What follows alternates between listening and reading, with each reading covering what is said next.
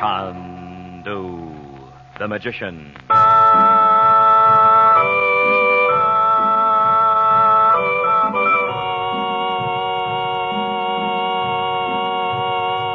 Good evening, ladies and gentlemen. The makers of White King Soap present for your enjoyment Chandu, the magician. Today, Chandu, master of illusion, offers you one of his mysterious and amazing tricks. Chandu calls this trick the Assyrian money changer, and it changes pennies into dimes. Want this trick? Want to mystify and entertain your friends? Want to be a magician just like Chandu? All right. Get that White King box top, send it with a quarter straight to Chandu, Los Angeles 21, and receive your first Chandu magic trick by return mail. What fun you'll have saying, "See this penny? I lay the penny on the table. Now I cover the penny with the mystic ruby block. So coot, I say. Remove the block, and the penny's gone. Now it's a silver dime." The trick is easy. So easy a child can do it. But it is clever. So clever it is very hard to detect. Start your collection of magic tricks right now with Chandu's Assyrian money changer. Just send 25 cents in coin and a White King Soap box top to Chandu, Los Angeles 21. Be sure to print your name and address plainly.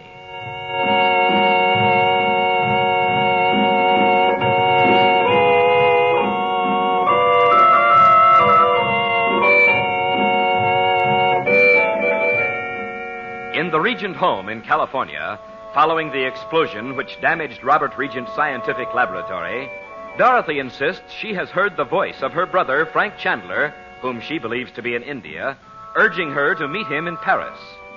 And the same day, Regent receives a letter from an international committee offering him a top-secret scientific post in Europe.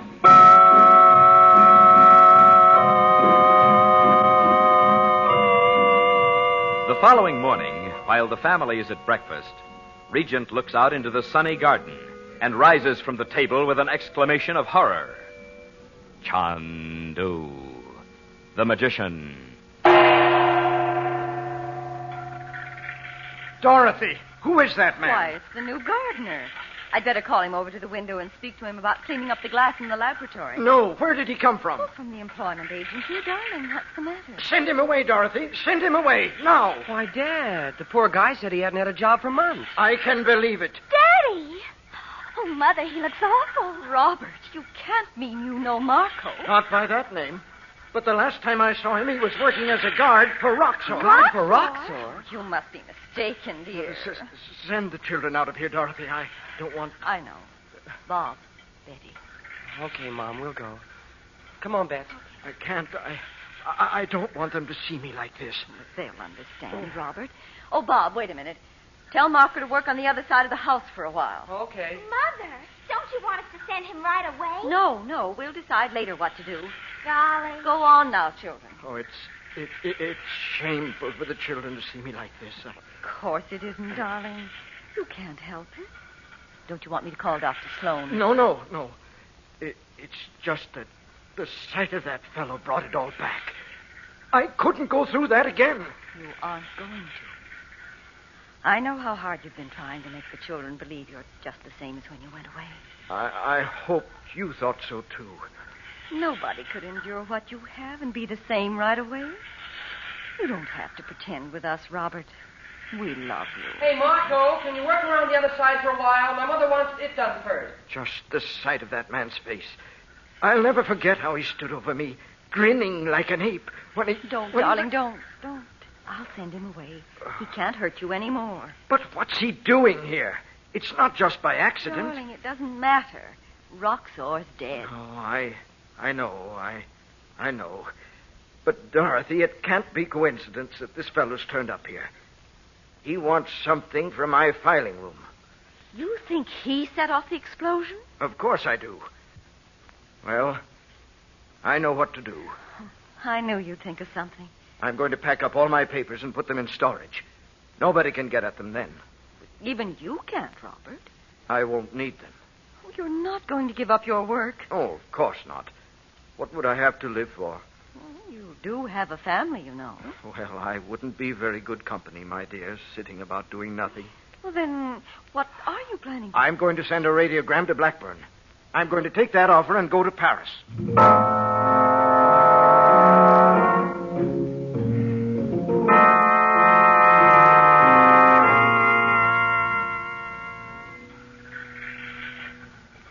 If we sit here by the pool, we can watch Marco every minute, Bob. Yeah. Gee, I'm sorry for Dad. I hope Marco didn't hear him. Oh, wasn't it awful? I thought he might be like this when we first found him, but he acted just like anybody else then. I guess it caught up with him all of a sudden. Oh, I wish Uncle Frank were here. I bet he'd come if we sent for him. We don't know where he is. I wonder if the newspaper would know. What newspaper? Oh, you know. That piece Daddy was reading just before he saw Marco. It said Uncle Frank was appointed to a diplomatic post in the Balkans. Well, sure, Or but... maybe it tells where Uncle Frank is. Well, we can't go in and get it now, Bets. Anyway, I think if it said where he was, Dad would have said so. We could send a radiogram to Nadji. Only Mother... Only she might not be in Cairo. No. I mean, Mother might not like it. She was so funny about that miniature we found in Malta. She sure was. But what if it did look like Nadji? Well, when Nadji didn't come that day, Mother told me again not to say anything to Uncle Frank about the picture. For Pete's sake. Anyway, if Nadji knows where Uncle Frank is, I don't see why we can't ask her. If he found out Marco used to work for Roxy... Bets, look. What? By the living room windows. Marco's left the lawnmower. You mean he climbed in the window? No. I mean, I bet he heard what Dad said. I bet he's gone. Oh, Bob, we'll have to go and tell Daddy. Marco might come sneaking around here in the middle of the night.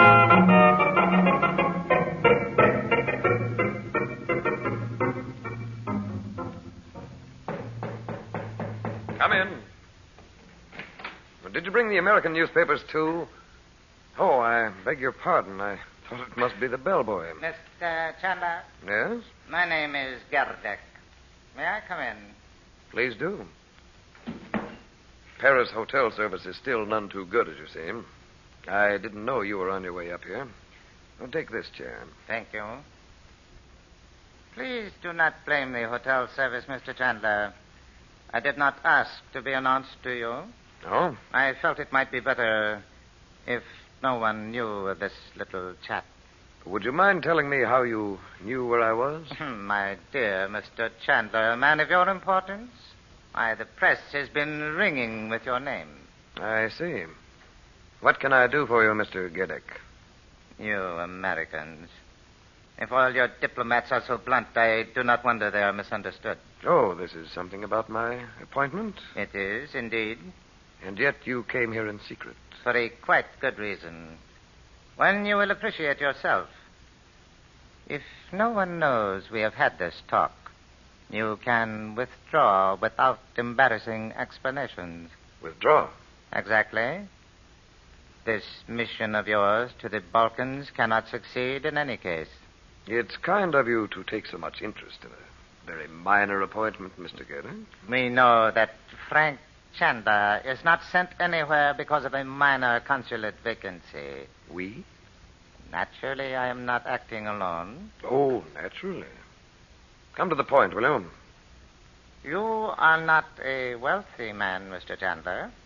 Your rubber plantation in the East Indies has not been producing since the war. Quite a dossier you collected. Well? We are prepared to go to some lengths to avoid, let us say, an open break. I can see you are. If you will withdraw from this appointment for reasons of health, perhaps, or your family needs you, we understand Robert Regent has suffered a complete breakdown. Yes? Or you might go to California to write your memoirs. They should make interesting reading. Especially your long residence in India. I can think of reasons if I need them. Just what is your offer? We are prepared to leave the amount to you. Very flattering. You accept? Oh, not just yet. Give me time to consider good round sum. We are not joking, Mr. Chandler. You still haven't told me whom you represent. The check will be honored, if that is what you mean. No, I'm not worried about that. You'd hardly pay a traitor with a bad check. It wouldn't look well in the papers. The American sense of humor is beyond me. I only want to know where I stand. You would be a fool to refuse, and you, Mr. Chandler, are no fool. Thank you. We are not going to be stopped by one man or a coalition. It is to your own advantage to step aside. Oh, I understand you. You make it very clear. Good. But don't threaten me. I don't like it. Who sent you here? I am not at liberty to say. Then shall we consider this delightful chat ended? I was going out anyway. Sit down, Chandler. I was just going to open the door for you. No, wait. Why? Very well. If you insist, I will take you to him. To whom? My immediate superior. I will have to consult first with him, of course. Do that, will you? You will not leave France until you hear from me again? That depends on how long it takes your principal to make up his mind. I will see him in half an hour at dinner. And after that, there will be telegrams to send and receive. Chandler? Or perhaps a long-distance call. Better telephone. I might be out of France. If it were left to me, I would put a bullet in your head. Advise your principal to do it. Why don't you? Will you come with me now? You make it sound very inviting, Gerdick. I am simply inviting you to dine with us since you doubt our good faith. Why, I'm delighted, my dear fellow. Now, just a moment, will you? I'll get my hat. I knew this way was best. He is a fool, after all.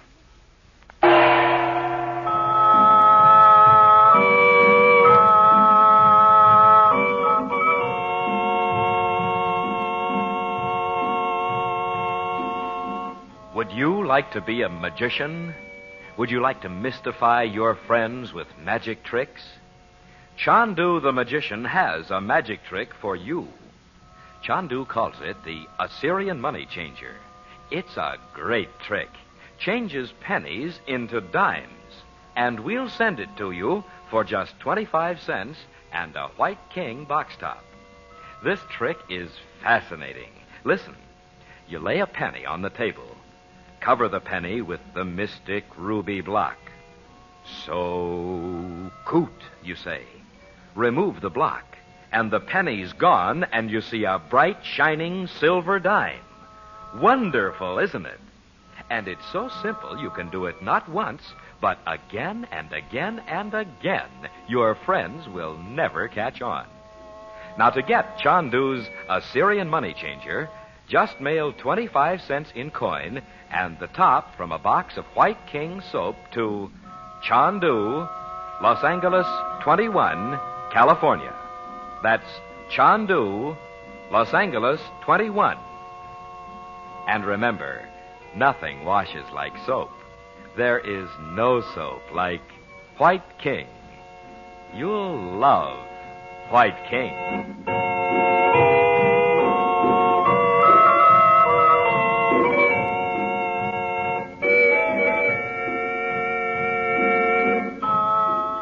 Chandu the Magician is presented for your enjoyment every weekday evening. Your announcer is Howard Culver. The makers of White King invite you to listen tomorrow at this time when the story resumes. Chandu the Magician.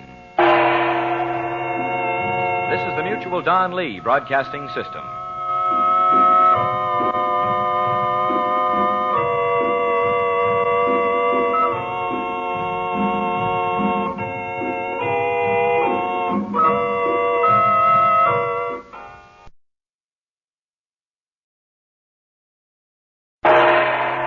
Chandu the Magician.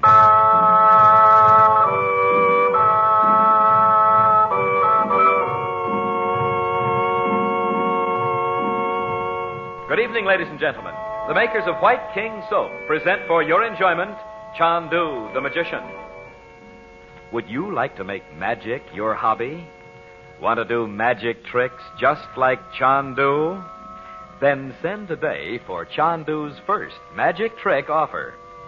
Chandu calls it the Assyrian money changer, and it changes pennies into dimes right before your eyes. You can have this trick for your very own by sending 25 cents and a White King box top to Chandu, Los Angeles 21. You take a penny from your pocket or handbag and lay it on the table. Cover the penny with the mystic ruby block.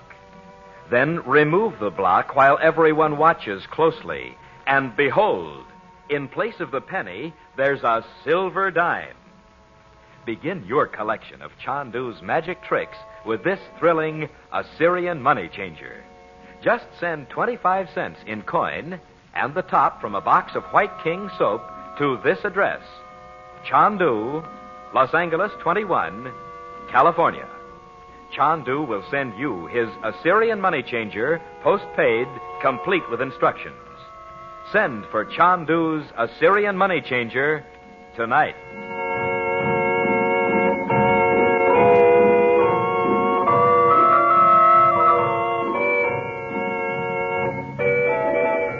Frank Chandler, known in the Far East as Chandu the Magician, has been warned by his teacher, the Yogi, that he must give up his hope of returning to California, that a dangerous mission to a small Balkan country must first be completed.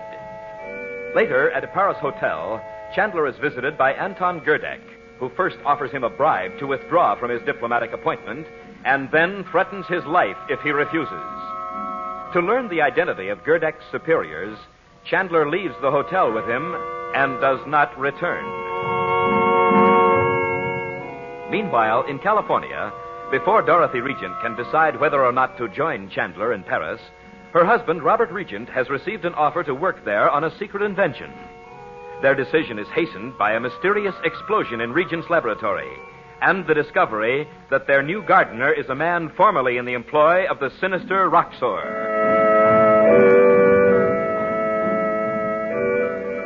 Now, 10 days later, Dorothy, Bob, and Betty are in the sitting room of their suite in a Paris hotel. It is night. Chandu, the magician. Now, Mom, all we're going to do is walk around a while. Oh, yes, Mother. Just think, our first night in Paris. And we have to sit here doing nothing. We might at least go out someplace for dinner. You know I've ordered dinner sent up here, Bob. But why? Oh, look out the window, Mother. The lights of Paris. Oh, please, let's go out. Not one step until Uncle Frank comes. But we don't know when that'll be. Anyway, how'll he know where we are? Well, It's pretty funny he'd get us all the way over here and not even tell us where to meet him.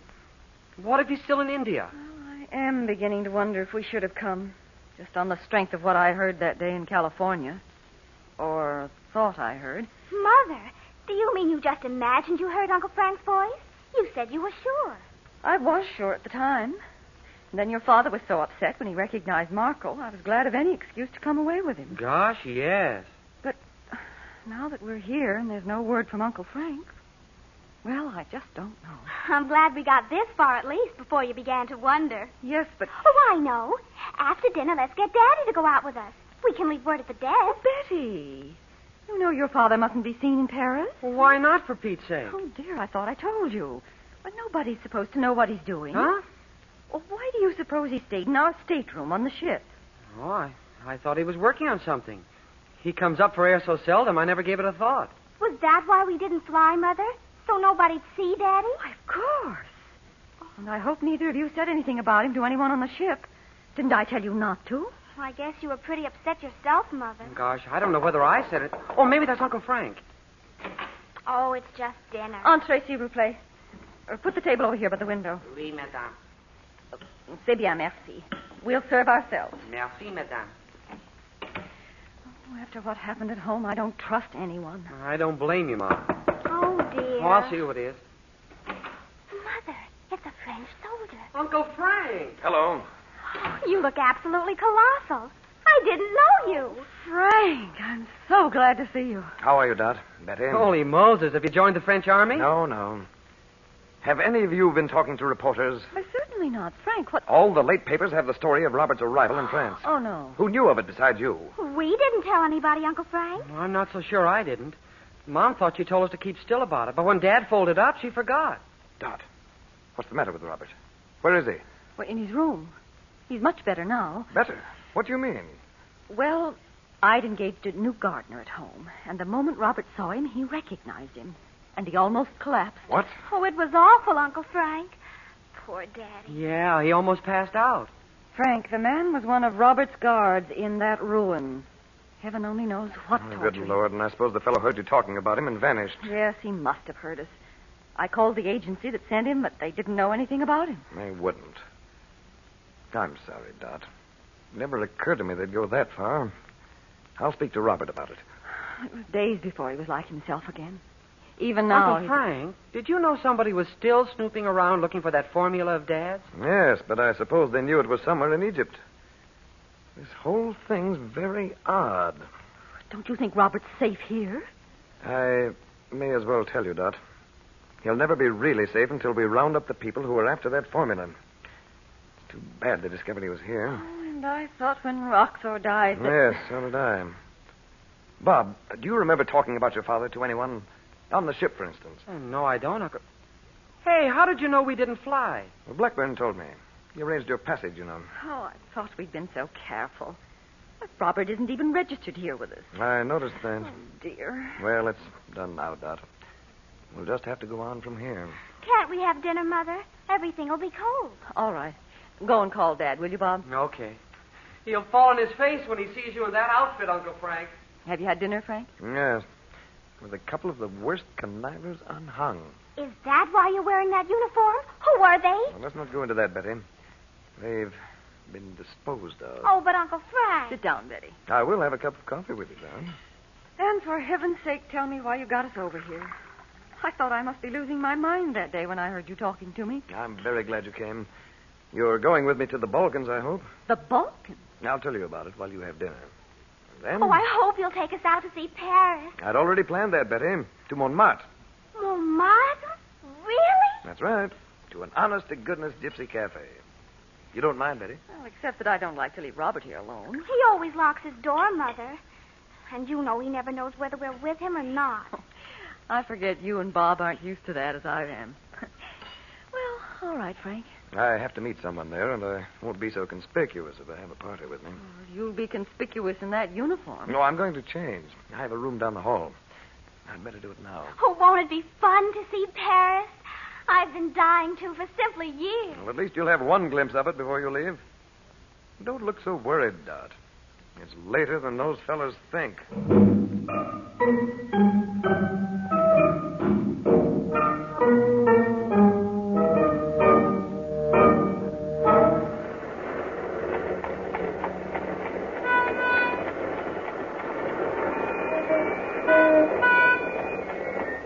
How much farther are we going, Uncle Frank? We're here. Huh? Well, let's take this sidewalk table. I thought it would be jammed like those cafes in Cairo. It'll be crowded later on. Sit down, Bob. Remember what I told you about not attracting attention. Well, I'm just looking around. What a gorgeous view of the city. Oh, I'd forgotten how beautiful Paris is. Oh, look, Uncle Frank. There's a gypsy wandering all over. Do you suppose he's the one you're going to meet? Betty, gypsies always drift in and out of here. I don't like this place. How long must we stay? Well, just until I find it. Frank, What is it now? those two over by the piano. No, the man and the girl. They're looking at us in the strangest way, as if we might know them. Well, they're just gypsy dancers.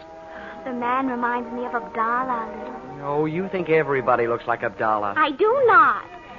And anyway, a gypsy could look like him. Gypsies came from Egypt originally. Nobody knows where they came from. Don't stare at them like that. Well, I should think they'd be used to people looking at them. Tourists, I mean. I can't help thinking I have seen them somewhere before. Look out into the street, Dot, as if you were talking about something else. Could the man be that gardener? What?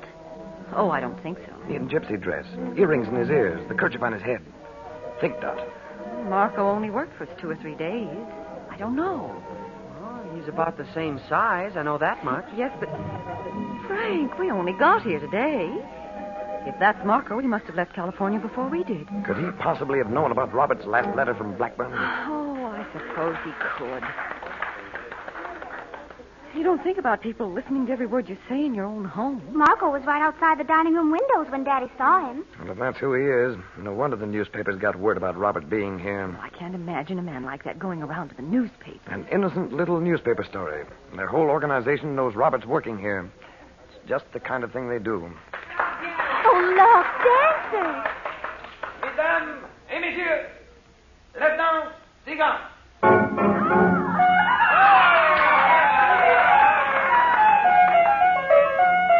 Oh, they're marvelous dancers, whoever they are.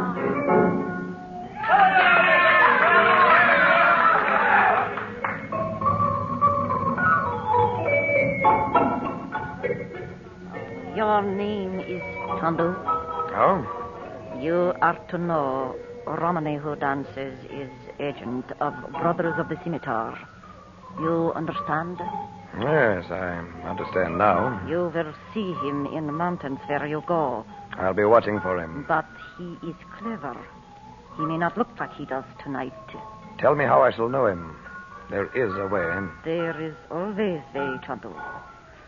Look for scar on his hand.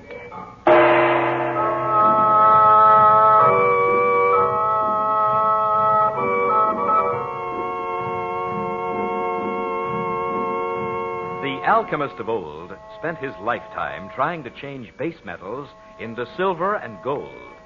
But now Chandu will teach you this secret of the ages. With his mystifying Assyrian money changer, you can change pennies into dimes. Chandu will send you this magic trick for just 25 cents and a White King box top. You place a penny on a table. Cover the coin with the mystic ruby block, the magic money-changing block. Utter the magic word, so coot. Then remove the block, and in place of the penny, there is a silver dime. You boys and girls will want to start your magic collection with this Assyrian money changer. Here's a fine pocket trick for you men to spring on your friends and business associates. And if you ladies want to be sure your guests have a good time at your next party, try entertaining them with Chandu's magic trick. Just send 25 cents in coin and a box top from White King Soap to Chandu, Los Angeles 21, California. That's Chandu, Los Angeles 21. Make magic your hobby. Make White King your wash day soap. You'll love White King.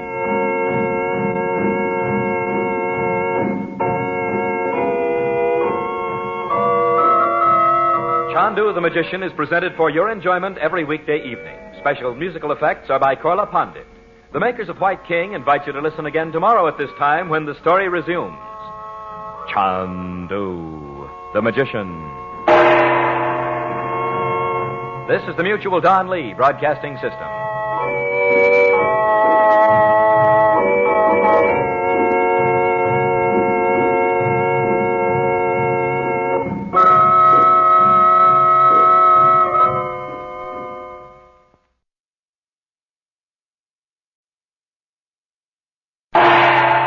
Chandu the Magician.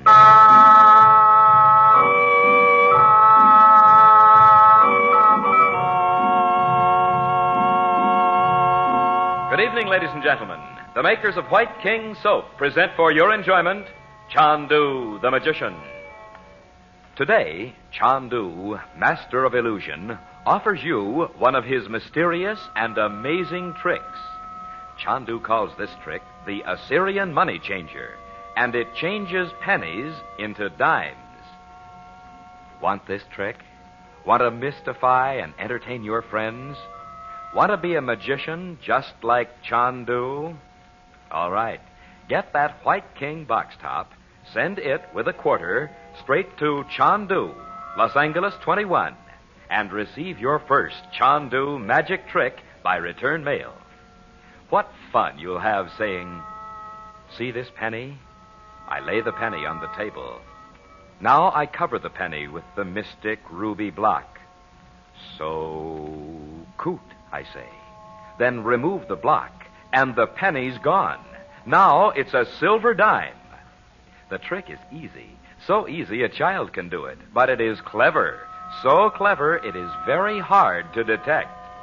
Start your collection of magic tricks right now with Chandu's Assyrian Money Changer. Just send 25 cents in coin and a White King soap box top to Chandu, Los Angeles 21. Be sure to print your name and address plainly.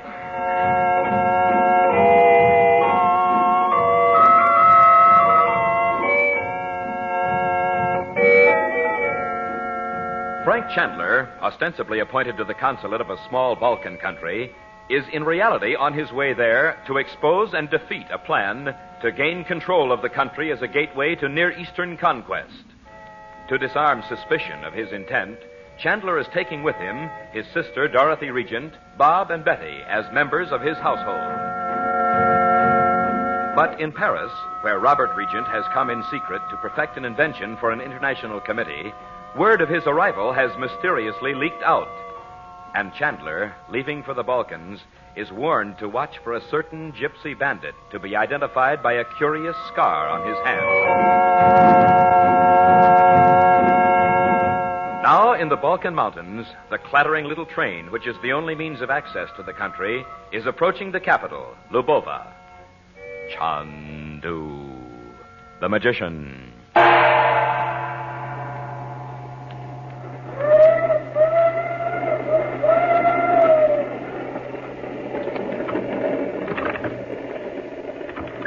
Look out the window, Mom. Look, Bets. It must be a couple of 1,000 feet straight down. No, thank you. Oh, I don't want to look, Bob. Every time we go around a curve, I think the whole train will tip over. Some train. The engine and 2 cars. And we're almost the only passengers at that.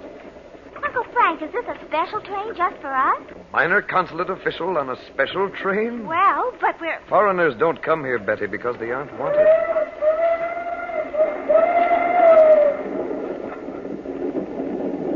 Rather.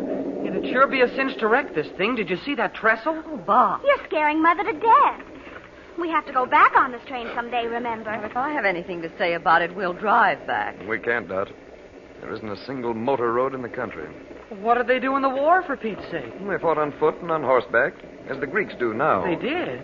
This country's hardly changed at all from the Middle Ages. Oh, I think that's marvelous. Gypsy bandits and mountain dens. Now who's being gruesome? While we're on the subject, remember this. Don't seem curious about the people, or say anything they could misunderstand. Don't make fun of them. Oh, we won't, Uncle Frank. Everything depends on my making friends here. Don't forget that. Oh, we're coming into the station. Get the bags down, will you, Bob? Yeah. I'll take these. Hey, get a load of the costumes, right out of the movie. Oh, yes, look, Mother. They're big, starchy headdresses. If a good, strong wind came up, they'd blow away. Oh, heavens, I'd hate to iron all those petticoats. Well, you all ready?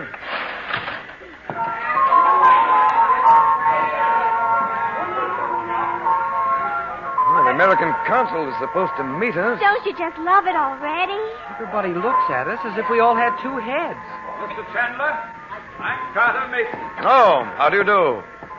Dorothy, Mr. Mason. My sister, Mrs. Regent. How do you do, Miss May? And Betty and Bob. How do you Mr. do? Mason? Well, how was the trip? All right, thanks. Good. I heard this morning there'd been an attempt to wreck the train at the High Trestle. What's that? The story is that Estaben and his gang of bandits thought there was a shipment of silver coming in. I see. Apparently, they did no damage, though. Well, shall we go? I have a carriage for you over here. Ah, fine. I understand you found us a house. Such as it is, yes. Your driver doesn't speak English, but he'll follow mine. Well, I'll help you in, Mom. Oh, thanks, Bob. Well, why don't you ride with us, Mr. Mason? I'm afraid there isn't room, Bob. Oh, don't bother to come with us. I'll see you at the consulate later. Oh, I want to be sure the house is satisfactory. Oh, I'm sure it is. Come on, Betty. I'd rather go up there, if you don't mind. Hi, Lupu!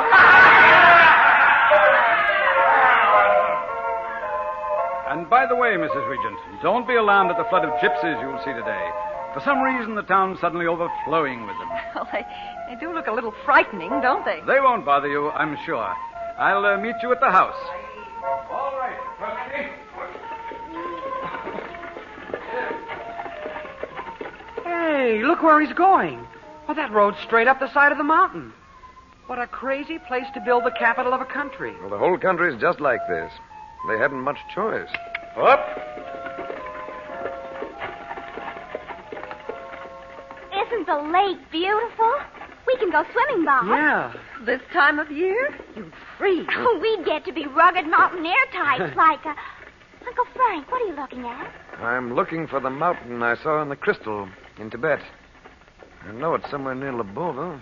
Well, if you can pick one mountain out of that bunch, you're really good. Maybe it has a great stone face or something on it. Not a face, Betty. A great mark, like a curved sword, cuts right down the mountainside.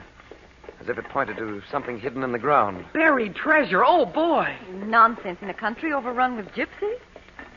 Frank, did you see the mountain even before you knew you were coming here? Yes.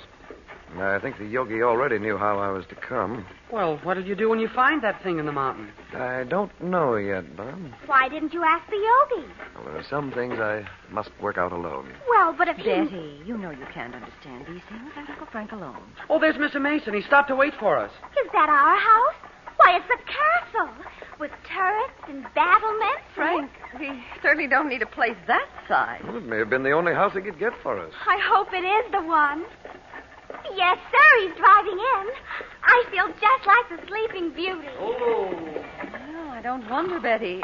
It's as if the whole place were under a spell. Why, Dot. Don't you feel it, Frank? The old trees and the dark shrubbery. It's a castle of witchcraft. Mother, I didn't mean that. I hope you're going to like it. Mr. Chandler, may I speak to you for a moment? Of course. You may as well go in, Dot. I'll join you in a few minutes. We'll wait for you. You probably guessed I had a reason for coming up here with you. I thought so. What's wrong? Oh, nothing really. Except that I wasn't sure your driver would bring you up. You know, there are a lot of queer stories about the castle. The people are terrified of it. You mean there's a ghost? Oh, that, of course. What's a feudal castle without one? No, there's something more. Witchcraft. Things like that. I see. Thanks for telling me. The servants are here on a sort of probation. If they see nothing, they'll stay. But there's more to it than that, isn't there? Why do you say that? Isn't there? Well, Look here, Mason. I'll take the family inside and come down to the consulate and we'll talk this over. All right? well, certainly, but surely you don't think there's really any danger. I just want to know the whole story. Very well. I'll see you in an hour or so. Yes. All right, well, I'll go in. Shouldn't be locked. Oh, Mother, it's perfect. Gosh, there must be 100 candles in that chandelier. What an enormous room. Oh, even a minstrel gallery. This is just the way a castle ought to look. Oh, it's cold. Well, there's a fire ready to light in the fireplace. Well, I wonder where the servants are. What servants? Well, Mason said he'd engaged some. Well, they must be here. Who else would light the candles? They just didn't know what time to expect us. I bet they never know whether the train will get here or not. Oh, Wait here, I'll see who that is. Well, I'll come too. No, stay there, Bob. All of you stay right there. light the fire, Bob. Mother's shivering. Well, if I can find a match. On the mantel there, dear. Oh, yeah. Isn't it quiet? I see what you meant, Mother. The lights all burning and the curtains drawn and the fire ready to light. And nobody here. Oh, it is like a spell. Well, we can pull the curtains back if that's what's haunting you.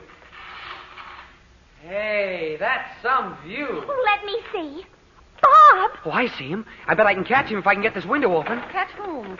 Oh, it's probably one of the servants. Running like that? Why, he ducked through the bushes like a rabbit. Just like Margot did that day at home, remember? One minute he was mowing the lawn and the next minute... Don't talk about that man, Betty. He wouldn't be here. Well, he might if he were the man we saw in Paris, Mom. No. Frank, where are you? Right here now. Whoever it was that slammed that door is gone now. Well, what about the servants? There isn't a soul in the place as far as I could see. Well, that man must have been inside the house when we came in. What man? Well, we just saw somebody running through the garden. He ducked through the bushes right over there. Maybe that was what frightened the servants away. Well, what do you mean? Well, they haven't been gone long. Look at the candles. They've only just been lighted. Maybe they're all upstairs. Well, I'll go up and see in a minute. But I don't think so. It's time they were getting dinner. Were you in the kitchen? Yes, there's a fire on the stove and dinner was underway. But no cook. Holy Moses. Maybe the place is haunted. Only that man in the garden was no spook. Well, I'll go out and have a look around. I don't care whether it's haunted or not. I think it's beautiful here. Just look out there at the sunset on the high mountains. The snow's all gold and... Uncle Frank! I see it, Betty. The curved sword on the mountainside. Terrifying. Like a symbol of doom for the whole world. The symbol of a conquest that must not be.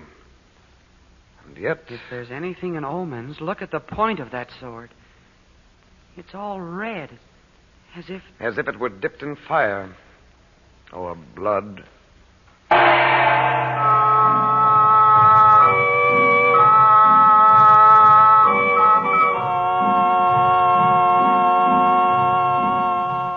Would you like to be a magician? Would you like to mystify your friends with magic tricks? Chandu the magician has a magic trick for you. Chandu calls it the Assyrian money changer. It changes pennies into dimes, and we'll send it to you for just 25 cents and a white king box top. This trick is fascinating. Listen, you lay a penny on the table. Cover the penny with the mystic ruby block. So coot, you say. Remove the block, and the penny's gone, and you see a bright, shining silver dime. Wonderful, isn't it? And it's so simple, you can do it not once, but again and again and again. Your friends will never catch on. Now, to get Chandu's Assyrian money changer, just mail 25 cents in coin and the top from a box of White King soap to Chandu, Los Angeles 21, California. That's Chandu, Los Angeles 21. And remember, nothing washes like soap.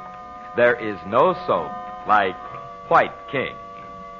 You'll love White King.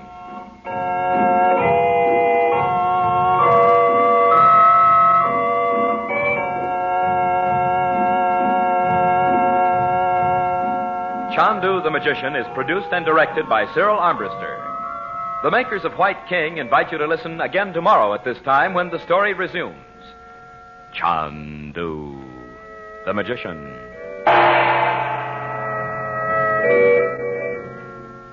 This is the Mutual Don Lee Broadcasting System.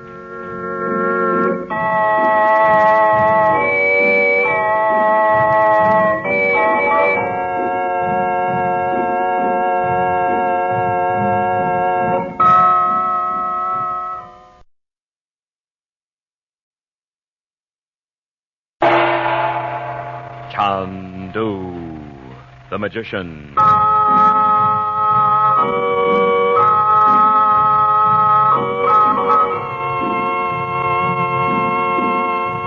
Good evening, ladies and gentlemen. The makers of White King soap present for your enjoyment Chandu the Magician. Today, Chandu, master of illusion, offers you one of his mysterious and amazing tricks. Chandu calls this trick the Assyrian money changer, and it changes pennies into dimes.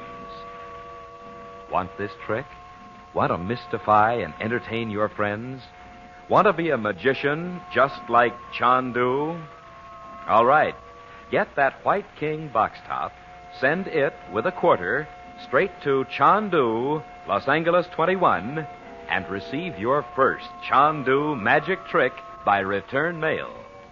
What fun you'll have saying, "See this penny? I lay the penny on the table. Now I cover the penny with the mystic ruby block. So coot, I say. Remove the block, and the penny's gone. Now it's a silver dime."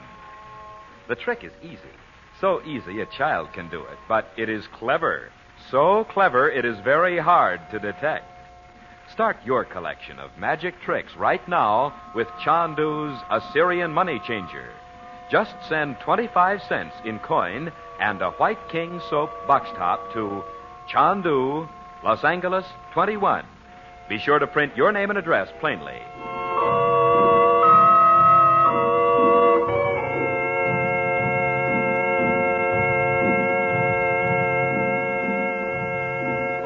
To conceal the secret mission on which he has come to the isolated little Balkan country of Matavenia, Frank Chandler has been appointed to a consular position in Lubova, the capital.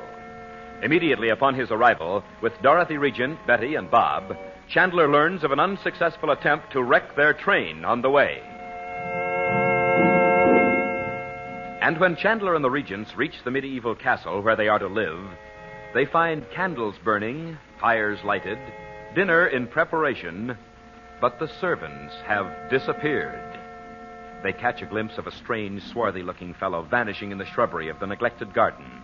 And then, in the flaming sunset light, Chandler sees on a snowy mountainside the sinister landmark he has come from far-off Tibet to find. A great curved scimitar, its point glowing with fire.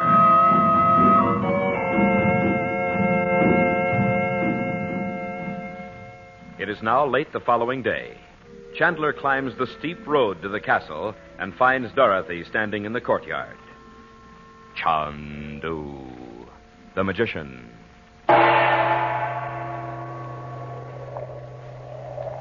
Oh, there you are, Frank. Is everything all right? Oh, I was going to ask you that. Why didn't you meet me at the consulate? It didn't take me as long as I thought, so I decided to come home. Then you got some more servants. Only 2. I brought them up with me. We'll only be using a few rooms anyway. We'll close the rest of the place up. Well, what did you find out? Well, nobody's lived here since about 1940, when Prince Ivan died. He was a pretty gay old boy, it seems. Prince? But this isn't a kingdom. It was then. Ivan was a cousin of the king, and he was accused of selling state secrets. He was shut up here for 5 or 6 years. But, Frank, all that has nothing to do with why the servants ran away from this place. No, it doesn't seem to. Well, couldn't you find out anything from the woman who sent you the new ones? No. She just said the people here don't like foreigners. But I'm sure she knew there was some other reason. Well, maybe we'll find out for ourselves. Now, are you cold, huh? Well, I am a little. But it's not just the wind from the mountains. There's something about this place. I don't know. Oh, come, Dad. People spend money for 16th century atmosphere like this. Well, I'm not one of them. Frank, you didn't happen to see that man, did you? The one we saw in the cafe in Paris. No, why? Because I thought I did. Up here? No, when I was down in the town. Dorothy, are you sure? Well, I suppose I could have been mistaken, though. The streets were full of gypsies. Yes, I asked Mason about them again. He says it's unusual to see so many at this time. Most of them have moved farther south for the winter. Do you think it has anything to do with that sword on the mountain? A ceremonial of some kind? I don't know. But Mason said there's only one really dangerous lot of gypsies. Estaben's bandits. They're miles from here, though, in the mountains. Oh. Well, Mom, when's Uncle Frank? Gosh, it's a good thing you're here. Well, what's the matter, Bob? Well, Lugo's just went out to get some wood. And Who? one of the new servants. he said when he was out there, he saw a light way up on top of the castle. A light? Well, he was for walking right out. He said it was the ghost. What ghost? Well, he said everybody knew there was one. I told him to hold everything and you'd fix it. You go and talk to him, will you, Dorothy? And I'll find out what's going on up there. Come along, Bob.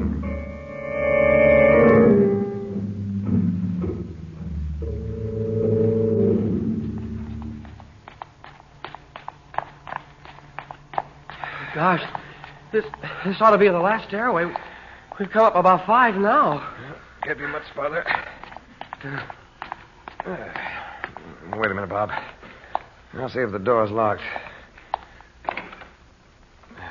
Oh, Lugo's must be nuts. It's as dark as the inside of a pyramid. Give me your flashlight. Mine seems to be dead. Here. Oh, thanks. Brother, did you ever see so much beat-up old furniture? Never. The ghost ought to feel right at home here.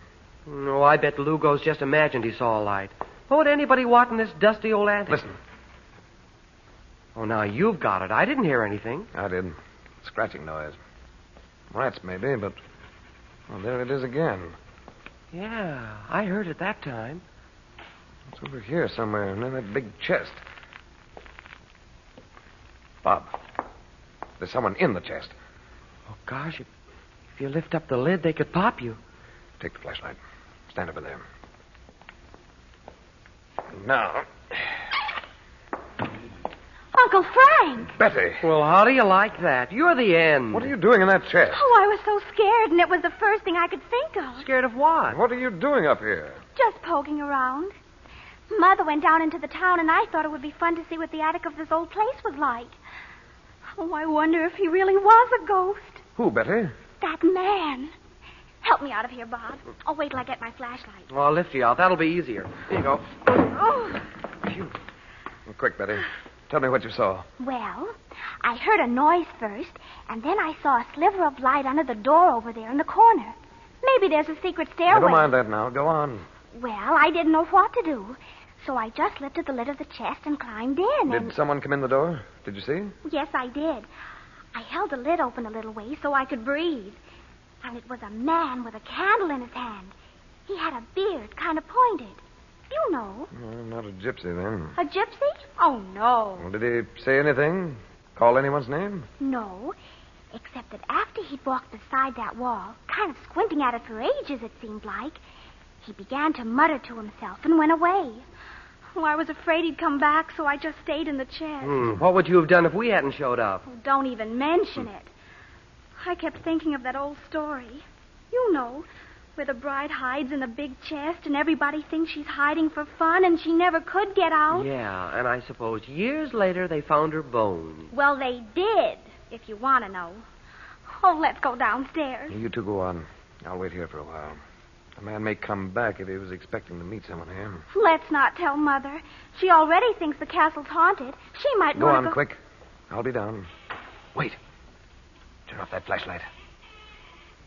There's someone coming now. Quiet. See, it's a light. Just where I said it was. Keep still. Hey, Uncle Frank, somebody's coming up the other stairs, too, where we came up. I hope not. We left the door open. Frank, are you up here? Frank, I can't find Betty anywhere. Oh, all right. Turn the light on now, Bob. Betty's here, Dot. Oh, you scared him off, Mom. Bob, we weren't going to tell her. Betty, look at you, covered with dust.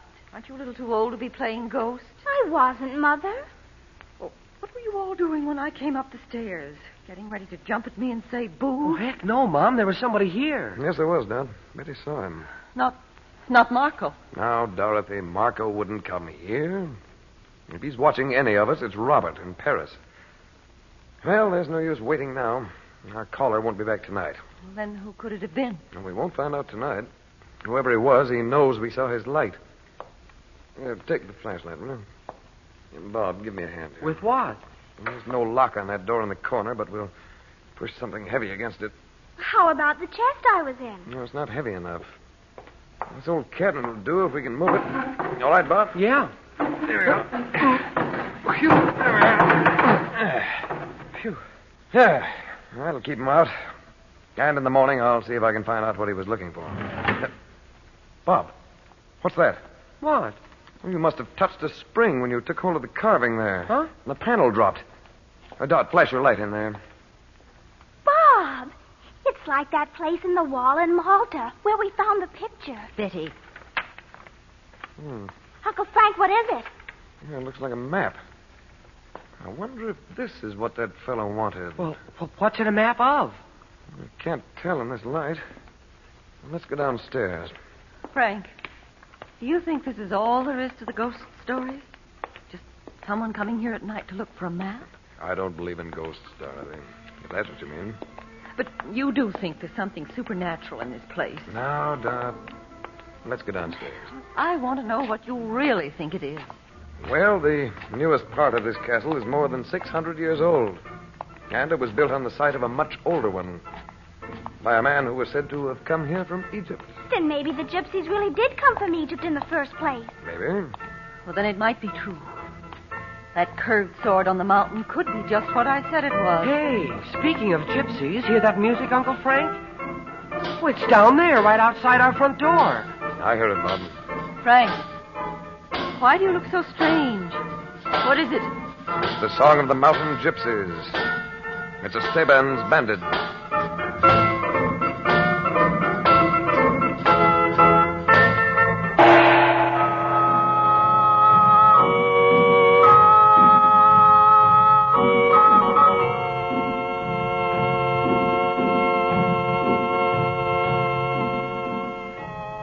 Would you like to be a magician? Would you like to mystify your friends with magic tricks? Chandu the magician has a magic trick for you. Chandu calls it the Assyrian money changer. It changes pennies into dimes. And we'll send it to you for just 25 cents and a White King box top. This trick is fascinating. Listen. You lay a penny on a table. Cover the penny with the mystic ruby block. So coot, you say. Remove the block. The penny's gone, and you see a bright, shining silver dime. Wonderful, isn't it? And it's so simple you can do it not once, but again and again and again. Your friends will never catch on. Now, to get Chandu's Assyrian money changer, just mail 25 cents in coin and the top from a box of White King soap to Chandu, Los Angeles 21, California. That's Chandu, Los Angeles 21. And remember, nothing washes like soap. There is no soap like White King. You'll love White King.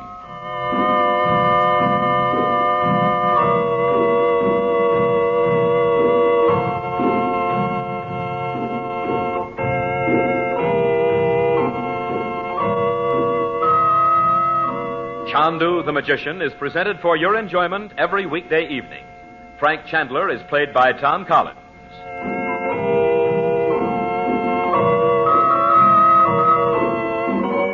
The makers of White King invite you to listen tomorrow at this time when the story resumes.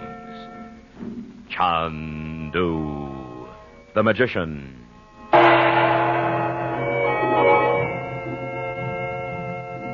This is the Mutual Don Lee Broadcasting System.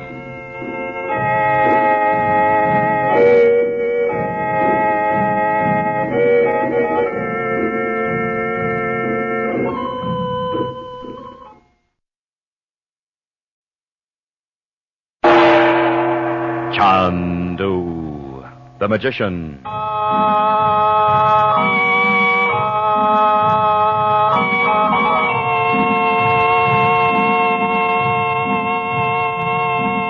Good evening, ladies and gentlemen. The makers of White King soap present for your enjoyment Chandu the Magician. Would you like to make magic your hobby?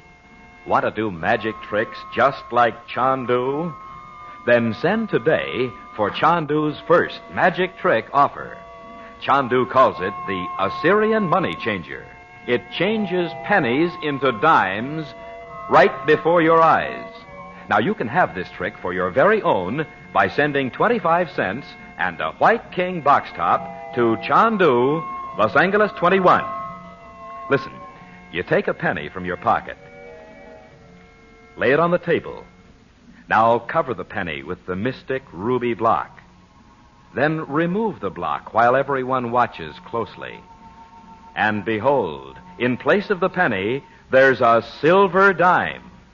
Begin your collection of Chandu's magic tricks with this thrilling Assyrian money changer. Just send 25 cents in coin and the top from a box of White King soap to this address: Chandu, Los Angeles 21, California. Chandu will send you his Assyrian money changer, postpaid, complete with instructions. Send for Chandu's Assyrian money changer tonight.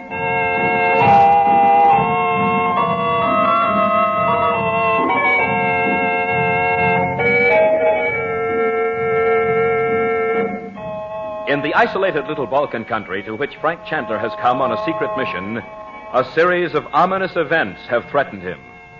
The old castle in which Chandler and the Regents are living seems to conceal a strange, secret history.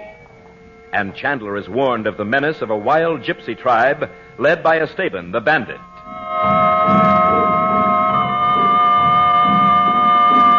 The following day, a terrified servant insists he has seen a flickering light in the attics of the castle. Chandler goes to investigate and finds Betty Regent hiding in a great carved chest. She tells him she has seen a bearded man up there, apparently searching the place. A few moments later, Chandler comes upon a hidden paper which seems to be an old map. But before he can examine it, gypsy music is heard in the narrow road below the castle, and he realizes it is the warlike song of Estaben's gypsy bandits. Chandu, the magician.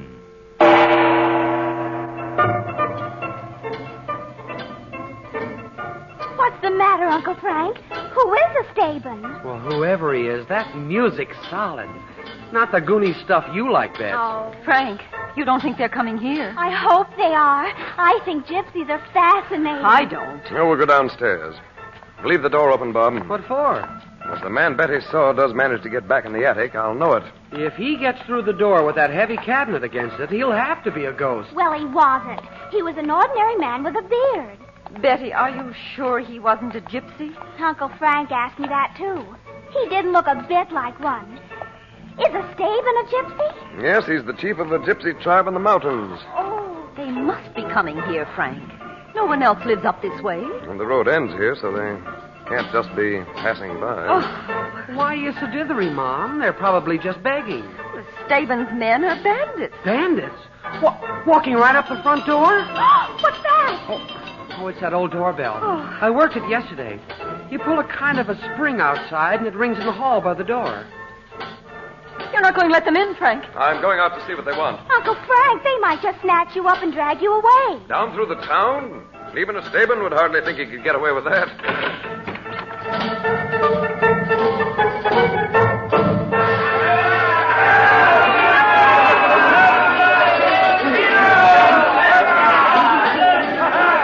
Don't close the door, Bob. I want to see what they do. They look just the way gypsies ought to. Wild and fierce. Hey, they've got an old woman with them. I bet they had a carrier up the road. She looks like she's 1,000,000 years old. She looks like a witch. Is Uncle Frank going to bring her in here? Oh, no. He sure is, Mom. And how do you like the young guy with her? Is he dressed up? Earrings and all. He's terrific. Come into the hall, then. They just want to tell our fortunes, Dad. Gentlemen, pretty lady. It's cold here. Go in by the fire. Come to the fire, grandmother. My grandmother is the best fortune teller in the world. They're up to something, Dot. We'll let her tell your fortune, and I'll try to find out what they really want. Well, you better lock the door so the others can't come bursting in. Well, if they'd wanted to, they'd have come in when it was open. Oh, Frank, I don't like this at all. Oh, come, Dot. Don't let them think you're afraid of them. Pretty lady, you like to have your fortune told first? Cross grandmother's hand with silver. Your grandmother has the look of a very wise woman. Aha, she's wise. She cannot speak, but... Can't speak? Uncle Frank, remember the time Bob, when you were... No. I know everything she would say. See how she moves her hands? I tell you what she say. You see, pretty lady? Yes. Ask your grandmother to sit here. In a chair? Oh, no. She sits always upon the ground. Does she want my sister to sit beside her on the floor? Oh, that's pretty silly. Oh, I don't mind, Bob. I'll get you a cushion. Tell me, where do you come from? And what did you say your name is? My name is one you would not know. You call me Stas. We come from everywhere, like old Romany. That wasn't a Romany song your men were playing just now, was it? You know that? But that is nothing. Romany know music from all the world. You hear? Here's your cushion, Mom. And one for you, Bats. Catch. Got it. Thank you, Pat. dear. Uncle Frank? I'll stand. Thanks. Unless you care to sit, Stas? I sit beside my grandmother. Yes. Of course. And give us some money, Frank. My purse is upstairs. All right. Here. No. Pretty lady must give grandmother silver with her own hand. She will read what is written in your palm. I don't see how she can if she can't say a word. Wait and you will see, young lady. Oh, she gives you the creeps. All bent over Mom's hand like a vampire. Be quiet, Bob. Pretty lady, my grandmother tells you, beware of traveling in foreign places. She say if you travel over the water, you will be in great danger until you go back to your home. Oh, I see. She tell you when you are in your own house, you are safe. Not go from one place to other place like Gypsy. You are not mean to do this. You see? Yes. My grandmother say there is one in your family who work a dangerous thing. He thinks men know not where he is, but one does. He means Dad. I know it. I wish Uncle Frank would send them away. It's not as much fun as I thought it would be. Is that all? Aye. You will lose something you love very much. Maybe it make you weep for many years. My grandmother tells it. Well, ask her what she thinks I'm to lose. She cannot tell that. She tell only it is not money, not jewels.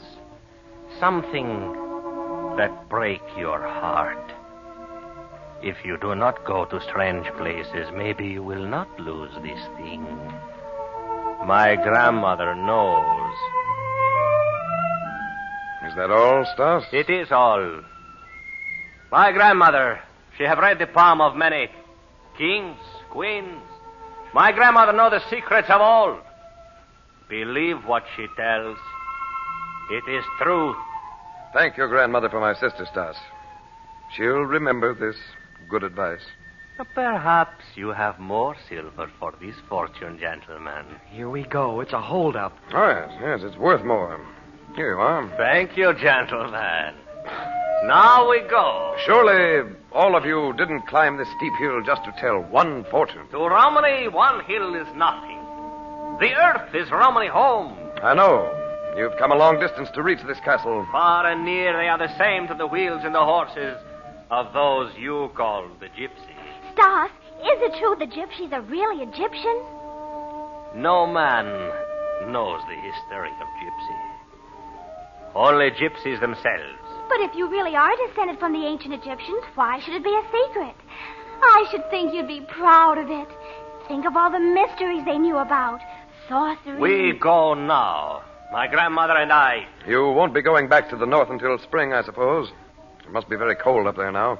How do you know they came from the north, Uncle Frank? We go now.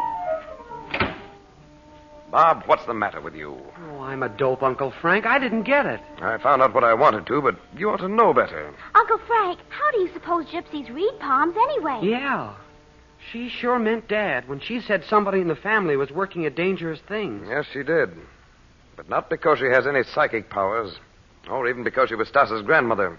How on earth do you know that? Dot, somebody sent those people here to frighten you away. But that old grandmother was a man. A man? I thought so. When that fellow said his grandmother couldn't speak. Yes, and you almost told them you thought so. Yeah. Well, that's the last thing I'd have thought of. Well, I've played that trick too, Dot. What? Well, don't you remember, Mom? In Cairo. Pretending to be an Egyptian holy man and dragging out that dwarf. Renye, the spider. Oh, yes. But, Frank, what are you going to do about those gypsies? Nothing. Yet. Well, they surely won't stop with just warning me. Well, wait to see what you're going to do. And if they know Robert's in Paris, they know where his laboratory is. What would prevent their... Dorothy, these gypsies have nothing to do with whatever's going on in Paris. Well, Stas, couldn't you hear what we were saying from outside? I have come back to tell you this. We do not want foreigners here. What's that to you? You're a foreigner yourself? You speak what you do not know. You will take your family and you will go away, I warn you. Listen to me. Go back to the man who sent you here and say that I represent my government. And I'll leave when I'm called home. Not before. You are not what you say. Get out of here. If you stay, gentlemen, you and all your family will be killed. Romany cannot talk quick like you, but Romany can use knife very quick.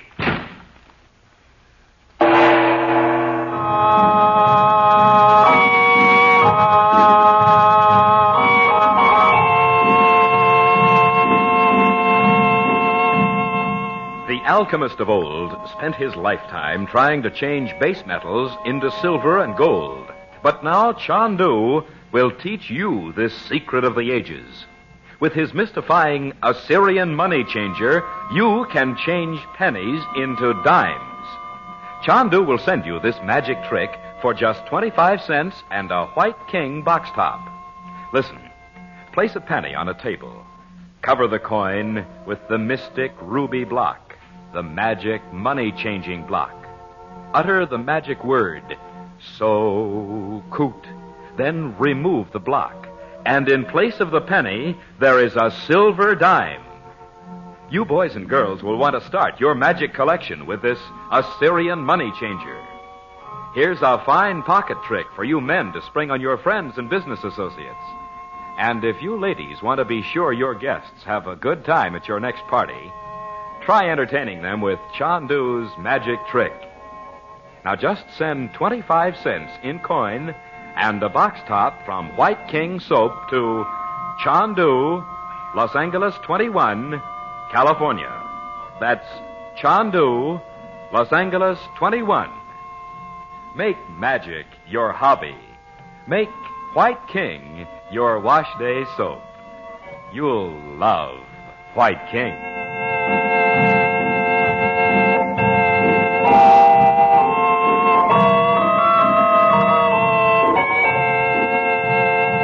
Chandu the Magician is based on the original radio drama created by Harry A. Earnshaw and is written by Vera Oldham.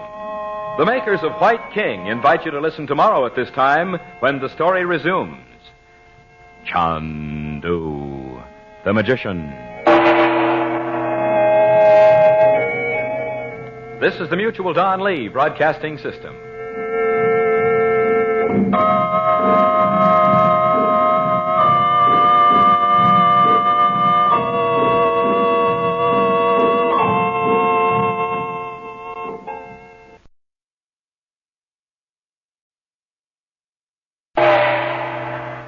Chandu the Magician.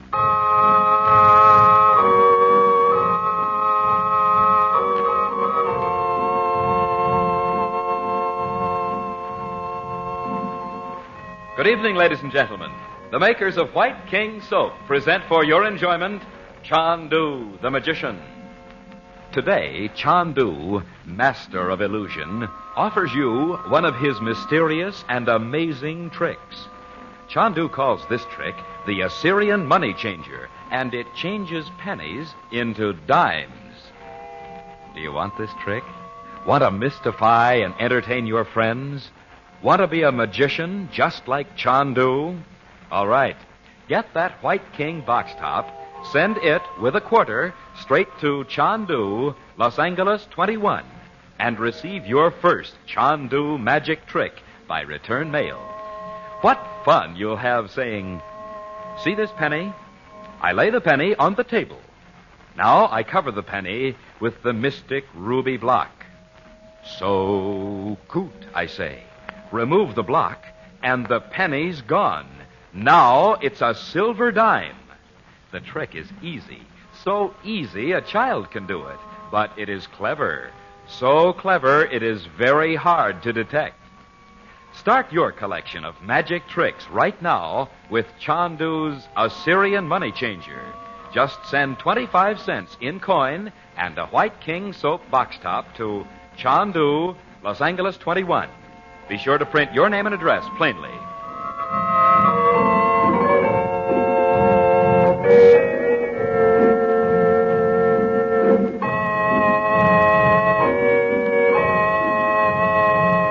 Frank Chandler, known in the Far East as Chandu the Magician, has come to an isolated little Balkan country on a secret mission. With the regents, he is living in a medieval castle which has a strange, sinister history. Betty has already seen a mysterious prowler about the place, but Chandler has been unable to find him.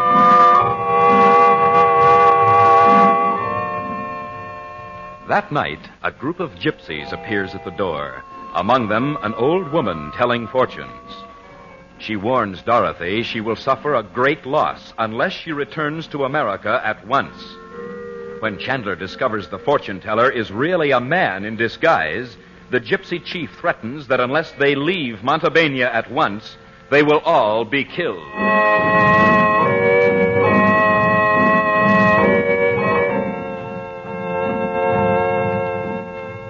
Now, one evening a week later, the scene is the home of Carter Mason, the American consul. Chandu the Magician.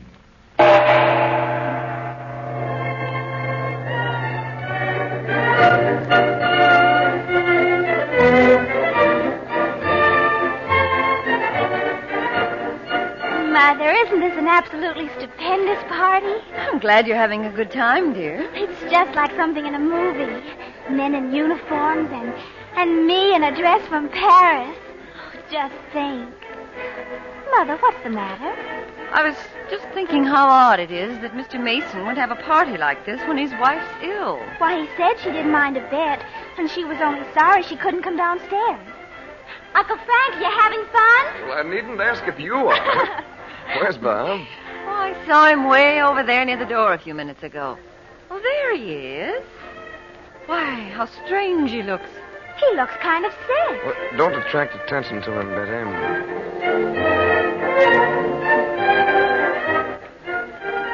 I was looking for you, Uncle Frank. Why, what's wrong, Bob? Well, they aren't kidding when they say they don't like foreigners here, I guess. Rather. What is it? Well, I was standing over there near the doorway to that little room. Yes? There were a couple of men playing cards in there. They didn't see me.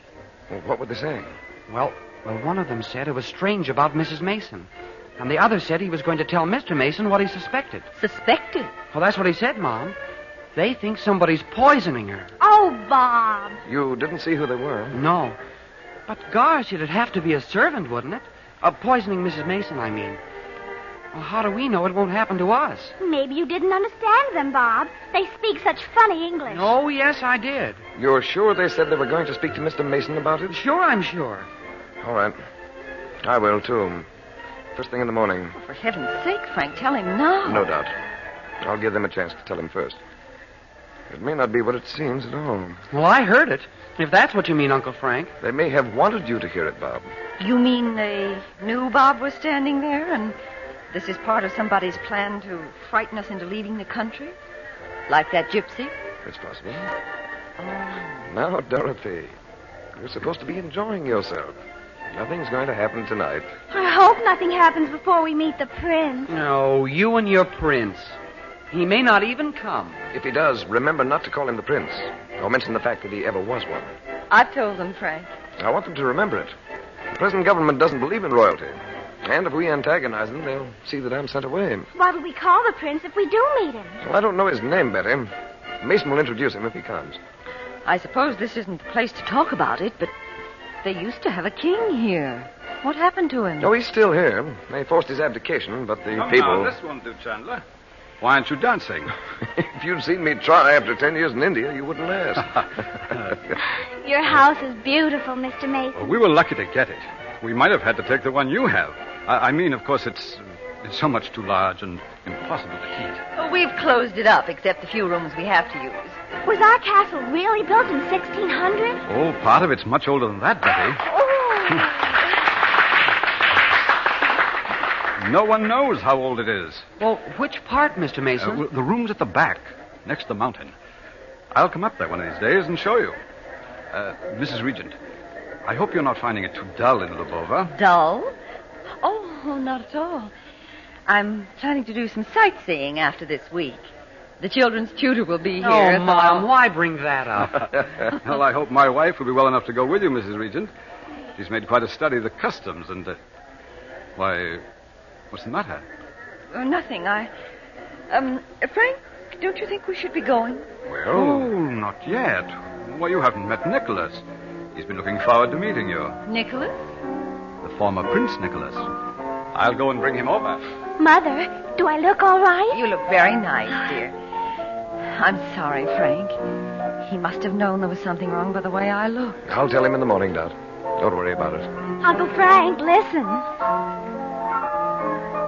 Who does that music remind you of? Now, darling. He can't fool me. You were thinking of Nadji, weren't you? Oh, for Pete's sake. You didn't know I had a letter from her, did you, Uncle Frank? Why, no. Where is she? In Cairo. Didn't you even know that? Haven't you heard from her? No, Betty. Well, she sent you her love. She did? Oh, not exactly. But she said, tell your uncle he is often in my thoughts. And I was so excited about having a dress from Paris, I forgot. I'm sorry.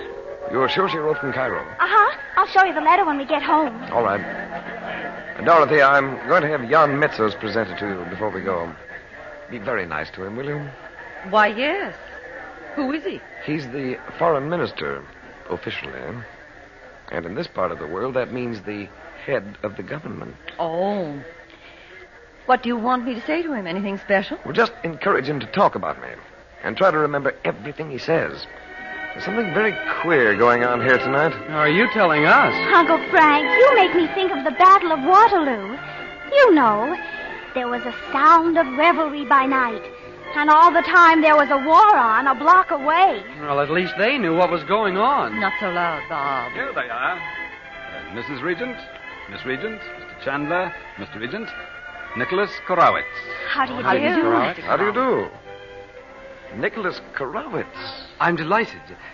Mr. Chandler, may I speak to you alone for a moment? Of course. I'm so sorry. Will you excuse us, Mrs. Regent? Certainly. Just open the door behind you, Nicky. Thank you.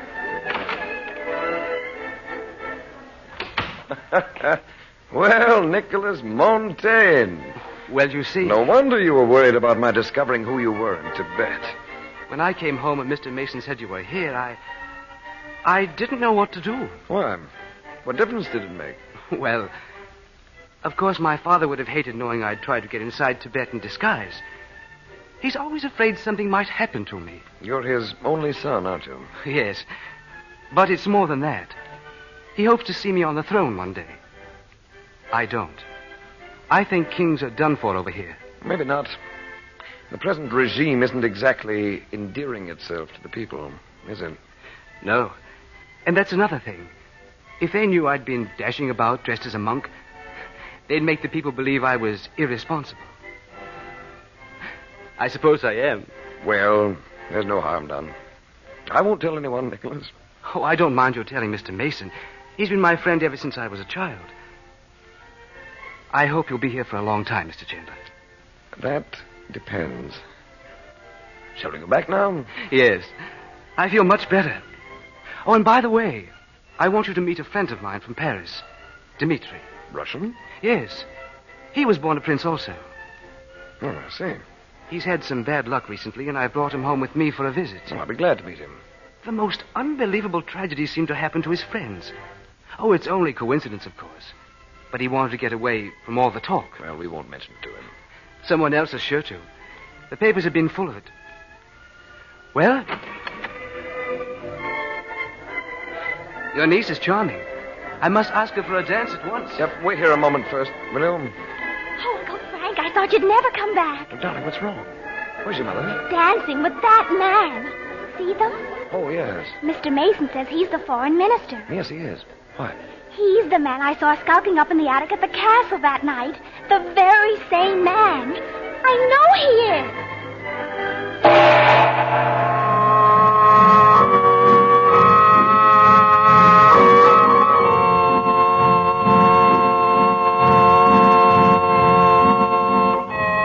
Would you like to be a magician? Would you like to mystify your friends with magic tricks? Chandu the magician has a magic trick for you. Chandu calls it the Assyrian money changer. It changes pennies into dimes. And we'll send it to you for just 25 cents and a White King box top. This trick is fascinating. Listen. You lay a penny on the table. Cover the penny with the mystic ruby block. So coot, you say. Then remove the block. The penny's gone, and you see a bright, shining silver dime instead. Wonderful, isn't it? And it's so simple, you can do it not once, but again and again and again. Your friends will never catch on. To get Chandu's Assyrian money changer, just mail 25 cents in coin and the top from a box of White King soap to Chandu, Los Angeles 21, California. That's Chandu, Los Angeles 21. And remember, nothing washes like soap. There is no soap like White King. You'll love White King.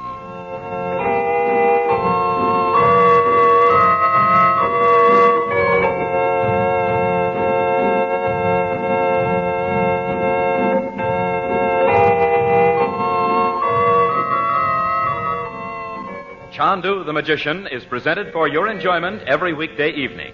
Your announcer is Howard Culver. The makers of White King invite you to listen tomorrow at this time when the story resumes. Chandu the Magician.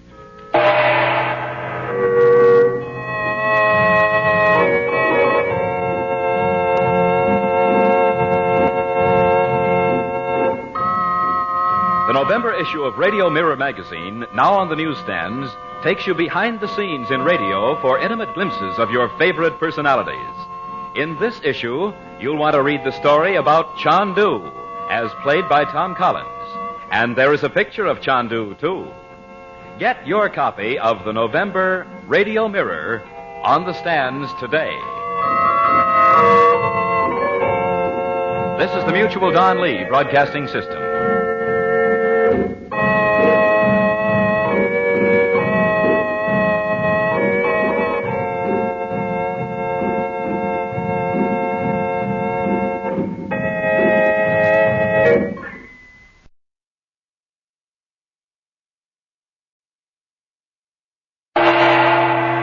Chandu the Magician.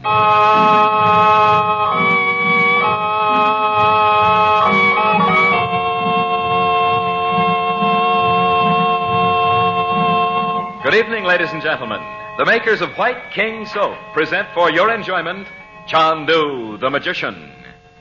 Would you like to make magic your hobby?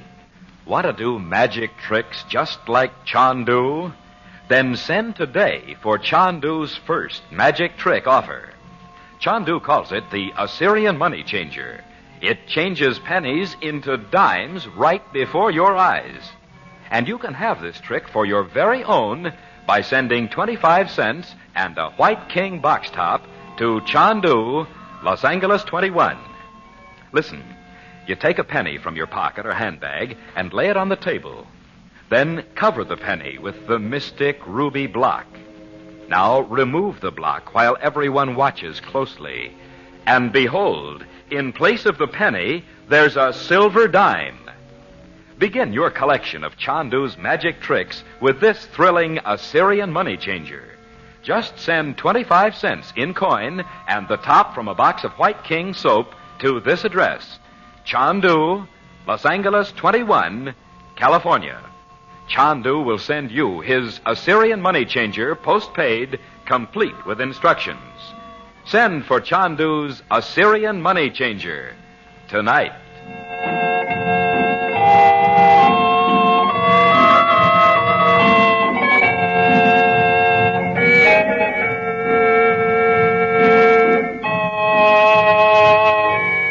Frank Chandler, known in the Far East as Chandu the Magician, is in an isolated mountainous Balkan country, ostensibly attached to the American consulate, but in reality on a secret mission for an international committee known as the Inner Council.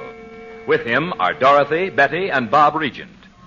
Meanwhile, Dorothy's husband, a world-famous scientist, is in Paris, where at the urging of the council he is working to perfect a secret invention.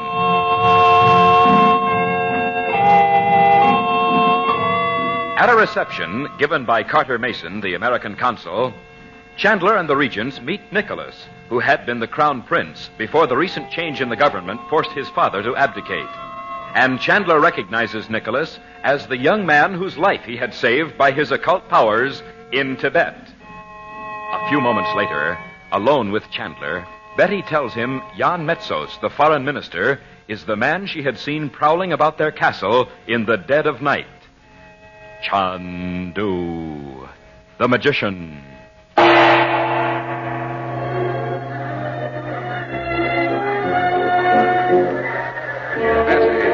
He can't be the man. He is too, Uncle Frank. He wasn't 3 feet away from me that night. You were frightened, and the room was dark except for the candle the man carried. You couldn't have seen him too plainly. Yes, I did. I'd know him anywhere. Now think, dear. You climbed into that big chest when you heard someone on the tower stairs. But I held the lid of the chest up a little so I could breathe. Why don't you believe me, Uncle Frank? I didn't say I don't believe you. But in the first place, why should the foreign minister be in that attic and... I know it sounds silly, but I saw him. And in the second place, look at him. Jan Metsos has only one arm. Why, that's right. He has. Surely you'd have noticed that if the man... Oh, dear. Now I'm all mixed up. You're just mistaken, dear. I remember he had the candle in one hand, and he closed the tower door with the other one. Uncle Frank, maybe they're twins. Maybe. You don't think so? You're thinking I'm making the whole thing up. I'll look into it, honey, I promise you. So why don't you just enjoy the party and leave it to me, Well... Why, Mother, I didn't see you. You and Uncle Frank had your heads together like conspirators. Betty, this is Prince Dimitri, Nicholas's friend. Oh, how do you do? I am enchanted, Miss Regent. My brother, Frank Chandler, Your Highness. How do you do? Mr. Chandler, this is a great pleasure.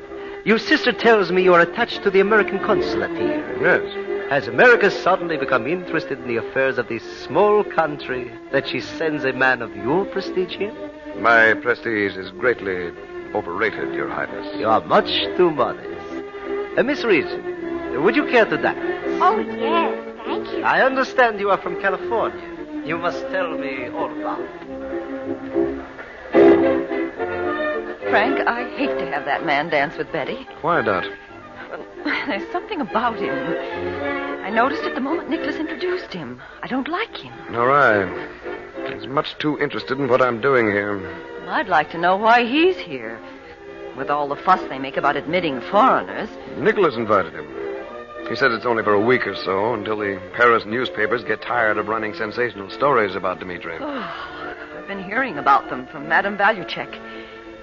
She's honestly afraid of having Dimitri here. But why? Did you hear about the girl who went to a dance with Dimitri in Paris and died mysteriously the next day? Yes, Don. And about the boy whose horse threw him and killed him while he was riding with Dimitri in the Bois. It could have been an accident. Yes, but was it? And even that's not all. They say a Polish friend invited Dimitri to his apartment, and a servant found him dead in the morning for no apparent reason. I know, Dot, but we can't refuse. There is something dreadful about that man. It's not just my imagination. Dot, we can't refuse to see Dimitri. He's Nicholas' guest. Oh, I know, Frank, but I can't come out openly against him, even if he's here to work against me, which I'm pretty sure he is. On the surface, it's none of my business. But then... The government doesn't want any trouble. Its hands are full enough now. But, Frank... The foreign minister must have approved Dimitri, or he wouldn't be here. Oh, I don't care anything about the fine shades of Balkan politics. I just don't want that man anywhere near Betty. Frank, where are they? Oh, there they are. Just going out on the balcony. We'll, walk over that way. Well, Bob's certainly enjoying himself. You know, Mason's daughter's a very pretty girl. Oh, I don't see how the Masons stand it. This atmosphere of intrigue and suspicion. And they've been here for years. Well, it hasn't always been as bad as it is now. Yeah, we can go out this way. Why, they're not out here. They've gone into the garden. Not very far away. Dot, listen. Oh, it can't be that someone's not here. It is, though. Come over here, farther from the house. I am listening, my teacher. If I don't hear it now. Well, there's something wrong. Well, can it be my fault? Shall I go back inside? No, it's not your fault this time, Dot. Oh, there it is. Frank, what do you suppose... I know. There's a powerful influence working against me. Listen a moment. That is very amusing, Miss Regent. It's no use, Dot. Is that you, Mr. Chandler? Ah, Mrs. Regent. Surely you were not concerned about my showing your daughter this delightful garden. Why, Mother, we've only been out here a minute. I know, dear. And we came to get you because we're going now. Oh, no, I'm having such fun. If you would like to leave Miss Regent in my care, I will be most happy to bring her home safely. Thanks, but she'd better come with us. Is Bob going to stay? No, Betty. Come along. We'll say goodbye to Mr. Mason. Good night, Your Highness. Good night, Mrs. Regent. I'm enchanted to have met you at last. All of you.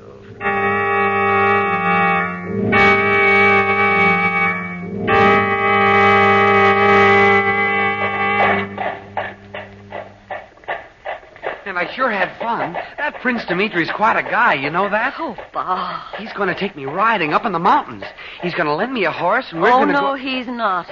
Well, Mom, why not? Dimitri surely didn't bring his horses here when he's only staying a week. What do you mean a week? He's all set to stay a long time. Is he really, Bob? Sure. Oh, won't that be terrific? It certainly won't. For Pete's sake. What's the matter, Mom? Listen, Bob, and you too, Betty. I want you to promise that you won't go anywhere with Dimitri alone. Well, why? What's wrong with him? You don't know him, do you, Uncle Frank? He's I'm beginning to think I do. Come on, I'll help you out. I'm sorry if I've spoiled the party for you, Betty. Until Uncle Frank finds out more about him, I don't want you to see Dimitri again. But I told him I'd go riding with him. Hey, you're not all ignited about that stuff in Paris, are you? You mean he told you that? Well, sure, why not? It was just a bunch of bad breaks. Perhaps. The point is, Dimitri's supposed to be so cut up about it, he can't bear to have it mentioned. Well, but Uncle Frank... Oh, Betty, let's not talk about it tonight. You and Bob go up to bed, will you? Well, all right. You didn't spoil the party, Mother. It was wonderful. And wasn't it marvelous that I had on a dress from Paris? Good night. Good night, dear. Good night, dear. Good night, Bob. Listen, Bets, you know what we can do tomorrow? We can look at the attic and see if there is. Now, Dot, I'll get the crystal and we'll see. It's on the table there. Maybe you'd rather not see this. Why? Yes, I'm going to look. Whatever it is, I want to know. Sit here, then. If I'm right, well... By the power of the 3 times 3, I will look upon the face of Dimitri at this moment. There he is, standing in the shadows. An underground room. An altar. Frank, like the Temple of Black Magic we saw. Yes, but it's worse than... Wait. Spirit of Mulga, master of the black hearts, remember. What does he mean? I hate to tell you, Dot. It's an ancient incantation of evil. Oh, he looks like Satan himself. His eyes in that white face. Spirit of eternal night, remember thy servant. Listen, we have to hear this. Evil eye, evil mouth, the words that bring madness and death. I call upon each of you, I call upon all of you. Send your black forces into this house. This house? Spirit of Nampar, most cruel of all demons, remember. Visit your black powers upon the house of Chandu.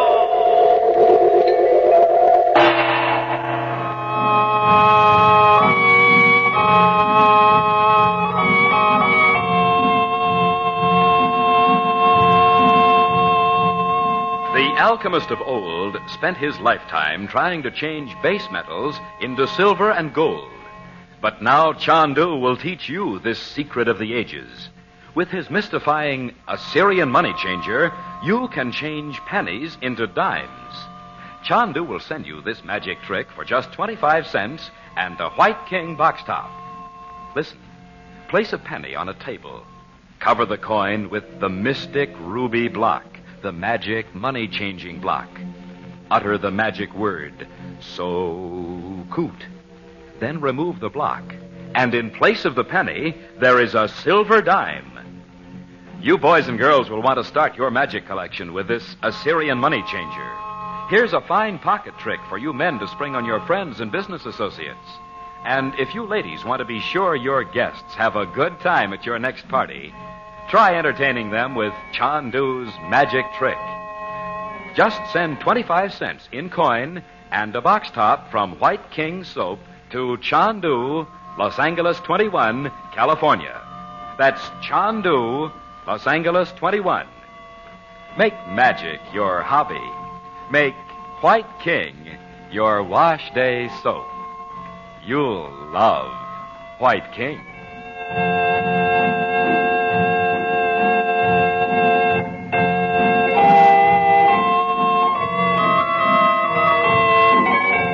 Chandu the Magician is produced and directed by Cyril Armbruster. The makers of White King invite you to listen tomorrow at this time when the story resumes.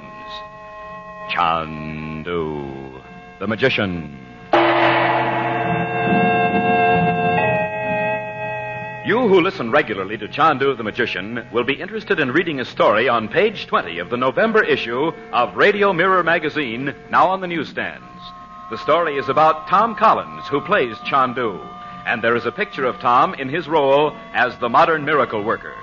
It's an intimate glimpse of one of your radio favorites, and you can read it in the November Radio Mirror, now available at your newsstand. This is the Mutual Don Lee Broadcasting System.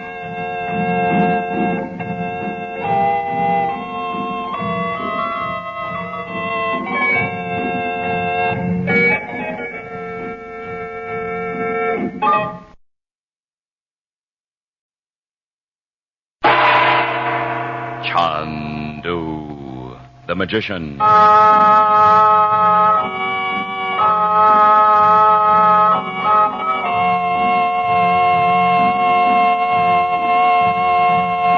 Good evening, ladies and gentlemen.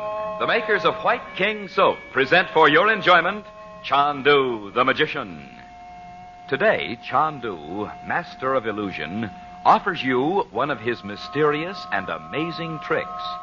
Chandu calls this trick the Assyrian money changer, and it changes pennies into dimes. You want this trick? Want to mystify and entertain your friends? Want to be a magician just like Chandu? All right. Get that White King box top, send it with a quarter straight to Chandu, Los Angeles 21, and receive your first Chandu magic trick by return mail. What fun you'll have saying, "See this penny? I lay the penny on the table. Now I cover the penny with the mystic ruby block. So coot, I say. Remove the block and the penny's gone. Now it's a silver dime." The trick is easy. So easy a child can do it, but it is clever. So clever it is very hard to detect. Start your collection of magic tricks right now with Chandu's Assyrian money changer. Just send 25 cents in coin and a White King soap box top to Chandu, Los Angeles 21. Be sure to print your name and address plainly.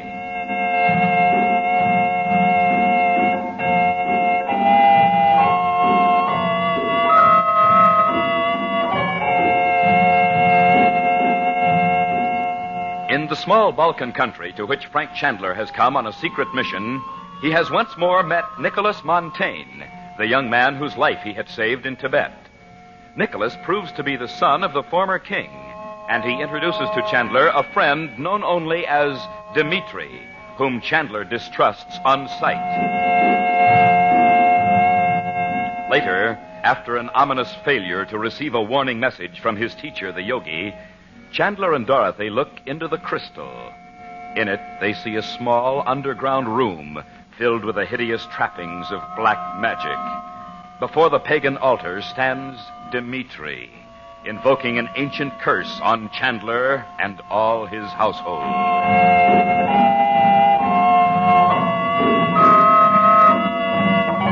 It is now the following morning. Chandler and Dorothy stand watching the steep road leading up to the castle from the town below. Chandu, the Magician. It is Dimitri, Frank. And he's coming here. No doubt you knew he was coming to take Bob But- riding. Bob didn't tell us about it last night in time to call it off. I won't have that man in this house. You've forgotten what we saw in the crystal. Frank, do you really think that hideous room is here somewhere? Yes, I do. Don't you remember? He said, send your black forces into this house. Oh, then let's get away from it. We can't. Not yet. There must be some other house in Lubova. Mason wouldn't have taken this one for us if there had been. Then, for goodness sake, find that room and burn everything in it. And let Dimitri know I found out about him. What of it? Dorothy, I'm just beginning to discover who I'm working against here. I see that. If but Dimitri's Frank- sent away, I'll have to start all over. And I might never find out who's behind this thing until it's too late. If he can get in here and come and go whenever he likes, we're completely at his mercy. Oh, no, we're not. It's a good thing Roxor didn't live to discover Dimitri. Dimitri's 1,000 times worse than Roxor. He certainly is. Whoever's taken Roxor's place is doing what Roxor tried to do. He set all the ancient forces of black magic against me. And all of us. Even Bob and Betty. But evil has no power, except what we give it, Dot. We'll tell Betty and Bob. That's the best protection they can have. Bob? Oh, I'm here in the hall. I'm going out for a while. Not with Dimitri. Well, I'll have to tell him I can't go riding with him, Mom. I just saw him coming up the hill. Where's Betty? Oh, up in her room, I guess. Make some excuse to Dimitri. Tell him you didn't know we'd planned something else for today. And then I want to talk to you and Betty. Okay. He'll sure think I'm a dope, though. Never mind, Bob. Well, I'll be right in, Mom. Hi. Morning, Bob. Yes, splendid morning for a ride. I hope you like the horse I brought for you. Oh, he's a beauty. But I'm sorry, Dimitri. I can't go. No? I suppose your mother's been frightened by those absurd stories about me. My friends who have mysteriously died. Oh, yes. My uncle said... What's that sound? Oh, you hear it? Sure. What do you suppose it is? Only my friends are able to hear it. Well, that's funny. Not at all. Bob, is it not time you broke away from apron strings? I don't know what you mean. I mean, your delightful mother is perhaps too much under her brother's influence. It's no doubt at his suggestion that she treats you like a child. Well, Mom's all right. And I've always thought my uncle was okay, too. But now you are not so certain, are you? Well, I don't know. There's something funny about you. You know that? Yes, there is, Bob. If by funny you mean strange, different. You need not watch the windows. Your mother cannot possibly hear what we are saying. Oh, she wouldn't be listening. Or would she? No, you are not certain now. Do you still insist you cannot ride with me this morning? Well, I don't think I'd better. Unless... Perhaps not this time. Maybe if you talk to my uncle. Oh, I mean to. And to your charming mother as well. Well, come in now, why don't you? That would not be wise. But remember this, Bob. Whenever you hear the sound you now hear, I will be with you, wherever you are. I don't get it. You will come to understand. I'm sorry about the ride. We will go another time. My regards to your uncle.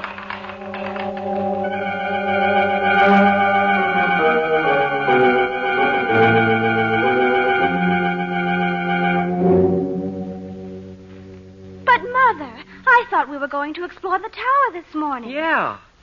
What'll you bet there's another stairway going down from the attic? In a few minutes, Betty. Uncle Frank wants to talk to you. You look as solemn as a judge. Darling, let him tell you. Something to be solemn about. It's about Dimitri, and I can't make it too strong. You don't like him, do you? I could tell last night at the party. And I think he's simply fascinating. Betty, can't you see there's something about him that almost freezes your blood? Oh, Mother. Listen, both of you. You remember the Temple of Black Magic under the Sphinx? And the statue of the ancient priestess? Gosh, yes, Uncle Frank. But Dimitri didn't have anything to do with that. Don't be too sure. Well, how could he? That doesn't matter. The point is, there are a few people today who can keep those terrible secrets alive. And Dimitri is one of them. Brother. It's no accident that his friends die and no one knows the reason. You must keep away from him, Bob. And Betty, you too. Well, if you Okay, say so. I suppose you're... No. No, look, Uncle Frank. You never saw the guy until last night. How'd you find out about him so fast? Bob, Uncle Frank wouldn't tell you this unless it was true. Well, he could be mistaken, couldn't he? I'm not mistaken, Bob. Dimitri told me himself all those things in Paris were just accidents. They happened, though. He doesn't deny it. Oh, Mom, you can't expect to tie me to your apron strings forever. Why, Bob! Bob Regent, what's the matter with you? I just think we might as well have some fun while we're here. We are having fun. I am, anyway. I'll talk to you again about this, Bob. Let's drop it now and go up to the tower. Okay. Dimitri's coming up to see you, Mom. What? Maybe tomorrow. You'll see he's okay. Yes, Bob. Remember, you are my friend. Hey! Hey, if we're going to see what's up in that attic tower, we better get going.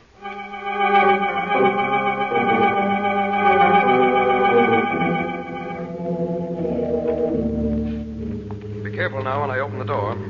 There may be a stairway just outside. Oh, there is. A real spiral stairway. Built right inside the walls. You'd never know it was here. Gosh. You can't even see the bottom of it. Oh, how cold it is. Look here on the landing. Footprints in the dust. Well, then there really was someone that night. You didn't think I was just making it up, did you, Mother? Well, I knew you were determined to find the castle ghost. You just wait till Uncle Frank gets a chance to ask if Mr. Metsos has a twin brother. Are you nuts? No, I'm not. Mr. Metsos looks just exactly like that man. When I first saw him at the party, I thought that's who he was. Come along if you're going down with me. I'll go first. Watch where you're going, Betty. I am, Mother. Now, look, Bets. Betty, don't turn around on these narrow stairs. I didn't mean look around, Betty. I mean, why would the foreign minister be prowling around here? Why would anybody come up here?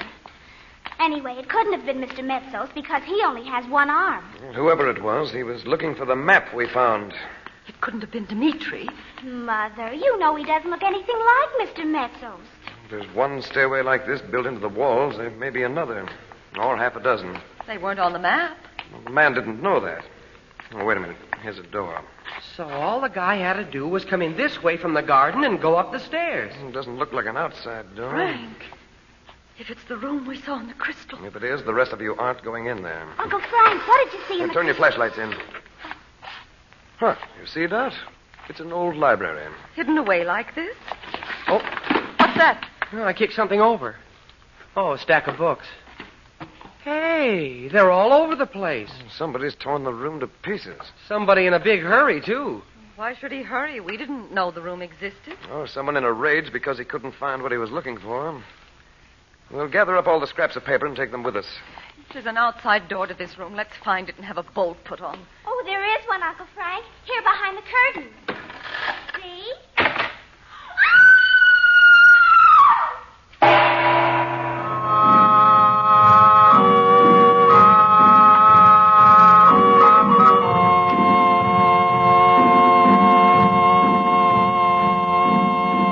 Would you like to be a magician? Would you like to mystify your friends with magic tricks? Chandu the magician has a magic trick for you. Chandu calls it the Assyrian money changer. It changes pennies into dimes. And we'll send it to you for just 25 cents and a white king box top. This trick is fascinating. Listen, you lay a penny on the table. Cover the penny with the mystic ruby block. So coot, you say. Then remove the block. And the penny's gone. You see a bright, shining silver dime instead. Wonderful, isn't it? And it's so simple you can do it not once, but again and again and again. Your friends will never catch on. Now, to get Chandu's Assyrian money changer, just mail 25 cents in coin and the top from a box of White King soap to Chandu, Los Angeles 21, California. That's Chandu, Los Angeles 21. And remember, nothing washes like soap. There is no soap like White King. You'll love White King.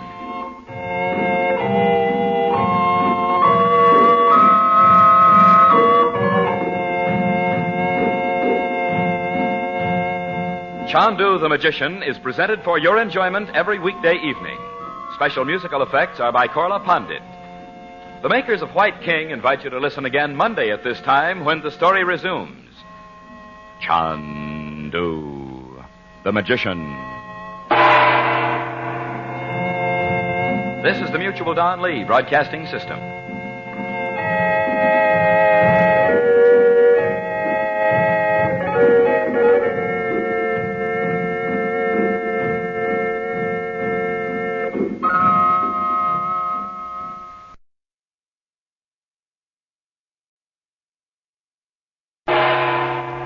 Chandu, the magician.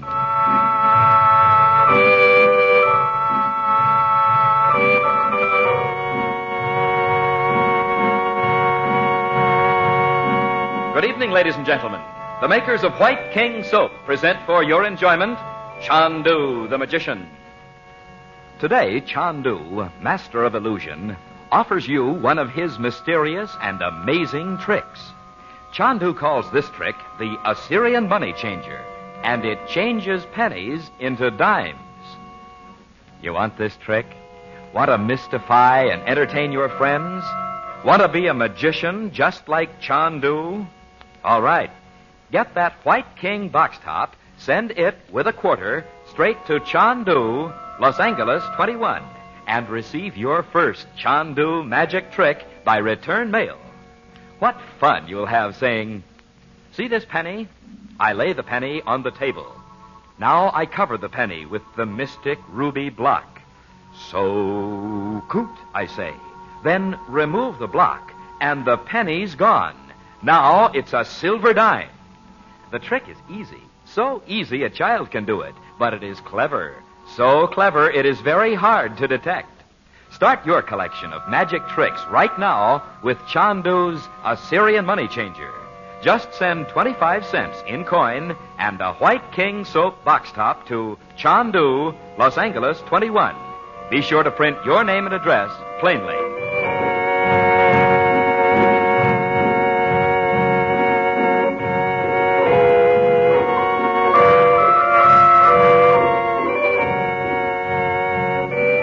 In the medieval Balkan castle where he and the regents are living, Frank Chandler has discovered by his occult powers that the strange Russian, Dimitri, whose association has already meant death to many of his friends, is a master of the ancient secrets of black magic.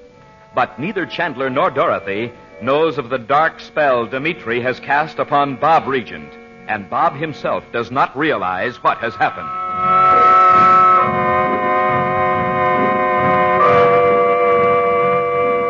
Meanwhile, at the foot of the tiny tower stairway, hidden away between the thick stone walls, they come upon what seems to have been an old library.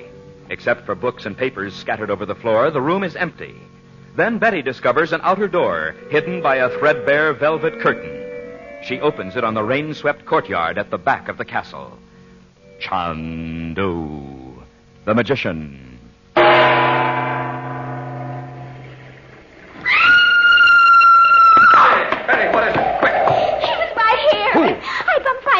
I opened the door. He had a knife in his hand. Well, there's nobody out here. Darling, he's gone now. Come away from the door. You'll be soaked. Well, he can't be far away. I see him. In the bushes there, by the wall. You can't get out this way. Stay there by the gate. Now, you. Come out of there. Give me that knife. No. That's better. Now, come inside. No. Come on, I tell you. Si, senor. I come. Canalla. Pick up his knife, Bob. Hey, do you know who he is? I can guess. Go on in. You were so anxious to get in there. I was only looking for shelter from this storm. You'll get it. Inside. Close the door, Bob. I'm cold and wet. Is this the way strangers are treated in this country? Frank, he's the man we saw running through the garden the day we came here. I thought so. All right. What do you want? I was lost in the mountains. I come down the mountainside and see this castle. You were standing outside the door with a knife in your hand. It is only good sense to protect myself in this country where... You're lying. Let me go. There's a man. Timber once out. No, you don't. You came here to meet somebody. Who was it? Frank, I'm going to send Lugos down for the police. No, senor. You will not. Wait a minute, Bet. Wait a minute, Doc. I've seen this man somewhere before. You have? Cairo, perhaps. What's your name? I am Vicente Gomez. And you have not seen me before. Oh, yes, I have. In Roxor's rooms in Cairo, just before the fire. Holy Moses! No es posible. You were in the outer room with Bin Sapa when I came in with Abdullah, the Bedouin. ¿Cómo? But that man was Fuad, the sorcerer. Pero es usted el mismo diablo. It was you. And you disappeared when the fight started. I remember now. Uncle Frank, why do Roxor's men have to follow us all over the world? Yeah. And how'd this guy get into the country anyway? Bob, let Uncle Frank handle this. Well, they practically went through the train with a vacuum cleaner the day we came here looking for stowaways. Well, the answer is that someone sent for him. Well, Gomez? Well, one must live, senor. Ah, I wish I had never seen this country. The devil has his mark on it. I wish I had gone to Istanbul where a man can... You can tell me the story of your life some other time. Who was it you were here to meet? Jan Metsos? Dimitri? For Pete's sake. I am in this country on private business. Listen to me, Gomez. If you're found here with me, you'll be suspected of selling out to me. Do you think you'll live long after that? Then let me go. It's Dimitri, isn't it? Si, senor. I bet he's just saying that, Uncle Frank. Dimitri wouldn't do a thing like that. You don't know what you're saying, Betty. But, Mother, even if Dimitri Betty. is... But, Frank, what can you do? You can't keep this man here. I'm not going to. I know his kind.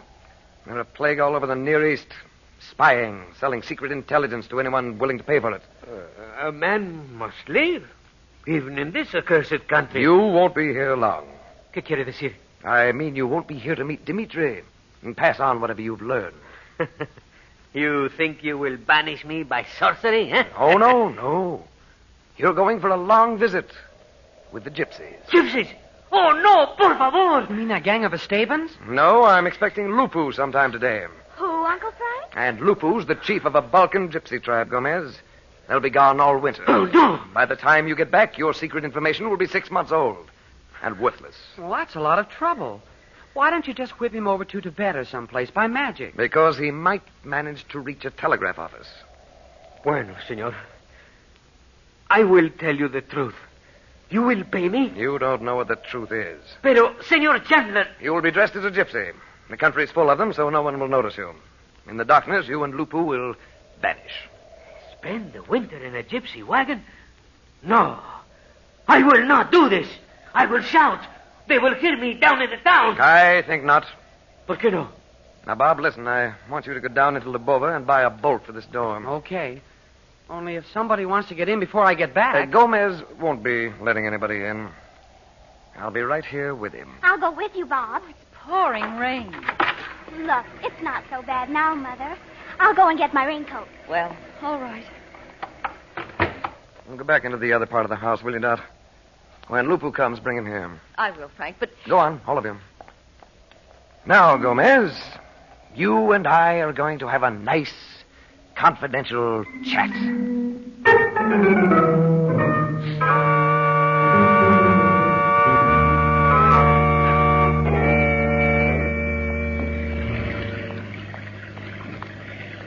Boy, it's sure coming down now. Oh, you shouldn't have come with me, Bet. It wouldn't be so bad if they had sidewalks. Ooh, it's like a ghost town, Bob. Where is everybody? Well, in a rain like this. Doggone it, I don't see why nobody has any bolts. What do they put on their own doors? We've only tried 2 stores, and I still don't think they understood what you wanted. They spoke English, didn't they? If you can call it that. Anyway, you know I showed that last fellow. I made motions with the door, and he understood me all right. Oh, dear. That sounded as if it was chasing us. Bob! Yeah? There's a gypsy following us. Oh. Don't look around now. Hurry up. Oh, you've got gypsies on the brain. I have not. Brother. Fine day for a murder. Bob! You don't believe me, but I know he is. Well, we have to go around this next corner anyway, so if he goes by... Hurry up! When it rains here, it doesn't fool around. Oh, Bob, run! Don't be silly. Well, it's so dark you'd think it was night. And that man sneaking along behind us. You see, he did turn the corner. Well, let's stop here. I'll ask him You if... will not. Come on. Look, we came down here to get a bolt for that door, not to run a race with a gypsy. Maybe it's Stas, the one that came to the castle that first day. He said we'd better get out of the country or else. Oh, I wish I'd left you home. Look, Bets, if you're so scared, I'll take you over to the consulate. You can stay there with Mr. Mason till I come back for you. Oh, let's turn down here. Now you've gotten me looking over my shoulder. Gosh, I wonder if he really is after us. I know he is. Why would he be out in all this rain without even a coat? Oh, imagine a gypsy with a raincoat. You seem to think this is funny. Bets, do you think we could find the consulate again? Well, we've only been there once, and it's so dark and nasty. Oh, look, this is crazy. All we have to do is turn around and wait for the guy to catch up. And then what? Well, I know what I'd do if you weren't along. You'd get into a fight, and he's probably got a knife a yard long. Turn here, Bets. There's a store of some kind. See the lights? We can't telephone to Uncle Frank. There's no phone in the castle. Probably not in the store either. But you can go in there while I find out what this guy's after. We can both go in, Bob. He can't do anything with people all around. Well, I want to know what he's up to. Oh, you're just trying to sound like Uncle Frank. Well, can you see him running away from a gypsy? No. But I'm not going inside. What? I'll just stand here as if I was looking in the window. After the way we've been dodging around corners, that won't fool anybody. Oh, now, stand right here in the light so the man in the store can see us. If anything happens... Now, don't look so scared. I am scared. Oh, Bob! Oh, I knew we couldn't fool him. Here he comes.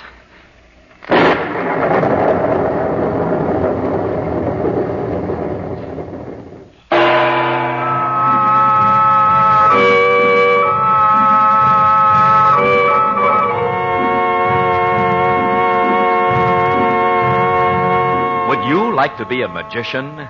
Would you like to mystify your friends with magic tricks? Chandu the magician has a magic trick for you. Chandu calls it the Assyrian money changer. It changes pennies into dimes. And we'll send it to you for just 25 cents and a white king box top. This trick is fascinating. Listen. You lay a penny on the table. Cover the penny with the mystic ruby block. So, coot, you say. Then remove the block. The penny's gone, and you see a bright, shining silver dime. Wonderful, isn't it? And it's so simple, you can do it not once, but again and again and again. Your friends will never catch on. Now, to get Chandu's Assyrian money changer, just mail 25 cents in coin and the top from a box of White King soap to Chandu, Los Angeles 21, California. That's Chandu, Los Angeles 21. And remember, nothing washes like soap. There is no soap like White King. You'll love White King.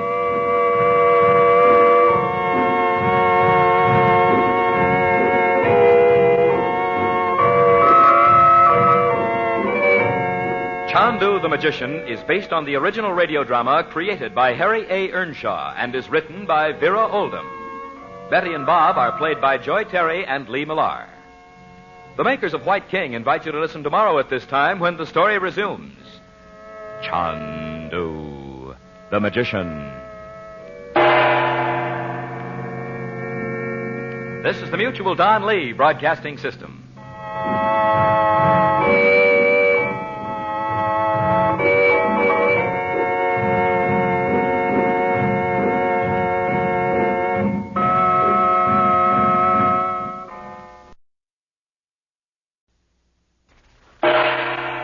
Chandu the Magician.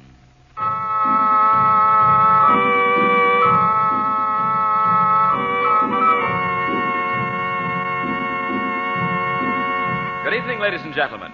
The makers of White King Soap present for your enjoyment Chandu the Magician. Would you like to make magic your hobby? Want to do magic tricks just like Chandu?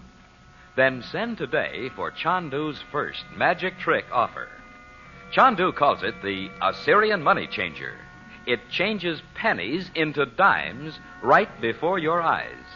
And you can have this trick for your very own by sending 25 cents and a White King box top to Chandu, Los Angeles 21. Listen. You take a penny from your pocket or handbag and lay it on the table. Then cover the penny with the mystic ruby block. Now remove the block while everyone watches closely. And behold, in place of the penny, there's a silver dime. Begin your collection of Chandu's magic tricks with this thrilling Assyrian money changer. Just send 25 cents in coin and the top from a box of White King soap to this address: Chandu, Los Angeles 21, California. Chandu will send you his Assyrian money changer, postpaid, complete with instructions. Send for Chandu's Assyrian money changer tonight.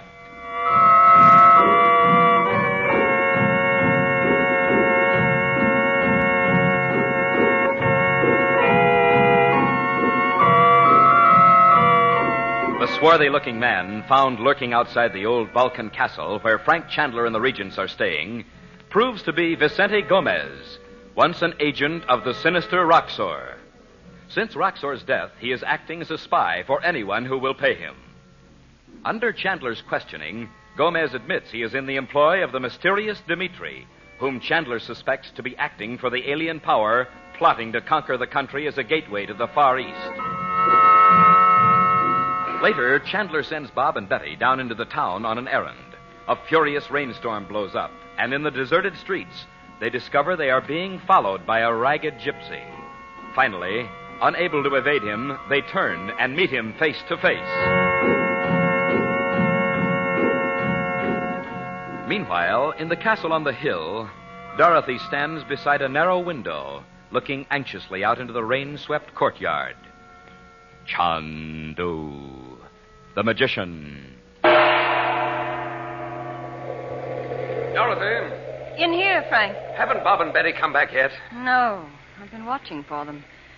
The road up the hill must be a sea of mud. Well, if they'd come straight back, they'd have been here before the storm broke. I wonder. What have you done with that man? Gomez, I tied him up. He'll be all right until Bob gets back with that bolt for the door. But what if Dimitri comes there? Gomez can't let him in. All the furniture in the room's piled up against the door.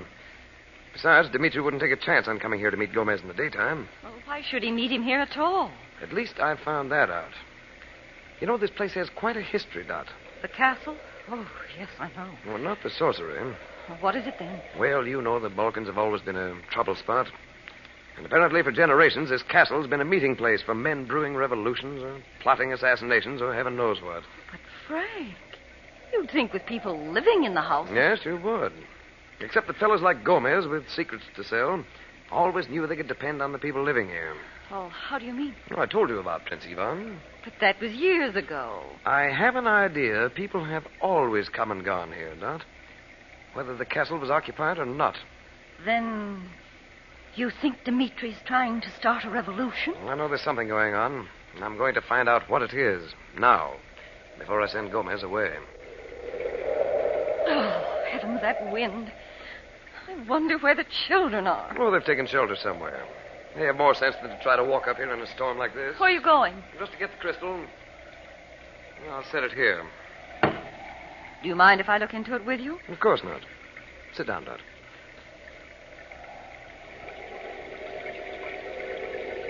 Do you see anything? Not yet.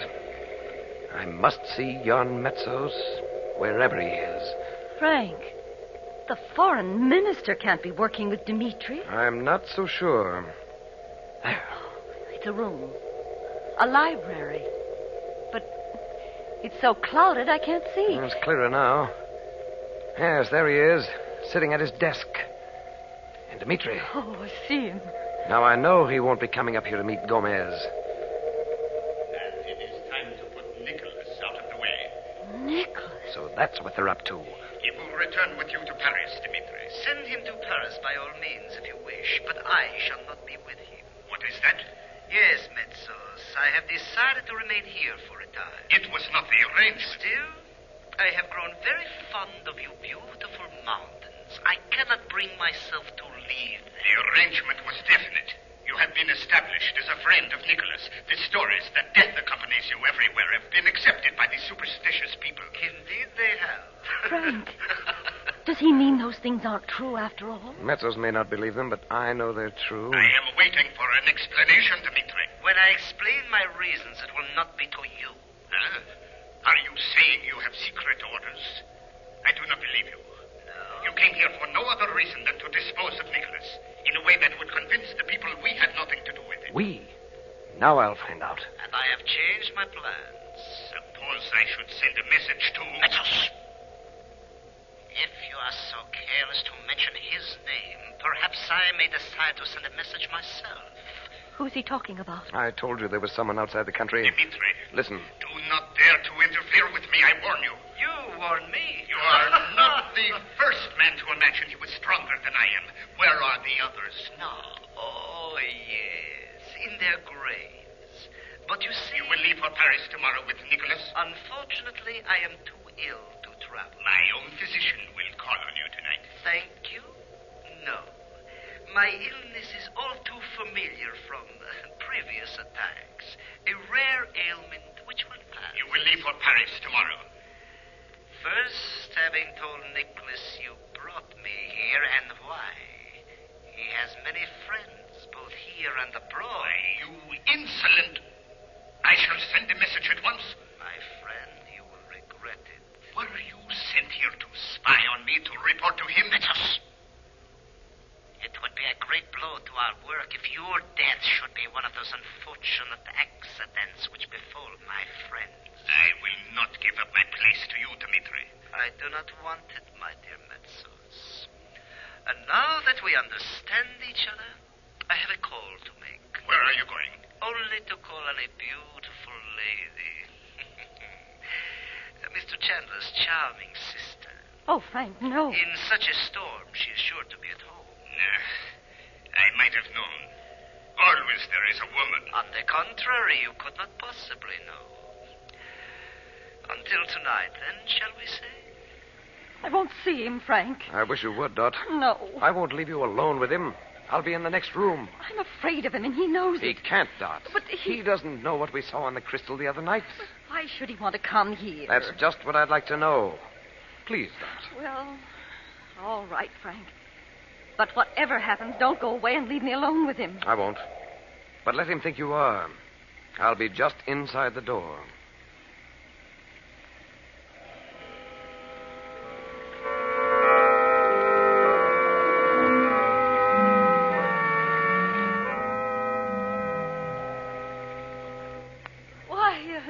Good afternoon, Your Highness. You are surprised to receive a caller on such a day?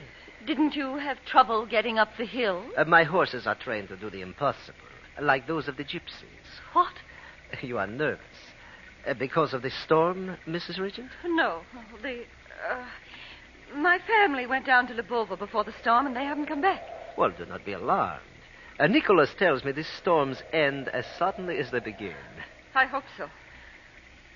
So you are alone. I am fortunate. My son says you're staying on here for some time. Yes, I'm quite fascinated by this country. It has great possibilities. I'm afraid I don't know much about that. Oh, you will, I am sure. Tell me, Mrs. Regent, will you be here long? Why, I don't know. I understand that you had sent for a tutor for Bob and his sister. What? You are surprised that I know it. Nicholas told me, of course. Oh. You will be free to amuse yourself after the tutor has arrived, will you not? I'm planning to do a little sightseeing, yes. With Mrs. Mason, our consul's wife. Oh? I thought she was ill. Well... Will you not give me the pleasure of showing you around? Oh, I'm sorry, Surely your brother could not object. Oh, it's not... Or even your husband. Mrs. Regent, do you hear a peculiar sound? Like faraway music? No. I hope those gypsies aren't coming back. It is not gypsy music. Oh, well. As I was saying, Mrs. Regent, you are much too delightful to be shut up in this gloomy old castle. I could... No. Madame. I'm sorry. I can't make any engagements until after the children's tutor comes. The years are passing, Mrs. Regent. Are you satisfied to take nothing from them for yourself? Your husband shut away in his laboratory. Do you not hear the music now? No. And your conversation is in very bad taste. You are not a schoolgirl. Please go and don't come here again. At your pleasure, madame.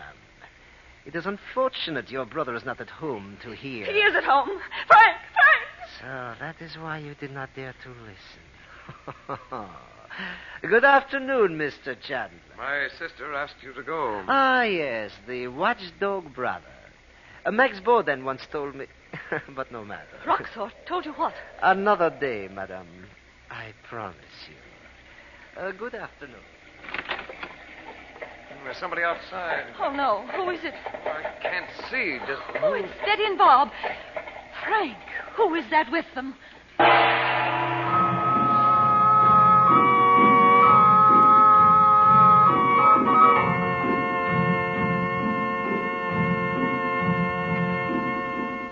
The alchemist of old spent his lifetime trying to change base metals into silver and gold. But now Chandu will teach you this secret of the ages. With his mystifying Assyrian money changer, you can change pennies into dimes. Chandu will send you this magic trick for just 25 cents and a white king box top. Listen, place a penny on a table. Cover the coin with the mystic ruby block, the magic money-changing block. Then utter the magic word, so coot. Now, remove the block, and in place of the penny, there is a silver dime. You boys and girls will want to start your magic collection with this Assyrian money changer. Here's a fine pocket trick for you men to spring on your friends and business associates. And if you ladies want to be sure your guests have a good time at your next party, try entertaining them with Chandu's magic trick. Just send 25 cents in coin and a box top from White King Soap to Chandu, Los Angeles 21, California. That's Chandu, Los Angeles 21. Make magic your hobby. Make White King your wash day soap. You'll love White King.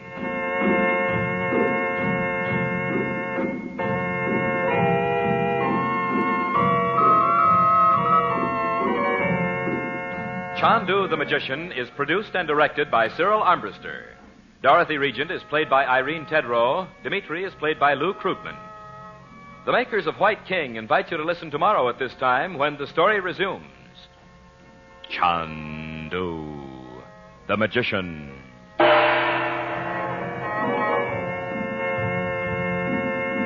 This is the Mutual Don Lee Broadcasting System.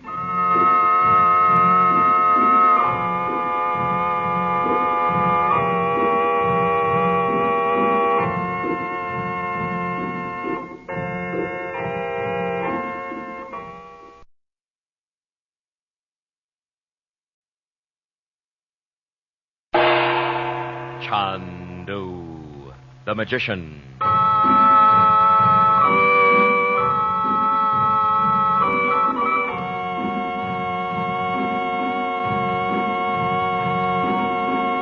Good evening, ladies and gentlemen. The makers of White King Soap present for your enjoyment Chandu the Magician. Today, Chandu, master of illusion, offers you one of his mysterious and amazing tricks. Chandu calls this trick the Assyrian money changer, and it changes pennies into dimes. You want this trick? Want to mystify and entertain your friends? Want to be a magician just like Chandu? All right. Get that White King box top, send it with a quarter straight to Chandu, Los Angeles 21, and receive your first Chandu magic trick by return mail. What fun you'll have saying, "See this penny? I lay the penny on the table. Now I cover the penny with the mystic ruby block. So coot, I say. Then remove the block, and the penny's gone. Now it's a silver dime." The trick is easy. It's so easy a child can do it, but it is clever. So clever it is very hard to detect. Start your collection of magic tricks right now with Chandu's Assyrian Money Changer. Just send 25 cents in coin and a White King soap box top to Chandu, Los Angeles 21. Be sure to print your name and address plainly.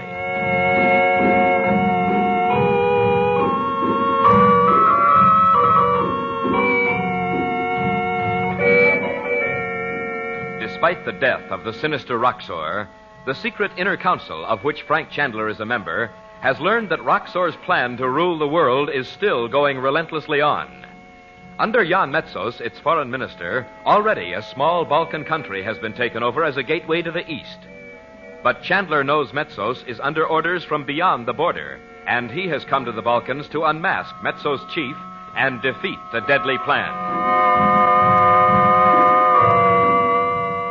Now Chandler has discovered the presence of Vicente Gomez, an unsavory intelligence agent, and plans to baffle the plotters by sending Gomez away with the Gypsy tribe.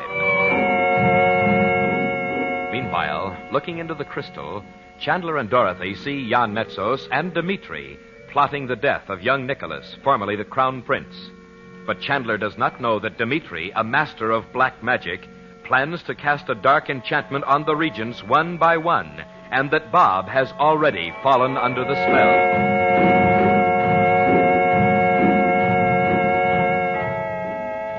Now, just as Dimitri leaves, the sound of horses' hoofs is heard in the courtyard of the castle. Chandu, the magician. Betty and Bob.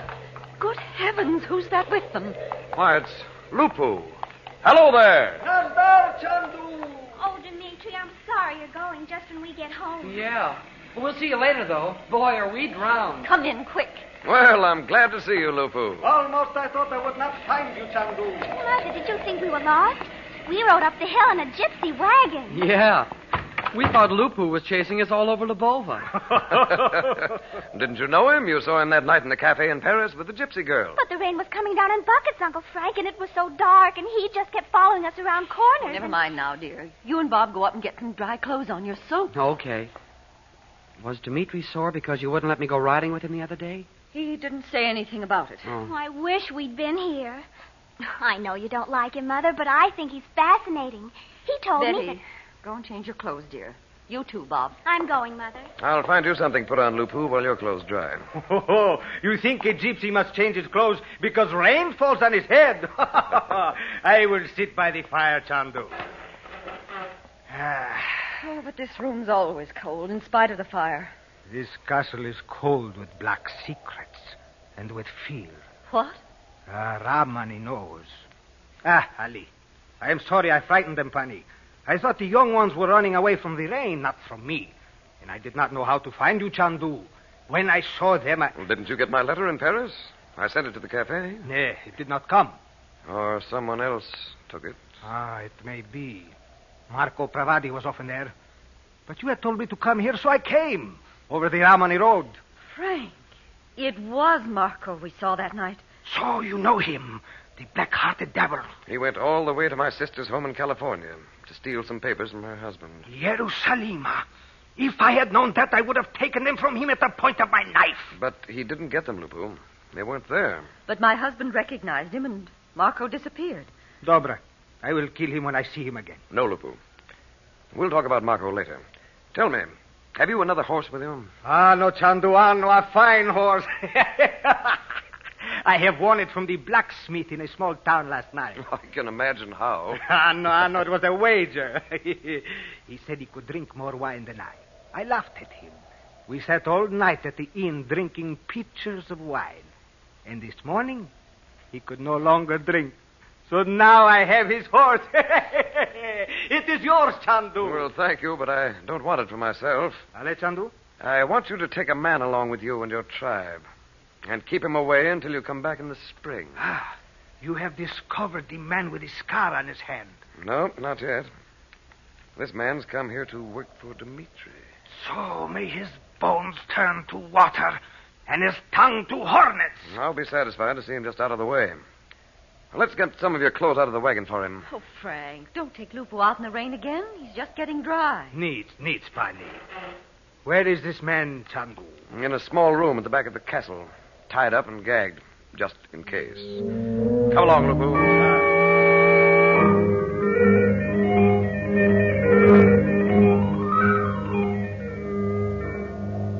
Now, Gomez, you're going to vanish as if the earth had swallowed you. You will be more strong after the winter in gypsy camps, Gomez. Here, give me the jacket, Lupu. Here you see, Gomez. A fine, bright jacket. Beautiful green trousers. Even boots. Yeah, that's it, Lupu. Tell me, do you know how to ride, Gomez? I take it you don't. Well, you'll learn. Open the door, Lupu. Metsos and Dimitri will never know what happened to you, Gomez. Tostaci. I am sorry to ask you to carry this great pig. Up, Gomez! Gee, what a gypsy. Tell your people not to lose sight of him for a moment. Crochet, you will not be seen in this country again. But you come back here as soon as you can. I'll need you. I will come soon, Chandu. Good. However this thing ends, we've won the first round. Good luck, Lupu. Now, Sledanu.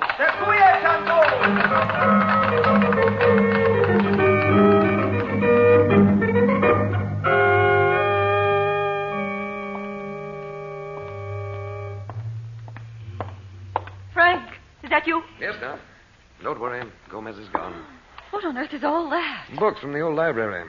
I want to know what they were looking for. Who? Well, the man Betty saw in the attic, for one.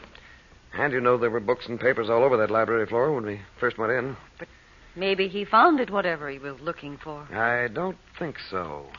Or he wouldn't have gone up to the attics. He hasn't been back, though. Frank, tell me. Are you sure Roxor really did fall into that well? Roxor? Why, Dot, I wasn't 6 feet away when it happened. He was running after Robert, and he just didn't see that cover had been taken off the well. Why did you ask that? Because, well, one after another his men keep appearing here. Even Dimitri said something about Roxor. Well, Roxor had men all over the world. You know that, Dot. And as Gomez said, a man must live. Just the same, For Pete's sake, Uncle Frank, what are you doing? I'm just going through these books. If I don't find anything, we'll bring in some more. Can't we help? What are you looking for? I don't know, but... Well, here's something they missed. American currency. Yes, and it's been here a long time. It's the old size. How much is it? About $500. Left for a man who never came to get it. Uncle Frank, isn't that what that man was looking for in the attic? He was looking for something more important than money. I'll recognize it when I see it. You look so strange, Frank. And there's something about this money. A feeling of mortal terror. As if a man had sat in that room and looked into the eyes of death. Holy Moses. Yeah, I'm sorry. If half of what Gomez told me about this castle is true, it's not surprising that money's associated with death here. You looked as if you were seeing even worse things.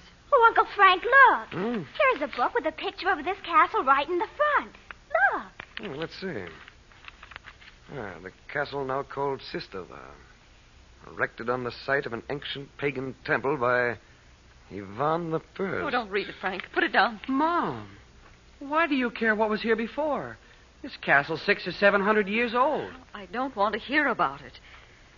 Please, Frank. All right, Dad. I'll look at it later. Well, let's see some of the others.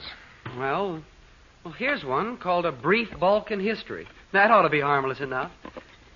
Hey, it won't open. Oh, Bob, who ever heard of a Shake book? it, Bum. Huh? Hey, it rattles. Oh, it's a box. Let me have it. Oh, isn't this fun?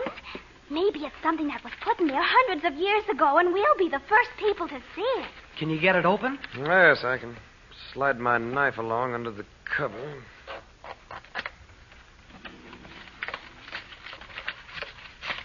By George, we found it. They were in such a hurry, they missed it. What is it? It's supposed to go with the map we found in the attic. It's a detailed plan of the castle. Does it show that underground room? What underground room, Mother? Whoever that is, don't say anything about finding this plan. Go to the door, Bob. It takes Lugos 10 minutes to get there. I'm closer. I'll go. Oh, hello. From Mr. Mason. For my uncle. Won't you come in? I will wait for him in the carriage. Well, I'll give it to him right away. It's a letter from Mr. Mason, he said. Oh, thank you, Betty. I hope his wife's not worse. It doesn't say. It just says, I have some very disquieting information. Please come down to the consulate at once.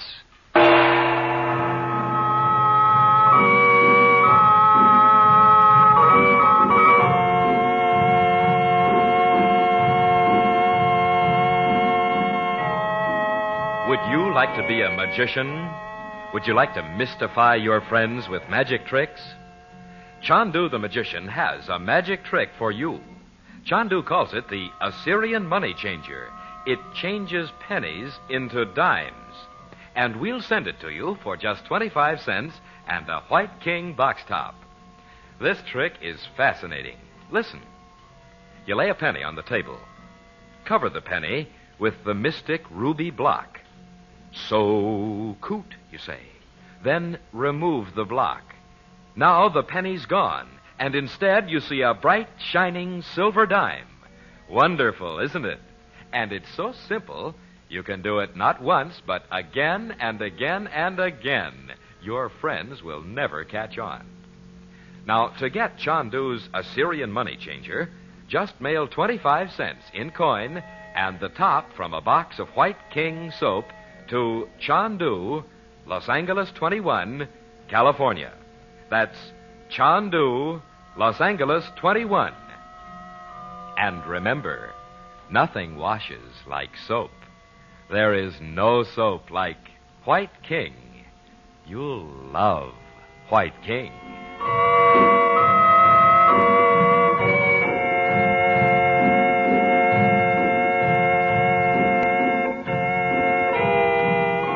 Chandu the Magician is presented for your enjoyment every weekday evening. Frank Chandler is played by Tom Collins. The makers of White King invite you to listen tomorrow at this time when the story resumes. Chandu the Magician. This is the Mutual Don Lee Broadcasting System.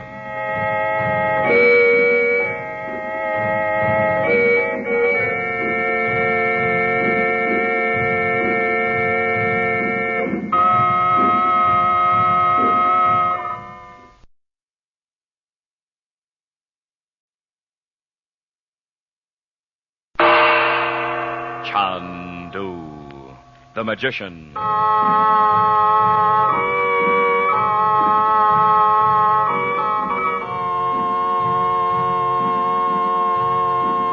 Good evening, ladies and gentlemen. The makers of White King soap present for your enjoyment Chandu the Magician. Would you like to make magic your hobby? Want to do magic tricks just like Chandu? Then send today for Chandu's first magic trick offer. Chandu calls it the Assyrian money changer. It changes pennies into dimes right before your eyes. And you can have this trick for your very own by sending 25 cents and a White King box top to Chandu, Los Angeles 21. Listen, you take a penny from your pocket or handbag and lay it on the table. Cover the penny with the mystic ruby block. Then remove the block while everyone watches closely. And behold, in place of the penny, there's a silver dime. Begin your collection of Chandu's magic tricks with this thrilling Assyrian money changer. Just send 25 cents in coin and the top from a box of White King soap to this address: Chandu, Los Angeles 21, California. Chandu will send you his Assyrian money changer, postpaid, complete with instructions. Send for Chandu's Assyrian money changer tonight.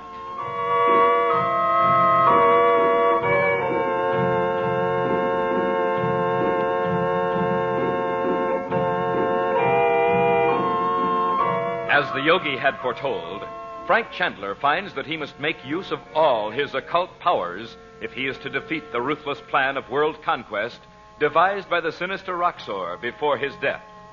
Already, the Balkan country of Montevideo has been taken over under Jan Metsos as a gateway to the Far East.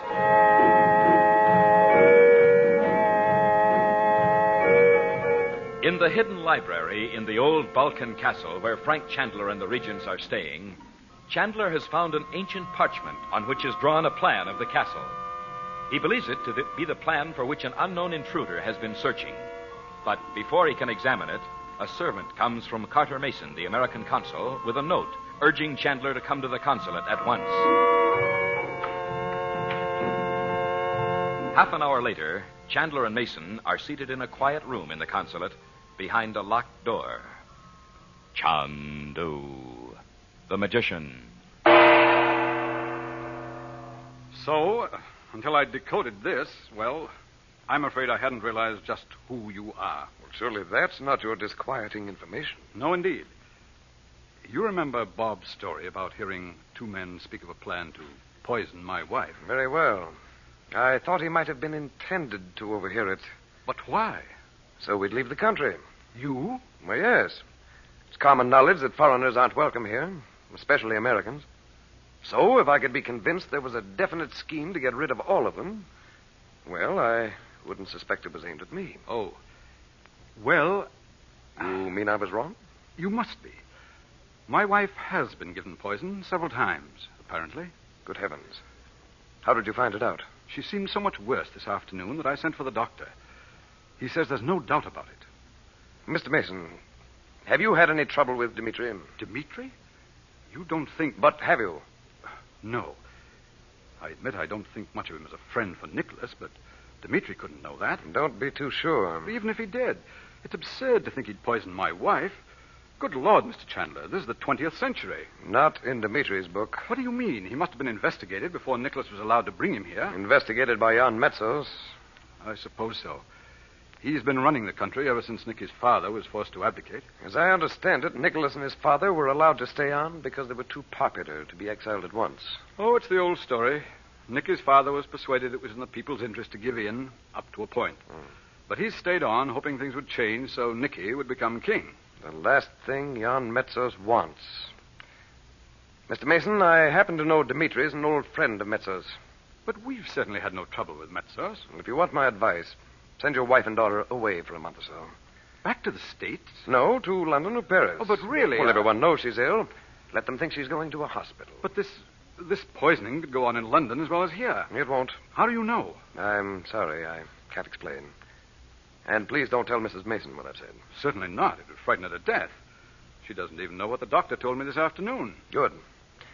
There's a great deal more to all this than I've told you. I hope it won't be long before it can come out into the open. I hope so. Is there anything at all I can do for you? I don't think so, thanks. Unless... Yes? You know the gypsy Estaben? Estaben? Oh, I've never seen him, of course. Well, why, of course. Well, he's one of those legendary figures that peasant mothers frighten their children with. Every now and again, Estaben gypsies swoop down on a village, snatch everything they can find, and dash off again into the mountains. Well, Estaben isn't a gypsy name. It's Spanish. Tell me, how long has this been going on? Oh, for years.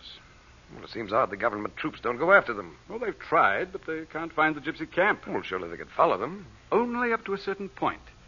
There's a mountain with a peculiar mark on its side. Like a curved sword. Oh, you've seen it. There are any number of native superstitions about it. Tell me, can it be reached by road? You're not going there. Yes, I am. Not alone. Certainly. That's suicide, Mr. Chandler. You'd never come back. Why, what would I say to Washington if your body were found up there? If that happens, they'll be prepared. Mr. Chandler, really, I must insist... Please, don't worry about it. But I wish you'd send a code message to Paris for me. Ask for a complete dossier on Dimitri. Very well. He was once associated with a man named Max Bowden, who later called himself Roxor. Roxor? R-O-X-O-R. I'll send it at once. And thanks so much for your suggestion about my wife. Oh, I'm glad you sent for me. Please let me know at once what you hear about Dimitri.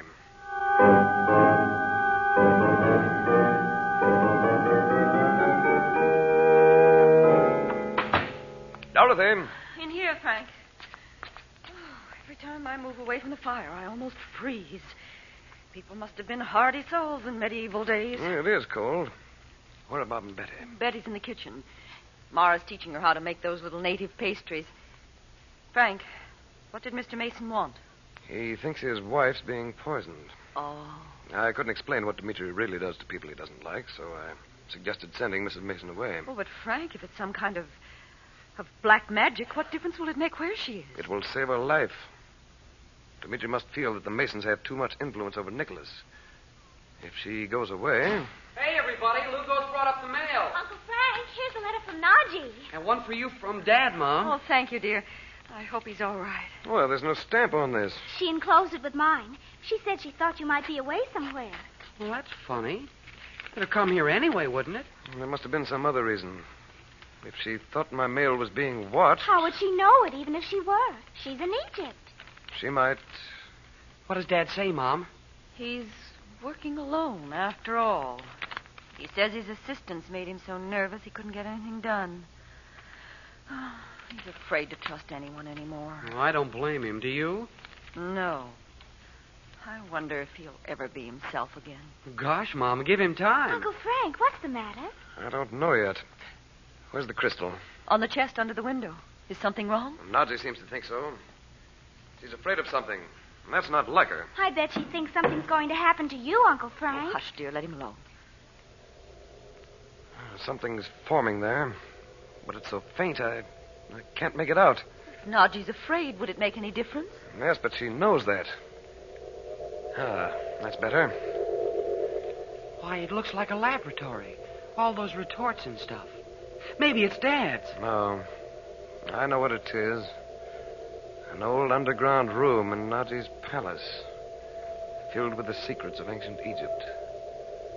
It was called the Alchemist's Room. But Nadji isn't there. Yes, she is. Looking into the mirror. She's terrified of something. The mirror of life. Well, that's what the yogi called it that time in Malta. Chandu. Listen. Nadji, don't be afraid. I can't hear you. Chandu, if you can hear me, look with me into the mirror of life. Look, Chandu. There's another face in the mirror. There, beside hers. It's just a shadow. His destiny is bound to yours. Chandu, look and remember. Frank, I see him now. It's Dimitri. It does look something like him, but... It is Dimitri. Of course it is. That white face and his black eyes. I have known it always. I hoped it was written that I might stand between you and this evil thing. What does she mean, always?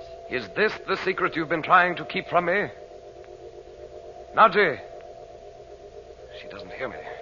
Even yet you do not know your danger, Chandu. The evil of all time is in this man. I know him, Nadji. Nadji. Chandu, if you can hear me, listen. The work you do will demand all the power you have gained. Don't be afraid of him, Nadji. You know better. Dimitri can't be as bad as all that. Remember, Chandu. Watch for the man with the scar on his hand. I know about the man with the scar. It's not Dimitri. Chandu, can't you hear me? This has never happened before, Frank. Yes, it did. In Mason's garden. There's a powerful, evil influence at work here.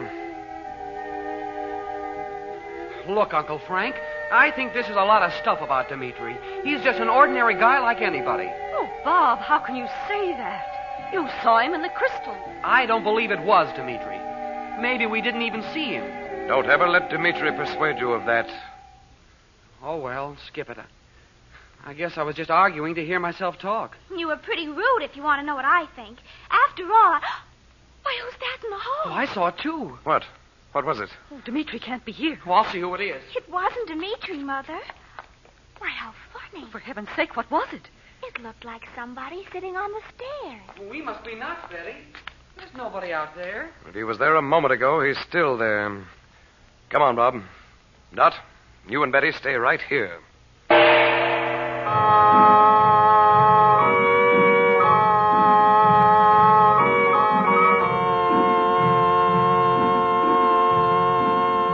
The alchemist of old spent his lifetime trying to change base metals into silver and gold. But now Chandu will teach you this secret of the ages. With his mystifying Assyrian money changer, you can change pennies into dimes. Chandu will send you this magic trick for just 25 cents and a white king box top. Listen, place a penny on a table. Cover the coin with the mystic ruby block, the magic money-changing block. Then utter the magic word, so-coot. Now remove the block, and in place of the penny, there is a silver dime. You boys and girls will want to start your magic collection with this Assyrian money changer. Here's a fine pocket trick for you men to spring on your friends and business associates. And if you ladies want to be sure your guests have a good time at your next party, try entertaining them with Chandu's magic trick. Just send 25 cents in coin and a box top from White King Soap to Chandu, Los Angeles 21, California. That's Chandu, Los Angeles 21. Make magic your hobby. Make White King your wash day soap. You'll love White King.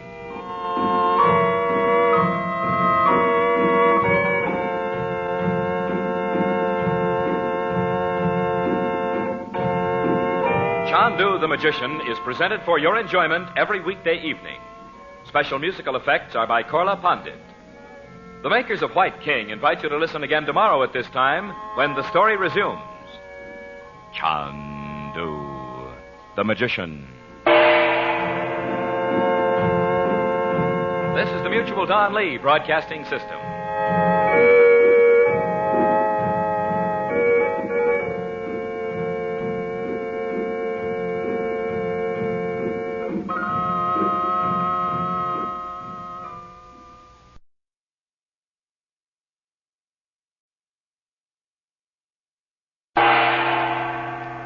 Chandu the Magician.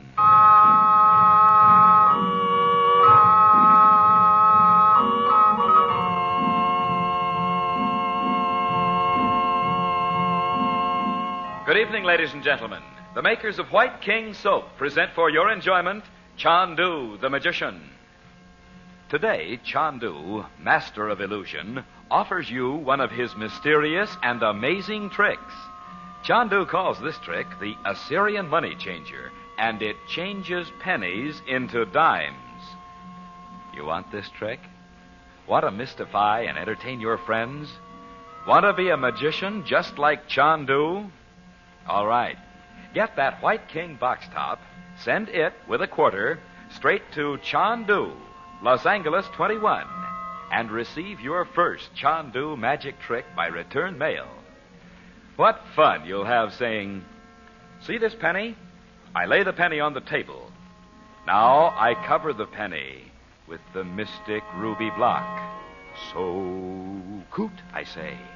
Then remove the block, and the penny's gone. Now it's a silver dime." The trick is easy. So easy a child can do it, but it is clever. So clever it is very hard to detect. Start your collection of magic tricks right now with Chandu's Assyrian money changer. Just send 25 cents in coin and a White King Soap box top to Chandu, Los Angeles 21. Be sure to print your name and address plainly.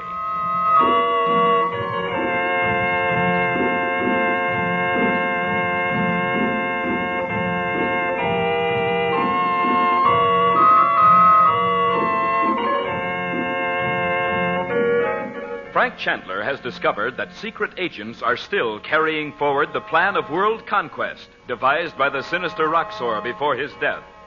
In the small Balkan country of Matabania, Chandler now believes that the baleful Dimitri is making use of the secrets of black magic to bring about the death of Catherine Mason, wife of the American consul. Without disclosing his true reason, Chandler persuades Carter Mason to send his wife away. Later, in the feudal castle where they are staying, Chandler and the regents look into the crystal after receiving a disturbing letter from Nadji in Egypt. They see Nadji in the ancient room of the alchemist, facing a great mirror. Over her shoulder appears the face of Dimitri himself as Nadji tries to warn Chandler against him. And Chandler does not know that even as they listen, Dimitri's evil spell once more falls over Bob. It is broken off when a shadowy figure appears in the hall. Bob runs out to look, but no one is there.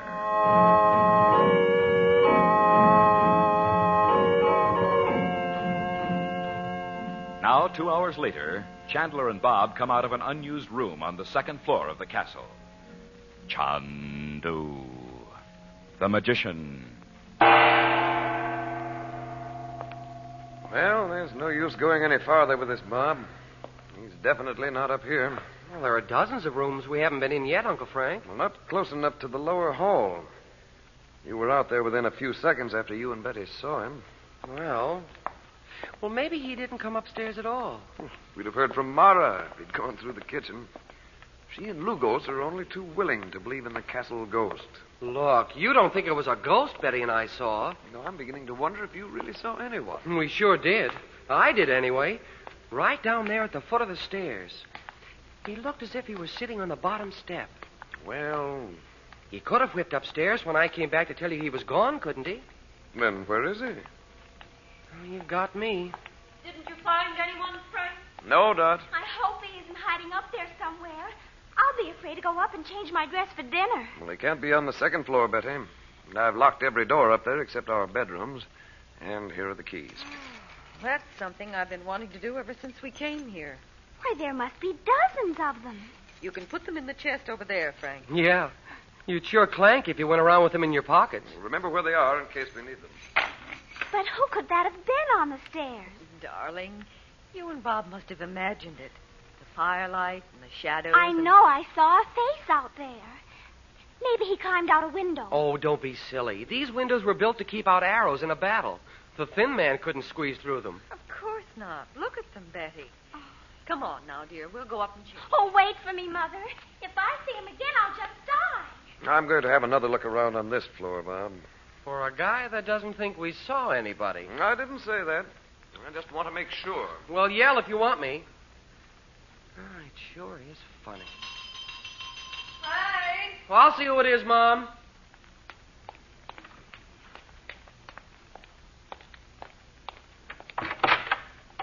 Good evening, Bob. Oh, hi, Nicholas. Come in.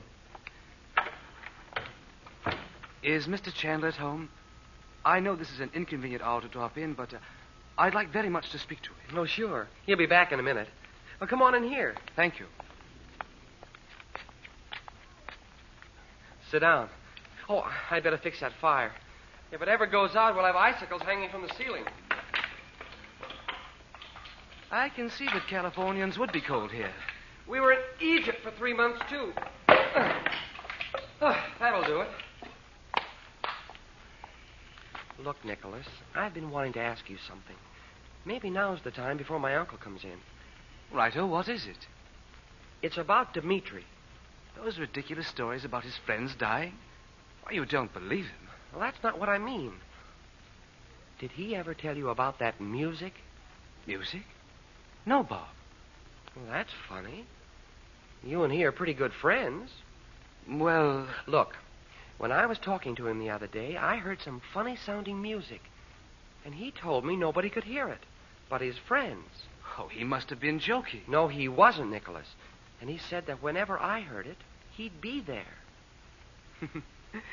So this is what comes of having a magician in one's family. Huh? Oh, I wasn't supposed to speak of it. But surely you know. Oh, yeah. But how did you? Bob, he saved my life with his uncanny ability. In Tibet. For Pete's sake. No wonder he acted as if he knew you that night at Mr. Mason's. No. But look here, Bob. About Dimitri... Now, you can't make me think it isn't so. Because I've heard that music twice since. What do the others think it is, Bob? Well, they don't even seem to hear it. What? Well, they never say anything about it.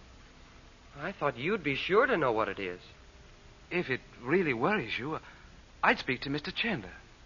I was going to. Only... Oh, I think this gloomy old castle's getting on your nerves. Heavens knows there are enough superstitions about it, too. Oh, Mr. Chandler. Oh, good evening, Nicholas. Good evening, sir. Oh, he wants to talk to you, Uncle Frank. I'll go and get cleaned up for dinner. I won't keep you long, Mr. Chandler. Well, I'm glad to see you. Won't you stay and have dinner with us? I'm afraid I can't. Jan Metsos is dining with my father and me in an hour. I see. Cigarette, sir? Thank you. I don't know why I should come to you with this, except that Jan Metsos doesn't seem to like you. And since I don't like him... Just what is it, Nicholas? Well, Metsos and Dimitri have suddenly become as thick as thieves. And I am beginning to wonder why. You've changed since that night in Tibet. I hope so, sir. I've never really taken to politics seriously. There's always been someone running about whispering and plotting.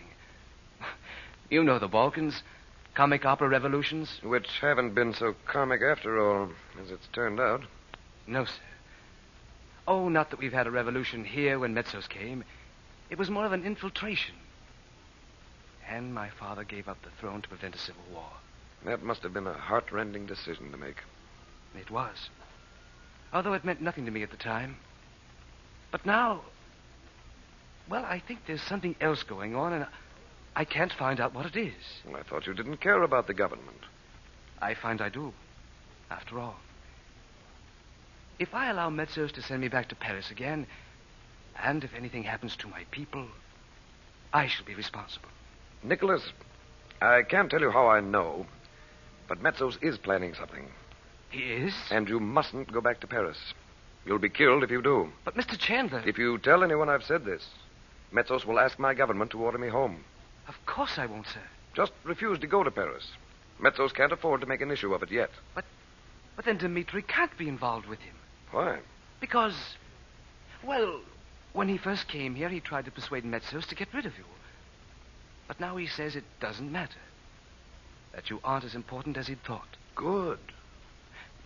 Do you mean you know what Metsos is going to do? Well, not exactly, but I know Dimitri is planning something besides, on his own. But what could he plan? A personal matter. Nothing to do with you or the country. He seems so different here than he did in Paris. Don't let him know you think so. Well, I invited him here, and I can ask him to go. No. No, when the time comes, I'll deal with him on his own grounds. But, Mr. You've Chandler... asked my advice, and here it is. Treat Dimitri exactly as you always have. And Metsos. I've already told him I didn't want to go back to Paris. Well, that's all right. Let him think you're just bored with school. If you can convince him you're completely irresponsible, so much the better. That won't be difficult. And there's one thing you can do for me, Nicholas. Certainly, sir. Invite me for a hunting trip in the mountains. Well, I'd be very glad to. I want to have a look at that mountain with the landmark on its side. The curved sword. But we can't go there. Estaben's gypsies would cut us to bits. Well, I don't want you to go with me, Nicholas. I just need an excuse. But it would be suicide. Well, if you'd rather not arrange it, I'll manage. But I'll have to go there. Oh, I'll do it if you insist, but... Oh, good Lord, look at the time. I really must go, Mr. Chandler. Remember what I said about Dimitri? I will. Must you go, Nicholas? Betty and Bob will be down in a moment. I'm sorry I can't stay, Mrs. Regent. We'll come up again soon. We're almost always at home. Well, thank you. Good night. Good night. Good night. Good night, Nicholas. You know, Dot, I'm sorry for that boy. He's caught in something too big for him to handle.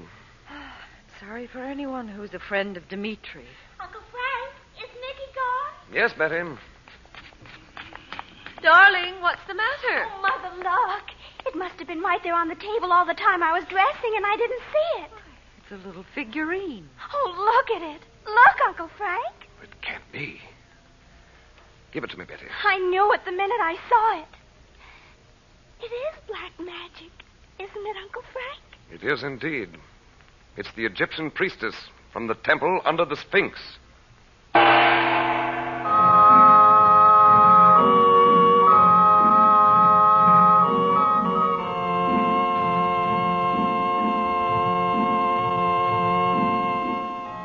like to be a magician? Would you like to mystify your friends with magic tricks? Chandu the magician has a magic trick for you. Chandu calls it the Assyrian money changer. It changes pennies into dimes. And we'll send it to you for just 25 cents and a White King box top. This trick is fascinating. Listen. You lay a penny on the table. Cover the penny with the mystic ruby block. So coot, you say. Then remove the block. Now the penny's gone, and you see a bright, shining silver dime instead. Wonderful, isn't it? And it's so simple you can do it not once, but again and again and again. Your friends will never catch on. Now, to get Chandu's Assyrian money changer, just mail 25 cents in coin and the top from a box of White King soap to Chandu, Los Angeles 21, California. That's Chandu, Los Angeles 21. And remember, nothing washes like soap. There is no soap like White King. You'll love White King.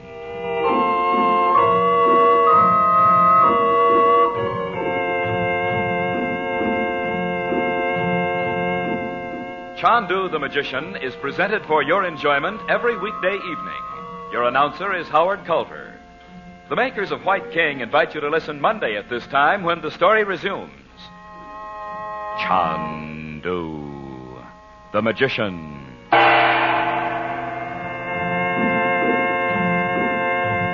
This is the Mutual Don Lee Broadcasting System.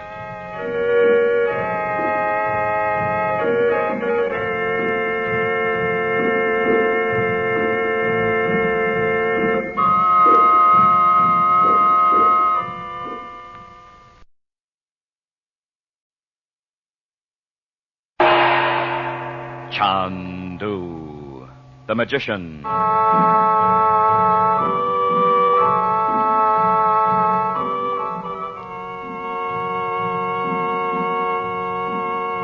Good evening, ladies and gentlemen. The makers of White King soap present for your enjoyment Chandu the Magician. Today, Chandu, master of illusion, offers you one of his mysterious and amazing tricks. Chandu calls this trick the Assyrian money changer, and it changes pennies into dimes. You want this trick? Want to mystify and entertain your friends? Want to be a magician just like Chandu? All right. Get that White King box top, send it with a quarter straight to Chandu, Los Angeles 21, and receive your first Chandu magic trick by return mail. What fun you'll have saying, "See this penny? I lay the penny on the table. Now I cover the penny with the mystic ruby block. So coot, I say. Then remove the block, and the penny's gone. Now it's a silver dime." The trick is easy. So easy a child can do it. But it is clever. So clever it is very hard to detect. Start your collection of magic tricks right now with Chandu's Assyrian money changer. Just send 25 cents in coin and a White King soap box top to Chandu, Los Angeles 21. Be sure to print your name and address plainly.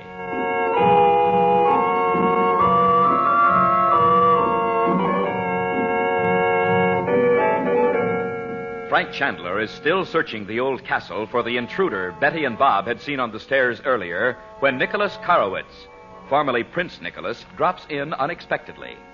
Before Chandler returns, Bob Regent questions Nicholas about his friend Dimitri. Nicholas scoffs at the intimation that Dimitri may possess supernatural secrets, and Bob himself does not realize that he has fallen under the influence of Dimitri's malign black magic. Later, alone with Chandler, Nicholas admits a growing distrust of his friend Dimitri, and Chandler warns him that Dimitri and Jan Metsos, the foreign minister, have planned Nicholas's death. And, waiting only for the door to close behind Nicholas, Betty runs downstairs. In her hand is a small figurine, which they all recognize with dismay. Chandu, the magician. It is black magic, isn't it, Uncle Frank? It is indeed. The Egyptian priestess from the temple under the Sphinx. Oh, put it down, dear. Give it to me, Betty. Oh, Uncle Frank. You don't have to look at it again. How could it have got into Betty's room? If it was there all the time, why didn't I see it before? Well, where was it, Bets? Where'd you find it? On the little table beside my bed. Oh. Well, it could have been there for days. Those rooms are dark even in the daytime. She lighted the candle on that table when we went up to dress. I waited to make sure there was no one in there. Well, it couldn't have been there then, Dot. You don't think one of the servants could... No, I don't. Betty and Bob did see someone down here on the stairs. How he got in and out, I don't know. But... Why should anyone leave that horrible little image in Betty's room? Because he knew I'd recognize it, whether Betty did or not. It must have been Dimitri. Oh, no, we'd have known him. It wasn't Dimitri. Well, how do you know? He's much more subtle than that. I wouldn't be surprised if he'd suggested it, though. He'd think it was very funny. Funny? Dorothy, have you forgotten what we saw in the crystal the other night? You mean Nadji and the man that looked like Dimitri? No, you and Bob didn't see it. I mean Dimitri alone, Dorothy. Of course I haven't forgotten it. Well, then you ought to know. If he sent this image here, he's counting on it to terrify all of you. Well, as far as I'm concerned, he's done it. Such images are used all over the world as a medium for the forces of black magic. Oh, Frank, throw it away. Do something about it. It's just a little figure carved out of alabaster. Oh, I see that. Dorothy, it can't hurt you unless you allow it to.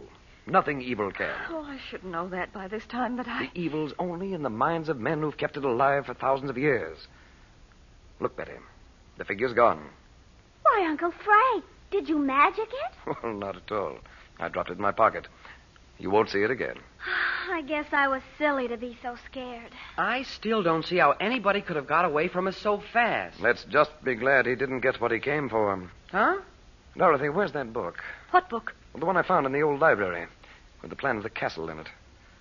We were looking at it when Carter Mason sent for me. Dot, it's still here, isn't it? Well, I suppose so. Oh, sure it is. I put all those books in the chest when you picked up the crystal. Here it is. No, let's have it, Bob. Careful, it's brittle. What makes you think this map is what that man wanted? Jan Metsos is the one who wants it. Now, let's see. Uncle Frank, it was Mr. Metsos I saw in the attic, wasn't it? I don't see how it could have been, Betty. Well, you said yourself that man had both his arms, Bets, and Mr. Metsos only has one. I've been through all those rooms. And those. You see, Dot, Metsos is worried because Dimitri won't go back to Paris. He thinks Dimitri may be getting secret instructions over Metsos' head. Oh, but he rules this country like a dictator. Dictators have been known to fall off their perches. I wonder. Ah, there it is. What, Uncle Frank? The part of the castle we didn't know about. The cellars. Well, I don't see anything. Well, there's nothing to see, especially, Betty. Those are the underground rooms where disgruntled men have plotted for generations. Metsos wants to know who's plotting there now. Well, that's that. Oh, are you going down there? Oh, let's all go. Oh, not before dinner. It's almost 8 o'clock. No, not tonight. I was going to the mountain tomorrow, but I think I'll put it off. I'll just go down and call on Jan Metsos. Tomorrow morning.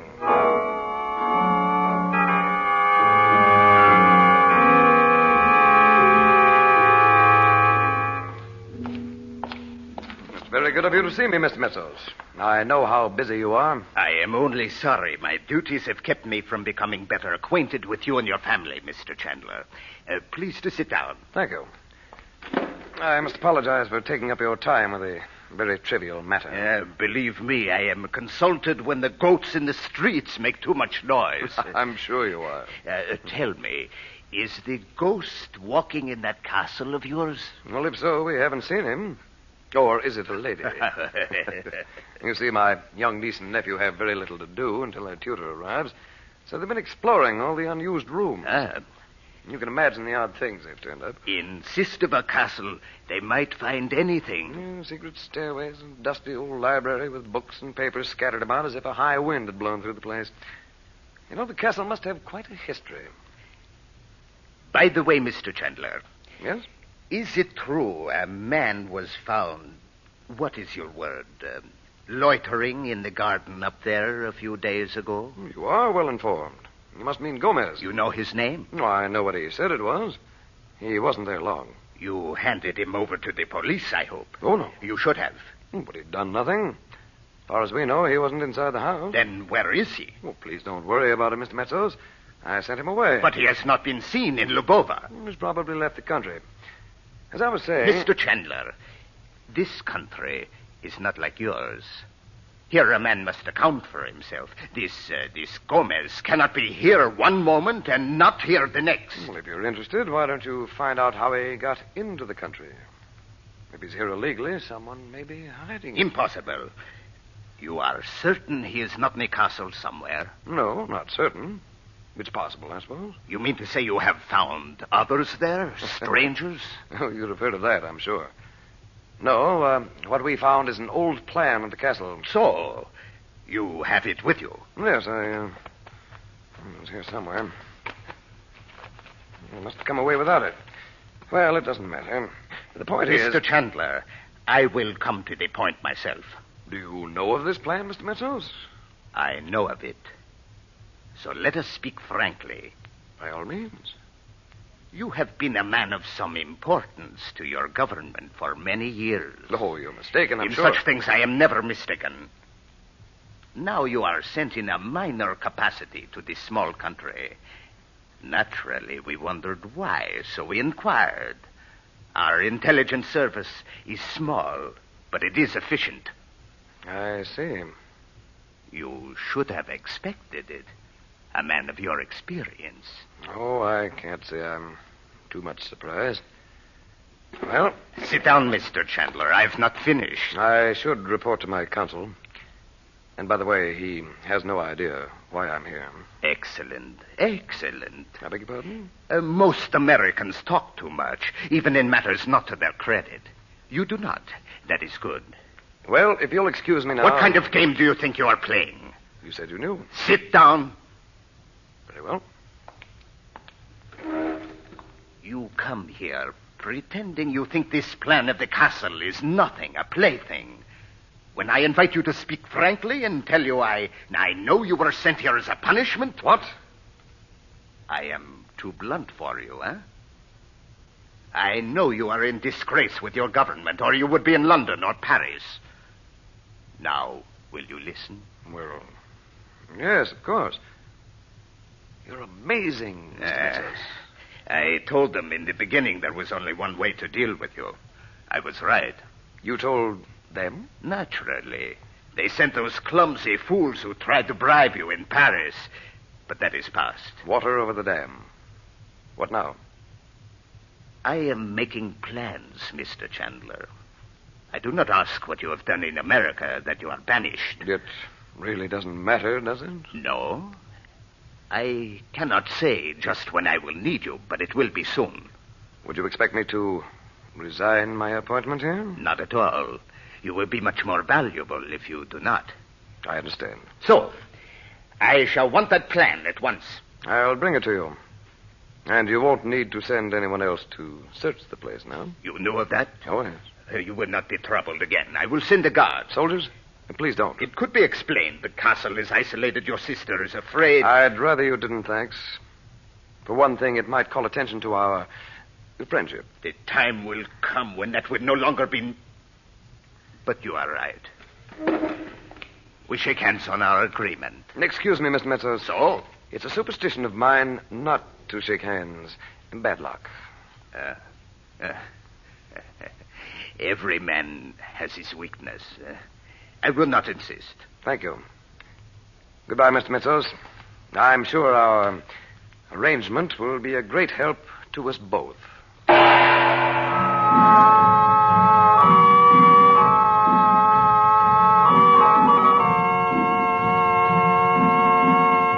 Would you like to be a magician? Would you like to mystify your friends with magic tricks? Chandu the magician has a magic trick for you. Chandu calls it the Assyrian money changer. It changes pennies into dimes. And we'll send it to you for just 25 cents and a white king box top. This trick is fascinating. Listen. You lay a penny on the table. Cover the penny with the mystic ruby block. So coot, you say. Then remove the block. Now the penny's gone, and you see a bright, shining silver dime instead. Wonderful, isn't it? And it's so simple, you can do it not once, but again and again and again. Your friends will never catch on. Now, to get Chandu's Assyrian money changer, just mail 25 cents in coin and the top from a box of White King soap to Chandu, Los Angeles 21, California. That's Chandu, Los Angeles 21. And remember, nothing washes like soap. There is no soap like White King. You'll love White King.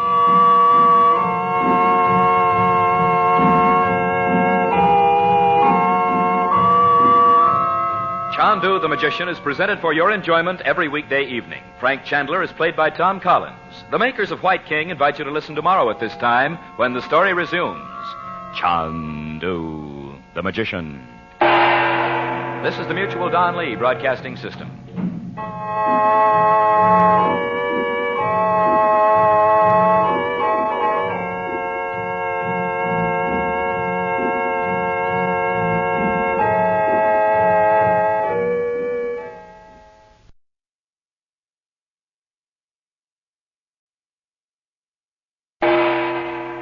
Chandu the Magician.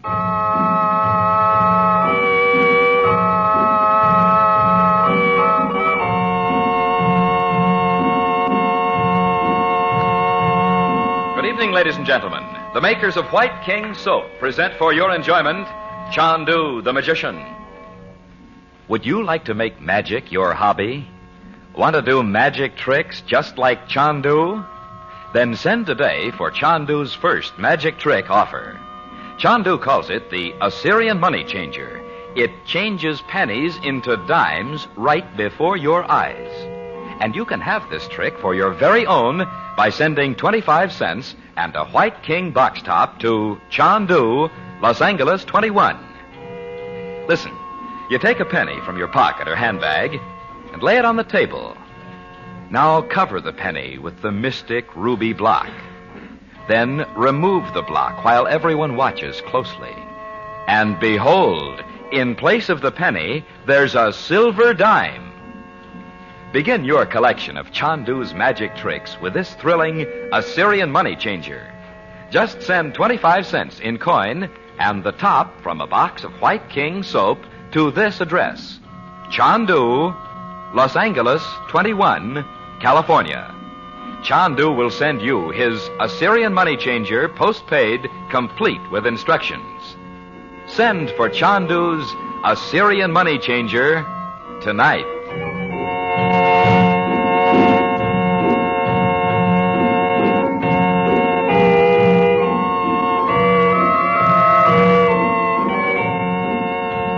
The old secret link between the Balkan castle of Sistava and the black magic of ancient Egypt suddenly confronts Frank Chandler when Betty Regent finds in her room a tiny statuette of the evil Egyptian priestess Oriunda. And by his occult powers, Chandler has already learned that somewhere in the maze of underground rooms is one devoted to the dreadful practice of the black arts. But meanwhile, Chandler has discovered that Jan Metsos, the foreign minister, is searching for a lost plan of the castle, for many years the meeting place of malcontents from all Europe. On the pretext of a social call, Chandler tells Metsos he has found the plan. And to his astonishment, Metsos offers to make him a secret member of the government staff. To unmask the man behind Metsos, Chandler agrees.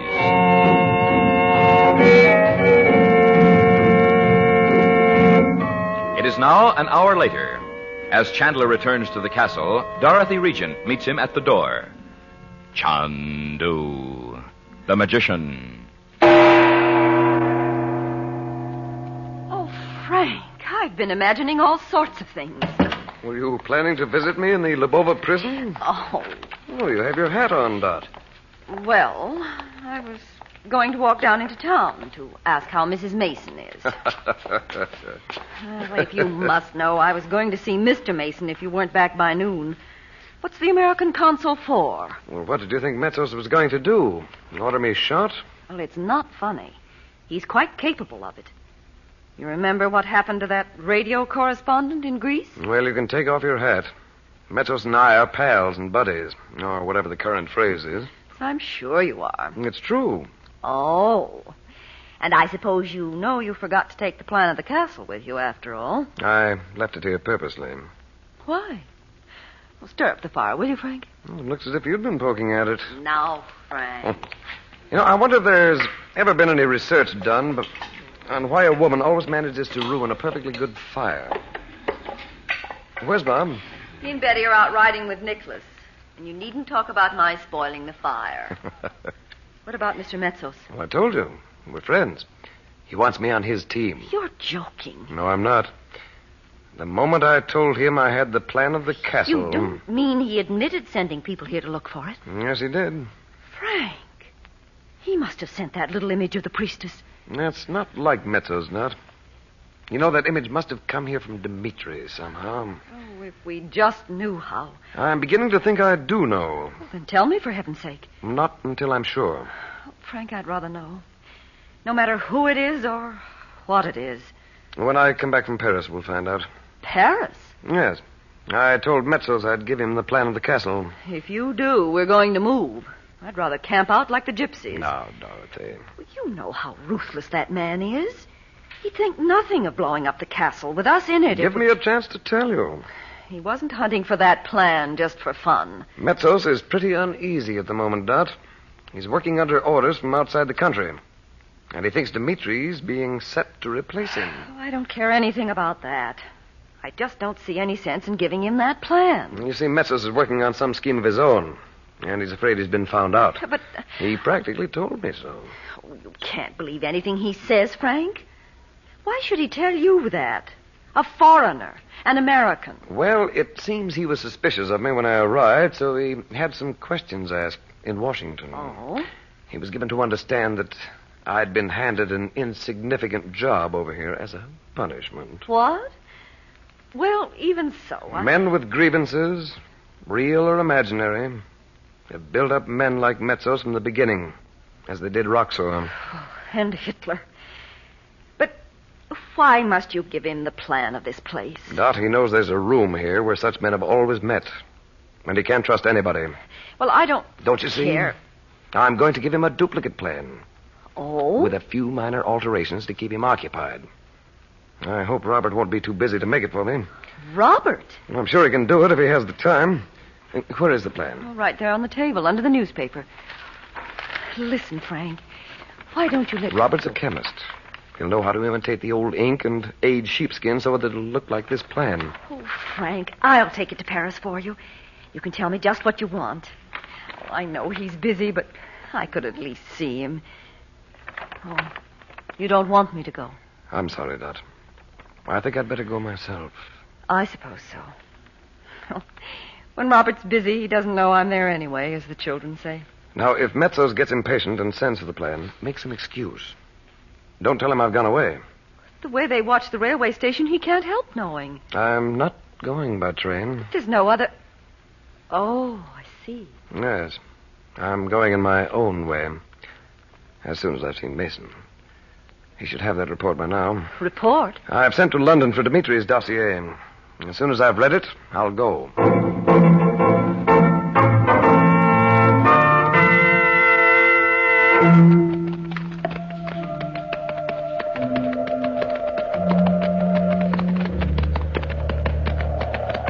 How'd you know which way we'd gone, Dimitri? This pine forest is a favorite of Nicholas. Where is he, Bob? Oh, I let Betty and him get ahead of me. He wanted to show us the view from the top of the hill, but... Excellent. What do you mean? I stopped when I heard you coming. I wanted to see who it was. I'm very happy to know you waited for me. Oh, you'd have caught up with us at the top anyway. You misunderstand. You mean you wanted to talk to me? You find that surprising? We are friends, aren't we? Sure. I guess so. Let us ride more slowly. If I wish to see you or Betty, it must be away from the castle. I am not a welcome caller. Well, you see, Look, Dimitri, I've been wanting to ask you this. What's that music you said nobody but your friends could hear? It is not easy to explain. Well, I wish you'd try. I will put it this way. All one's friends have a quality by which you recognize them. A sense of humor, a talent for drawing. The music is mine. Well, I don't know. You do not believe me? Well, I know I heard it. But why doesn't Nicholas hear it, too? He's known you a lot longer than I have. Are you certain he does not? I asked him. Gee, when was this? When he came up to the castle yesterday. I am sorry you spoke of it to him. Why? For several reasons. I don't get it. You will come to understand. I hope so. Because you know what? Every time I hear that music, it seems as if I'm somebody else. Indeed. Yeah. I'm rude to my mother, and I get into arguments with my uncle, and... You know what I think I'd better do? No, Bob. I think I'd better tell my uncle about it. Oh, no, you will not. Well, why not, for Pete's sake? Say, that music isn't some kind of black magic, is it? How dare you? Well, Uncle Frank said you knew a lot of those secrets. Like... So he knows. Like the Black Magic Temple under the Sphinx in Egypt. What's the matter with me? Listen to the music and to my voice. Huh? You will never speak of this to Chandler nor to anyone else. You understand? Yes. I guess so. No matter how deeply the music enters your mind, you cannot open your lips to speak of it. Remember.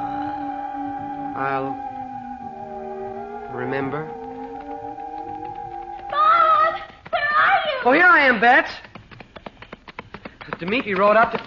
Oh, what's the matter? Nicky's horse threw him. He's lying on the ground up there. Oh, I'll go back with you. Did it knock him out? Yes, he must have hit his head. Oh. Hurry, Bob. Betty, wait here with me. Let Bob go and see what can be done for Nicholas. Oh, I can't, Dimitri. Will you come with us and help? That would not be wise. Come on, why don't you?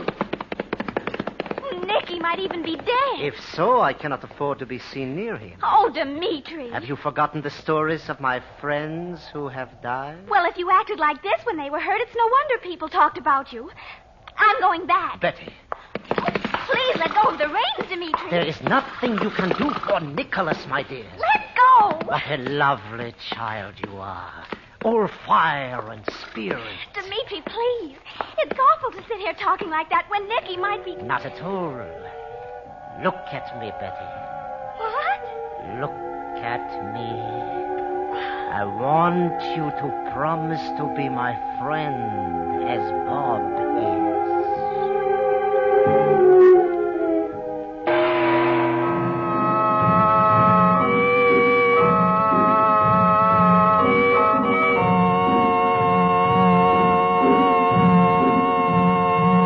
The alchemist of old spent his lifetime trying to change base metals into silver and gold. But now, Chandu will teach you this secret of the ages. With his mystifying Assyrian money changer, you can change pennies into dimes. Chandu will send you this magic trick for just 25 cents and a white king box top. Listen, place a penny on a table. Now cover the coin with the mystic ruby block, the magic money-changing block. Then utter the magic word, so-coot. Now remove the block, and in place of the penny, there is a silver dime. You boys and girls will want to start your magic collection with this Assyrian money changer. Here's a fine pocket trick for you men to spring on your friends and business associates. And if you ladies want to be sure your guests have a good time at your next party, try entertaining them with Chandu's magic trick. Just send 25 cents in coin and a box top from White King Soap to Chandu, Los Angeles 21, California. That's Chandu, Los Angeles 21. Make magic your hobby. Make White King your wash day soap. You'll love White King.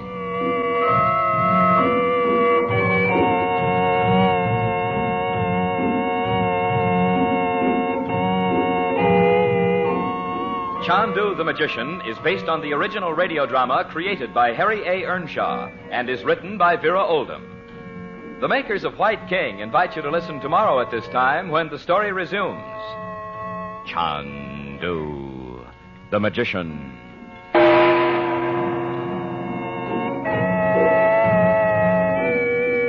This is the Mutual Don Lee Broadcasting System.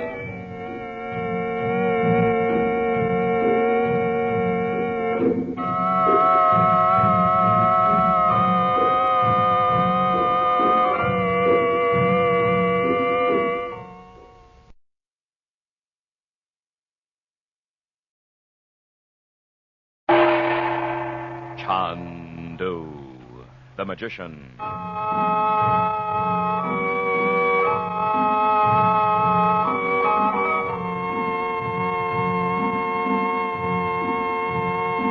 Good evening, ladies and gentlemen. The makers of White King Soap present for your enjoyment Chandu the Magician. Today, Chandu, master of illusion, offers you one of his mysterious and amazing tricks. Chandu calls this trick the Assyrian money changer, and it changes pennies into dimes. You want this trick? Want to mystify and entertain your friends? Want to be a magician just like Chandu? All right. Get that White King box top, send it with a quarter straight to Chandu, Los Angeles 21, and receive your first Chandu magic trick by return mail. What fun you'll have saying, "See this penny? I lay the penny on the table. Now I cover the penny with the mystic ruby block. So coot, I say. Then remove the block, and the penny's gone. Now it's a silver dime." The trick is easy. So easy a child can do it. But it is clever. So clever it is very hard to detect. Start your collection of magic tricks right now with Chandu's Assyrian money changer. Just send 25 cents in coin and a White King soap box top to Chandu, Los Angeles 21. Be sure to print your name and address plainly.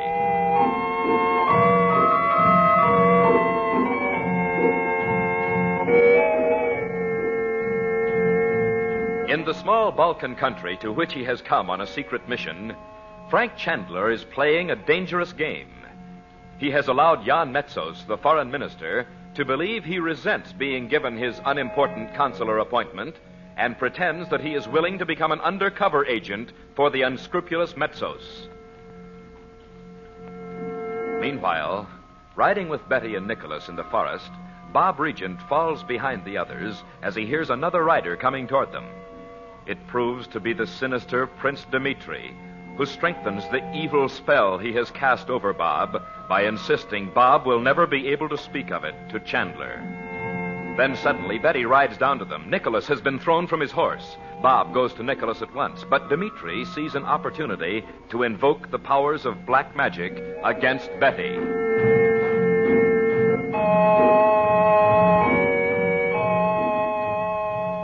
Now it is an hour later. In the castle, Chandler is reading a decoded report from London on Prince Dimitri. Chandu, the magician.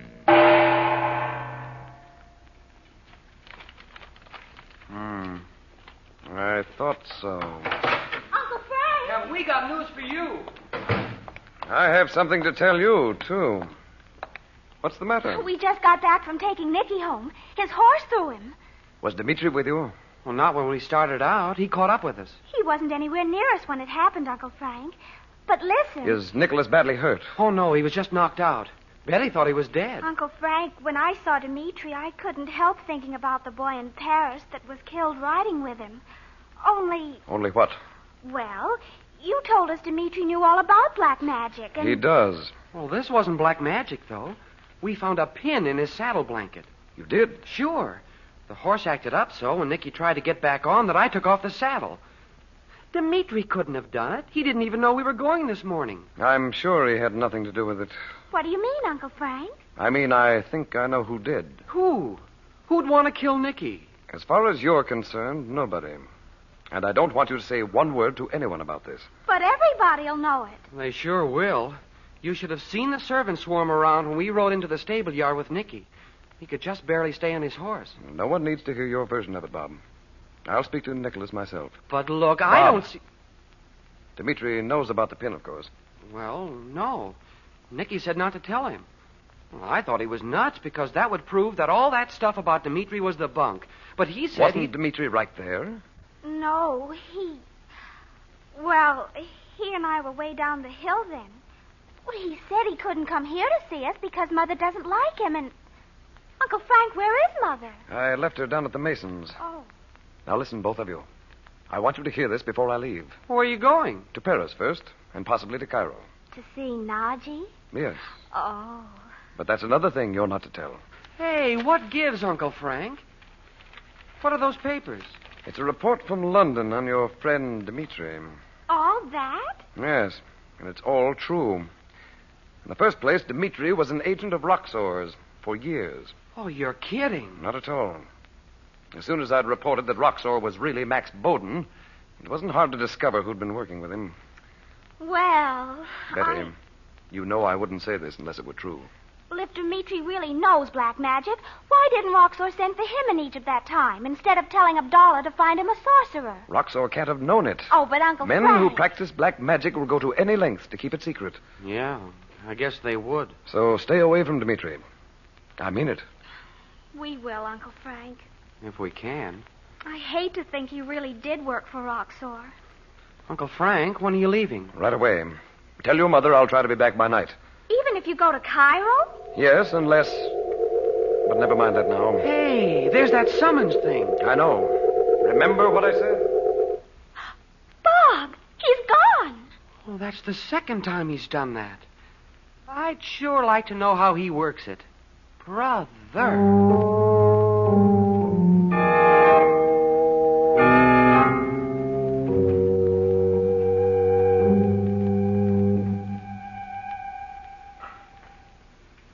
But we saw you with him, Nadji. In the crystal. Dimitri was not here, Chandu. You were looking into a mirror in the alchemist's room in your palace. And over your shoulder we saw his face. Nadji. Yes, Chandu.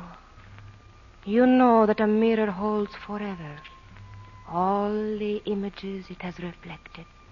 When was Dimitri in Cairo? Many years ago, as men count time. Oh, Chandu, if you saw me in the crystal, you know I've tried to stand between you and this man's evil. But you know I must have been meant to meet it. Sit down again, Nadji. Is this the secret you've been keeping so long? Oh, no, Chandu. I will tell you of Dimitri. Whatever you know. Because now he's invoked the curse of Mulgam. No. And not on me alone, on Dorothy, too. And even on Betty and Bob. Oh, do not say they have already fallen under this spell. Like the others. What others? In every country are those who, for no reason, suddenly turn against the ones they love. To walk strange, lonely paths. I know. Roxor's organization was filled with such people. They are the lost ones, never knowing why. Yes. Gordon Douglas was one of them. It is true. But compared with Dimitri, he was a child. Oh, Chandu, if this thing should happen to Dorothy or the children because I have not warned you. It can't be too late. Darling, why didn't you want to tell me this? It is one of the ancient secrets of my people. But surely... Nadji, don't look at me as if I were a stranger. Chandu. Darling. No, please. I told you this secret of yours was something you've built up in your mind. I'm sure of it You now. cannot know. The yogi himself told you so. Shall I tell you exactly what he told me about you? He told you? These are his own words. Thy love bears within itself its own fulfillment. Then can you not see and believe there is no hope? No, my darling. Because without you, there is no fulfillment. You have convinced yourself because you wish to believe it. Well, don't you? Yes, but... Nadji, sometime, somehow... Oh, if only I had not told you I loved you. Don't be sorry. You belong to me. I cannot. And someday you'll find the secret doesn't matter anymore. Will you tell me when the day comes? It can never come, Chandu. Oh, yes, it can. Darling. Darling.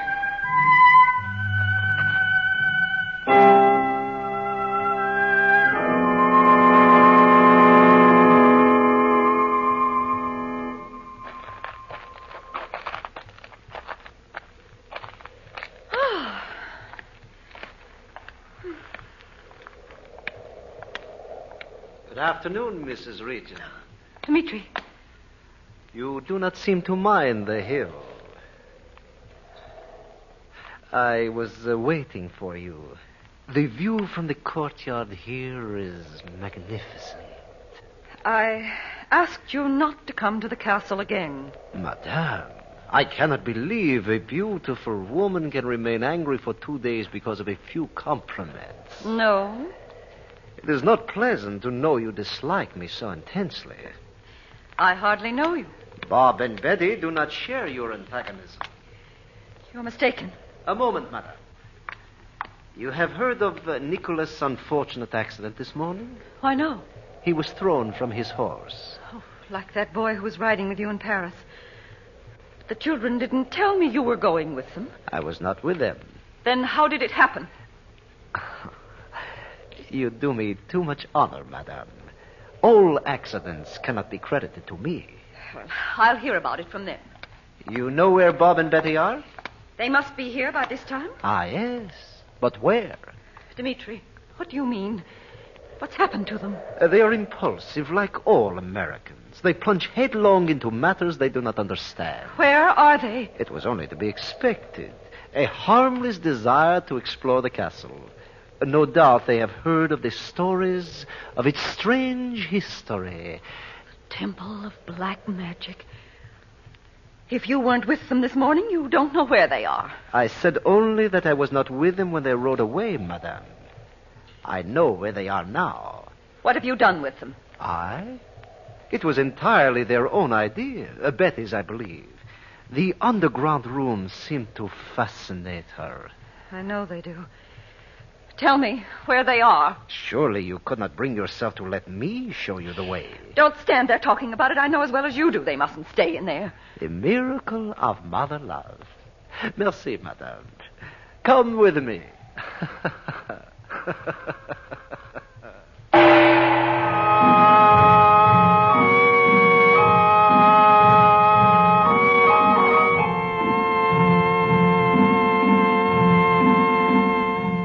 Would you like to be a magician? Would you like to mystify your friends with magic tricks? Chandu the magician has a magic trick for you. Chandu calls it the Assyrian money changer. It changes pennies into dimes, and we'll send it to you for just 25 cents and a white king box top. This trick is fascinating. Listen, you lay a penny on the table. Cover the penny with the mystic ruby block. So coot, you say. Then remove the block. Now the penny's gone, and you see a bright, shining silver dime instead. Wonderful, isn't it? And it's so simple you can do it not once, but again and again and again. Your friends will never catch on. Now, to get Chandu's Assyrian money changer, just mail 25 cents in coin and the top from a box of White King soap to Chandu, Los Angeles 21, California. That's Chandu, Los Angeles 21. And remember, nothing washes like soap. There is no soap like White King. You'll love White King.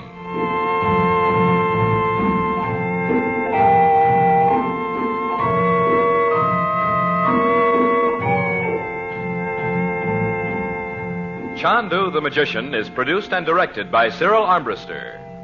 The makers of White King invite you to listen tomorrow at this time when the story resumes. Chandu, the magician.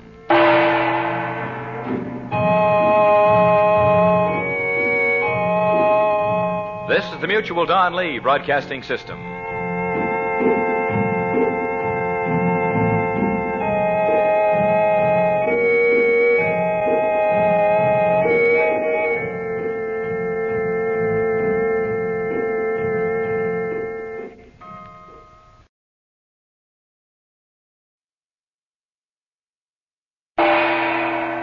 Chandu, the magician.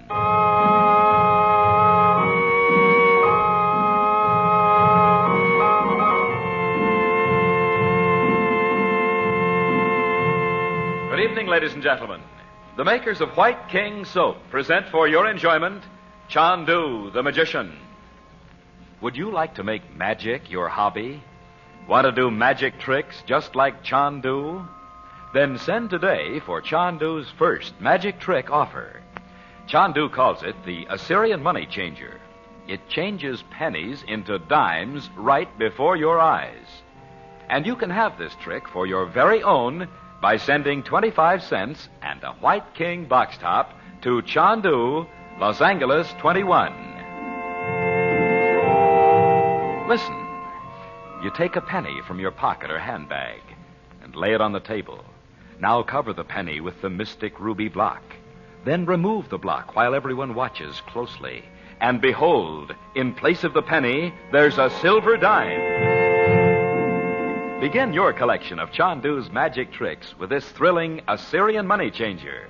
Just send 25 cents in coin and the top from a box of White King soap to this address: Chandu, Los Angeles 21, California. Chandu will send you his Assyrian money changer, postpaid, complete with instructions. Send for Chandu's Assyrian money changer tonight.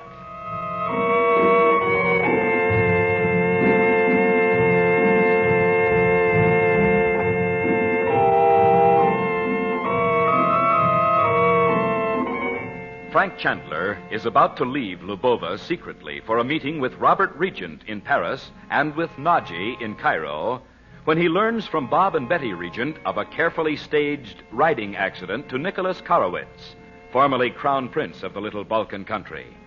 Chandler believes it was planned by Jan Metsos, the foreign minister, to throw suspicion on the baleful Dimitri, with whom Metsos has quarreled. Late that afternoon, as Dorothy returns to the castle from a visit in the town, she is met in the courtyard by Dimitri. He tells her that in her absence, Bob and Betty have decided to explore the underground rooms of the castle. Fearing they may have come upon the ominous temple of black magic, and despite her overwhelming terror of Dimitri, Dorothy goes with him to look for the children.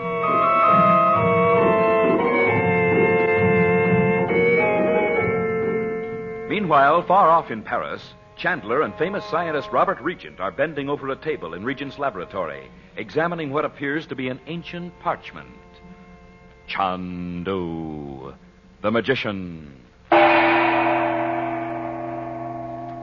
It's perfect, Robert. Well, I had no idea you could finish it so soon. Oh, it was very simple. It only took me an hour or so. Well, it looks as old as the original. Thanks very much. Oh, I was glad to do it for you, Frank.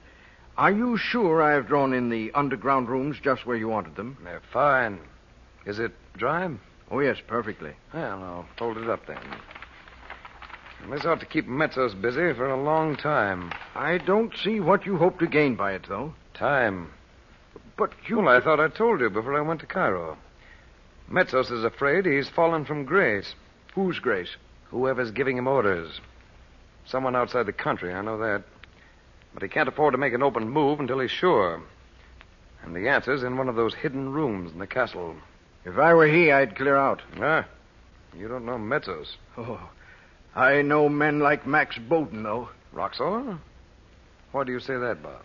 Because from what you've told me, this man must be like Roxor. What's the world coming to when two such men can exist? It's my business to see that he doesn't succeed. And yours, too. Oh, I know, Frank. I'm working every day. Harder than I've ever worked. But I often think it's no use. No use? Yes. How can we ever hope to defeat ruthless men who'll stop at nothing? Torture, slavery. Because they're wrong. They don't mind that. Did Hitler? Did Roxor? No. And they're both gone. Bob, don't you see that if we admit evil is stronger than good, it will be? Well, I'm afraid I haven't your philosophy, Frank. Well, after 9 years in Roxor's hands, I don't wonder. I hope that's all it is. But I'm not neglecting my work because I'm discouraged, Frank. I know that, Bob. Now, this man I'm looking for, Metsos' chief, must be someone from Roxor's organization. You really think so? I'm taking up where Roxor left off. 2 or 3 of his former agents have already shown up at the castle. They have? Why, this Balkan scheme must have been the core of Roxor's entire plan. Well, the Balkans have always been a powder keg. But if I can play off Metsos against his chief, well, I hope it won't explode this time. I must go, Bob. Give my love to Dorothy and the children, won't you? I will. And don't pay too much attention to what I just said now. I'm often depressed, but, well, just the same, I'm getting astonishing results with my experiments. I'm not surprised, knowing you. I'm keeping careful records so that even if I don't live to finish the work... Robert. I shall never be really well again, Frank. I've accepted it. Don't tell Dorothy. I won't, because I don't believe it. I hope we'll all see you again, Bob. Very soon.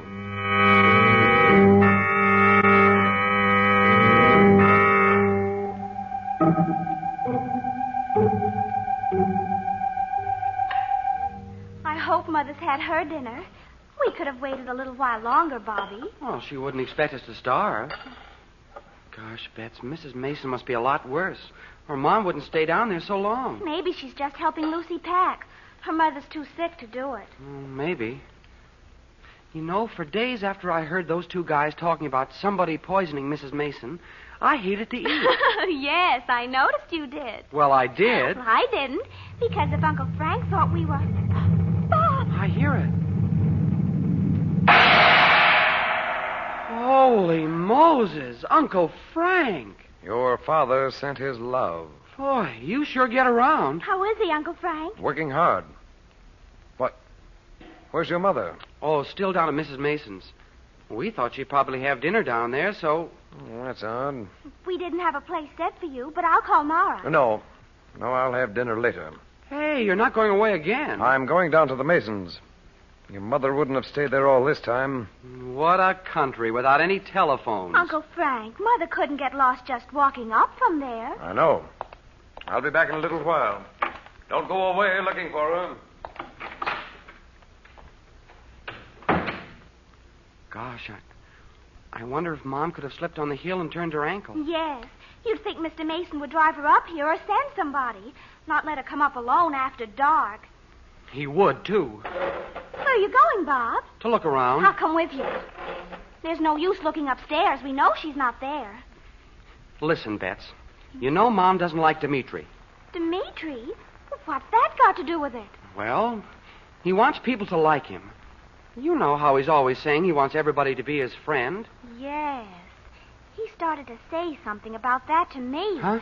Up on the hill after you'd gone to see about Nicky. But then you came back. Did he? Oh, gosh. You mean Mother's gone out somewhere with Dimitri? Oh, she wouldn't, Bob. Look, I'm going to tell you something. He said I couldn't, but I will anyway. Something about Mother? Well, this is about me. But maybe it's about Mom, too, now. You look so funny. As if... As if what, Bets? As if you were listening to something. Well, that's what I want to tell you about. Dimitri said that... He said...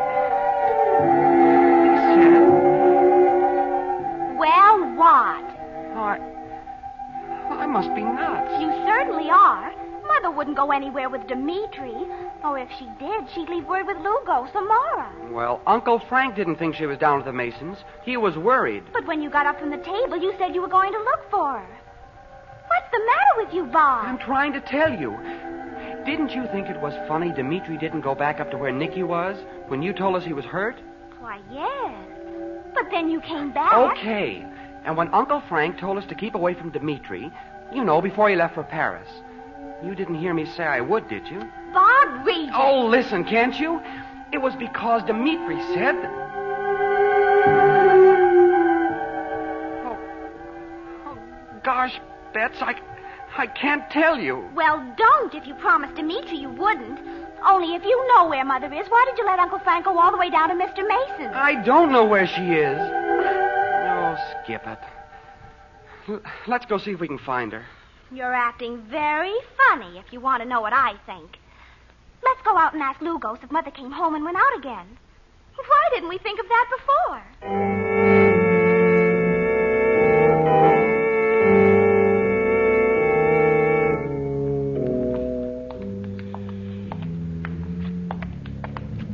It must have been Dimitri Lugos heard, talking to Mom out here in the courtyard. Oh, Bob, it could have been anybody. Lugos didn't see him. And anyway, what are you looking for? Well, if Mom dropped a handkerchief or anything, we'd know which way she went. Bess, look here. Huh? Right where my flashlight's pointing. It looks like the little bunch of wildflowers she pinned on her lapel this morning. But, Bob... It is. I mean, there's no way out of the courtyard over here. Well, then maybe there's a... Yes, there sure is. Huh? Behind this bush. A door. I never saw that before. Of course not. And look along that edge. You can see it's been opened lately. What? That broken spider web. But why would Mother go in there? Oh, open it, Bob. I am. If it's not locked. Oh, it's like a dungeon. Mother! Mom! Are you in here?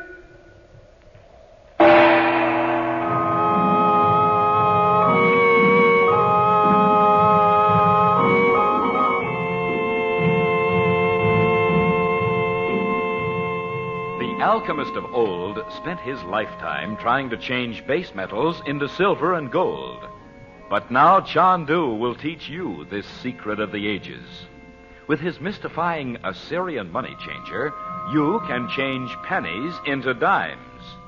Chandu will send you this magic trick for just 25 cents and a White King box top. Listen. You place a penny on a table. Then cover the coin with the mystic ruby block, the magic money-changing block. Then utter the magic word, So Coot. Now remove the block. And in place of the penny, there is a silver dime. You boys and girls will want to start your magic collection with this Assyrian money changer. Here's a fine pocket trick for you men to spring on your friends and business associates.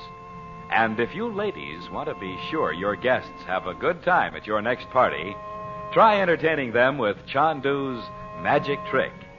Just send 25 cents in coin and a box top from White King Soap to Chandu, Los Angeles 21, California. That's Chandu, Los Angeles 21. Make magic your hobby.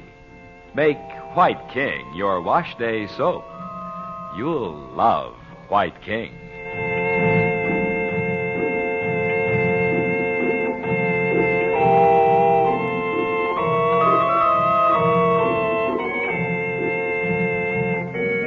Chandu the Magician is presented for your enjoyment every weekday evening. Betty and Bob are played by Joy Terry and Lee Millar. Special musical effects are by Korla Pandit. The makers of White King invite you to listen again tomorrow at this time when the story resumes. Chandu the Magician.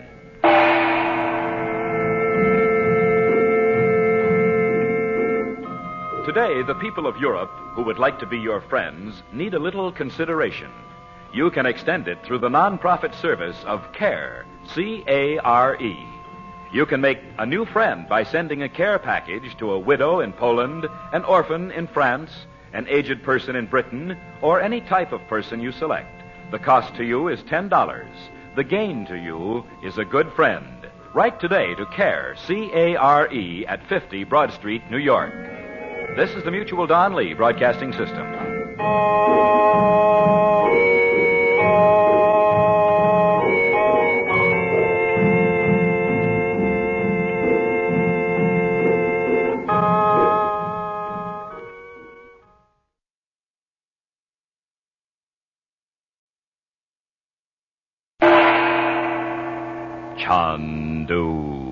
the Magician.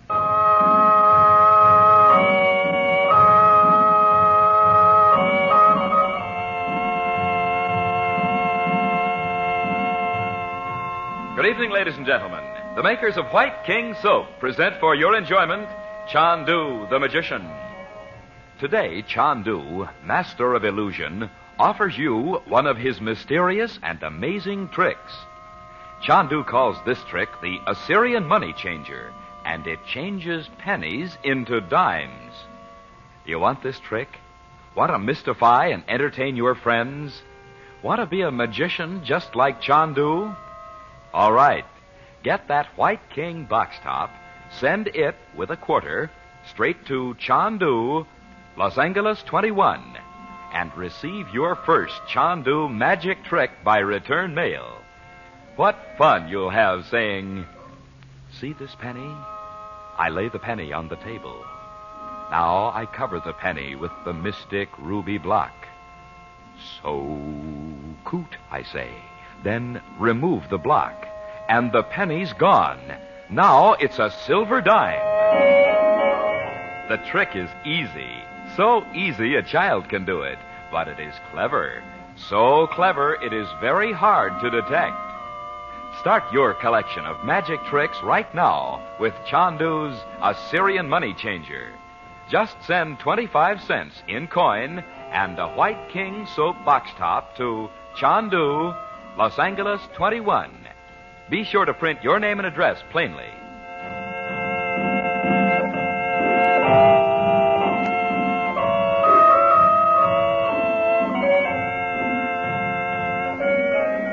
In Paris, at Frank Chandler's request, Robert Regent has produced a skillful counterfeit of the ancient parchment map of the Balkan castle.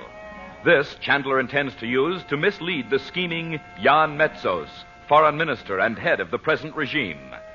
But when Chandler returns from his secret trip, he learns from Betty and Bob that Dorothy, whom he had left at the home of Carter Mason, the American consul, has not returned to the castle. Deeply concerned about his mother, and fearing she too may have fallen under the evil spell of the mysterious Dimitri, Bob tries to warn Betty. But as Dimitri had threatened, he is unable to speak of it. Later, searching for some clue to Dorothy's absence, they find in the courtyard a flower they know she was wearing. Near it, masked by shrubbery, they discover a door.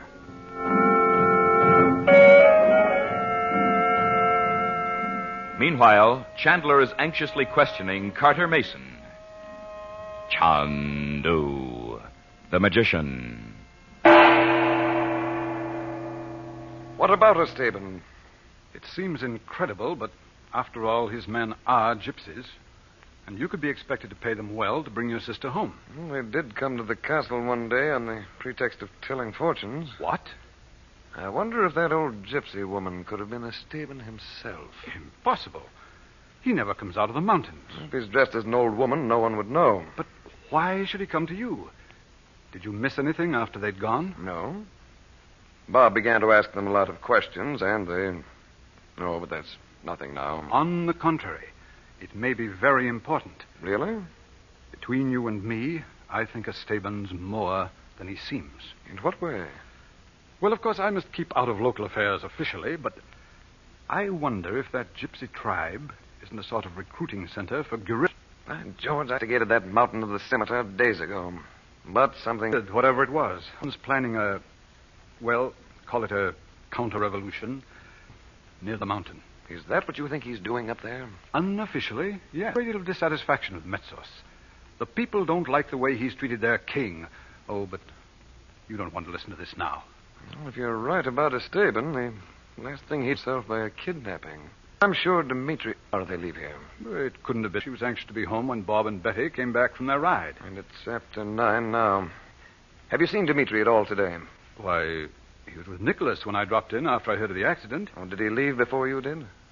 As a matter of fact, he was just leaving Nicky's room as I went in. But look here, Chandler. Take my word for it, Mason. Dimitri is at the bottom of this.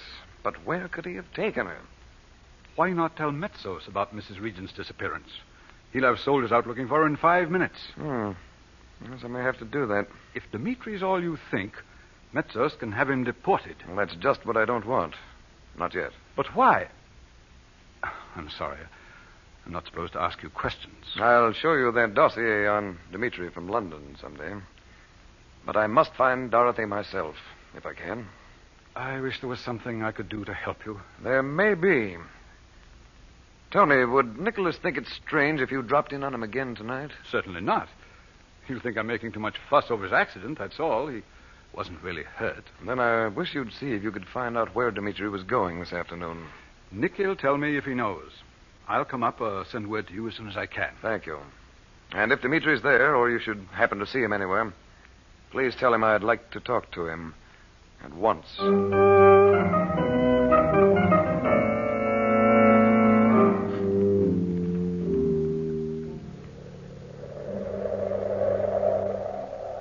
There's a light, Bob, coming up the hill. Oh, yeah. Uncle Frank, is that you? Has your mother come home? Not yet, but hurry. We think we know where she went. Has Dimitri been here? Oh, no, Uncle Frank. We didn't see him, you mean? Look over here. Oh, wait till I push the branches out of the way.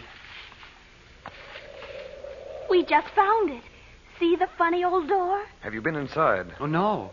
For once, we had sense enough to wait for you. I was going in if you didn't come back pretty soon. Well, I'm glad you didn't, Bob. Especially if... If what, Uncle Frank? Nothing. Steps going down. Yeah. Gee, this wall must be 6 feet thick. I know Mother wouldn't go into that dark old place by herself. Nor with Dimitri either. She can't stand him. Betty, Bob, I'm going to take you both in with me. Because I don't want to leave you alone until I find out what this means. But you must stay with me. Don't go wandering off on your own. We'll do whatever you say. Of course we will. Oh, poor Mother. Come on, then. Leave the door open. Oh, this place is like the catacombs in Malta. Yeah. And the cellar of that old house there, too. I hope there isn't a well like that one. Oh, wouldn't it be awful if Mother fell... Oh, for Pete's sake. Do you have to be so gruesome? Well, there must be something like that.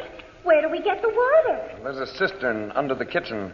Under the kitchen? Yes, Prince Ivan had it put there. He piped the water from a spring up on the mountain. Oh, wait a minute. She's been here, all right. I'm not walking aimlessly in the dark, either. Her footprints go straight across. Yeah. And somebody was with her. Look. I don't care what you say, Bob. I know Mother wouldn't come down here with Dimitri. Where did your mother think you two were? She knew we went riding with Nicky. But you were gone a long time because of his accident. I get it. Well, I don't. Well, don't you see, Bets? We've been talking about exploring the underground rooms ever since we got here. Yes, but... She came home. Dimitri must have been waiting for her. And told her we were in here somewhere? What if he did? Betty, she knows that hidden away in these cellars there's a room that's been used for centuries for the practice of black magic. Oh, dear. So you see? I'm glad you do, Bob. Stop a moment.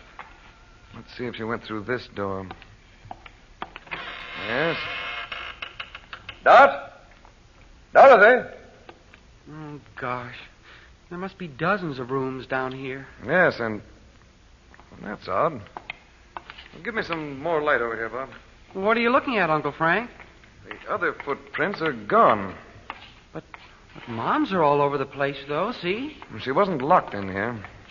If Dimitri left her here in the dark... Well, maybe she couldn't find her way out. Yes, she could, just by following the walls. I'll try this other door. Stay there.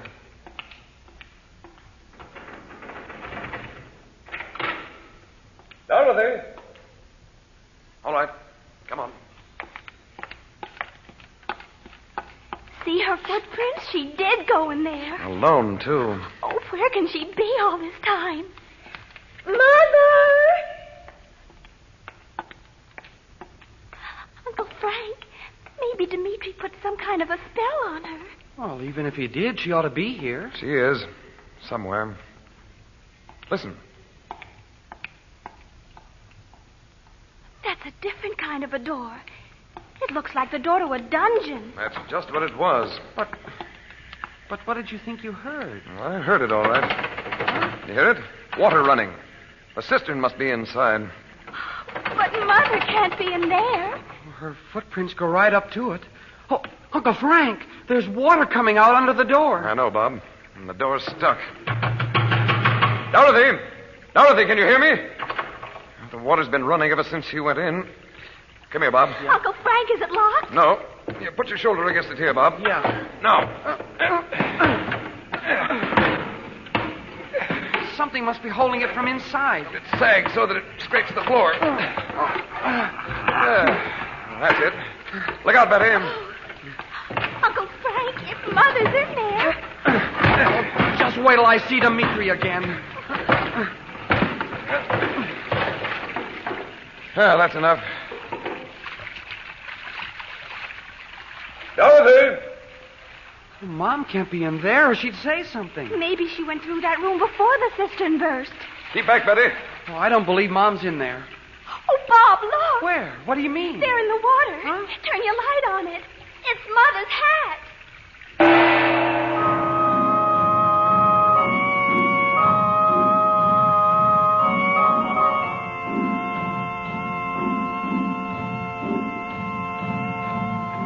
Would you like to be a magician? Would you like to mystify your friends with magic tricks? Chandu the magician has a magic trick for you. Chandu calls it the Assyrian money changer. It changes pennies into dimes, and we'll send it to you for just 25 cents and a White King box top. This trick is fascinating. Listen. You lay a penny on the table. Then cover the penny with the mystic ruby block. So coot, you say. Then remove the block. Now the penny's gone, and instead you see a bright, shining silver dime. Wonderful, isn't it? And it's so simple you can do it not once, but again and again and again. Your friends will never catch on.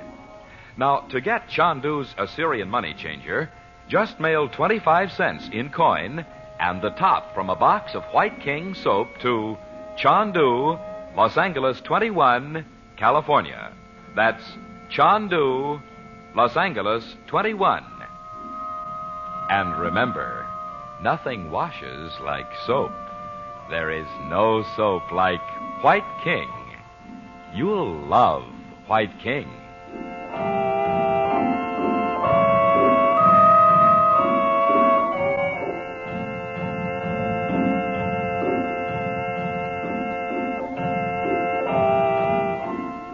Chandu the Magician is presented for your enjoyment every weekday evening. Your announcer is Howard Culver. The makers of White King invite you to listen Monday at this time when the story resumes. Chandu the Magician.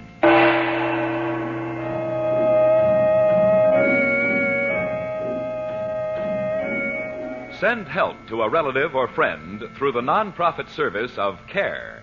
Make a new friend by sending a $10 CARE package to a needy family, or join with others in this community by sending a contribution in any amount to CARE at 50 Broad Street, New York.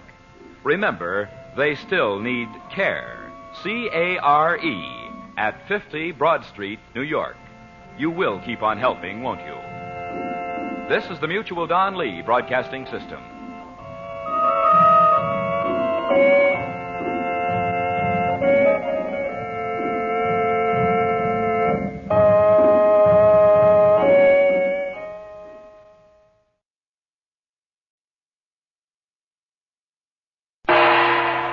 Chandu the Magician.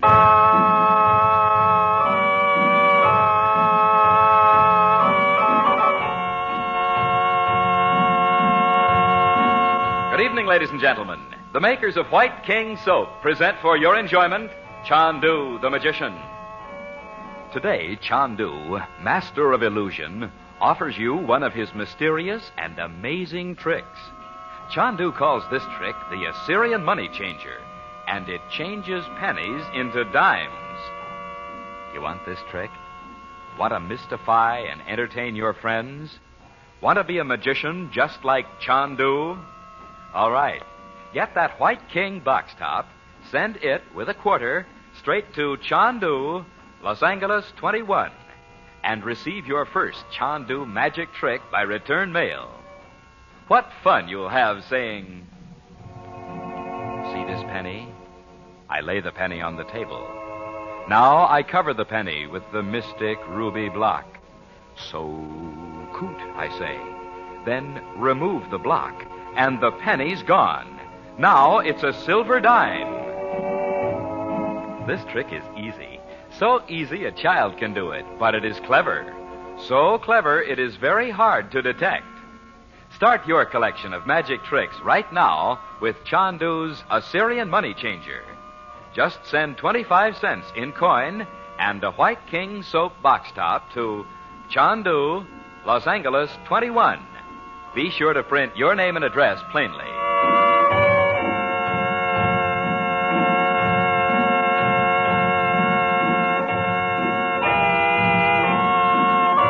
Frank Chandler suspects that his sister, Dorothy Regent, may have gone into the maze of unused rooms in the cellars of the old Balkan castle in a desperate attempt to protect Bob and Betty from the sinister black magic of Prince Dimitri. But neither Chandler nor Dorothy knows that its dark shadow has already fallen upon Bob.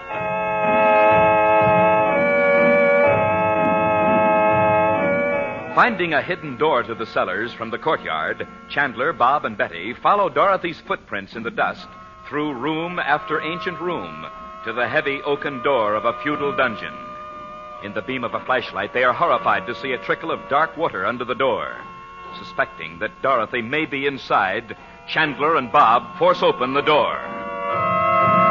Chandu, the magician. Keep back, Betty. I don't believe Mom's in there, Uncle Frank. Bob, look. Where? What do you mean? In the water. Huh?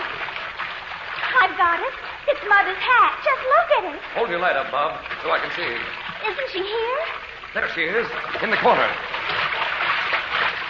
Mother. Mother. I don't get this, Uncle Frank. Why would you just sit down there on the floor? I don't either. If the water's been running all this time. Look out, Bob. I'll pick her up. Uncle Frank, her hair isn't even wet. It would have been in another couple of minutes. Mother, what happened? Wait until we get her upstairs, Betty. Oh, and look at her hands. They're all scratchy. Mom? Gosh, Uncle Frank, do you think she's still alive? Of course she is. Betty can get her to bed, and you and I'll come down here and see what we can do about this water. Thank heaven we got here in time.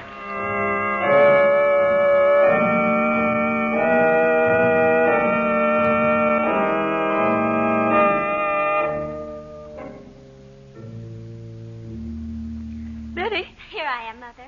I gave Mara your clothes to dry, and she brought up a hot stone to put your feet on. There. That feels good. Let me fix the covers. Are you still cold? No, I'm fine. Darling, where were you and Bob? We had to take Nicky home. His horse threw him. But he's all right. Weren't you in the cellars at all? No, Mother, honestly. How could Dimitri tell you that? How did you know it was Dimitri? Uncle Frank said so, and so did Bob. Here, drink your coffee while it's hot. Betty, where are you going? Just to pull up a chair. Do you want something else, darling? No, I just don't want you out of my sight. Where's Bob? He and Uncle Frank will be up in a minute. They went to fix the cistern. The what? Mother, why were you sitting on the floor in all that water? Why, I don't know. Oh, I shouldn't have said that. Don't think about it anymore. Betty, what if it had been you and Bob shut in there? Oh, I wish it had been. Oh, don't say that. You must promise me you'll never go anywhere with Dimitri, no matter what he tells you. Oh, I did promise, Mother. Only there's something about him. I don't know how to explain it. I do. I mean, I keep remembering the night of Mr. Mason's party when Dimitri told me about Russia.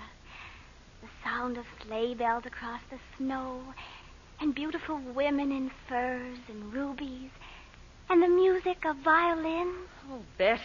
Oh, it was fascinating. It makes me wonder how he can be so awful. You're probably not the first girl he's fascinated with stories about the Russia he can't even remember. How do you know he can't, Mother? But the Russian Revolution was more than 30 years ago. And he can't be more than 35. Although he seems as old as time itself. What did you say, Mother? Nothing. Dot. Oh, come in, Frank. Is Bob with you? Sure. Oh, gee, Mom, you look a lot better. And this room's actually warm for once. I've been piling wood on the fire ever since I got her into bed. Dot, was there water on the floor when you went into that little room? I don't think so.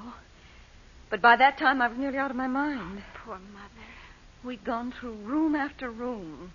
So I couldn't find Bob and Betty, and all the time Dimitri kept talking about music, of all things. Music? Then I stepped into that little room, and the door slammed shut. I couldn't get it open. Oh, Mother. It sure sounds like somebody disconnected that pipe, Uncle Frank. What pipe? Into the cistern. Dot, I hate to keep going over this, but are you sure you didn't do it yourself? Why, how could I?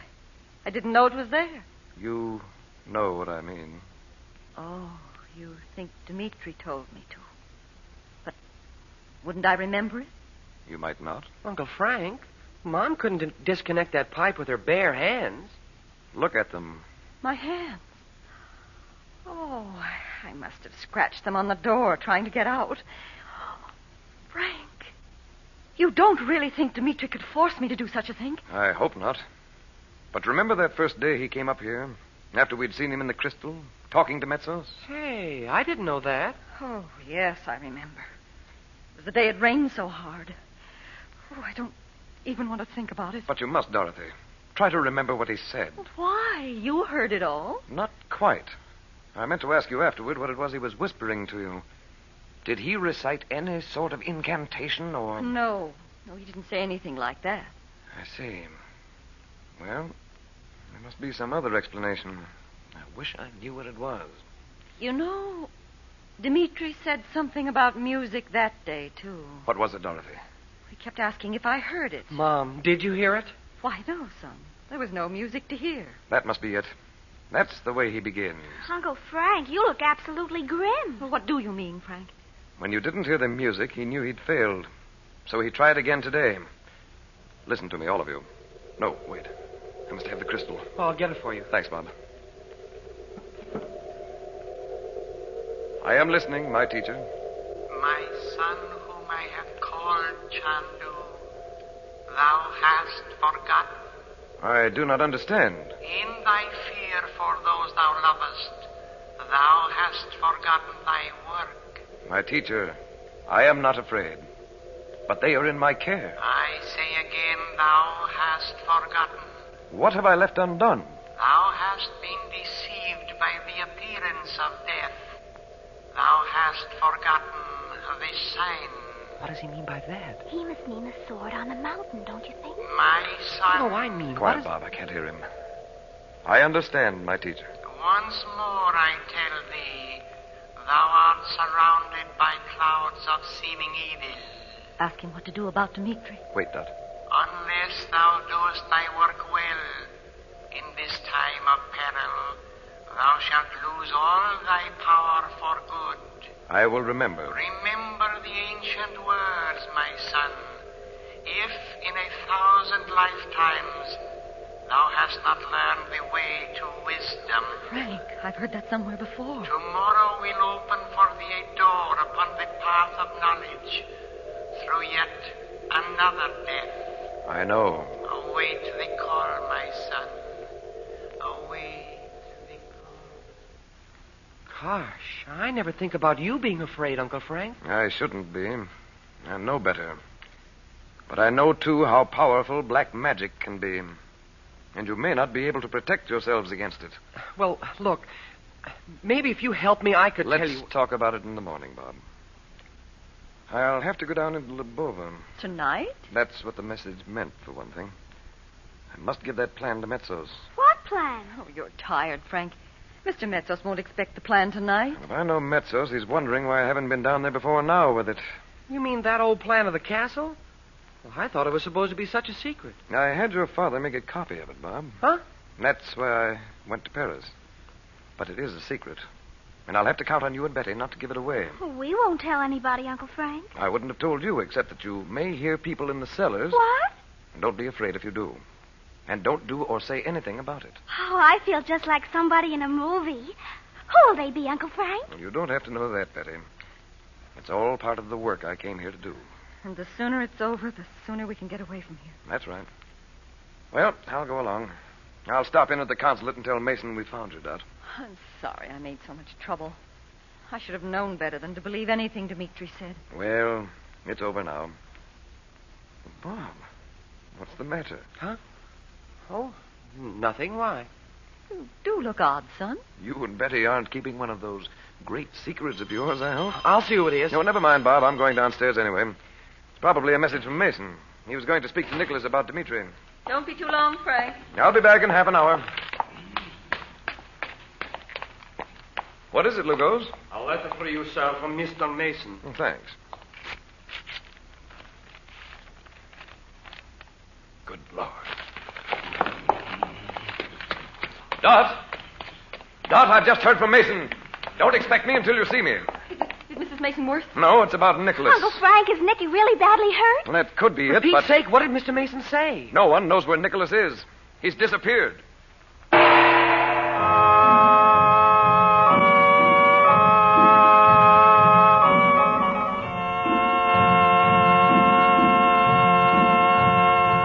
Would you like to be a magician? Would you like to mystify your friends with magic tricks? Chandu the magician has a magic trick for you. Chandu calls it the Assyrian money changer.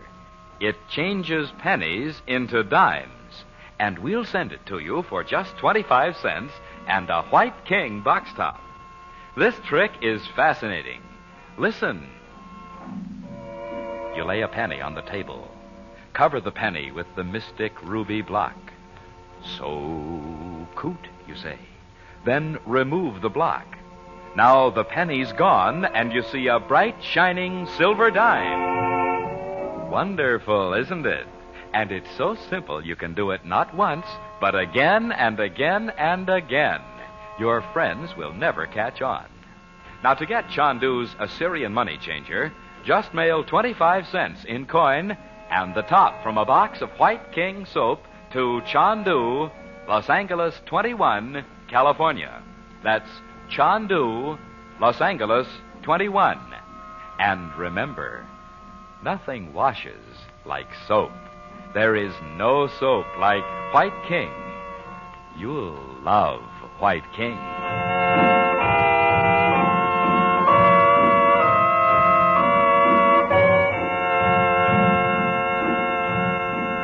Chandu the Magician is presented for your enjoyment every weekday evening. Frank Chandler is played by Tom Collins. The makers of White King invite you to listen tomorrow at this time when the story resumes.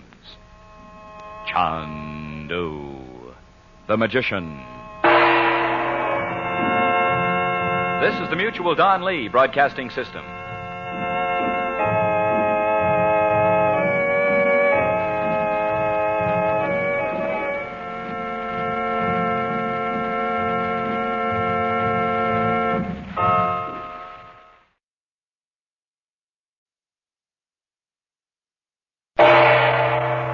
Chandu the Magician.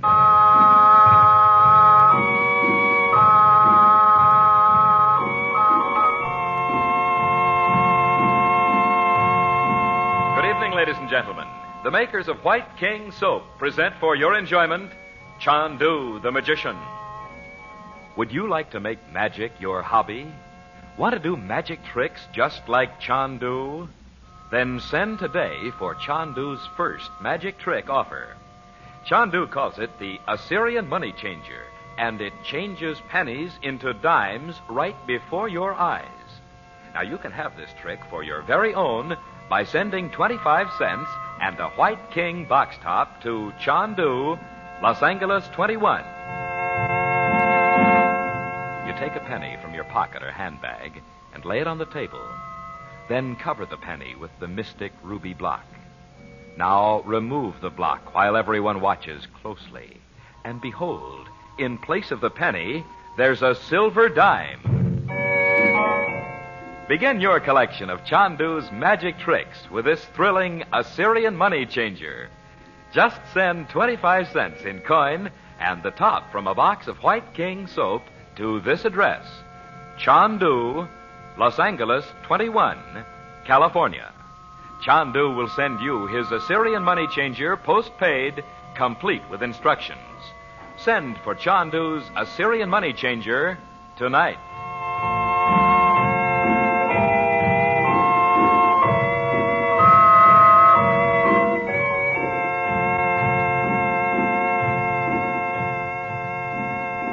Searching the echoing cellar rooms in the Balkan castle, Frank Chandler has found Dorothy trapped in a medieval dungeon. She seems unconscious, and the water from the old cistern is slowly rising about her. Later, she can give him no coherent account of what had happened.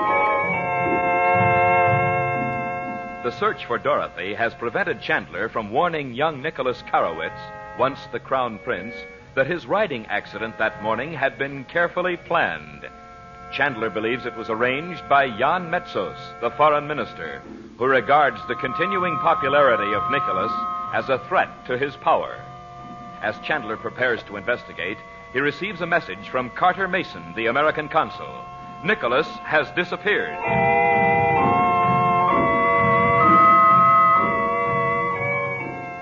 The present scene opens the following morning in the gloomy hall of the old castle.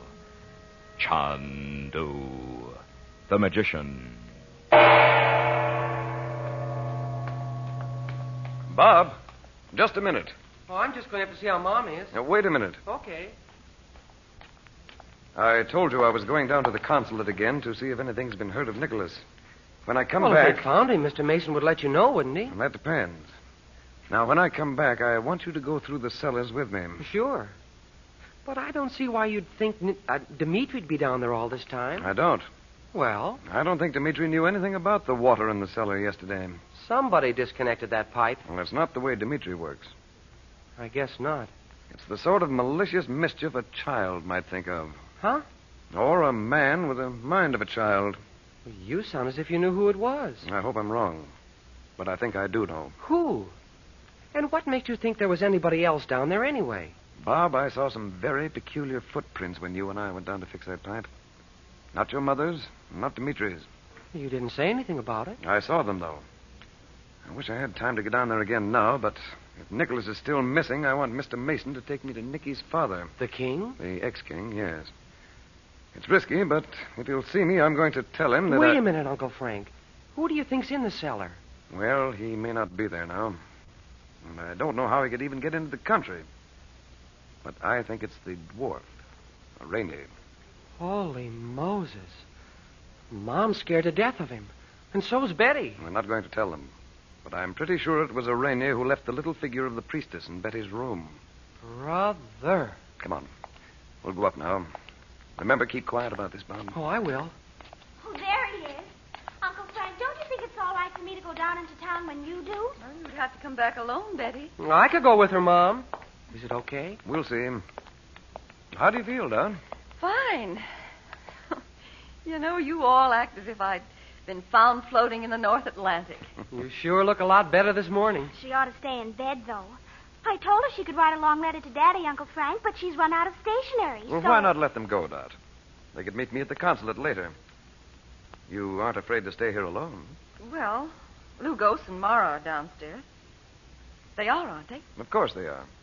And I should be back in an hour. All right, then, Betty. I hope they found Nicholas by this time. Oh, so do I. Go on, Bets. Get your hat.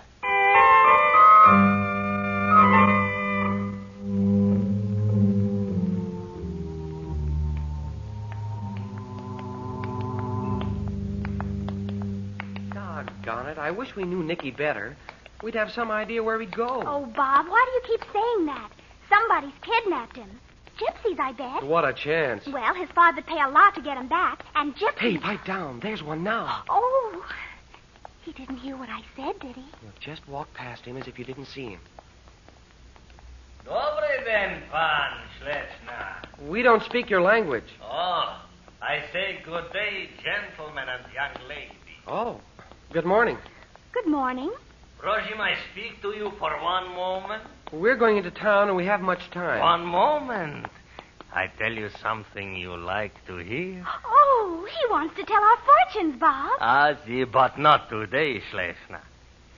Are you like to hear what has happened to Nadji Nicholas Garovitz? Huh?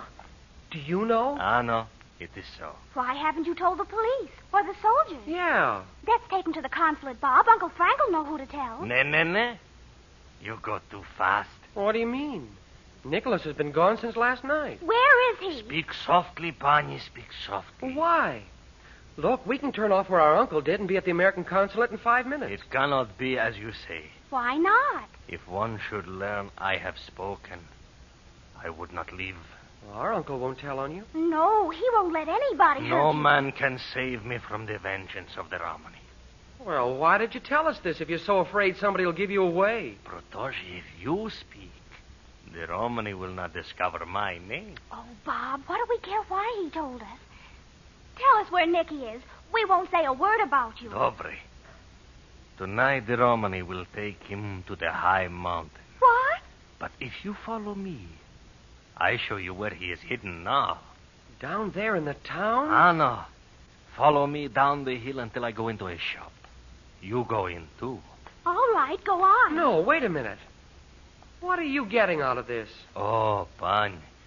Nicholas was my prince before the strong one came. Let's don't just stand here, Bob. I think it's wonderful he do this for Nicky. Go on, we'll follow you. Dobre. Oh, won't Nicky be surprised when we come walking in? Yeah. Let's go. Only, how'd that gypsy know we'd be coming down here this morning? Yes. And he must have seen us with Uncle Frank. Why didn't he speak to us then? Oh, well. Hey, he's turning into that little house right there. I thought he meant he was going straight down into town, didn't you? I guess he didn't understand what you asked him. Yeah. Don't you want to go in? Oh, sure. I didn't know this place was a shop. Neither did I, and we've passed it 100 times. Why, it's fascinating. Oh, there's a spinning wheel.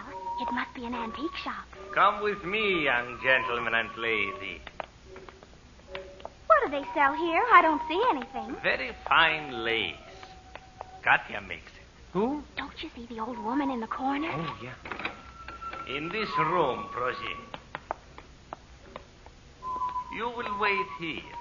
Where are you going? Into the shop again, for one moment. Oh, Bob, look. There's a little hole in the door where you can peek into the shop. See what he's doing. Yeah. Oh, he's talking to the old woman. Well, she'd have to be in on it, too, if Nicky's here someplace. What's he laughing at?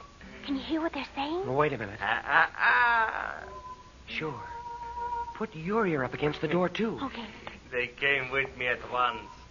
I have not lost my cunning with the foreigner. Small Nick, your voice is too loud. They will hear you. Nah, the door is heavy. They will not hear.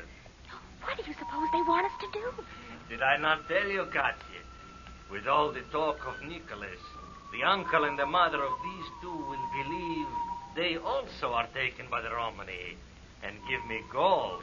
How do you like that? Well, we don't have to stay here. Let's go. Shh. He said the gypsy's got Nicky. Maybe we'll find out where he is yet.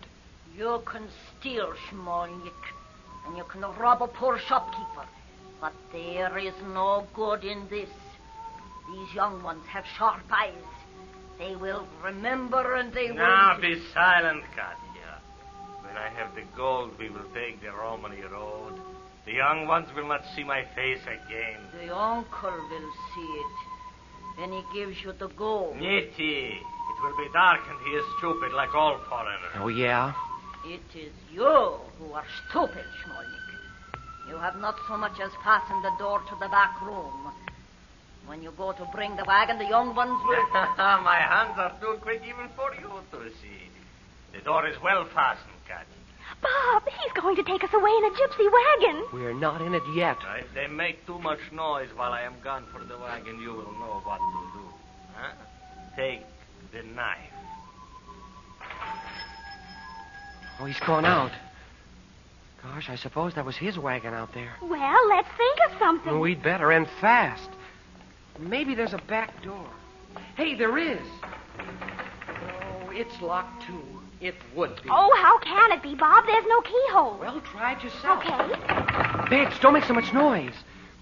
She'll be in here to see what we're doing. Oh, do you think she could hear that? Well, don't take any chances. I bet the door's bolted on the outside. Oh, dear. And we could never crawl through that little tiny window. No. Oh, it's not very far from the door, though. What good does that do? Well, hey, you know what they do in the movies? What? They wrap something up in a piece of cloth and break the glass, and it hardly makes a sound. Yes, but... I bet I could reach out and unbolt that door. I'm going to try it. Give me your scarf. I'll wrap it around my fist. Here, take it. There he is. Oh, hurry, Bob, hurry!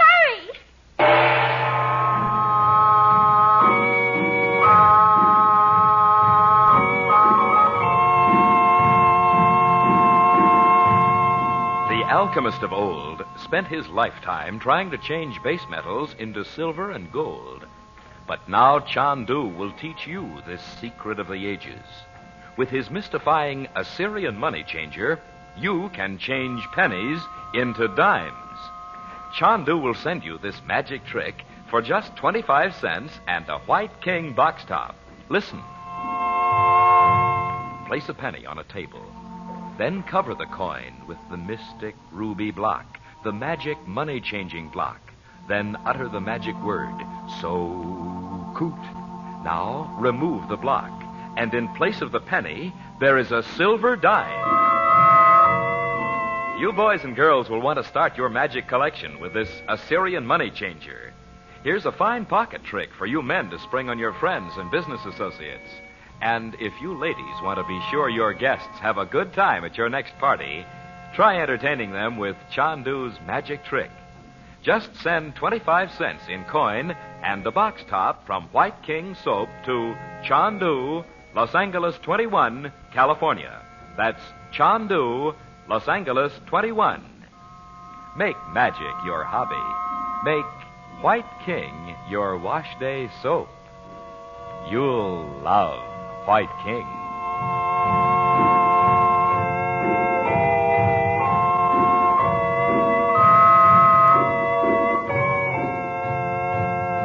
Chandu the Magician is based on the original radio drama created by Harry A. Earnshaw and is written by Vera Oldham. The makers of White King invite you to listen tomorrow at this time when the story resumes. Chandu the Magician. This is the Mutual Don Lee Broadcasting System.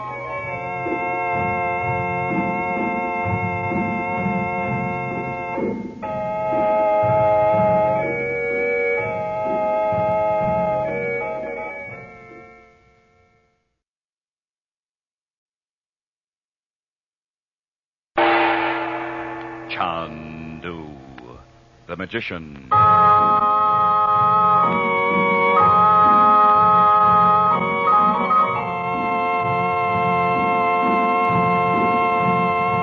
Good evening, ladies and gentlemen. The makers of White King Soap present for your enjoyment Chandu the Magician. Today, Chandu, master of illusion, offers you one of his mysterious and amazing tricks. Chandu calls this trick the Assyrian money changer, and it changes pennies into dimes. Want this trick? Want to mystify and entertain your friends? Want to be a magician like Chandu?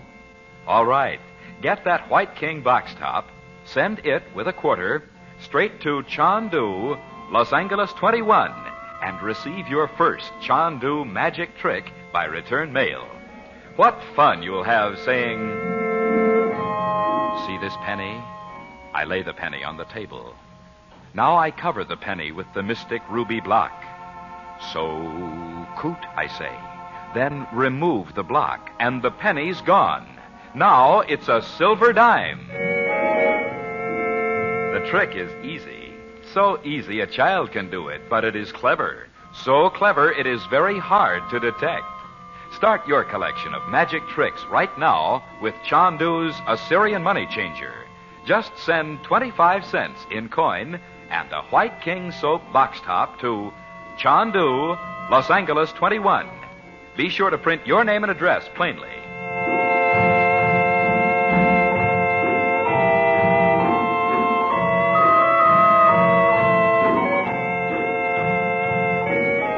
Frank Chandler, known in the Far East as Chandu the Magician, has come to a small Balkan country on a secret mission to discover the identity of the man who has taken over Roxor's scheme of conquest. By his occult powers, Chandler has witnessed a quarrel between Jan Metsos, the foreign minister, and the baleful Dimitri over a scheme to kill young Nicholas Karowitz, formerly the crown prince. Soon after, Nicholas disappears.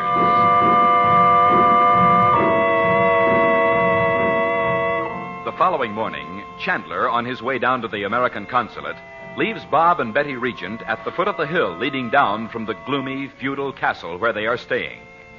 At the edge of town, they are taken into the back room of a small, dark shop by a ragged gypsy under the pretext that he will show them where Nicholas has been taken.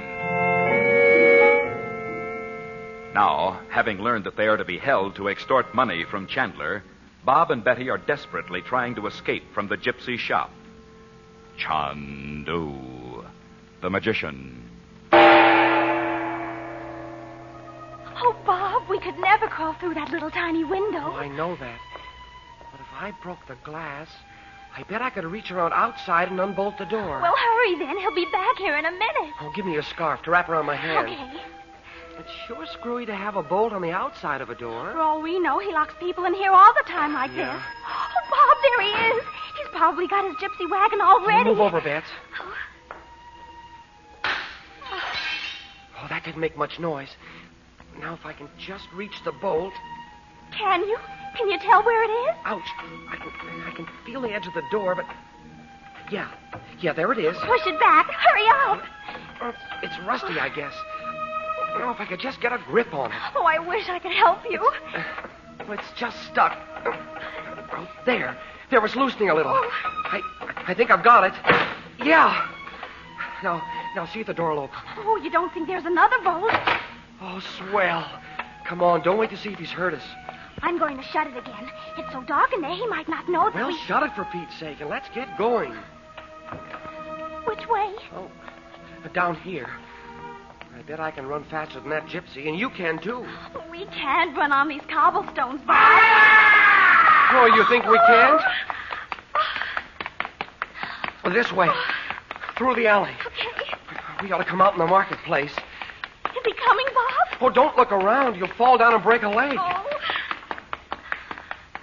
Slow down now. He won't start anything in the marketplace. It's full of people. Now we can get that stationery from Mother. And she and Uncle Frank won't have to know how silly we were. Oh, we won't get out of it that easily. Why not? Nothing happened, really. Oh, no? Nothing, except that we found out the gypsies have taken Nicky up to that mountain. Oh, I forgot that. Phew. Bob, this isn't the marketplace. We're turned around. Hey, that's right. I never saw a place where it was so easy to get lost. What about Cairo? Oh, Bob, we left my scarf. You want to go back and get it? No. But Cairo made me think of it. I bought it there. Well, it's too late now. Well, let's find somebody and ask where the American consulate is. Uncle Frank will probably... Oh, Bob, look. Straight up the street. Huh? No, the hilly one. Right there. Well, for Pete's sake, we are dope. It's right in front of us. Come on. Uncle Frank won't be angry when he finds out we know where Nicky is. He'll say I ought to have had better sense. And I should. Why can't I ever learn... There he is at the gate. Uncle Frank, have you been waiting long? No, but I'm glad you came along. I'm in a hurry. Oh, wait till you hear. We found out where Nicky is. You what? The gypsies have taken him up to the mountain. You know, the one with the sword on the side of it. Well, you can tell me about it on the way home. Oh, wait, Uncle Frank. Oh, aren't you going to go back and tell somebody? Mr. Metsos? Or Nicky's father? We're going home. Don't you believe us? With all the talk in the marketplace, you could have heard anything. We weren't in the marketplace. Well, what have you been doing? Betty, didn't you get the stationery for your mother? No, well, something happened. Let's go back and get it now. But listen, Uncle Frank. Not now. If I find what I expect to at the castle, I'm coming right down here again to have a talk with Jan Metsos.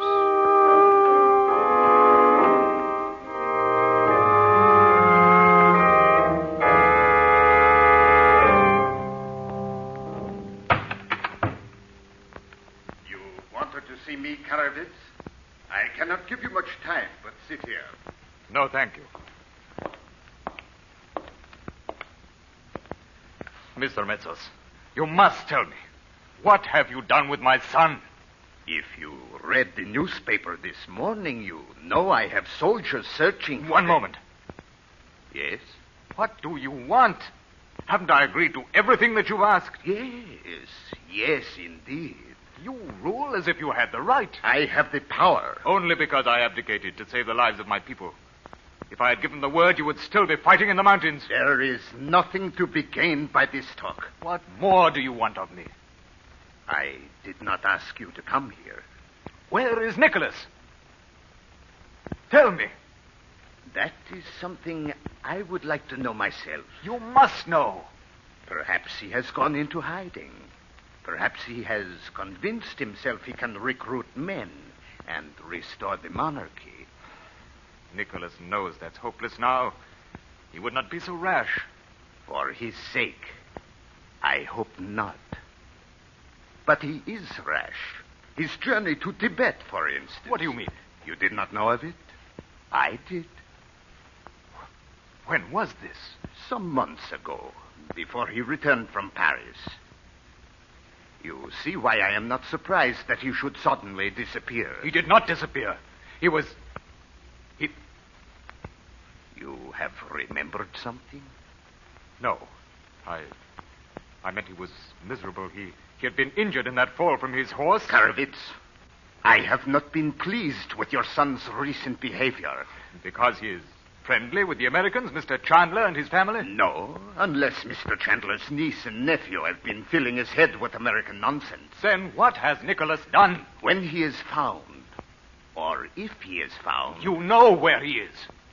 I was about to say, Karavitz, if Nicholas is found, you will find a way to convince him there will never be another king in this country. Mr. Neither Metsos. you nor himself. I hope you understand me. If you have had my son killed, I shall make no effort to restrain the people. Good morning, Mr. Metsos.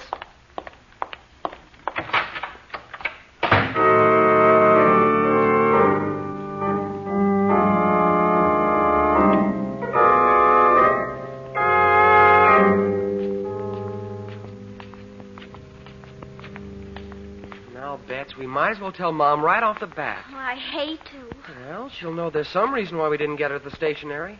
Her door's closed. Maybe she's asleep. I'll peek in and see. Why, she's not here.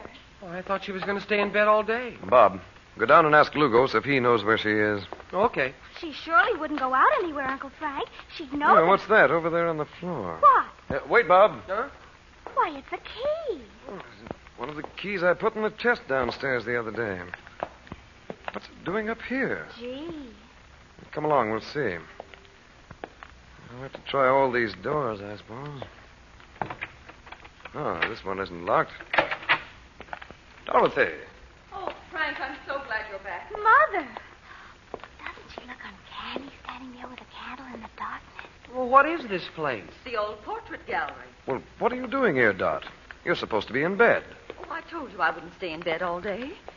I was walking down the hall, and I thought I heard someone in here. Mom. Nobody could get in, Mother. Uncle Frank locked all the doors up here the other day. I know. Here, light some of these candles. Oh, Uncle Frank, do you think it could be... Bob, no. Did you see anyone, Dot? No, but it took me a while to find the right key. Mother, weren't you scared to death? Oh, I'd rather know who it was than sit downstairs expecting every minute that... Frank, what are you looking at? This painting. It must be the first princess. Princess? The wife of the man who built the castle. Oh, why, she's lovely. I don't believe she'd poison anybody. Poison anybody? Well, who said she did? I read it in that book. The history of the castle. You saw it. They said she poisoned her husband, the first Prince Ivan. Oh, she looks almost Egyptian. She was, or something like that. Prince Ivan brought her home from a crusade. I wonder. Frank, what on earth's the matter with you? Dot, the entrance to that room may be right here. What room? Not the one we saw that night in the crystal. Exactly. The altar of black magic. And if that's where Nicholas is... But, Uncle Frank, we told you the gypsy... And I don't believe it for a second. But the gypsy told For us. reasons you know nothing about, I'm sure Nicholas is right here in this castle.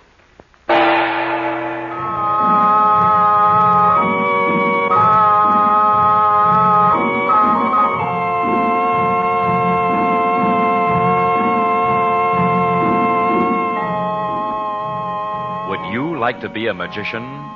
Would you like to mystify your friends with magic tricks? Chandu the magician has a magic trick for you. Chandu calls it the Assyrian money changer. It changes pennies into dimes, and we'll send it to you for just 25 cents and a White King box top. This trick is fascinating. Listen. You lay a penny on the table. Cover the penny with the mystic ruby block. So coot, you say. Then remove the block, and the penny's gone. Instead, you see a bright, shining silver dime. Wonderful, isn't it? And it's so simple you can do it not once, but again and again and again. Your friends will never catch on. Now, to get Chandu's Assyrian money changer, just mail 25 cents in coin and the top from a box of White King soap to Chandu, Los Angeles 21, California. That's Chandu, Los Angeles 21. And remember, nothing washes like soap. There is no soap like White King. You'll love White King.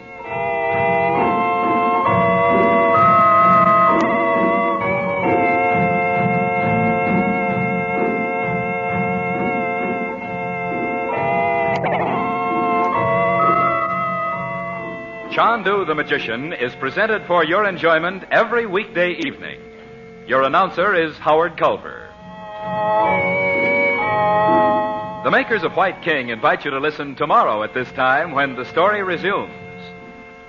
Chandu the Magician. This is the Mutual Don Lee Broadcasting System.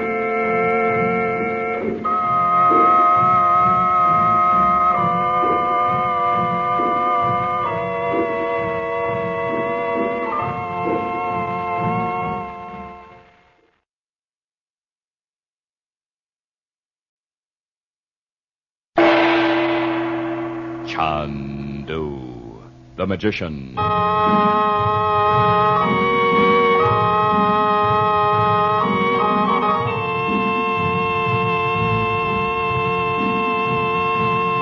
Good evening, ladies and gentlemen. The makers of White King soap present for your enjoyment Chandu the Magician. Would you like to make magic your hobby? Want to do magic tricks like Chandu? Then send today for Chandu's first magic trick offer. Chandu calls it the Assyrian money changer. It changes pennies into dimes right before your eyes. And you can have this trick for your very own by sending 25 cents and a White King box top to Chandu, Los Angeles 21. Listen. You take a penny from your pocket or handbag and lay it on the table. Then cover the penny with the mystic ruby block. Now remove the block while everyone watches closely. And behold, in place of the penny, there's a silver dime. Begin your collection of Chandu's magic tricks with this thrilling Assyrian money changer. Just send 25 cents in coin and the top from a box of White King soap to this address, Chandu, Los Angeles 21, California. Chandu will send you his Assyrian money changer postpaid, complete with instructions. Send for Chandu's Assyrian money changer tonight.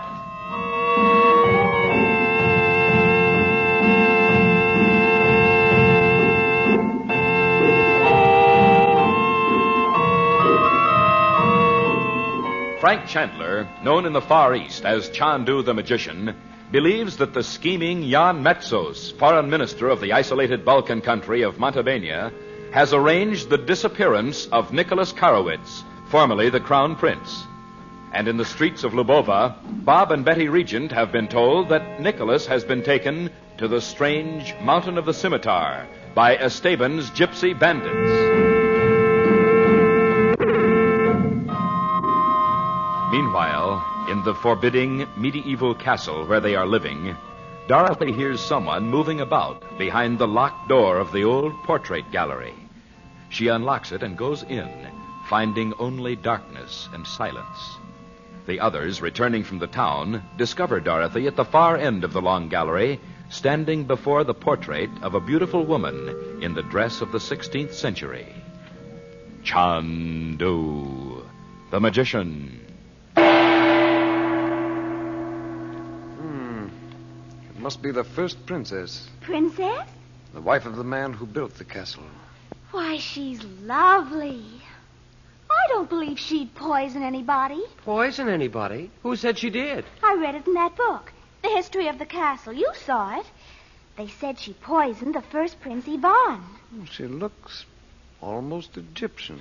She was, or something like that. Prince Ivan brought her home from a crusade. I wonder. Frank, what on earth's the matter with you? The entrance to that room may be right here. What room? Oh, not the one we saw that night in the crystal where Dimitri... Exactly. The altar of black magic. And if that's where Nicholas is... Uncle Frank, we told you the gypsies... I don't believe Nicholas is in the mountains, Bob. I think he's right here in this castle. In the What do castle? you mean? Oh, I hope not. Why not? It would be just like Mr. Metsos, though. To have Nicholas discovered here and blame the whole thing on you. You mean so he'd have an excuse to send Uncle Frank out of the country? Yes, I do. Metsos wants me here. I told you that, Dot. Hold your candles up, all of you. You can't believe anything he says. I know Metsos is in trouble with his chief, whoever he is, because... Look, Dot. There it is. What? In the background of the portrait. It's not the usual velvet hangings or a garden. It's the faint outline of a tower. Oh, I see it. Like the towers in the walls of this castle. That's what it is. And this room must open into one of them. Well, what makes you think that? And that's why the picture was painted. Huh? So that anyone who knew the secret could find the way in. It wasn't on that plan of the castle, Uncle Frank. I'd like to know what excuse the princess made. Sitting for her portrait in this corner. It was cold and the light was bad. No wonder the artist caught that half smile. What on earth are you talking about? An Egyptian princess. Beautiful and evil. Who knew the black history of this place before she came here. Before the castle was built. Oh, Uncle Frank, don't. And whose husband never knew why she chose to be painted here. With one hand stretched out to show others the way to... Bob, take this candle. I know now. What, for Pete's sake? The way in. Here, where her fingertips touch the corner of the wall in the picture. A stairway. Oh, Frank. Brother. Oh, how cold it is. Oh, don't go down there, Frank, please. I must. The rest of you go back and leave me here. Do you really think Nicky's down there? Well, let me have your candles. I'll need them all. Oh, there must be someone else down there, too. I heard someone in here. I'll go with you, Uncle Frank. No, Bob. Go back downstairs, all of you. Come on, Bob. You're not going with him. And don't go outside until I come back.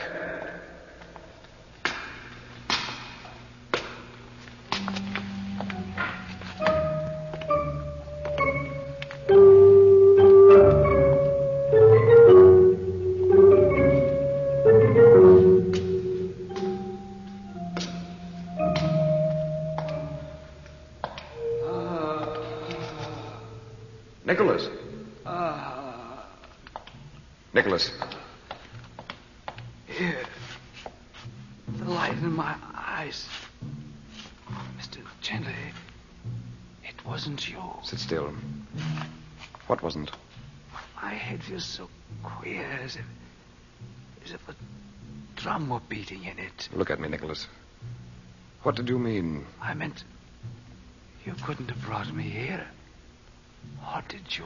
You know I didn't. Has Dimitri been here? Yes, for a few moments, I think. But I don't think he brought me here in the first place. Don't you know? No. My father and I were out walking in the garden. I think it was last night, just after dinner. It must have been. The servant came and called him in, and then something was thrown over my head, and I was pushed through the hedge and into a cart. And the next thing I knew, I was in a room underground, like this. Not this room? No. Dimitri opened the door. Mr. Chandler, where are we? In the cellars of the castle. And I understand the drumbeat now. You mean you can hear it, too? Yes. Mr. Chandler... Don't ask questions, Nicholas. What did Dimitri say? Why... It's ridiculous, but I can't remember. I must have dreamed he was here. I doubt it. Dimitri was surprised when he found you, wasn't he? I don't know. Mr. Chandler, I couldn't have been brought up to the castle without being seen. You could have been kept in the woods until late at night. Drugged, too, with the way you react. And there's only one man who could get away with a thing like that. Jan Metsos. That's right. But why should he? He's planning to lay the blame on Dimitri. So we'll have an excuse to send him out of the country. Why, he and Dimitri are very good friends. No longer. I'm going to tell you something, Nicholas. And if Metsos had known this, he'd have thought a long time before he brought Dimitri into this country. I invited him here myself. Metsos planned it all. Your acquaintance with Dimitri, everything. Are you sure? Very.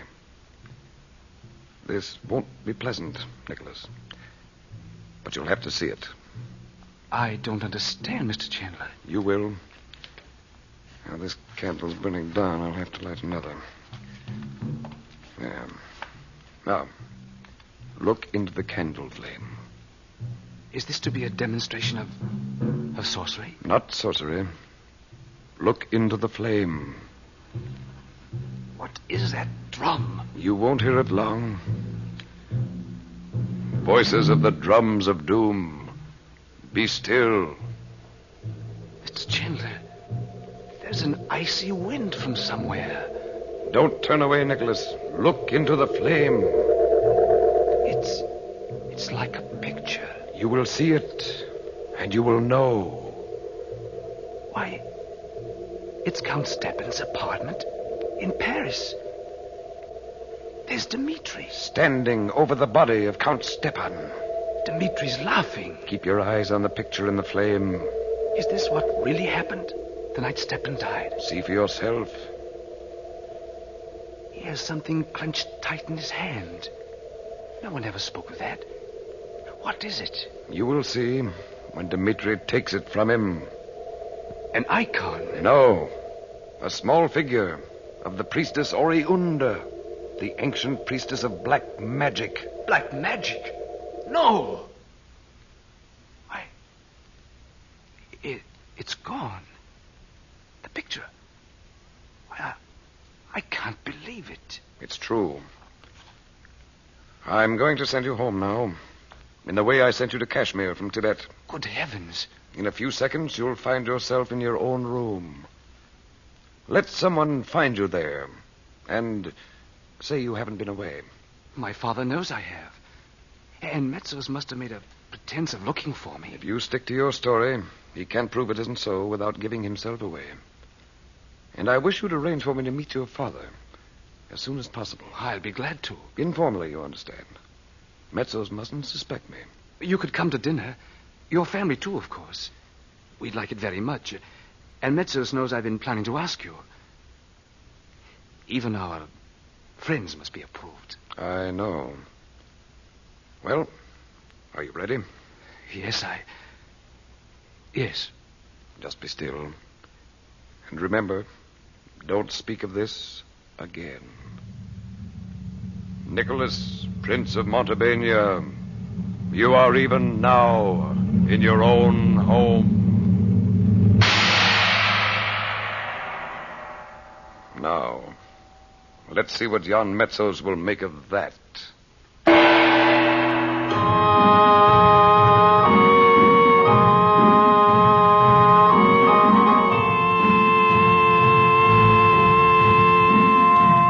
The alchemist of old spent his lifetime trying to change base metals into silver and gold. But now Chandu will teach you this secret of the ages. With his mystifying Assyrian money changer, you can change pennies into dimes. Chandu will send you this magic trick for just 25 cents and a White King box top. Listen. You place a penny on a table. Cover the coin with the mystic ruby block, the magic money-changing block. Then utter the magic word, So-Coot. Now remove the block, and in place of the penny, there is a silver dime. You boys and girls will want to start your magic collection with this Assyrian money changer. Here's a fine pocket trick for you men to spring on your friends and business associates. And if you ladies want to be sure your guests have a good time at your next party, try entertaining them with Chandu's magic trick. Just send 25 cents in coin and a box top from White King Soap to Chandu, Los Angeles 21, California. That's Chandu, Los Angeles 21. Make magic your hobby. Make White King your wash day soap. You'll love White King.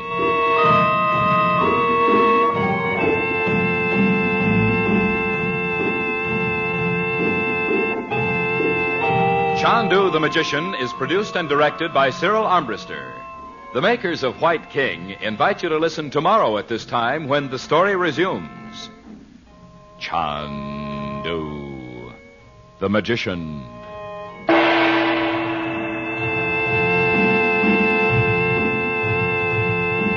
This is the Mutual Don Lee Broadcasting System.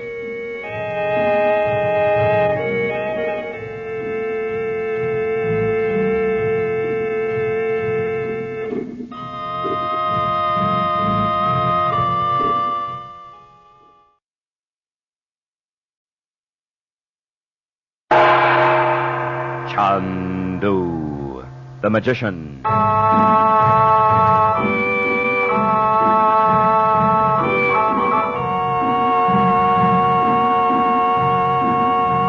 Ladies and gentlemen, the makers of White King Soap present for your enjoyment Chandu the Magician. Today, Chandu, master of illusion, offers you one of his mysterious and amazing tricks. Chandu calls this trick the Assyrian money changer, and it changes pennies into dimes. Want this trick? Want to mystify and entertain your friends? Want to be a magician like Chandu? All right. Get that White King box top, send it with a quarter straight to Chandu, Los Angeles 21, and receive your first Chandu magic trick by return mail. What fun you'll have saying, "See this penny? I lay the penny on the table. Now I cover the penny with the mystic ruby block. So-Coot, I say. Then remove the block, and the penny's gone. Now it's a silver dime." The trick is easy. So easy a child can do it. But it is clever. So clever it is very hard to detect. Start your collection of magic tricks right now with Chandu's Assyrian money changer. Just send 25 cents in coin and a White King Soap box top to Chandu, Los Angeles 21. Be sure to print your name and address plainly.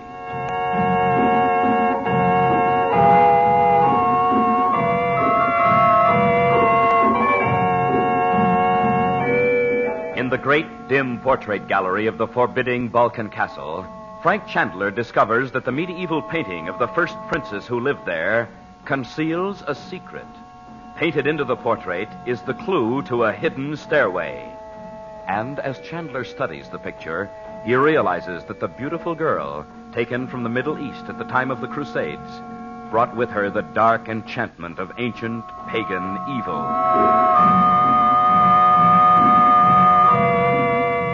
At the foot of the hidden stairway in a tiny cellar room, Chandler finds Nicholas Karowitz, who had disappeared from his home the day before.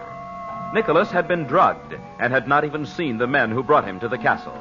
But Chandler is certain they were secret agents of Jan Metsos, the foreign minister. And unknown to Metsos, Chandler uses his occult powers to return Nicholas to his home. It is now the following morning. Chandler has called on Metsos with the counterfeit plan of the castle prepared by Robert Regent in Paris. Chandu, the magician. Sit down, Mr. Chandler. Thank you. You have brought the plan of the castle? Yes, I have it here. It's badly creased from being folded for so long. Spread it out on the desk. It is a handicap that I have but one arm. Yes, I'm sure it is. Well, do you mind my asking if you lost the other one during the recent war? No, I did not. Exactly where was this plan found? Why, I thought I'd told you. My niece and nephew found it in a book in an old library. At the bottom of the spiral stairway? Why, yes. Oh, I'd forgotten. You had men searching for the plan. They should have found it if children could... but no matter. It is here. Now, where are the cellars? The cellars? Here. So? You're certain the room you're looking for is there? It must be. There are at least 50 rooms in the castle, you know. But this one must be, what do you say, accessible from the outside, so men may come and go. Muzaga, they are meeting, I know it. Working away in the dark like rats and... so. There it is, the door. No, that's not it. That one opens into the cellars. I was in there the other day. There's a series of small cells off a long corridor. Dungeons for prisoners in the old days. I tell you, the room is there. It is well known. For centuries, men have plotted revolutions in it. So I've heard. Well, I'd better go. I'm due at my consulate. You are right. We must not permit Mr. Mason to wonder why his assistant spends time with me. Of course not. I will study this plan most carefully. And when I have located the room, I will... And please let me know. I'll want to get my family out in case of trouble. There will be trouble, I promise you. Young Nicholas is one of them, I know it. Plotting against you? Oh, surely not. Did you know he had suddenly appeared at home and swears he had never left it? Why, no. Where was he when your soldiers were looking for him? You see, I am made to look like a fool. Even the peasants are laughing. Well, you can't mean he was hiding somewhere just to make you ridiculous. It must be so, I know it. Well... Mr. Chandler, stop a moment. I will not keep you long. I have a plan. Sit down again. All right. This is something you can do. Nicholas is friendly with your niece. Could she be trusted to get information from him? Oh, she could be trusted, yes. But I don't want her involved. What are you saying? In Russia, young girls not older than she were soldiers in the war. Well, let's hope such a thing will never happen again. Sentimental American. There's no use talking about it, Mr. Metsos. I won't do it. It is easy to see why your people are regarded with contempt by strong men. You refuse to make use of your own power. We happen to believe that people have a right to live their lives in peace. That is the talk of weaklings. I knew another man who talked as you do, Mr. Metsos. He was trying to rule the world. But in the end... You mean Hitler. I mean Max Boden. Huh? He coined the name Roxor for himself. It sounded strong, impersonal, like the name of a god. He told you this, Max Boden? I see you knew him, too. Then you know what happened to him. Muzaga. Now I must go. You refuse, then, to order your niece to get information from Nicholas? I do indeed. But I'll do this for you, Metsos. Nicholas trusts me. I'll get the information myself. It would be better if you did not appear in it. Well, leave it to me. We're dining with Nicholas and his father tonight, as you know. I was surprised to learn of it. They have few guests. Perhaps they feel humiliated to have to submit their guest lists for your approval. If I did not require that, they would be plotting against me openly in their own house. Good morning, Mr. Chandler.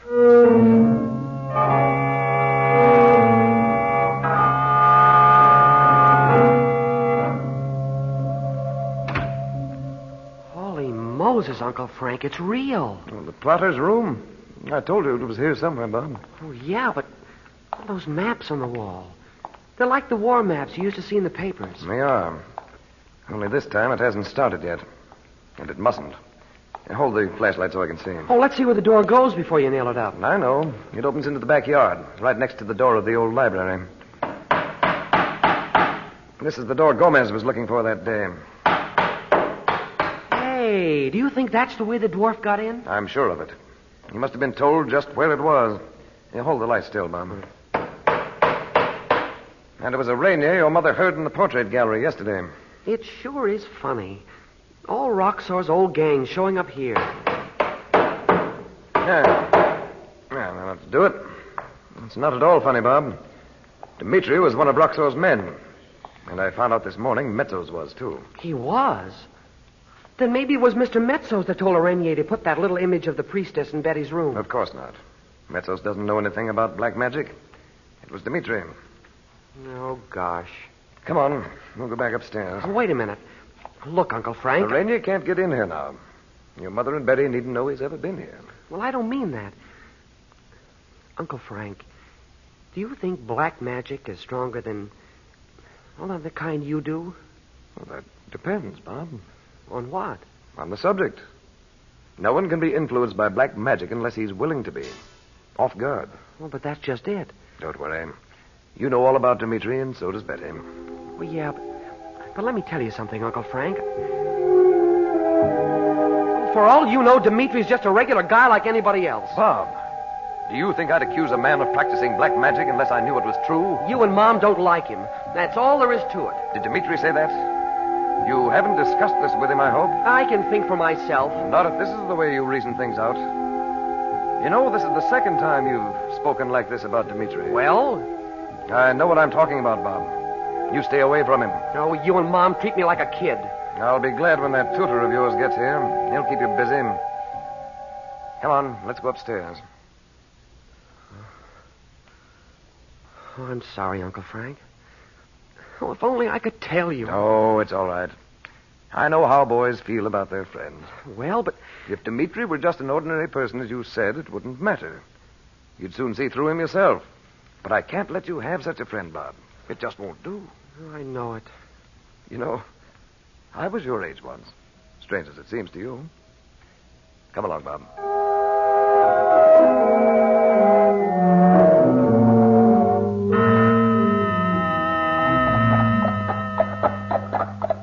I never in my life thought I'd be going to have dinner with a king. Did you, Mother? Never. Even an ex-king like Pavel. And be careful not to mention that he ever was a king, Betty. It might make trouble for him. Oh, Bob, move over a little, will you? You're wrinkling my dress. Oh, I'm sorry. You and Mom sure are dressed up. It's my Paris dress.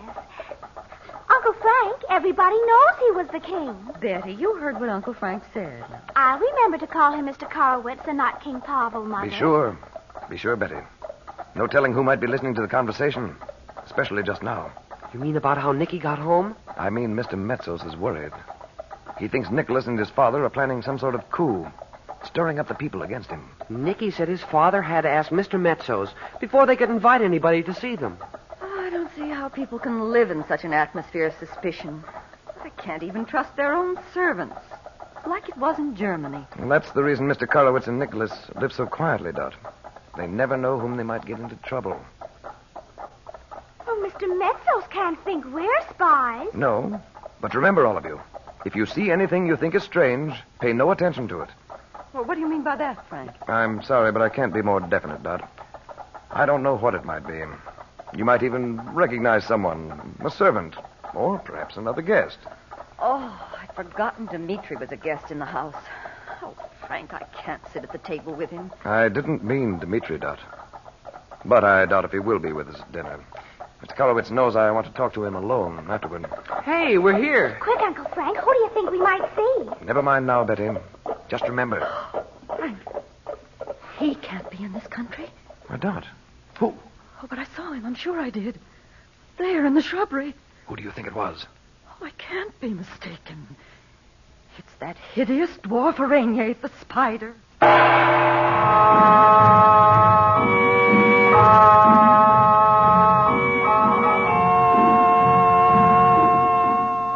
like to be a magician? Would you like to mystify your friends with magic tricks? Chandu the magician has a magic trick for you. Chandu calls it the Assyrian money changer. It changes pennies into dimes, and we'll send it to you for just 25 cents and a white king box top. This trick is fascinating. Listen. You lay a penny on the table. Cover the penny with the mystic ruby block. So coot, you say. Then remove the block. Now the penny's gone, and you see a bright, shining silver dime. Wonderful, isn't it?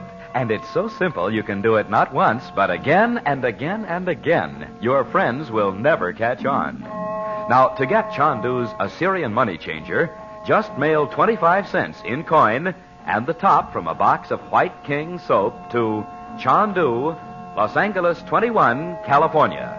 That's Chandu, Los Angeles 21. And remember, nothing washes like soap. There is no soap like White King. You'll love White King.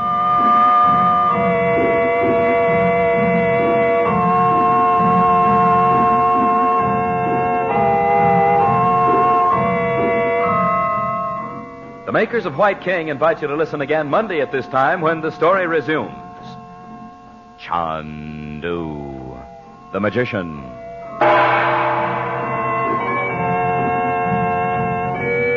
This is the Mutual Don Lee Broadcasting System.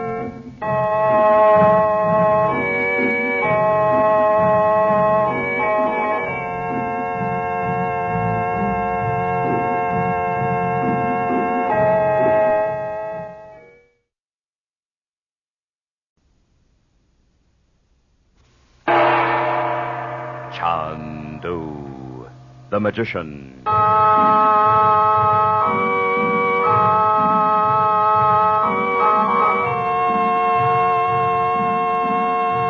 Good evening, ladies and gentlemen. The makers of White King soap present for your enjoyment Chandu, the magician.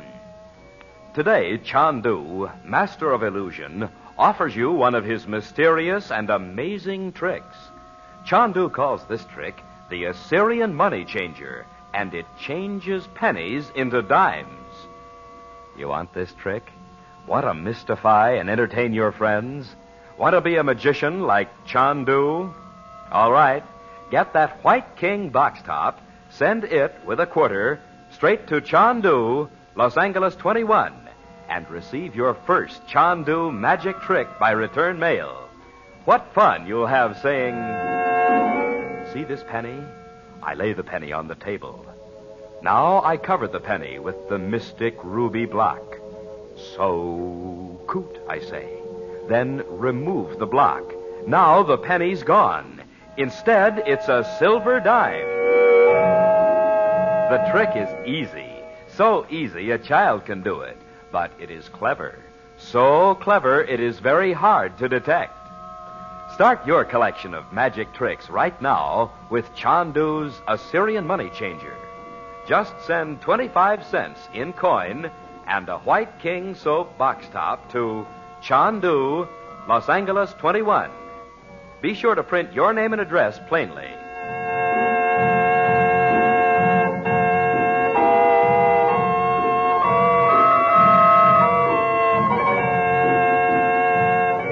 As a means of discovering the identity of the man who has taken the place of the sinister Roxor in his plot to gain world power, Frank Chandler is attached to the American consulate in an isolated Balkan country. Jan Metsos, the scheming foreign minister, is convinced that Chandler is resentful of being sent to this unimportant post. He offers Chandler a secret undercover assignment. Chandler accepts at the risk of his life, for one by one the former agents of Roxor are gathering, and the time is growing short. Tonight, Chandler and the Regents have been invited to dine with the former King Pavel, now called simply Mr. Karowitz. As their carriage enters the driveway, Dorothy cries that she has seen, hiding in the shrubbery, the malignant dwarf they had known in Cairo as Araignée the Spider. Chandu, the magician.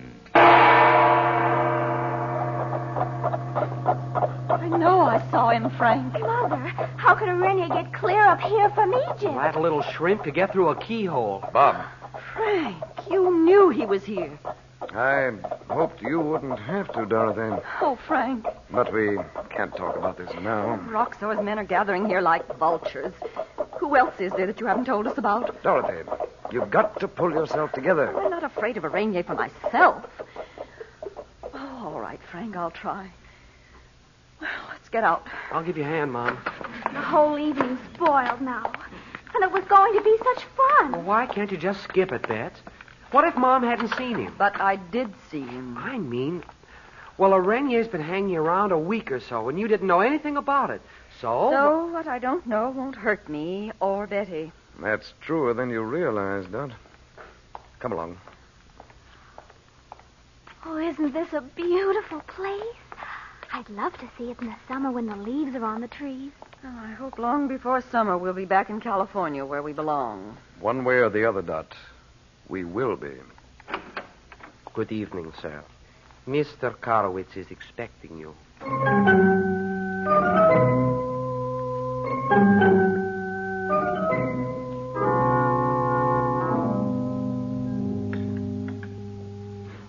Nicholas and I have fallen into the habit of having our coffee here in the small drawing room.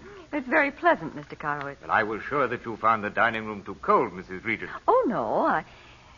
Well, we're not quite accustomed to your climate yet. Your dog, Mr. Karowitz? Yes. He's not usually so noisy, though. Well, what kind is he, sir? Oh, the breed has an unpronounceable name, Bob. They're used as guard dogs by our mountain people. They nicknamed them Sokol, meaning falcon, because of their flashing mode of attack. They must be good watchdogs. Oh, yes, indeed. Milos was given to me as a pup. I can't understand why he barks so tonight. Perhaps, like his countrymen, he dislikes foreigners. Well, as a matter of fact, he dislikes almost everyone but me. Although he seldom shows it. Perhaps there's someone in the garden. And that is precisely why Milos... Oh, no. He's barking at shadows. But Nicholas must have the gramophone ready now. Is that where Nicky went? Yes. I thought you young people might amuse yourselves while your uncle and I discuss our dull business. Well, I'll go with them. I know you and Frank would rather talk privately. Where is Nicky? Oh, he was going to move the gramophone into the ballroom. It's not much like the old days, when the Gypsy orchestras competed for the pleasure of playing for our guests. We'll have fun, Mr. Karowitz. I hope so indeed, Miss Regent. The servant there will show you the way. Thank you. We won't be long, Dorothy. Mother, did you notice how nervous Mr. Karowitz was? Yes, but I feel better knowing that dog's out there. He sounds like a lion. If I were a Renier, I'd get out, and fast. It might not be a Renier at all, Bob. Mr. Karowitz wouldn't know anything about him. This way, madame. Proceed. Oh, did you ever see such a wonderful room? 1,000,000 candles and 2 fireplaces. Well, it's a good thing this country's full of forests, so they'd freeze to death. Hey, have you got any jive records, Nicky? Wait a minute, Betty. Don't tell me my petticoat shows. And I walked out right before the king's eyes. Shh, don't speak of him as the king, dear. That servant may be listening just to hear what we are saying when we're alone. Oh, dear, I'm trying to remember. What were you going to say, Mother? It's about a Rainier. Oh. Come on, Mom. Nicky's got some dance records, 20 years old. We'll be there in a moment, Bob. Betty, a Rainier may very well come up to the castle. I can't see how we can prevent it if he wants to. He's like an eel. I know it, Mother. He may have been there already. It may have been a Rainier you and Bob saw on the stairs that night. Who left the black magic image in my room? Yes. Now, what I want to say is this. If you see anything else like that, or if you see a Rainier anywhere and he tries to give you anything, no matter how harmless it seems, don't touch it. Oh, I wouldn't, Mother. I hate to frighten you about anything, dear.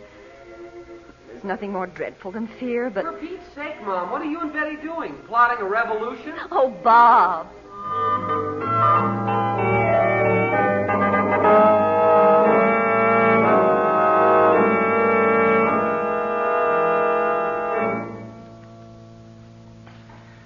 Of course, you realize your consul and I are old friends, Mr. Chandler. Mr. Mason has been here 15 years. Mr. Korowitz, are you sure we can't be overheard? I am indeed. If I learned nothing else from the present regime, I learned deception. This study has been made almost soundproof. By deception? It was altered by an old peasant carpenter because the ceiling had become unsafe.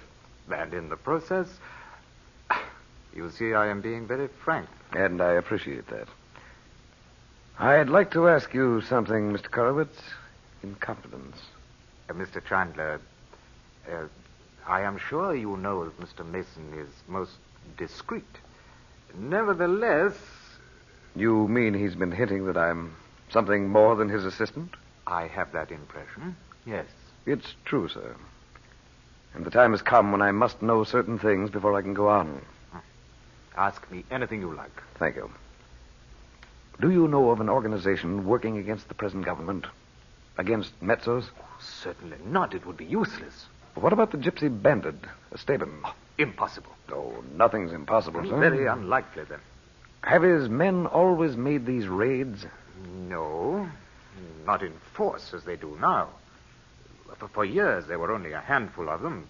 A minor nuisance, no more. Estaben himself was thought to be dead. But since Metsos took over the government, Estaben has come to life. I hadn't thought of it in that way. But it is not strange, Mr. Chandler. My people are miserable under Metsos. If they join Estaben, one by one... And yet you say you know nothing about it. If I had been willing to see them killed, I could have told them to fight when Metsos came. Then perhaps Nicholas is organizing them. No, I do not believe it. Metsos does? Still? I told him it wasn't true when I thought that he'd contrived Nicholas' disappearance. He had, Mr. Korowitz. He had? I found Nicholas in the cellars up at the castle. But Nicholas swore he had not been out of this house. I told him to. You see, Metsos knows someone is plotting against him. Naturally, he suspected it was Nicholas. I can understand that. Mr. Chandler, why are you here? You have Metsos' confidence, and yet Carter Mason says that you have also the complete confidence of your State Department. Have you ever heard of a committee known as the Inner Council? The Inner Council? Of course. I thought it no longer existed. It was disbanded for a while. And you are actually a member of it? Yes. Frank Chandler. But you are not the man who located the missing scientist, Robert Regent? By all the saints, your sister's husband. Well, I'm surprised the news reached you. Oh, Metsos' newspaper made a great story of it, ridiculing what the Paris press spoke of as East Indian magic. Ah, so that is who you are. Where is Mr. Regent now? Working in a private laboratory. Mr. Korowitz, your country is the very heart of a devilish scheme. Unless I can find a way to stop it, armies will pour through here on their way to the Mediterranean. Oh, God forbid. And that's just the first step. There is no way to stop them, even the Inner Council. There must be. Once I learn who Metsos' chief is, we can act. We can help. What can I do? I have no authority. I'm not even a puppet king. You can help, though. Oh, there's something wrong when Milos barks like that. I'd better send someone to see what it is. You know that I'll do anything I can, especially if Metsos... Nicholas! Come here! Nicholas!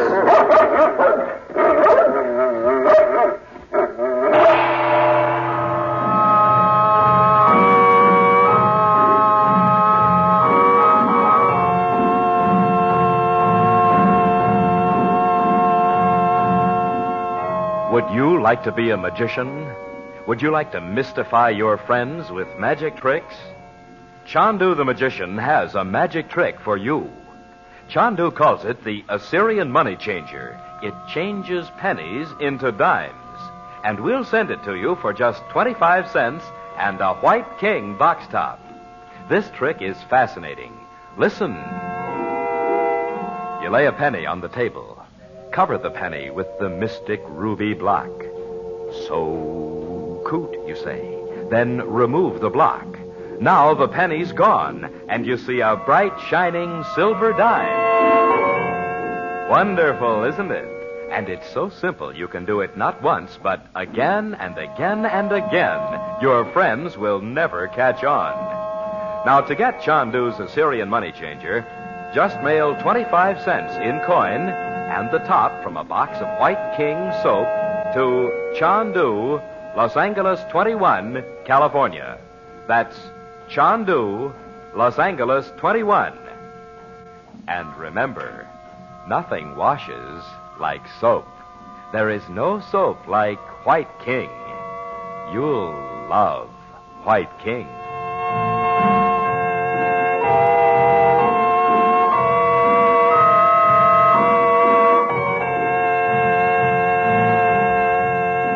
Chandu the Magician is presented for your enjoyment every weekday evening. Frank Chandler is played by Tom Collins.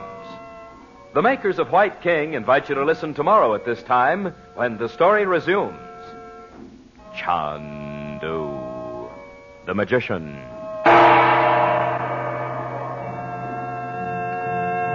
This is the Mutual Don Lee Broadcasting System.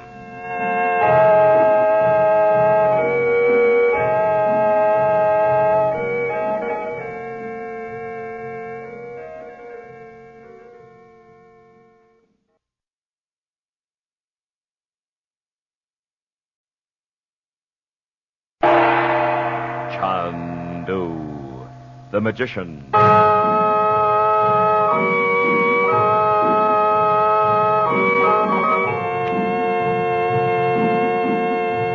Good evening, ladies and gentlemen. The makers of White King soap present for your enjoyment Chandu the Magician. Would you like to make magic your hobby? Want to do magic tricks like Chandu? Then send today for Chandu's first magic trick offer. Chandu calls it the Assyrian money changer. It changes pennies into dimes right before your eyes. And you can have this trick for your very own by sending 25 cents and a White King box top to Chandu, Los Angeles 21. Listen. You take a penny from your pocket or handbag and lay it on the table. Then cover the penny with the mystic ruby block. Now remove the block while everyone watches closely. And behold, in place of the penny, there's a silver dime. Begin your collection of Chandu's magic tricks with this thrilling Assyrian money changer. Just send 25 cents in coin and the top from a box of White King soap to this address, Chandu, Los Angeles 21, California. Chandu will send you his Assyrian money changer postpaid, complete with instructions. Send for Chandu's Assyrian money changer tonight.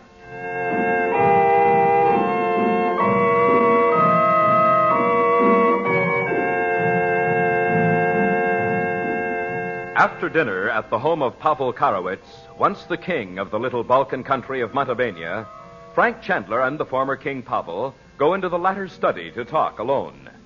There, Chandler enlists his help in defeating the plot of a powerful unknown figure who is using the small country as an entering wedge for world conquest.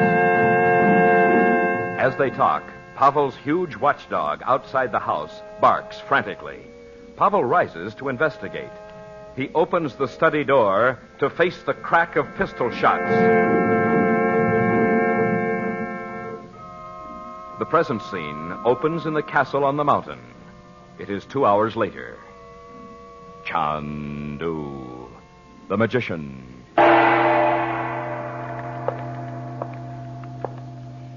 Why don't you go to bed, Frank? There's nothing more you can do. You go if you like, Dot. If King Pavel dies... It wasn't your fault.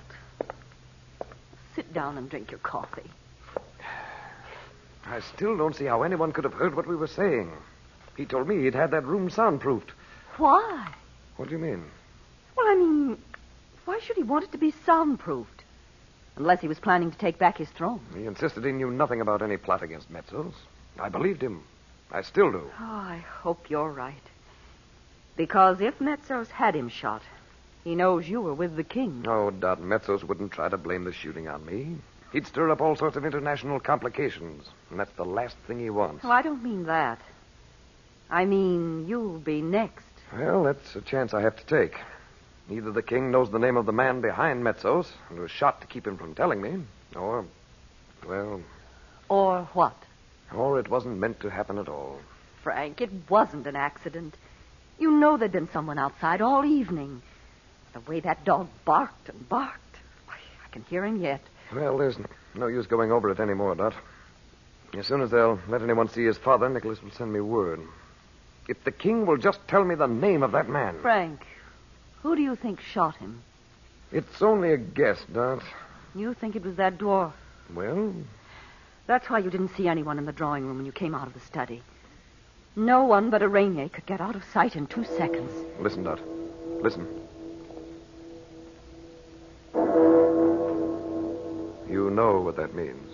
Oh, he's dead. Poor, tragic man. And the whole thing's so useless. When will the decent people of this world learn that you can't go halfway with violence and evil? Mother, are you and Uncle Frank still down there? Yes, dear. Go back to bed. You'll freeze up there in that cold hall. What do you suppose is going on down in the town? Hear all the bells? I wasn't asleep, Mother. I kept thinking of... Uncle Frank, you look positively grim. Where are you going? To get the crystal. King Pavel is dead. That's why the bells are tolling. Gosh. He was such a nice guy. Betty, sit over here by the fire and button your robe all the way up. I feel so sorry for Nicky. So do I. I hope I can find a way to protect him. By the power of the 3 times 3, I will know what is in the mind of Jan Metsos at this moment. Why, there's a picture in the crystal already. Oh, let me see. Oh, it's the room where we saw him before, Frank. Metsos' library. Yes, Dimitri's with him. I thought so. It was not the arrangement, Dimitri. Nicholas was to die first. Why did you permit it? It was Jan Metsos who brought a Rainier into the country. Did a Rainier shoot the king, Uncle Frank? Well, how do you know? Dimitri. I can't hear them. I will not be tricked by your smooth words. You planned Pavel's death, knowing I would be blamed. I assure you, my friend, I would have handled it with more finesse. You are lying. I told you, Dot, it wasn't supposed to happen. If Pavel's death should touch off a peasant revolt, what then? What indeed? You are responsible for keeping order. If you cannot... There was order, until you came. You have lost your strength, Metsos. You cannot even control Estaben's band of mountain gypsies. Keep to the point. When he learns of it, he will see that you are no longer strong enough to be kept in office here. Who does he mean, Uncle Frank? I only wish they'd come out with his name. My report of Pavel's death has already been sent. Before the answer comes, you will be wise to leave for Paris. You mentioned my name? I made a complete report. I am beginning to believe you really did not order the killing. No, maybe they'll get down to business about it. Oh, if neither one of them planned it, it's just another of those senseless Balkan killings. Well, Metsos, you must have known I, too, would send a report to him. For Pete's sake, are they scared to mention his name? I have asked for an explanation of your actions, Dimitri. When I You will not be pleased, I assure you. You have been sent to spy on me. My dear Metsos. So, I understand. I am to be like the others, disgraced, purged. You know the procedure When well. I receive his answer, I will act. But I will not submit like the others. I have resources you know nothing about. Oh, he has. I must find out about that. You will need them, if I am not mistaken. I will leave you now, Metsos.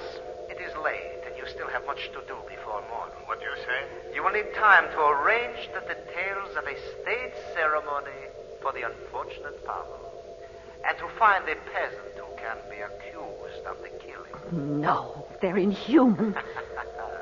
You see, I too know how it is done. Good night, Metsos. Pleasant dreams. Well, They sure didn't sound as if either one of them knew who did it, Uncle Frank. they didn't say that, Bob. It happened before they were ready, that's all.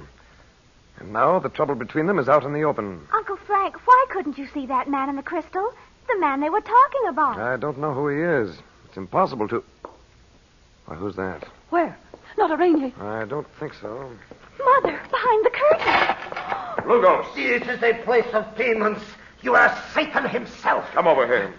Just what did you think you were going to hear? Nikti pan. I will go now. Not yet. How long were you there? 1 moment only. Prosimpan, I came to draw the curtains. When I heard the bells and knew Pavel Karevich was dead, I could not move. Just a loyal subject of the king. It is so. Well, then what was that line about this being a place of demons? I heard the sound. Lugos, who's been paying you to spy on us? I do not spy. I am a poor man. So I am a servant in this castle where spirits walk. No other man would bring his wife to work in this haunted castle. Frank, he must have been hiding behind the curtain for more than an hour. If you're so anxious to see what's in the crystal, Lugos, suppose you stand here and look. I do not want to know. I only... Yes?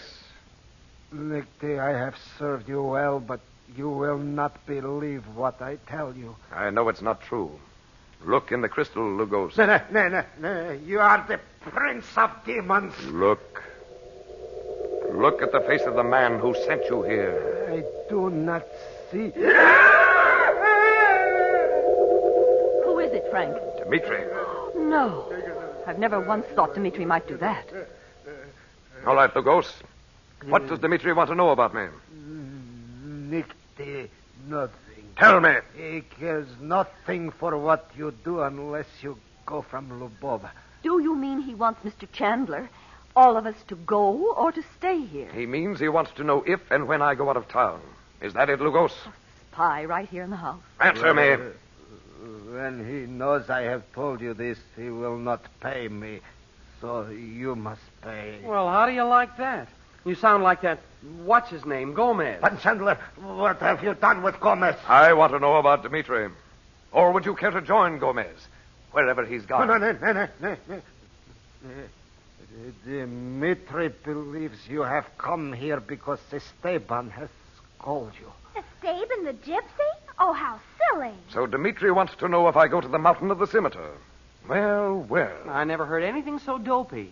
All right, Lugos. You can go. But Uncle Frank, he'll tell Dimitri everything you said. I hardly think so. You won't care to go to Dimitri and confess you were so clumsy. Will you, Lugos? You have not paid me for what I have told you. You'll be paid for the work we engaged you to do. Pack your things and get out of this house at once. I wish I had never come to this place of evil spirits. I curse you all. Well, the same to you and many of them. Oh, Bob, don't say that ever. Mom, you don't think anything I said would hurt him? Well, I don't want to hear anything more about curses. And as soon as Lugos and Mara leave, we're going to bed. Go now, Dot. I'll see them off the place. I bet if you told Mr. Metsos what you saw in the crystal, he'd be so scared he'd tell you that man's name. I may have to do that yet. But just now, I'm thinking about Dimitri. No wonder. He's not connected with Estaben, or he'd know I'm not. I'll be glad when Lupu gets back here. Well, what do you want him for? He knows the gypsy trails. Frank, why don't you wait until... I can't put it off any longer, Dot. I'm going to have a good look at that mountain of the Scimitar.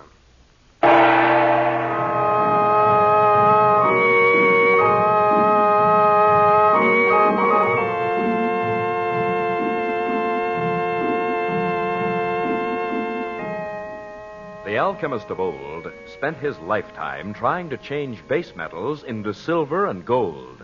But now Chandu will teach you this secret of the ages. With his mystifying Assyrian money changer, you can change pennies into dimes.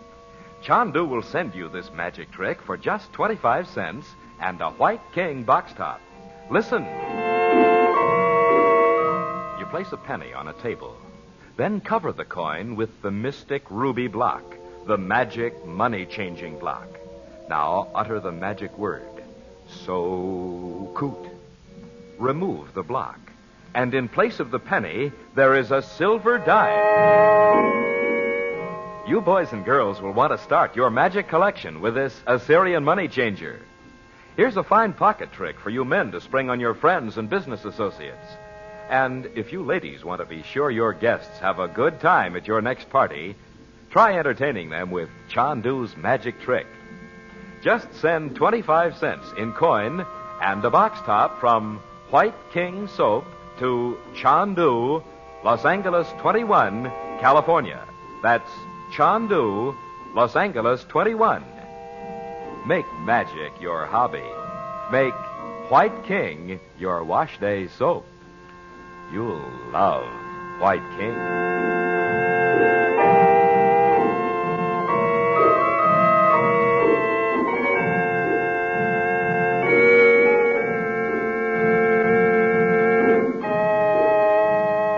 Chandu the Magician is based on the original radio drama created by Harry A. Earnshaw and is written by Vera Oldham.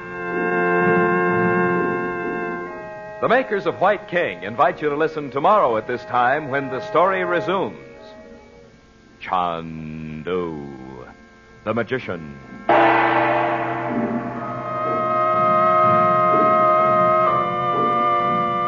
This is the Mutual Don Lee Broadcasting System.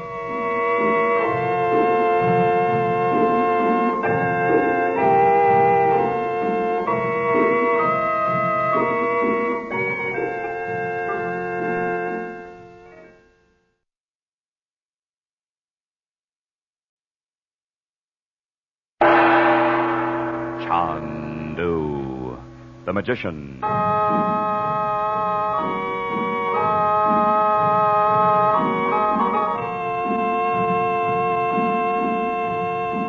Good evening, ladies and gentlemen.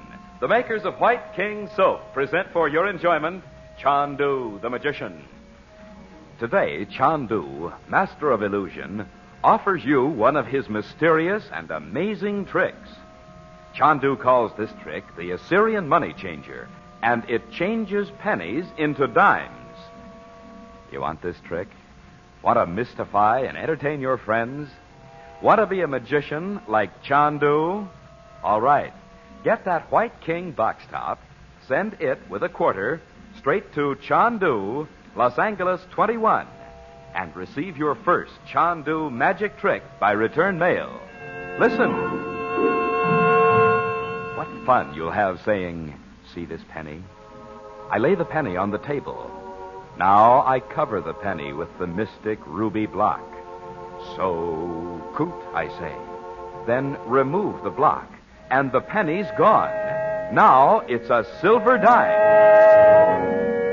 The trick is easy. So easy a child can do it, but it is clever. So clever it is very hard to detect. Start your collection of magic tricks right now with Chandu's Assyrian money changer. Just send 25 cents in coin and a White King soap box top to Chandu, Los Angeles 21. Be sure to print your name and address plainly.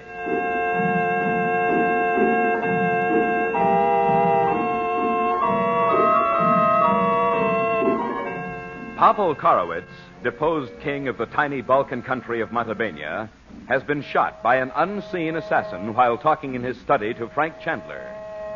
2 hours later, after Chandler and the regents have returned to the castle where they are staying, they hear the tolling of the bells, which announce the death of the former king. By the occult powers he gained in India, Chandler sees in the crystal a furious quarrel between Jan Metsos, the foreign minister, and the mysterious Russian, Dimitri. Both are insisting they had no part in the ex-king's assassination. And Dimitri threatens Metsos with the loss of his office as head of the government.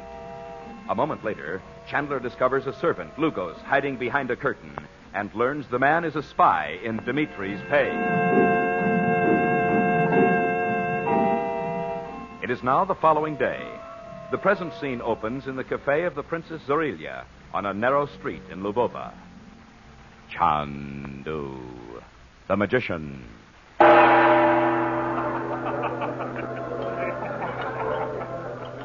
Isn't this food terrific? That spiced lamb. Well, how about this dessert? Ek mek kadai. What a thing to call it. Oh, I'm glad you like it. If I can't find another cook, we may have to have all our meals out, I'm ashamed to say. You needn't be, Mother. That old stove up at the castle is positively prehistoric. You and Betty sure whipped up a good breakfast. You know, I haven't tasted scrambled eggs like that for years. Oh, breakfast is nothing. But that stove's a museum piece. Uncle Frank, what do you suppose Dimitri will say when he finds out we fired Lugos and Mara? Well, Lugos won't be in a hurry to tell Dimitri he was so clumsy we caught him spying on us. Oh, I hate to think of Lugos snooping and listening at keyholes all the time he's been with us. It hasn't been that long, Dot. No? Dimitri did his best to make friends with us at first. so he could find out for himself what you were doing. I think so.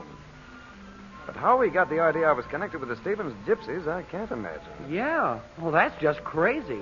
Mother, did you really tell Dimitri not to come to the castle anymore? He said you did. What? When was this? The day Nicky's horse threw him. You remember? I told you Dimitri came riding up. Oh, I and- remember. Yes, I did tell him not to come up again. Oh, Mother. Now, let's not talk about him. He's the most... Frank, what is it? I was just wondering about the music, Dot. It seems strange when a country's in mourning. Well, not officially, is it? Well, I should think Mr. Metsos would be afraid of trouble if he let the people show how they feel about the king's death. Oh, Metsos will make the gesture. Oh, but Frank... You heard what Dimitri said to him about a state ceremony. That's why I don't understand this gay music. Uncle Frank, do you think this cafe's really 600 years old? Oh, I doubt it, Betty. Why? Because it must have been named for that princess, the first one who lived in our castle. Well, it's funny they'd name anything for her. Well, they said she poisoned her husband. Everyone's probably forgotten how the cafe got its name. It was so long ago. Or else it's a rendezvous. I wonder. What, Frank? Uncle Frank, look who's coming in.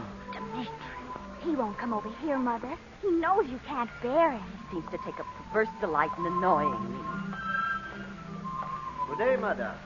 Mr. Chandler. Hello, Dimitri. Oh, good heavens, what's that? It must be a gypsy raid. Estaben's men. Oh, can't we get away? No, sit still. You don't want to be out on the streets. What if they come in here? On horseback? Don't be silly. Mr. Chandler, would it not be wise to take your sister and Miss Regent to a safer place? I think we're quite safe here.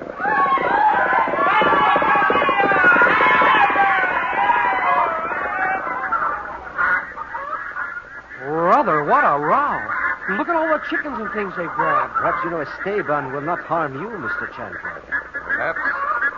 Hey, they're coming back. No, it's the soldiers. Right on Estaben's tail. I bet they catch him this time. I hope they do.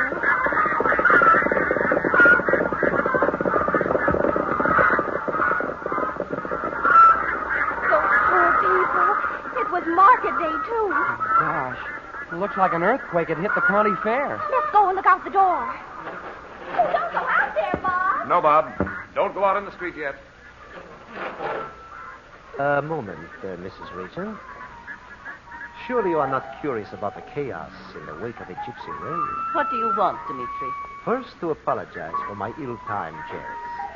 I have regretted the impulse ever since. You thought it was funny? Telling me Bob and Betty were somewhere in the cellars of the castle? Madame, I assure you. You have a very peculiar sense of humor. So I have often been told. But I have heard that Americans also enjoy what they call practical jokes. I thought you would be amused. Later. I wasn't. But it is the sort of thing Americans enjoy abroad. Exploring ruins, frightening themselves by walking into dark cellars. I don't want to talk about it.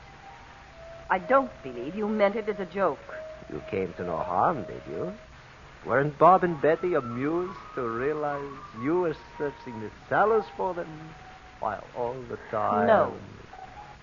And Dimitri, I want you to keep away from my daughter. Madame, she's a child. Surely you do not misunderstand my very slight attentions to her. Not in the least. I see you do. But if I have roused so much as a spark of, shall I say, jealousy in you... You're insulting. But that is how it will seem to her. If you persist in warning her against me, madame.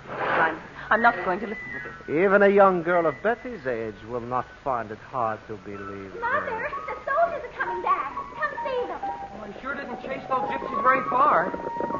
Aren't their uniforms marvelous?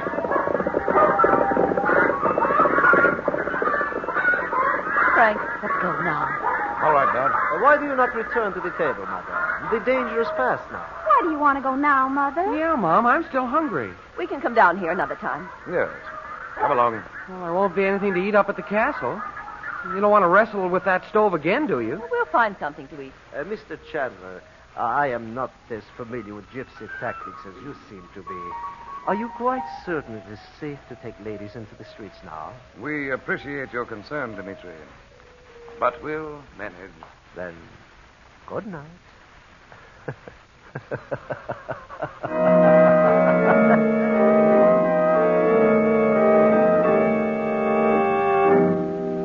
I'll take your things upstairs, Mother. Thank you, dear. Bob, you might go and make a fire in the kitchen. Okay. I wish I'd brought back some of that lamb. Did you notice, Dot? Dimitri still thinks I have something to do with Estaben's gypsies. So he hasn't seen Lugos. Frank, before the children come back, Dimitri's unbearable. He stood there at the table and... Mother, shall I bring down a sweater for you? Yes, please, dear. The blue one. It's in my trunk, I think. That'll keep her up there for a while. Frank, that man's like a snake. I know he is. I'm sorry now I asked you to come over here, Dot. I didn't realize what I was letting you in for. Oh, I'm a coward where Betty and Bob are concerned. I admit it. I know how you feel. Dot, maybe you'd better go back to California. Well, what good would that do? Well, wouldn't you feel a bit better 10,000 miles away from Dimitri? Well, I would, yes. If we hadn't seen him that night in the crystal, calling down that awful curse on all of us. But now... Now, what? Well, it would work as well in California as here, wouldn't it? Yes? Wouldn't it? Yes, you allowed it to. Well, then if Dimitri did actually put some sort of spell on Betty or Bob and you weren't there... Oh, no, I can't go home now. Well, I'm not trying to persuade you to stay, Dot. But Dimitri's done nothing yet, as far as we know. Oh, we'd know if he had. Remember the night in Cairo when that hideous little araignée cast that spell on Betty? Just by giving her a white flower? It wasn't half an hour until she was unconscious. Yes, of course I remember. You see? Besides, Robert's in Paris. He certainly won't go home yet. No, Frank, we'll stay here. Well, whatever you say, Dot. I know Robert's glad you're on this side of the ocean, even if he can't see much of you. Well, he feels safer knowing we're with you. Well, all this isn't going on indefinitely either, you know. I'm beginning to see my way now. I can't find it anywhere, Mother. Well, never mind, Betty. I'll come up and get it. What were you going to say, Frank? Well, just that I know how things stand now. Dimitri's been sent here to take Metsos' place. And Metsos thinks I'm on his side. Well? If I can make him angry enough at Dimitri, he'll tell me who it is they're taking orders from. And that will be that. You make it seem very easy. I know it won't be. It'll be worth it, though. And Robert can file his experiment away with the things the world will never need. Do you know what he's working on? Well, of course I do. Frank, if that's Dimitri... I'll see who it is. Let Uncle Frank go to the door, dear. I'm right here. Oh, good evening. Mr. Regent is requested to come down to the railway station. There is a telephone call from Paris. From Paris? Oh, thank you. I'll tell her right away. What was that, Betty? It's a message for you, Mother. You're to come down to the railway station. There's a call for you from Paris. What? It must be Daddy. Well, he's never called me from there before. Frank, what do you suppose has happened?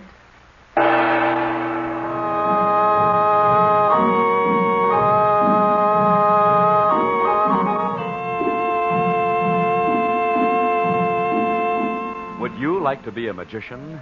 Would you like to mystify your friends with magic tricks?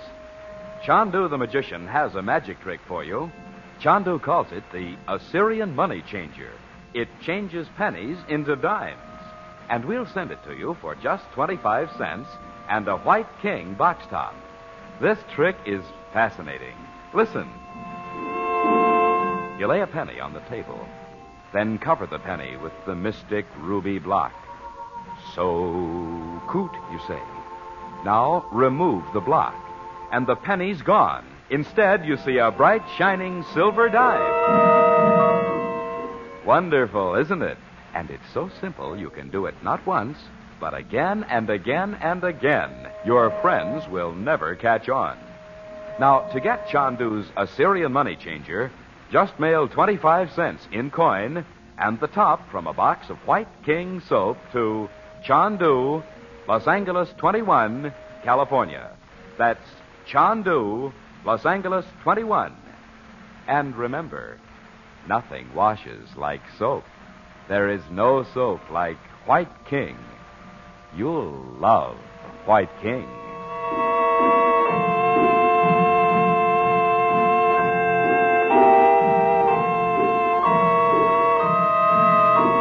Chandu the Magician is produced and directed by Cyril Armbruster. Dorothy Regent is played by Irene Tedrow. The makers of White King invite you to listen tomorrow at this time when the story resumes. Chandu the Magician. This is the Mutual Don Lee Broadcasting System.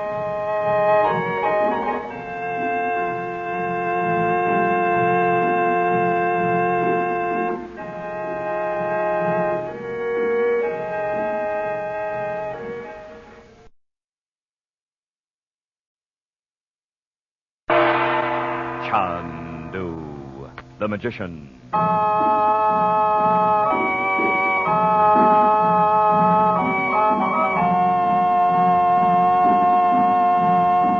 Good evening, ladies and gentlemen. The makers of White King Soap present for your enjoyment Chandu the Magician. Would you like to make magic your hobby? Want to do magic tricks like Chandu? Then send today for Chandu's first magic trick offer. Chandu calls it the Assyrian money changer. It changes pennies into dimes right before your eyes. And you can have this trick for your very own by sending 25 cents and a White King box top to Chandu, Los Angeles 21. Listen. You take a penny from your pocket or handbag and lay it on the table. Then cover the penny with the mystic ruby block. Now remove the block while everyone watches closely. And behold, in place of the penny, there's a silver dime. Begin your collection of Chandu's magic tricks with this thrilling Assyrian money changer. Just send 25 cents in coin and the top from a box of White King soap to this address: Chandu, Los Angeles 21, California. Chandu will send you his Assyrian money changer, postpaid, complete with instructions. Send for Chandu's Assyrian money changer tonight.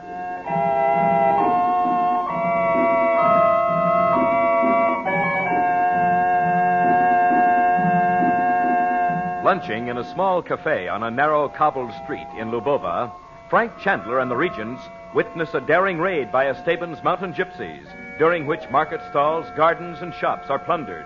A troop of soldiers gallops by in pursuit, but returns almost at once, confirming Chandler's belief that little effort is made to suppress the violence of Estaben's men. Alone for a moment at the table, Dorothy Regent is approached by the mysterious Russian, Dimitri, who mockingly warns her it is useless to try to prevent his association with Betty and Bob. Dorothy insists on returning at once to the castle where they are living. And within a few moments, a messenger arrives. Dorothy is summoned to the telephone in the railway station to take a call from Paris. There, in the dingy waiting room, the present scene opens. Chandu the Magician. What did he say, Bob? Oh, just what he did before, Mom. They're trying to get the call through. Oh, it's 3:30. We've been here almost an hour. I wish Uncle Frank had come down with us. Oh, darling, even Uncle Frank can't do anything about the telephone service. Oh, what a country. One telephone. If we had a phone at the castle, Dad could have talked to you when he called up. Mother, why do you suppose Daddy called you from a hotel? Hasn't he a telephone in his laboratory? Oh, I don't know, dear. What can he want? I had a letter from him yesterday. Oh, I hope he's not ill. Oh, now, Mother, if he were, he wouldn't be going out to a hotel to call you. He probably just wants to talk to you. He's lonesome. Oh, there it is. That must be your call, Mom. Prosim, Pani Regent. Oh, thank you. Hello? Robert? I can't hear you. That phone looks like something out of the Civil War. I know it. Robert? It is you. How are you? Speak a little louder, dear. Oh, ask them to get you a better connection, Mom. It might take another hour to get him back. Yes, a little better. What is it, Robert? Why, I didn't send it. I wouldn't just descend on you with no more warning than that. What do you suppose he means? Shh, pipe down. Oh, I'm sorry. Of course you were worried.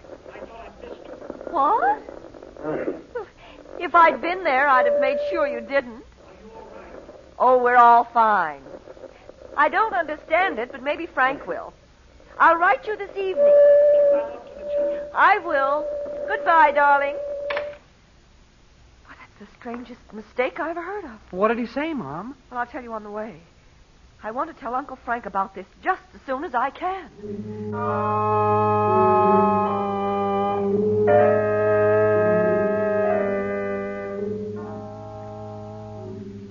I could hardly hear him. It was maddening, Frank. Dot, you're sure he said he had a telegram signed to you? Yes. He rushed across Paris to meet the train. When he didn't see me get off, he thought he must have missed me in the station. And I suppose he waited around for some time before he decided to call you to say. Yes, he did. But he finally went to a hotel across the street and put in the call. Oh, he should have known better. Why, Uncle Frank, if he thought something had happened to Mother... Well, I don't see how anyone could make such a stupid mistake, getting both our names wrong. Oh, Frank, you don't think it was a mistake? I know it wasn't. I'll have to go down to the consulate. What for? I'll ask Mr. Mason to send a letter for me in the diplomatic pouch. Robert must be more careful. There's no sense in all this.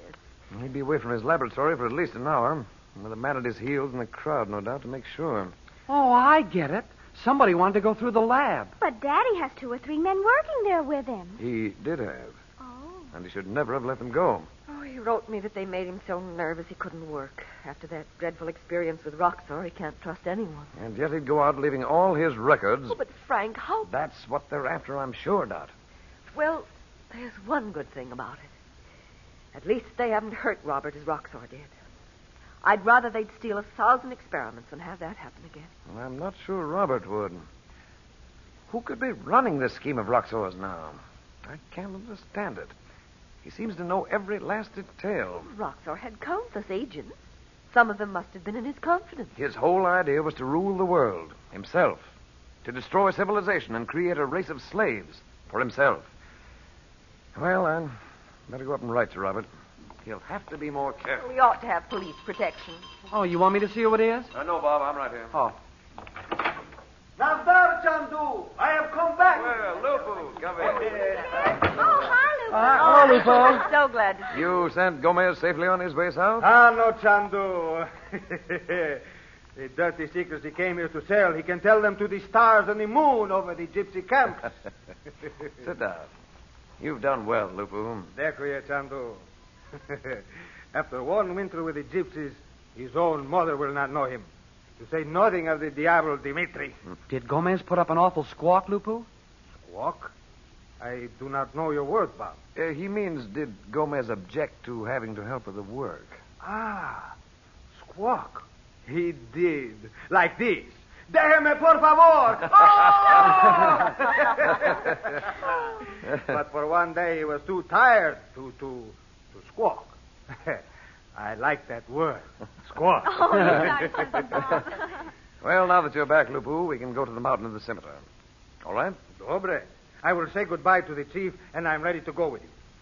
You don't mean to say your people left Gomez up there alone? No. This is a family of gypsies I met in the mountains. Old friends. I rode down with their wagon. They are camped outside of Lubova. Aye, tonight is big feast. Tomorrow, they go out. Oh, gypsies sure have fun, don't they? No. Hi, Pan. They would make you welcome at their fire. All of you. Come with me to the feast. Oh, Mother, could we? Well, Lupu, are you sure it would be all right with your friends? They will be proud. You will come, Chandu? Lupu, how well do you know them? Are they really old friends? Since I was as high as my knee. The mother of the chief was like my own grandmother. Frank, you look very odd. What are you thinking? I was wondering if you and the kids might stay with these people for a few days. I don't like to leave you up here alone. Oh, you're not serious. Honey, my friends will make you welcome with their hearts. They will protect you with their knives. Oh, let's do it, Mom. Oh, yes, please. Well, we can't just walk in on people like that. Besides, it's cold in the mountains. No colder than it is here, I bet. Come on, Mom. You can't kid me. You'd like to go. Well, I would like to get away from here, even for a few days. Just to know we wouldn't see Dimitri. Dimitri's not the type to follow a gypsy trail. I'll tell you. Are we really going? I'll write my letter, and Lupu can go down into town with me. And while I speak to Mr. Mason, he can put it up to his friends. They will be proud. In the forest by the gypsy fire, you will come to have gypsy house yourself. You're very kind, Lupu. Fanny, Chandu is my friend. And you have been mine, Lupu, for many years. May it always be so. God seal it, Chandu. When you are ready, we go. Vite!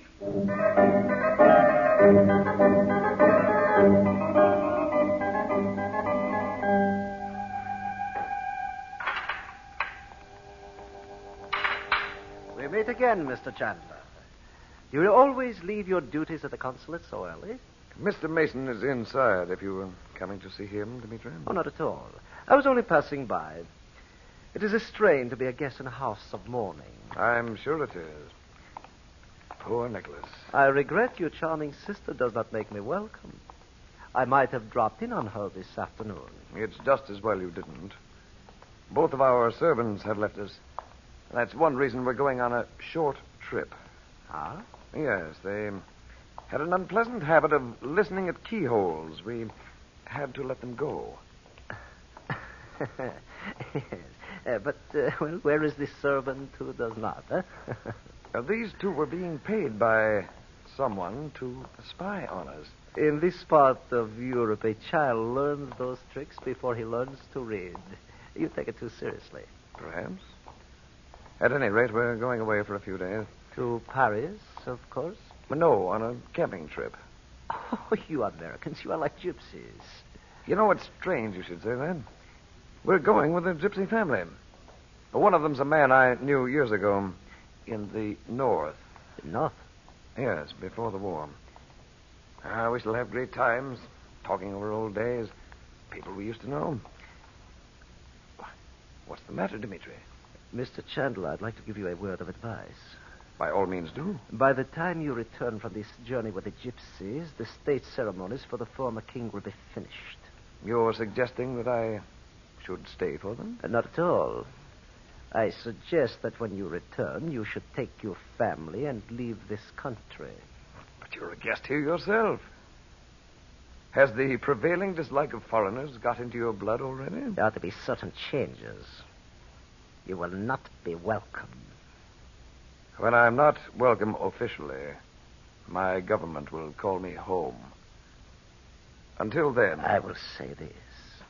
You believe you know who I am. But if you really knew, you would see all your family dead at your feet before you dare to set yourself against me.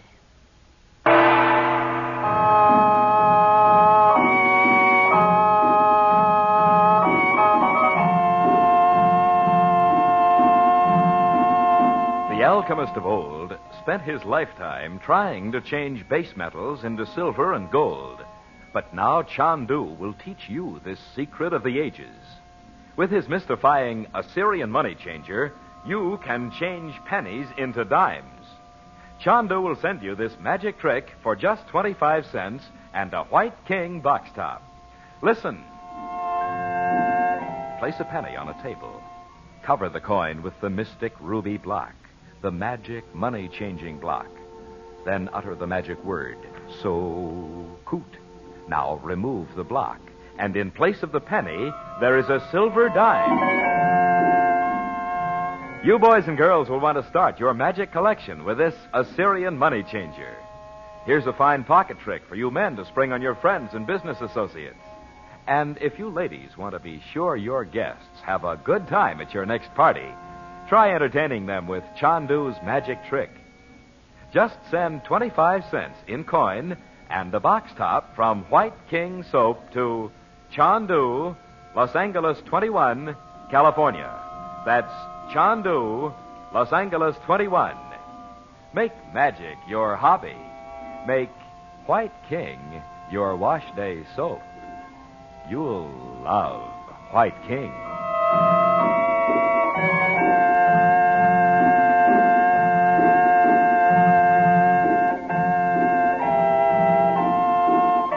Chandu the Magician is presented for your enjoyment every weekday evening. Dimitri is played by Lou Krugman. Your announcer is Howard Culver. The makers of White King invite you to listen tomorrow at this time when the story resumes.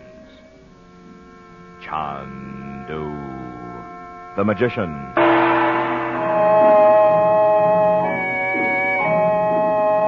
This is the Mutual Don Lee Broadcasting System.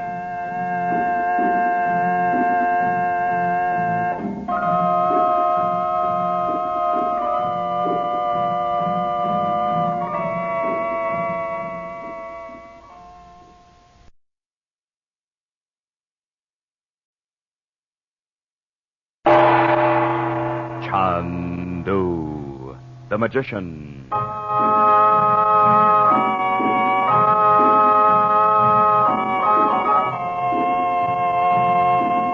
Good evening, ladies and gentlemen. The makers of White King Soap present for your enjoyment Chandu, the Magician. Today, Chandu, master of illusion, offers you one of his mysterious and amazing tricks. Chandu calls this trick the Assyrian money changer, and it changes pennies into dimes. You want this trick? Want to mystify and entertain your friends? Want to be a magician like Chandu? All right. Get that White King box top, send it with a quarter straight to Chandu, Los Angeles 21, and receive your first Chandu magic trick by return mail. What fun you'll have saying, "See this penny? I lay the penny on the table. Now I cover the penny with the mystic ruby block. So coot, I say. Then remove the block. Now the penny's gone. Instead, it's a silver dime." The trick is easy. So easy a child can do it, but it is clever. So clever it is very hard to detect. Start your collection of magic tricks right now with Chandu's Assyrian money changer. Just send 25 cents in coin and a White King Soap box top to Chandu, Los Angeles 21. Be sure to print your name and address plainly.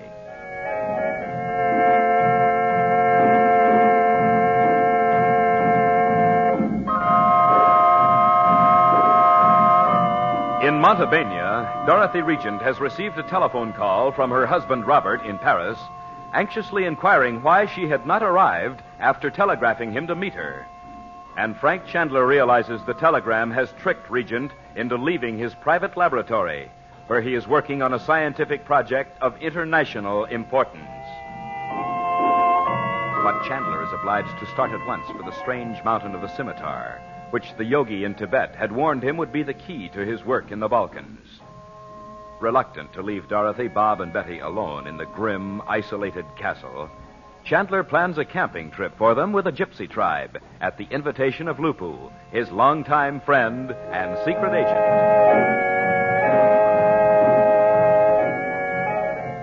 The present scene opens in the deep mountain forest. It is night. Chandu, the Magician.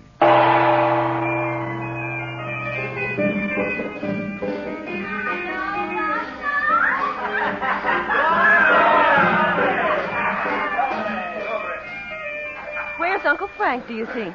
Over there beyond the fire with Lupu. By the horses. See him? Why, Mother? I was wondering if he's going to start for that mountain tonight. Well, he told me he and Lupu were going to leave early in the morning. So it'll be night when they get there. Well, you cold, Mom? No, dear. I'm surprised how comfortable it is here. Gypsies sure know how to pick a campsite. Close to water, out of the wind.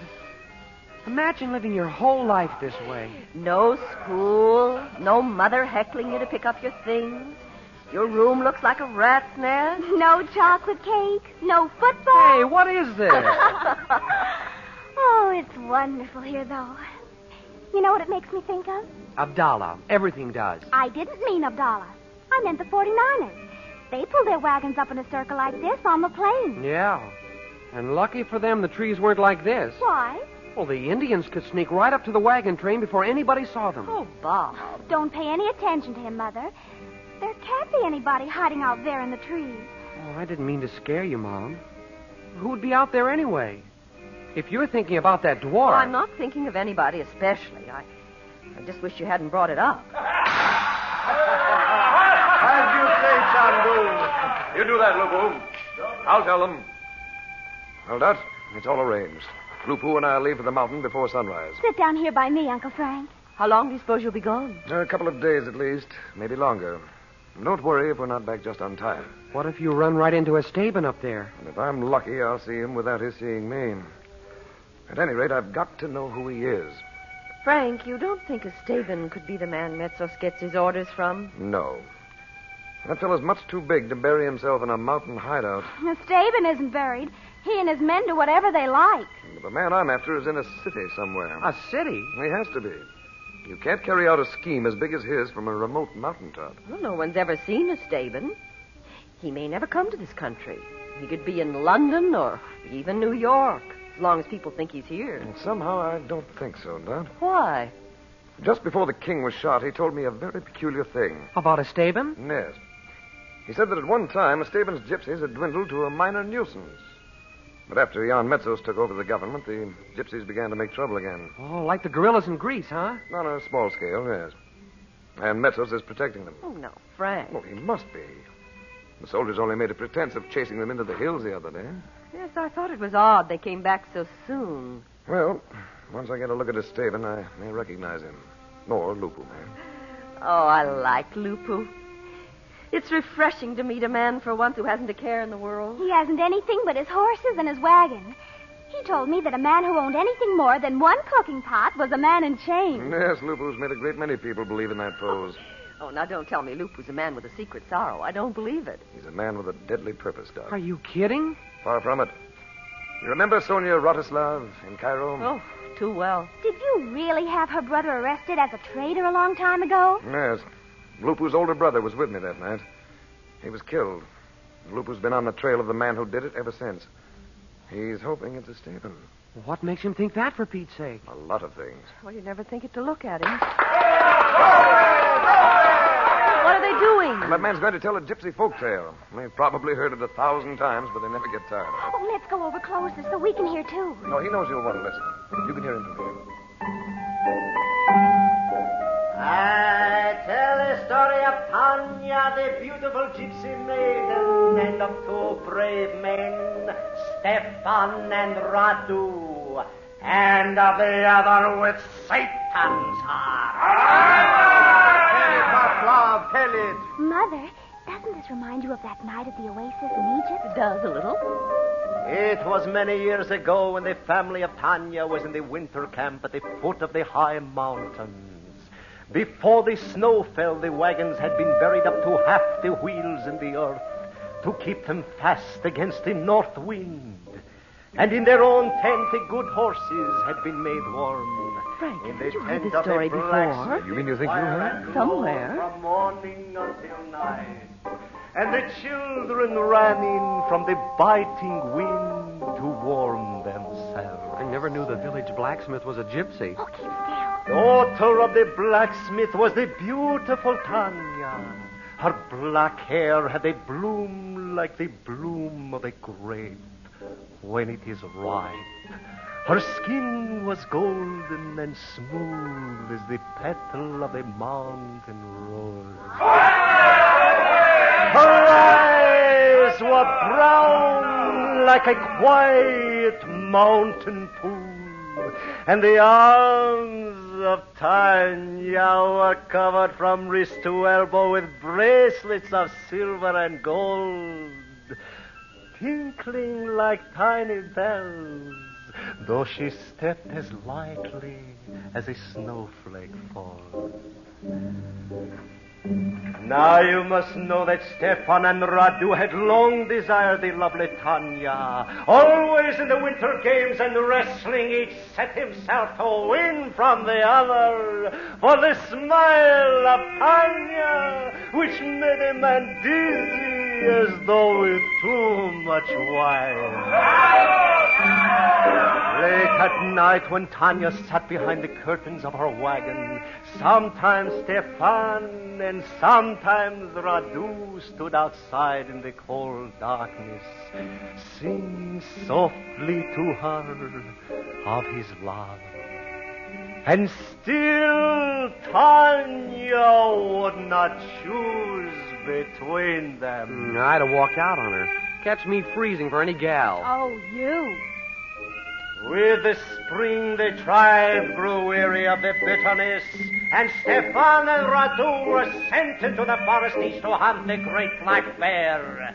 Whichever should bring back the larger bear should be the husband of Tanya. Frank, what's the matter? Now, wait till this is over, Dot.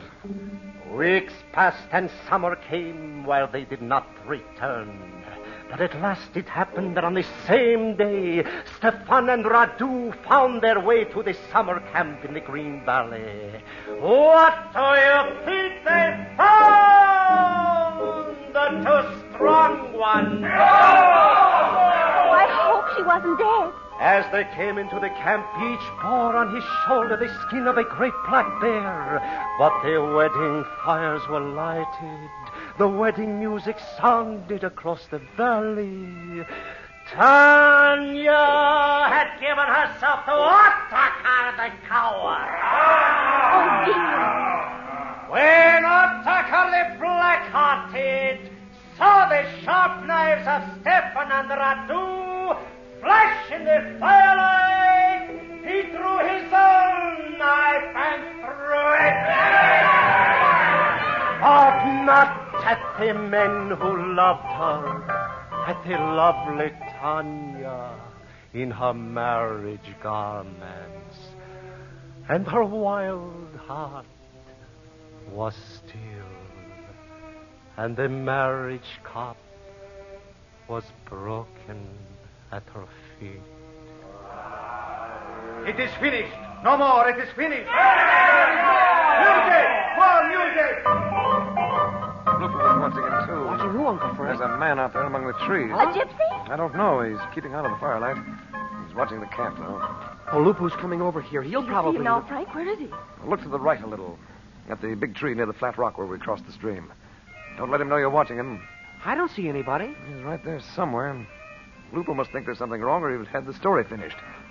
Who is that, Lupu? I did not see his face, Chandu. If he has followed you... Well, he may not have seen us here in the shadow of the wagon. He could be anywhere among the trees, and we'd never know where he is. I'll go over there and find out. My knife is as sharp as that of the black-hearted Otakar. From here, I can pin him to a tree. Oh, but who could it be? That dwarf? Oh, Mother, Rene couldn't follow us all the way. Oh, I see him, Uncle Frank. By the big pine tree. Why? So, he is not here for good. I will throw it. Lupu, no. Lupu! Who is it, Frank? Who is it?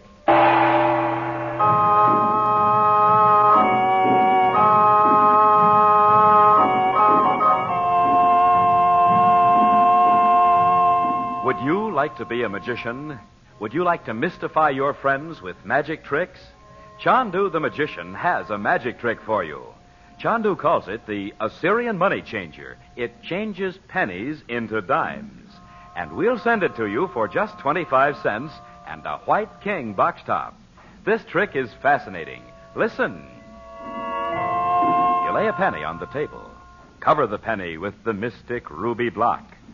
So coot, you say. Then remove the block. Now the penny's gone, and you see a bright, shining silver dime. Wonderful, isn't it? And it's so simple you can do it not once, but again and again and again. Your friends will never catch on. Now, to get Chandu's Assyrian money changer, just mail 25 cents in coin and the top from a box of White King soap to Chandu, Los Angeles 21, California. That's Chandu, Los Angeles 21. And remember, nothing washes like soap. There is no soap like White King. You'll love White King.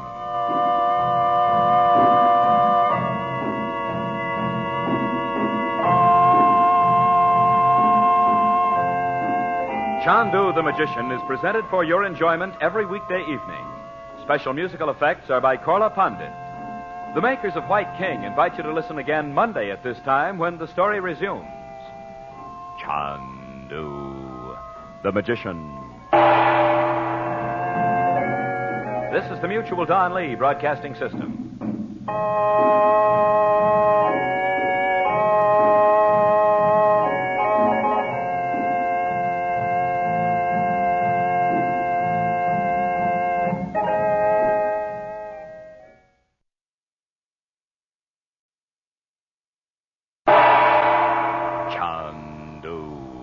The Magician.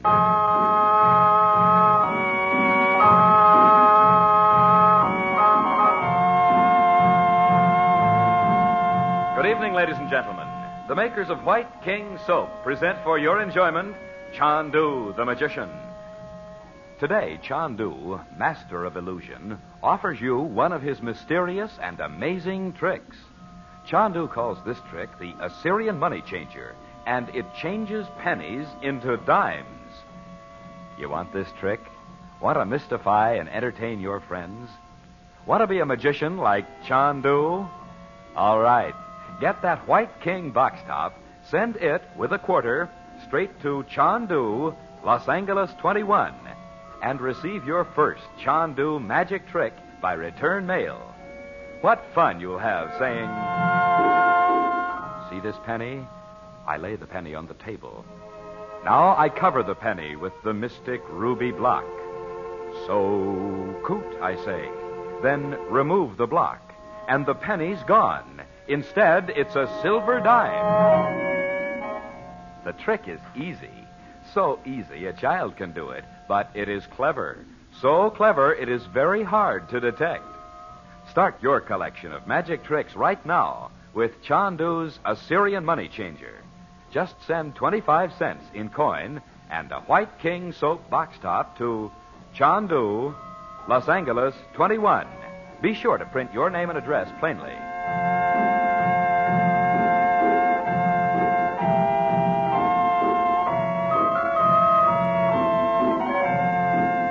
With the arrival at the Balkan castle of Lupu, a gypsy friend and secret agent, Frank Chandler has at last begun his perilous journey to the mountain of the Scimitar, the mountain whose great sinister landmark is the key to the mystery he has come from Tibet to solve.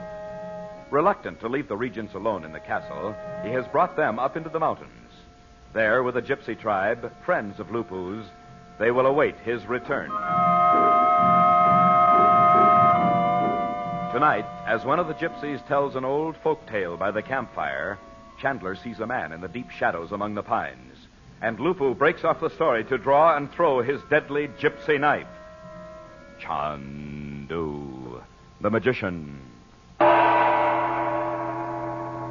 Lupu, no. Lupu! Who is it, Frank? Who is it? Stay there, all of you. I know who it is. Oh, Uncle Frank, be careful. He sure sticks his neck out. Bob, stay here. He knows what he's doing. Nicholas. Here, Mr. Chandler. I'm so glad I found you. Are you hurt?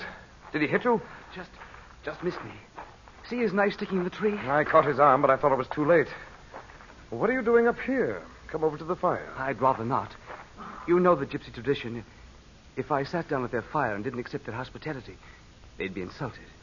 And I can't stay. I suppose Dimitri told you we'd come into the mountains. Yes. He thinks you've taken your family away because you're afraid of him. I don't wonder. You didn't come up here just to tell me that. We must have been riding most of the day. Since about midday. And I must be back before morning. The service for my father is at 11. Metsos is making a spectacle of it. A great procession. Metsos can't hurt your father anymore, Nicholas.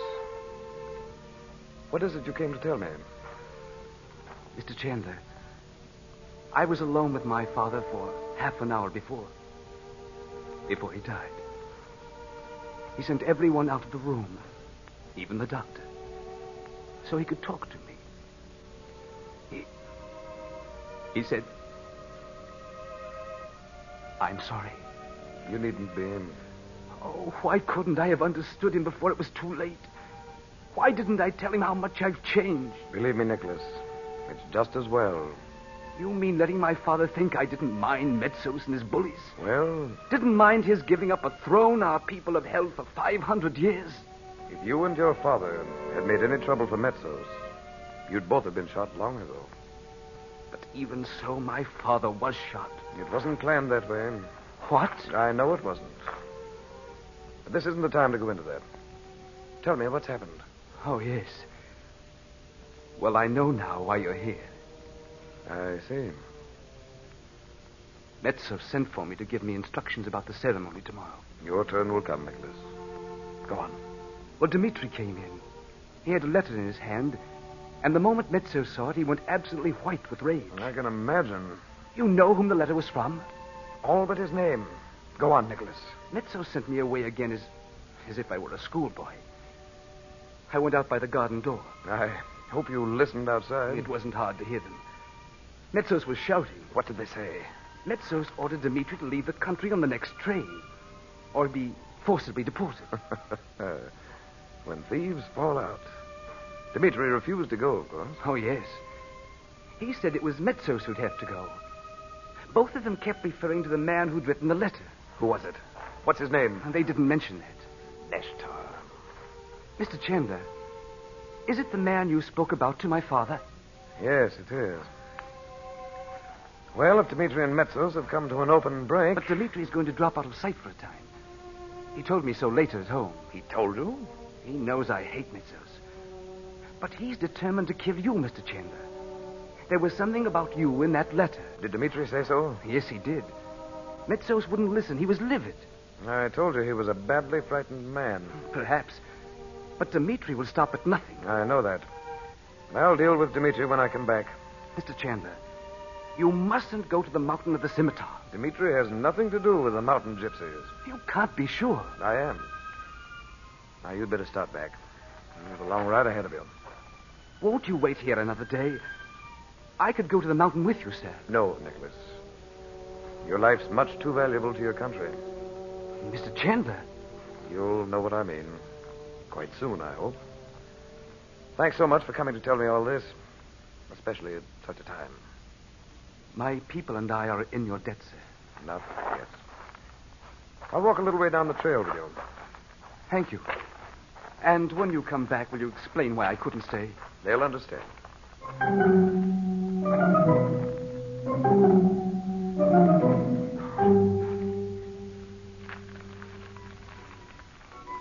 So black beyond the firelight, like a curtain. I don't see Uncle Frank at all. Where do you suppose he went? Lupu sore as a goat because Uncle Frank made him miss that guy. Boy, can he pitch that knife. Oh, Bob, you fiend. Anyway, Uncle Frank knew who the man was. Why don't you go over to Blanca's wagon? She'll think you don't want her to tell your fortune. Oh, I forgot. Let's do, Bob.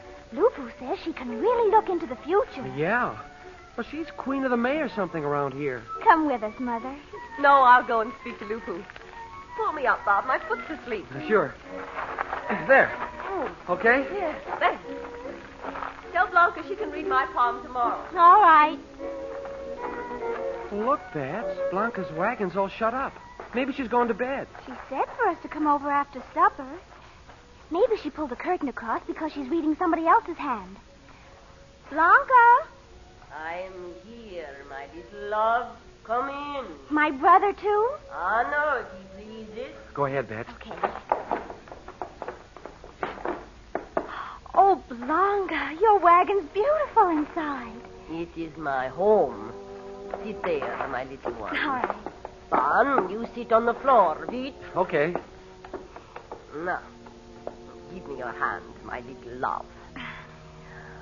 Oh, how can this be? What's the matter, Blanca? What do you see in my hand? It was written that you should come to me. Aye, this is an evil thing. What is? Oh, no. What I will tell you is true. The gypsy knows. Blanca, is it true the gypsies came from Egypt long ago? You are wise, Fleshman. Some gypsies know the ancient secrets. But this is an evil thing I see. What is it? Bon, you are her elder brother. You must guard her well. Huh? From what, Blanca? A moment is coming, not far away, when the evil power of black magic will descend upon you. Oh! Holy Moses. A man who hates you has called upon the black forces of Mulga. The curse of Mulga is upon you. Aye. You mean Dimitri? Is he the one who did it? I do not know his name, but listen well. When this comes to you, you will know. You must close your ears. You must not listen. What will happen to me if I do listen, Blanca? You will become a lost one, turning from those who love you to walk the strange, lonely paths of darkness. Oh, it sounds awful. I'm going to tell my uncle. He'll know what to do. Tell him what I have said, but remember, when the dark enchantment comes, If you listen, you will be lost. Blanca, can anybody help you if this curse gets going? Only the one who... Wait. Go on, Blanca. Don't stop there. Who can keep you Pull from... back the curtain, Connie. I will see who has come to the camp. I will. Oh, is he dressed up? Look at those earrings. I will pay for my supper with a song. Ready. I wonder if Uncle Frank's back yet. I'm going to tell him about this right now. Wait. I do not like this man. You know him? Listen. Let the stranger beware of the road. Let the wanderer watch what he sees. Send him back to the land where he dwells. Send him out from the many trees. This is an evil thing. He shall see but the stars and the night. He shall hear not the hiss of the dart. But the stranger who seeks out my chief, he shall die with the knife in his heart.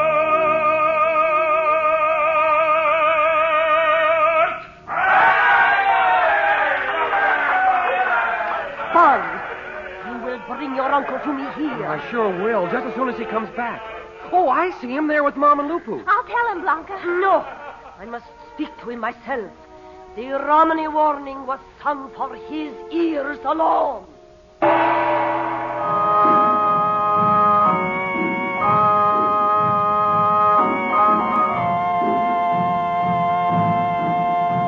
Would you like to be a magician? Would you like to mystify your friends with magic tricks?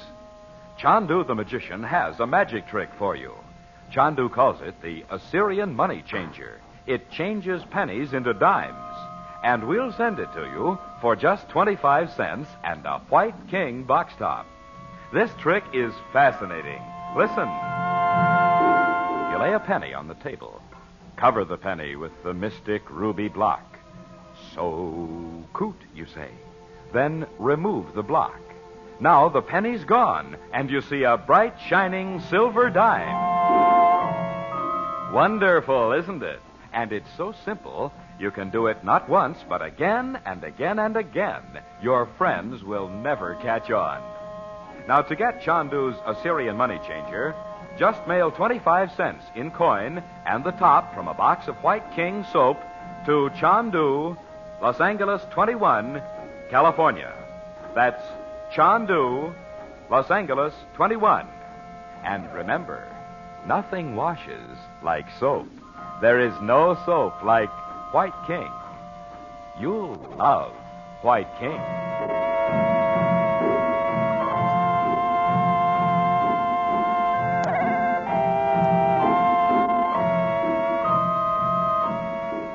Chandu the Magician is based on the original radio drama created by Harry A. Earnshaw and is written by Vera Oldham. The Romany song was sung by Bill Chapman. The makers of White King invite you to listen tomorrow at this time when the story resumes. Chandu the Magician.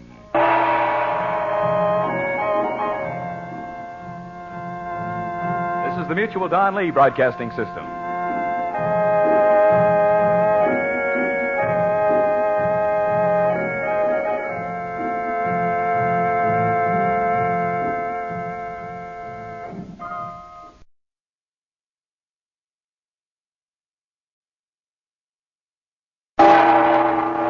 Chandu the Magician.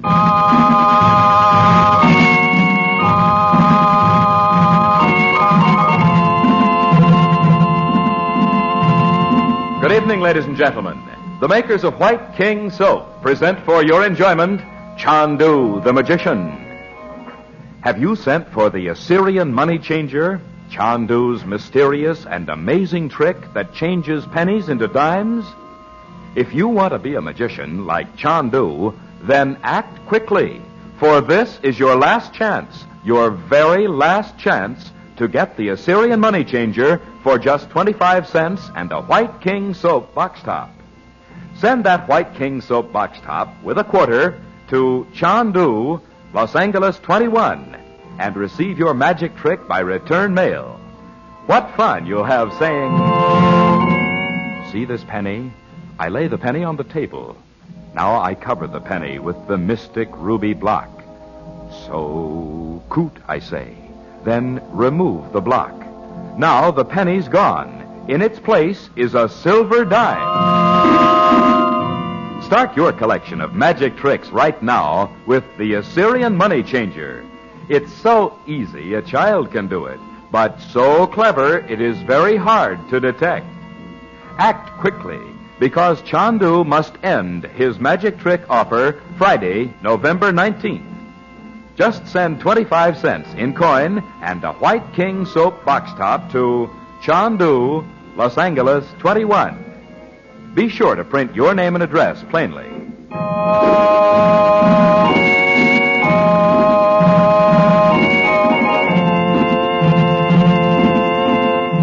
At the Gypsy camp in the wooded Balkan mountains, young Nicholas Karowitz, formerly the Crown Prince, secretly tells Frank Chandler of an ominous quarrel between Foreign Minister Jan Metsos, head of the present regime, and the strange Russian who calls himself Prince Dimitri.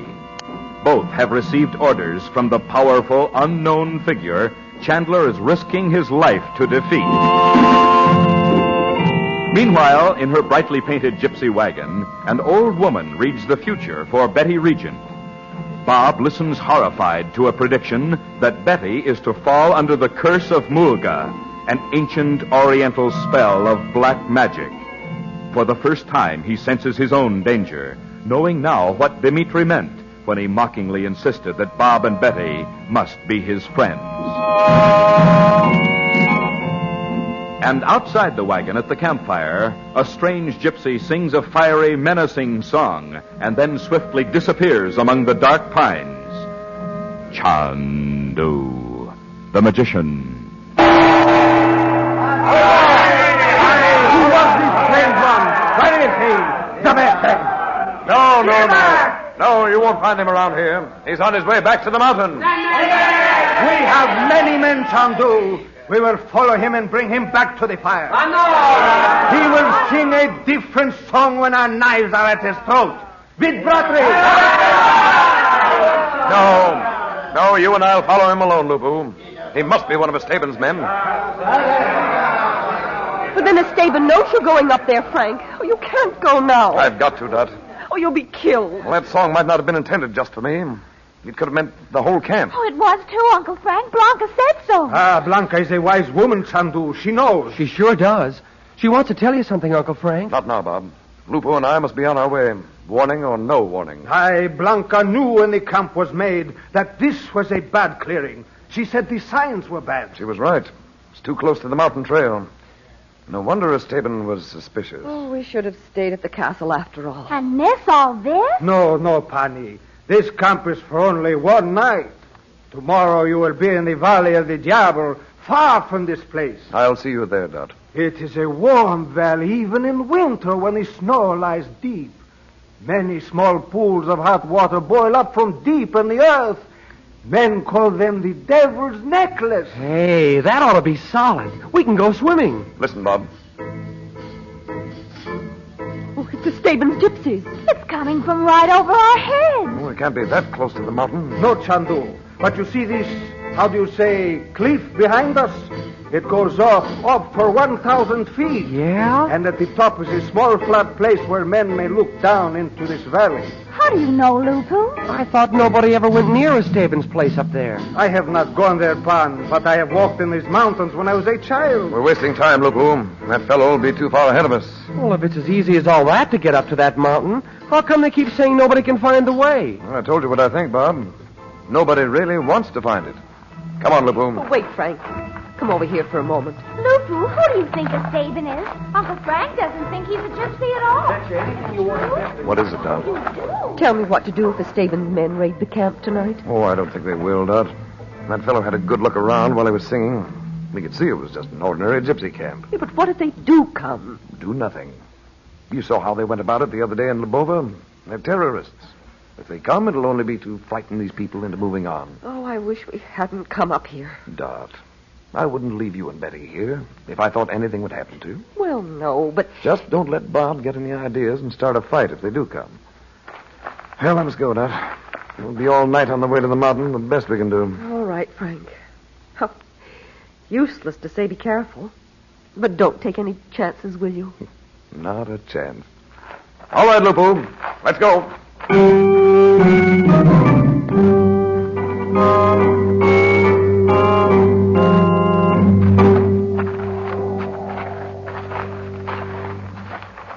We can rest a few minutes, Lupu. Well, we made good time. He does not know we follow on his heels like wolves. Vid Chandu? I hope not. We don't want to get too close to him either. You know, it seems to me if we follow this ravine, we'll come out at about the point of the scimitar on the mountain. Anno. When I'm an old man, my grandchildren shall hear the story of how we came alone to the evil mountain. By that time, I hope the story of Estaben will be forgotten, like a bad dream. Nicky, what have you thought what we will do if we shall meet Estaben himself? Well, that'll depend on who he turns out to be. If he is the man who killed my brother... Let's get this straight now, Lupu. This is no time for personal feuds, and there's a law to deal with murderers. Law? You say Jan Metsos is protecting Estaben. What does he think of law? You're not to kill Estaben. I have followed a murderer over the earth for many years. If he is Estaben, I will... When you joined the Brotherhood, you swore to put its work before anything else, as we all do. Anno Chandu, but... It's not easy. I know that myself. Gebats, you are not like me, with hate burning in your heart like a white flame. That's true. I've learned better. If I had learned the secrets of the East like you, I would have killed the black-hearted one with magic long ago. Oh, no, you wouldn't. Well, the power would be gone. Lupu, I want your word that you won't kill Estaben if he is the man. Or you'll turn back now. I can only tell you this, Chandu. If I look into his face, I will try to remember my oath. Do not send me back. All right. We'll let it go at that. Let's go on now. Chandu, is it true you can look into a crystal and see even more than the wisest gypsy? I don't know about that, Lupu. Some of them know the ancient secrets, too. It's true that... What is that? Estaben? No. It's a message for me. Perhaps from my teacher in India. But you cannot hear, Chandu. You have not brought the crystal. I have only to stretch out my hand. It is here. Aye, it is beyond thinking. I will go away where I cannot hear. No, you needn't, Lupu. Look into the crystal with me if you like. There is a light in it. And now, it is like a picture. Chandu, you know where that room can be? It's in the home of a friend of mine in Cairo. See? There she is. But she is with Dimitri. See his white face like the belly of a snake. But why should he be in Cairo? That's what I'd like to know. Nicholas said Dimitri was going into hiding, but surely, if I can only hear what they say. Now I know you have dared to invoke the curse of Mulga upon him, and upon his sister and her children. Do you understand this, Chandu? Let me hear them. Then you know he will be well advised to give up his interference and return to America. What is it to you whether he goes or stays? Now I'll know at last. You are naive, Nadji. You should know better than anyone living that I make use of black magic only to serve another purpose. What purpose this time? This time? Your friend, Mr. Chandler, is too close to the truth. Ah, good, Chandu. That is why I have come to you, Nadji. Tell me what you want of me. Only to persuade him to remove his meddling fingers from Balkan affairs. Yes, that would suit him very well. You believe I would do this, even if he were meddling, as you say? There are important events shaping themselves. I do not arrange them. But I have instructions to dispose of Mr. Chandler. But whose instructions? That's what I want to know. Your evil power has failed. He is too strong. Pardieu, it only takes longer than I had expected. Madame Regent, for instance. She does not find you as fascinating as the other women have, Dimitri. You need not smile. In time I could succeed, as I already Good. have. Dorothy's stronger than she knows. But the time is growing short. For the moment I must not appear openly in that country. So you will do as I ask you, Nadji. I do not fear your threats. But you do not wish Chandler to learn a certain secret. Stop! Dimitri! How can Dimitri know that? You will persuade him to leave the Balkans, or I will find a way to tell him the truth so he cannot fail to believe. No, Dimitri, no! Nadji! The small picture is gone, Chandu. The light has gone from the crystal. Yes, Lupu. You see, it's easy to break off. Who come? Aye, for us, father. Lupu, we've come farther than we thought. This must be the beginning of the hidden trail. Yeah, it was only a gypsy camp, but I was followed. I thought he must know it. Look up the hill, Chandu. Yes. The path goes on up between these boulders. We're in a bad spot if they should rush us. Listen. Why were you left here alone? Now we must move the heavy stone between us. Now, Andre.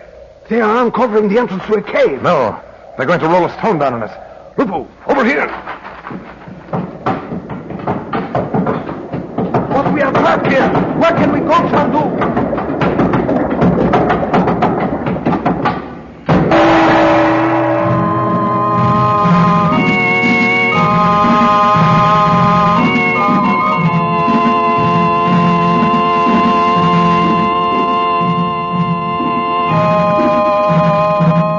You had better hurry. Yes, indeed, you had better hurry if you want to get the first of Chandu's magic tricks. Chandu calls it the Assyrian money changer. It changes pennies into dimes. And there are only 3 more days in which to get it for 25 cents and a White King box top. This trick is... Listen. You lay a penny on the table. Cover the penny with the mystic ruby block. So coot, you say. Then remove the block. Now the penny's gone, and you see a bright, shining silver dime. This magic trick is so simple, yet so clever you can do it again and again and again. Your friends will never catch on. But remember, you had better send today if you want to get Chandu's Assyrian money changer. Just mail 25 cents in coin and the top from a box of White King soap to Chandu, Los Angeles 21, California. That's Chandu, Los Angeles 21. And remember, nothing washes like soap. There is no soap like White King. You'll love White King.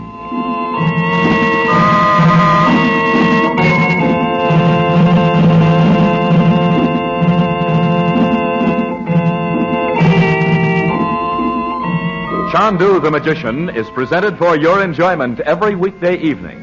Frank Chandler is played by Tom Collins. The makers of White King invite you to listen tomorrow at this time when the story resumes. Chandu the Magician. This is the Mutual Don Lee Broadcasting System.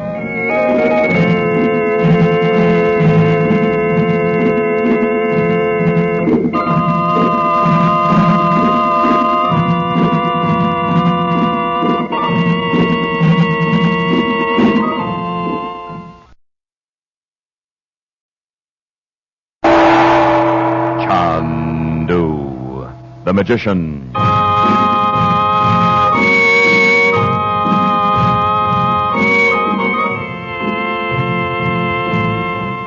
Good evening, ladies and gentlemen. The makers of White King soap present for your enjoyment Chandu the Magician. Have you sent for the Assyrian money changer, Chandu's mysterious and amazing trick that changes pennies into dimes? If you want to be a magician like Chandu, then act quickly, for this is your last chance, your very last chance, to get the Assyrian money changer for just 25 cents and a White King soap box top. Send that White King box top with a quarter to Chandu, Los Angeles 21, and receive your magic trick by return mail. What fun you'll have saying, "See this penny? I lay the penny on the table. I cover the penny with the mystic ruby block. So coot, I say.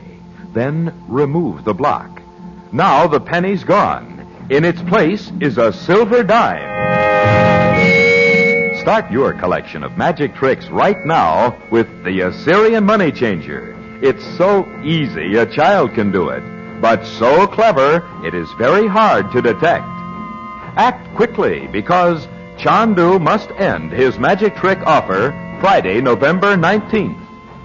Send 25 cents in coin and a White King soap box top to Chandu, Los Angeles 21. Be sure to print your name and address plainly.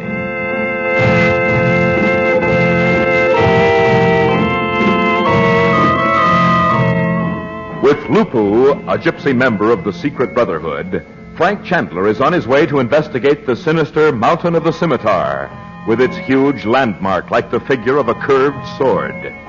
As they climb through a stony ravine in the darkness, following the menacing stranger who had appeared at the gypsy camp, they hear sharp voices above them.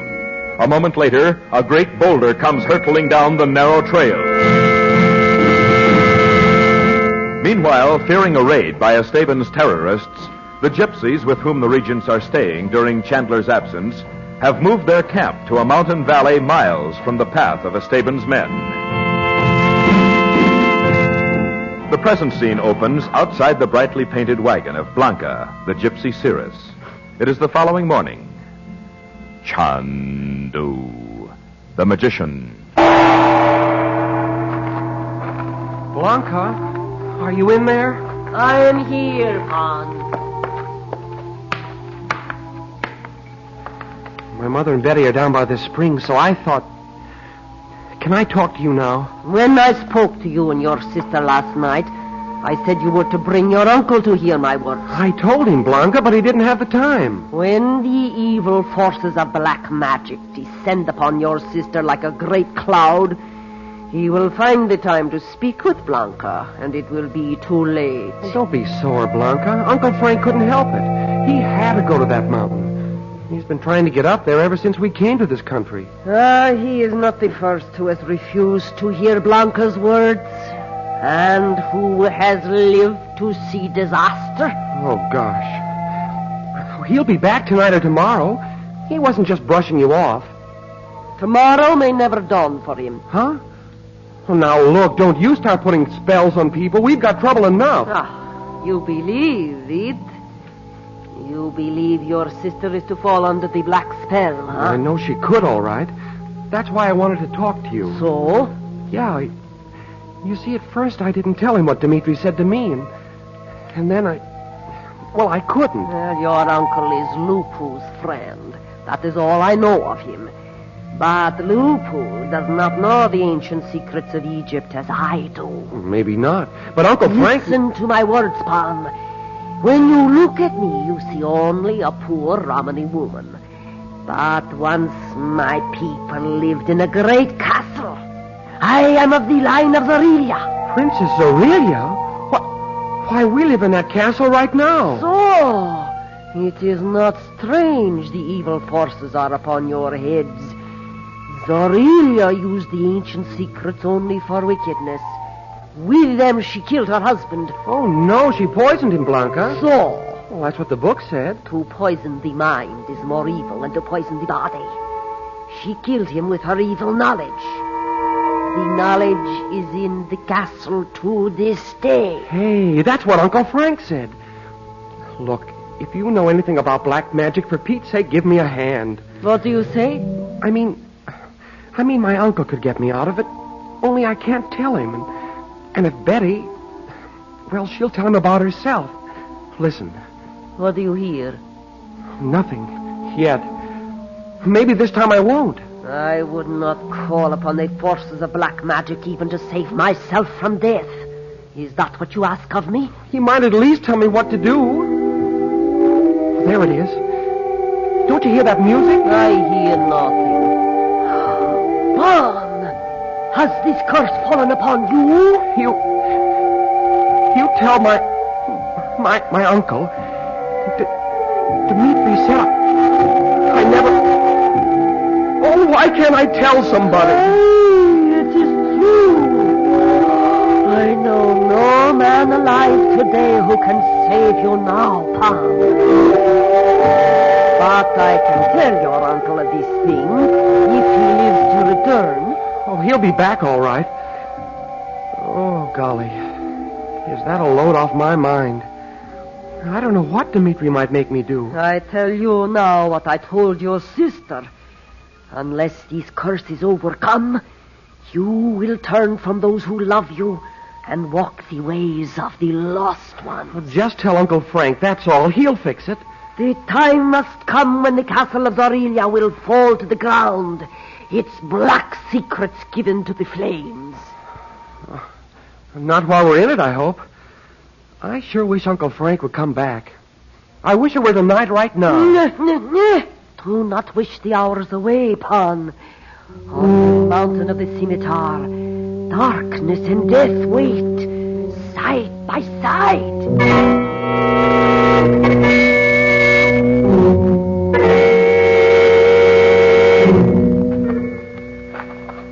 Let's stop a minute, Lupu. How's your ankle?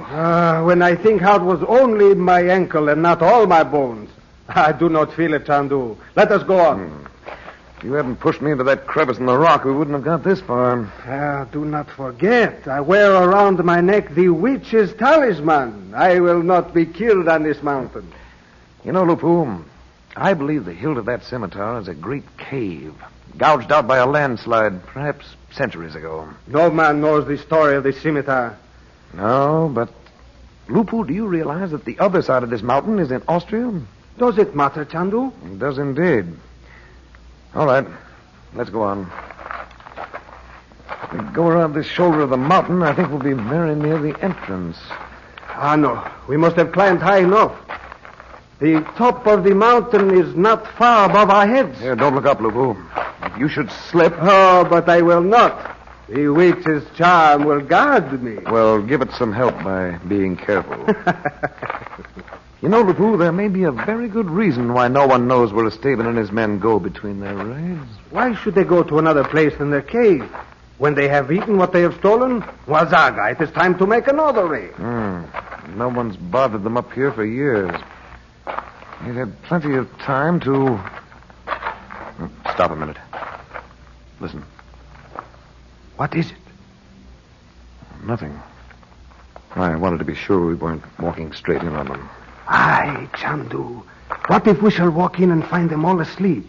One by one, I will take them nigh. But they can't be asleep. They knew we were on our way up. But when they have rolled the great stone down upon us, If they're guarding the secret, I think they are. They're fools to take it for granted they'd killed us. Aye, if they think one stone in the path will turn you aside. It is plain to see they do not know you, Chandu. Yeah, wait a minute, Lupu. We don't want to find ourselves in the mouth of the cave before we know it. All right. Estaben's men live in the cave.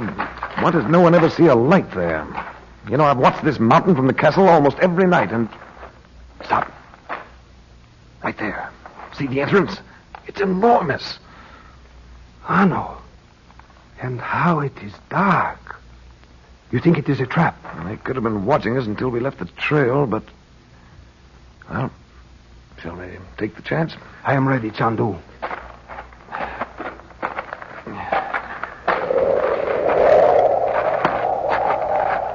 How it is cold. How the wind blows. Wind? In a cave?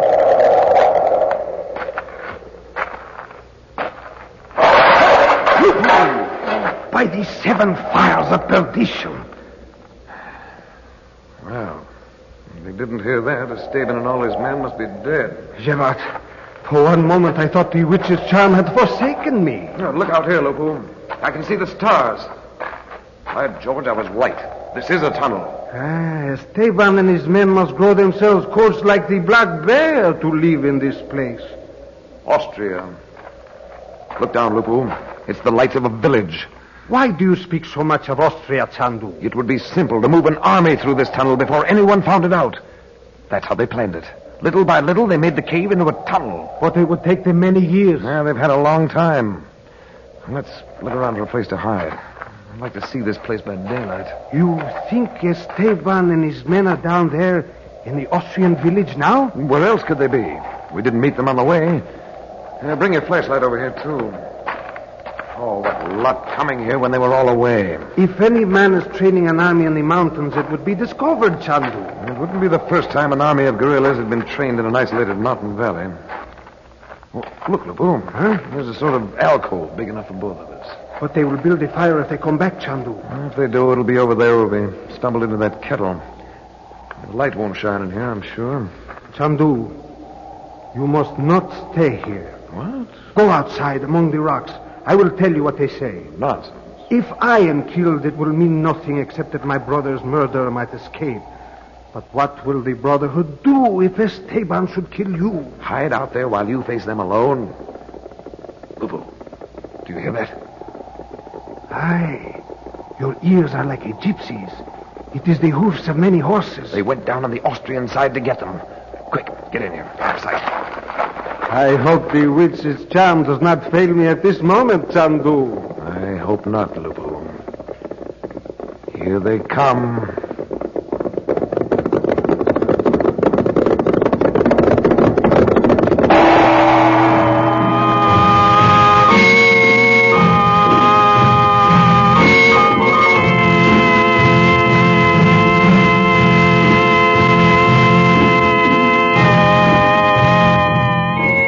You had better hurry. Yes, indeed, you had better hurry if you want to get the first of Chandu's magic tricks. Chandu calls it the Assyrian money changer. It changes pennies into dimes. And there are only 2 more days in which to get it for 25 cents and a White King soap box top. This trick is fascinating. Listen. You lay a penny on the table. Then cover the penny with the mystic ruby block. So coot, you say. Then remove the block. Now the penny's gone, and instead you see a bright, shining silver dime. This magic trick is so simple, yet so clever you can do it again and again and again. Your friends will never catch on. But remember, you had better send today if you want to get Chandu's Assyrian money changer. Just mail 25 cents in coin and the top from a box of White King soap to Chandu, Los Angeles 21, California. And remember, nothing washes like soap. There is no soap like White King. You'll love White King.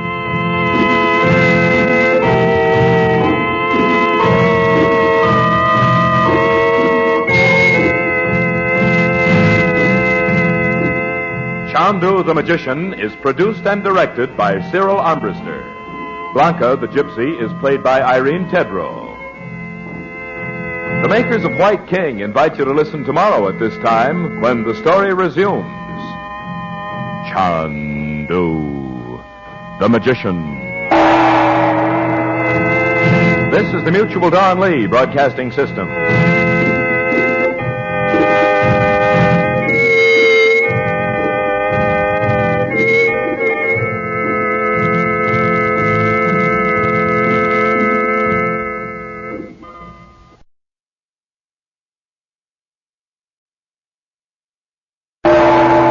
Chandu the Magician.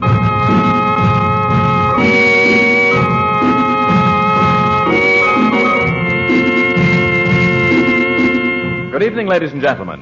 The makers of White King soap present for your enjoyment Chandu the Magician. Have you sent for the Assyrian money changer?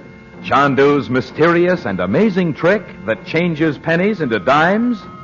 If you want to be a magician like Chandu, then act quickly, for this is your last chance, your very last chance to get the Assyrian money changer for just 25 cents and a White King soap box top. Send that White King box top with a quarter to Chandu, Los Angeles 21, and receive your magic trick by return mail.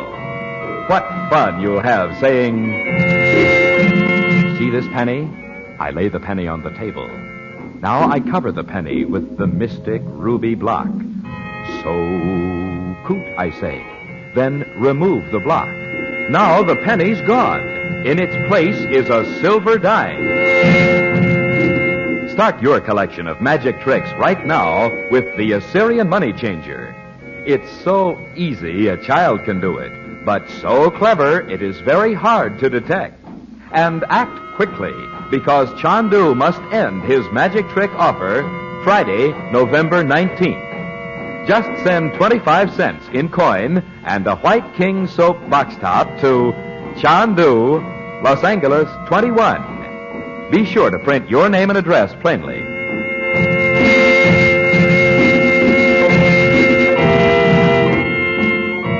On his way to investigate the sinister Mountain of the Scimitar, Frank Chandler is still unaware that the diabolical Prince Dimitri has invoked the deadly spell of black magic on Bob Regent. Bob, forced to silence by Dimitri's spell, makes a despairing attempt to reveal the truth to the gypsy seeress, Blanca. He fails, but Blanca guesses the reason and promises to tell Chandler. Meanwhile, on the wild and desolate mountain, Chandler and his gypsy agent, Lupu, have discovered that the hilt of the sword-like landmark was once a huge cave, headquarters of the bandit Estaben. Over the years, the cave has been extended through the mountain to form a tunnel. Beyond lie the lonely mountains of Austria. The echoing tunnel is empty, but from the Austrian side, Chandler hears the sound of approaching horses. With Lupu, he hides in a recess in the rocks and waits. Chandu, the magician.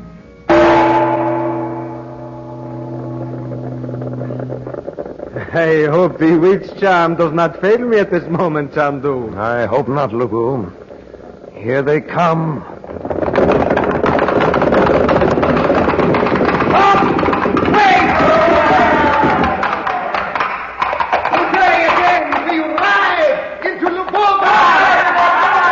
I've heard his voice somewhere.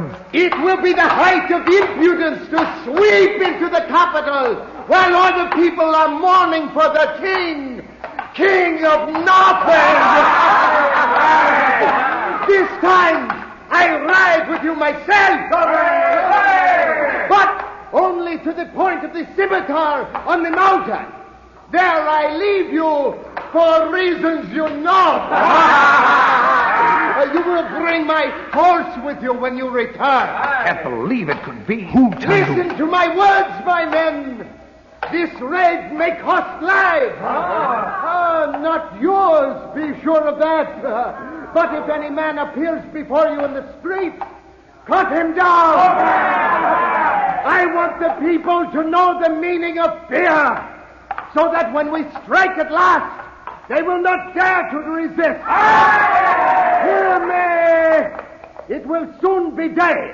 If you ride hard, you will come into the streets of Lubova when the clock strikes 12. I wish I could just get a look at him. Kill a few soldiers this time. Let them learn Estaben is more than a gypsy chief. So, now we go. A cigarette, Boleslav.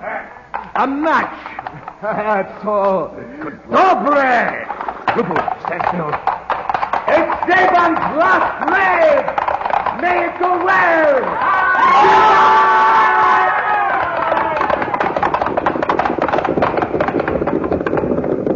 You saw his face, Chandu? Not only his face, I saw the scar on his hand, his left hand. No wonder he pretends he lost his left arm. Chandu, he is the man who killed my brother. Esteban, the bandit. Lupu, Estaben the bandit is Jan Metsos. Muazaga Guabzo. Now we must get back to the gypsy camp and pick up Dorothy and the kids. This thing's coming to a head at last.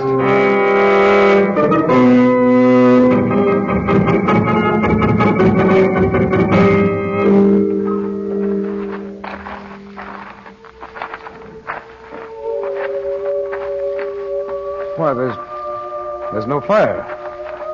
Where is everybody? Death has come to the Camp Chandu. Death? How do you know? Dorothy! I know my people mourn. See, in every wagon the candles burn. The wine cups are turned down. Frank, we're here in Lupu's wagon. What's happened, Dot? Oh, I'm so glad you're back. Come and talk to Bob. He's got the idea it's his fault. It's not Betty. No, it's Blanca. Blanca? Is dead, Pani? Yes. Well, why should Bob think that? What happened to her? Well, nobody seems to know. Bob was talking to her this morning. She was all right then. But at noon, one of the other women found her in her wagon dead. Well, she wanted to talk to me before I left for the mountain. I didn't have time. Oh, come and talk to Bob, Frank. I will. Lupu, see what you can find out from your people. This is not good, Chandu. Blanca was a wise woman. She knew the ancient secrets. Anya! Is Bob here in the wagon now, Dot?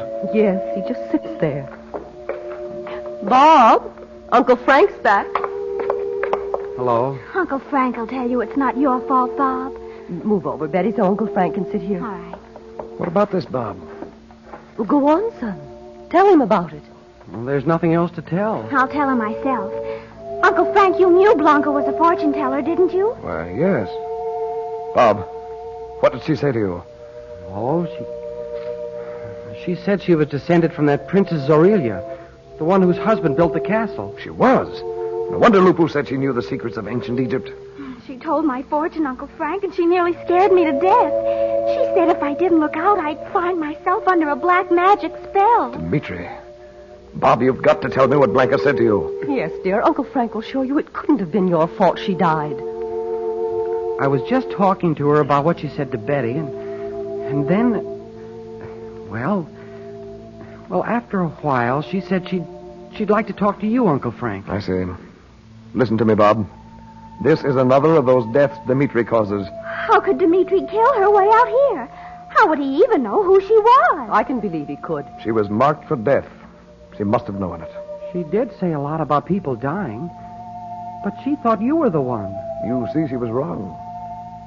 There are a lot of people who think they can learn only a little bit about those deadly secrets. And then, you mustn't blame yourself, Bob. Nothing could have saved Blanca. Yeah, but if I hadn't... She was going to talk to Uncle Frank anyway, Bob. You wouldn't brush it off if it had been you, Uncle Frank. Bob, I'm only saying you couldn't have helped it. Now, will you go and get Lupu? We're going back to the castle. Okay. Tonight, Frank? As soon as Lupu can harness the horses.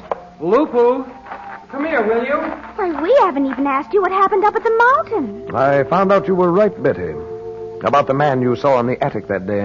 It was Mr. Metsos' twin brother. I told you so. It was Metsos himself. He's the man with the scar on his hand. His left hand. Honestly? Mr. Metsos has no left arm. In Lubova, no. But up in the mountains he has. What? His left hand is scarred with the mark of the scimitar. You can't mean he's Estaben. That's just what I mean, Dot. I saw him plainly when he lighted a cigarette. But I don't see... Frank, why? I'll tell you about it on the way back. I'm going to call on him tomorrow. It should be very interesting. And tell him you know he's Estaben? No, no. Well, if he finds out you know... He won't. Not yet. Are you sure he didn't see you up on the mountain? Quite sure. I see now why he dodged my question the other day about how he lost that arm.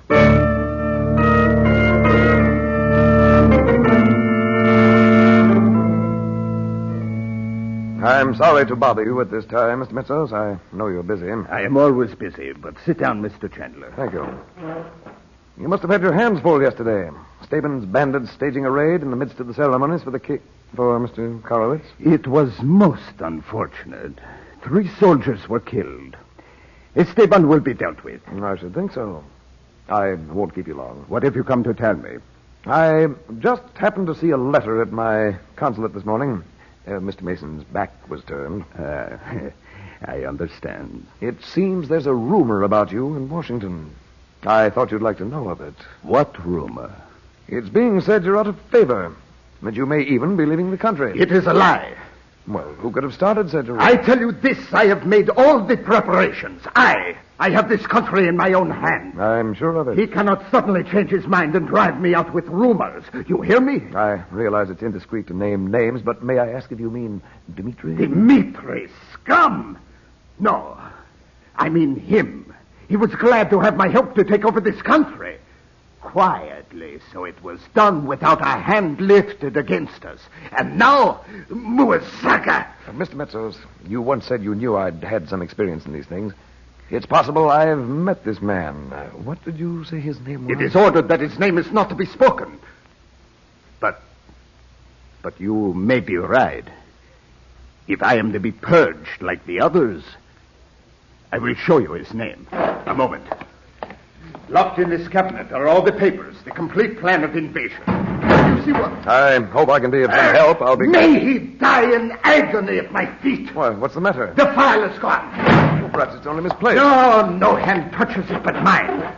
Mr. Chandler, you must find him and bring him to me. Well, yes, but you haven't told me his name. I am speaking of Dimitri. He has wormed his way in here while I was out. Well, why not send for him and ask him? I ordered him to leave the country. But young Nicholas will know where he is hiding. You will find out. Very well. When you know, you will report to me here, day or night. If I am not here, wait for me. Certainly. You'd better leave orders with the servants so they'll let me in. They will admit you, or they will be shot. I'll see what Nicholas can tell me. Don't worry, Mr. Metsos. We'll find him.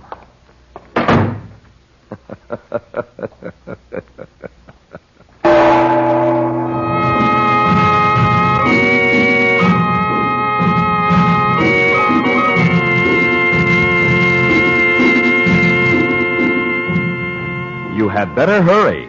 Yes, indeed. You had better hurry if you want to get the first of Chandu's magic tricks. Chandu calls it the Assyrian money changer. It changes pennies into dimes. And there is only one more day in which to get it for 25 cents and a White King soap box top. This trick is fascinating. Listen. You lay a penny on the table. Cover the penny with the mystic ruby block. So coot, you say. Then remove the block. Now the penny's gone. And instead, you see a bright, shining silver dime. This magic trick is so simple, yet so clever you can do it again and again and again. Your friends will never catch on. But remember, you had better send today if you want to get Chandu's Assyrian money changer. Just mail 25 cents in coin and the top from a box of White King soap to Chandu, Los Angeles 21, California. That's Chandu, Los Angeles 21. And remember, nothing washes like soap. There is no soap like White King. You'll love White King.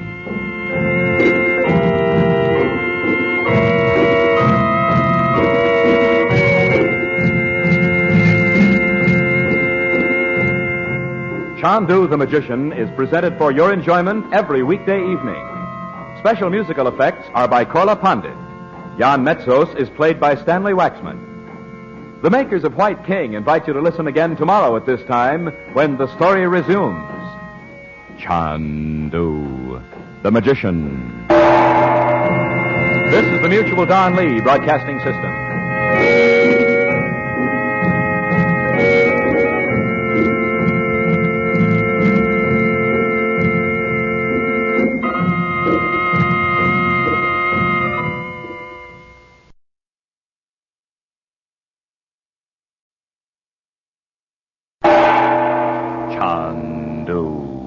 The Magician.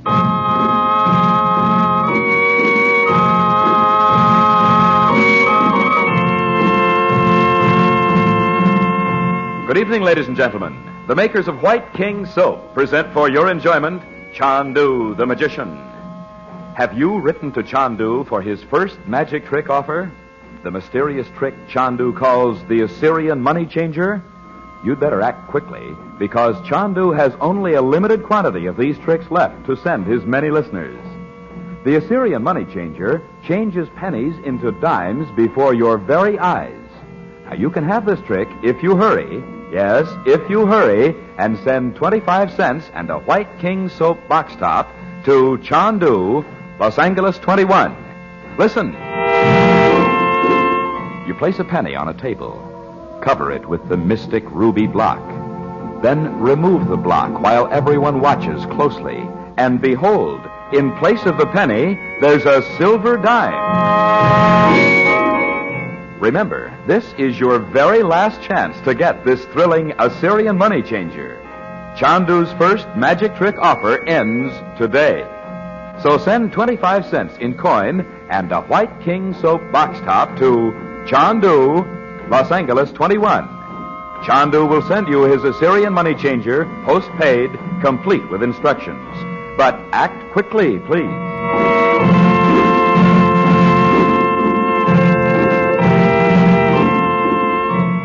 In the great cave, high on the forbidding Balkan mountain of the Scimitar, Frank Chandler has discovered that Estaben, chief of a band of terrorists, is in reality the scheming foreign minister, Jan Metsos.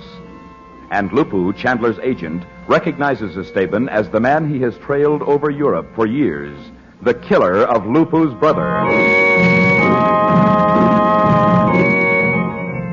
Back in Lubova, Chandler calls on Metsos, pretending to have received a report from Washington that Metsos is slated to be replaced.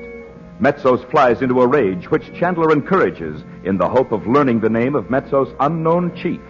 But at the last moment, when the forbidden name is about to be spoken, Metsos discovers a vitally important file of papers is missing. Suspecting Dimitri, whom he has ordered out of the country, Metsos assigns Chandler to locate him.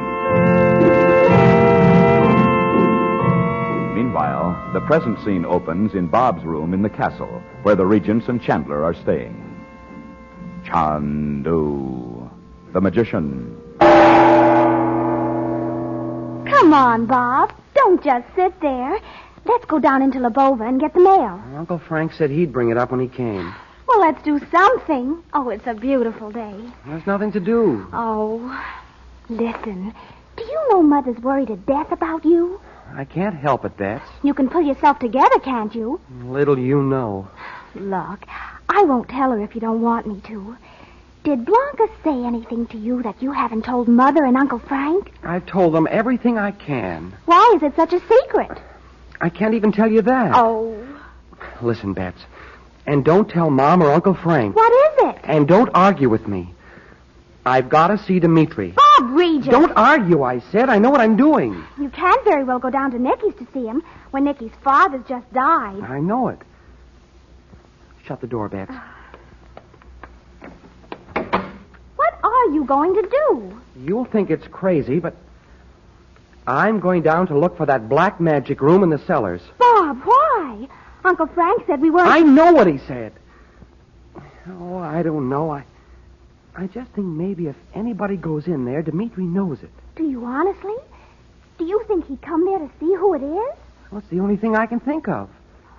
Bets, I've got to talk to him. Well... Oh, Bob, why don't you tell Uncle Frank whatever it is? He and Mother have told us 50 times to keep away from Dimitri. I tell you, I can't. Oh, all right. I'm going with you. You stay here. I will not. You mean you're going down there now? I might as well get it over.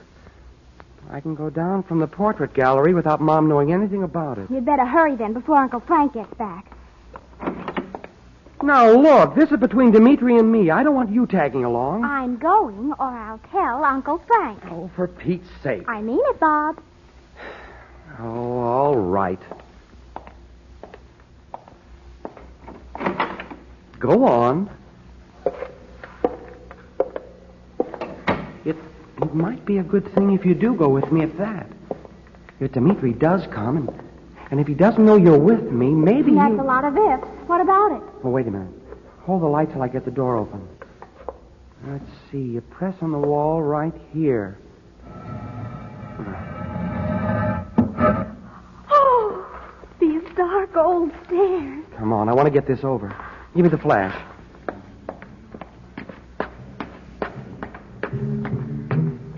What do you suppose that drum thing is, Bob? I don't care. I just hope I can find that room. This is the bottom. Now what? Well, we're in the room where Uncle Frank found Nicky that night, and he said... Over there, Bob, see it? Huh? There's a light under the door. A green light. Yeah. Oh, it must be a dreadful place. You stay outside, Bets. This is it. Oh.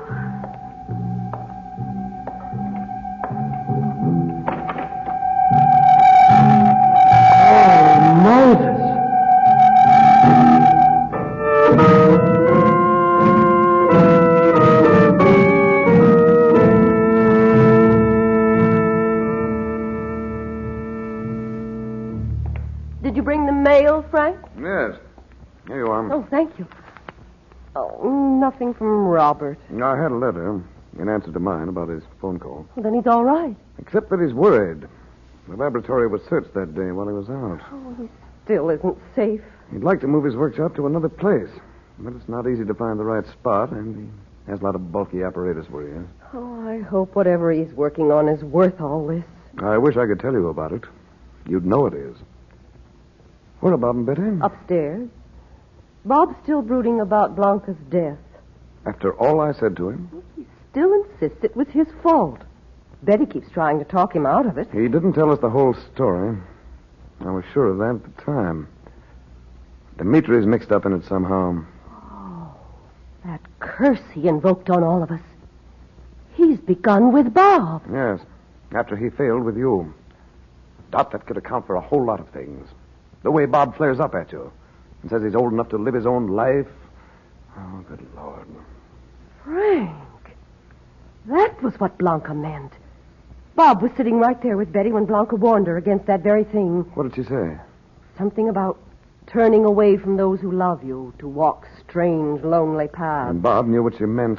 I'll go and call them. Bob will have to tell you now. He doesn't need to, Dot. I know. Now Dimitri will have to come back here. You don't know where he is? I can find out. I wanted to handle it differently. I thought I could keep Dimitri and Metsos apart. Well, what difference does that make? Well, don't you see, Dot? Metsos thinks I'm just a dissatisfied government employee, only too willing to fall in with his schemes. Well, but... Dimitri knows who I really am. He knows I'm Chandu. If they once begin to put two and two together, my work's finished. Just as the yogi said. But this thing with Bob, I can't let it go on. First thing you know, he'll walk out into heaven knows what. But the yogi ought to understand that. Can't you tell him? I'm not going to try to talk to him now. I've got to find Dimitri. And perhaps this is the way it was meant to be. If he has those papers Metsos wants, that's the way I'll do it. You'll be off guard. What do you mean? You'll see him.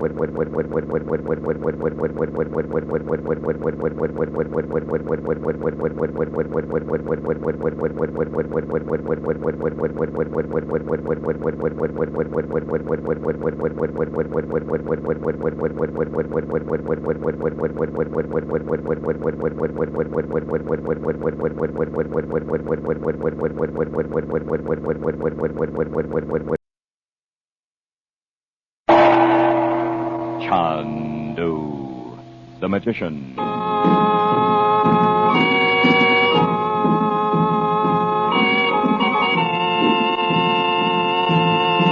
Good evening, ladies and gentlemen. The makers of White King granulated soap present for your enjoyment Chandu, the magician. Today is Monday, wash day in most American homes, and we sincerely hope that every Monday is White King wash day for you. Yes, every Monday morning, before you begin your weekly wash, be very sure, you have a box of White King soap on hand. White King is first and foremost a washing machine soap. When you use White King in your washing machine, you are sure of getting plenty of rich, thick, energetic suds. Those suds wash off surface dirt and wash out hidden dirt. White King suds stand up, even when you cool the water down to safely wash dainty undies, fleecy blankets, and bright-colored cottons. And White King suds rinse away freely and completely in your rinse water, leaving your clothes free of both suds and soil. Clean as clean can be. So remember, please, no washing machine works better than the soap you use. Nothing washes like soap. And there is no soap like White King.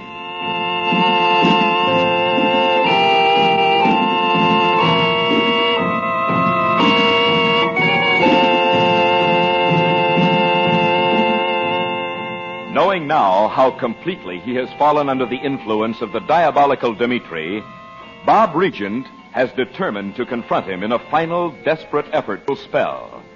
With Betty, Bob has gone to the cellars of the castle and discovered the ancient room which, for centuries, has been used as a temple of black magic. Meanwhile, Frank Chandler learns from Dorothy of the ominous prediction made by the gypsy seeress Blanca, and suddenly realizes what Dimitri has done. By his occult powers, Chandler locates Dimitri, who has gone into hiding after stealing a file of secret documents from Jan Metsos. To Chandler's amazement, he learns the papers are signed with the initial R, and he can only think the plan of world conquest which he came to the Balkans to defeat must be Roxor's, that the sinister Roxor may, after all, be alive. Chandu, the magician. And yet, how can he be alive? He fell into that old well in Malta right before my eyes. Frank, you're making too much of that signature. Roxor's not the only person with that initial. Dot, it all fits together like the pieces of a puzzle. A mysterious man with a dream of ruling the world. But Agents everywhere. And I've never known just where Roxor meant to strike first. Well, if it's in this country, wouldn't Roxor be here himself? Maybe not, until the last minute. Metsos was sent here to take over the government, get rid of the king, make sure there'd be no resistance. How can you know that? But then, before I got here, something went wrong. Oh, why didn't I see it before? Oh, Frank, you're building all this up on nothing more than that signature. Nothing of the sort, Dot. You know what the yogi's been telling me? Do not be deceived by the appearance of death. What? Roxor's death? Oh, I wonder if it is. It's Roxor himself who's been sending men to Paris to search Robert's laboratory. Oh, no. And he sent Dimitri here. Somehow he found out about Dimitri's knowledge of black magic. Oh, Frank, we've forgotten about Bob. How could... No, it's not too late, Dot. Dimitri will bring those papers to Metsos. Yes, but when? Dimitri may be miles from Lvova. And in the meantime... He can't be too far away. He was in a woodcutter's hut, perhaps just outside town. Why do you think that? Well, he'd have to be within reach of supplies. He may be in Metsos' office by now. But you can't just drop in there. Mr. Metsos will think it's suspicious. Oh, no, he won't. And if anything happens to you, Bob will be under Dimitri's influence all his life. I have an excellent excuse to see Metsos. Lupu's determined to kill him, and he's got to be warned. Now listen, Dot. But what about Bob? Well, that's what I was going to say. When he and Betty come downstairs, don't say a word about Dimitri. Well, why not? You might bring on the very thing we're trying to avoid. Well, I'll try. But hurry, Frank. I will. I'll be back here with Dimitri, I hope, in half an hour.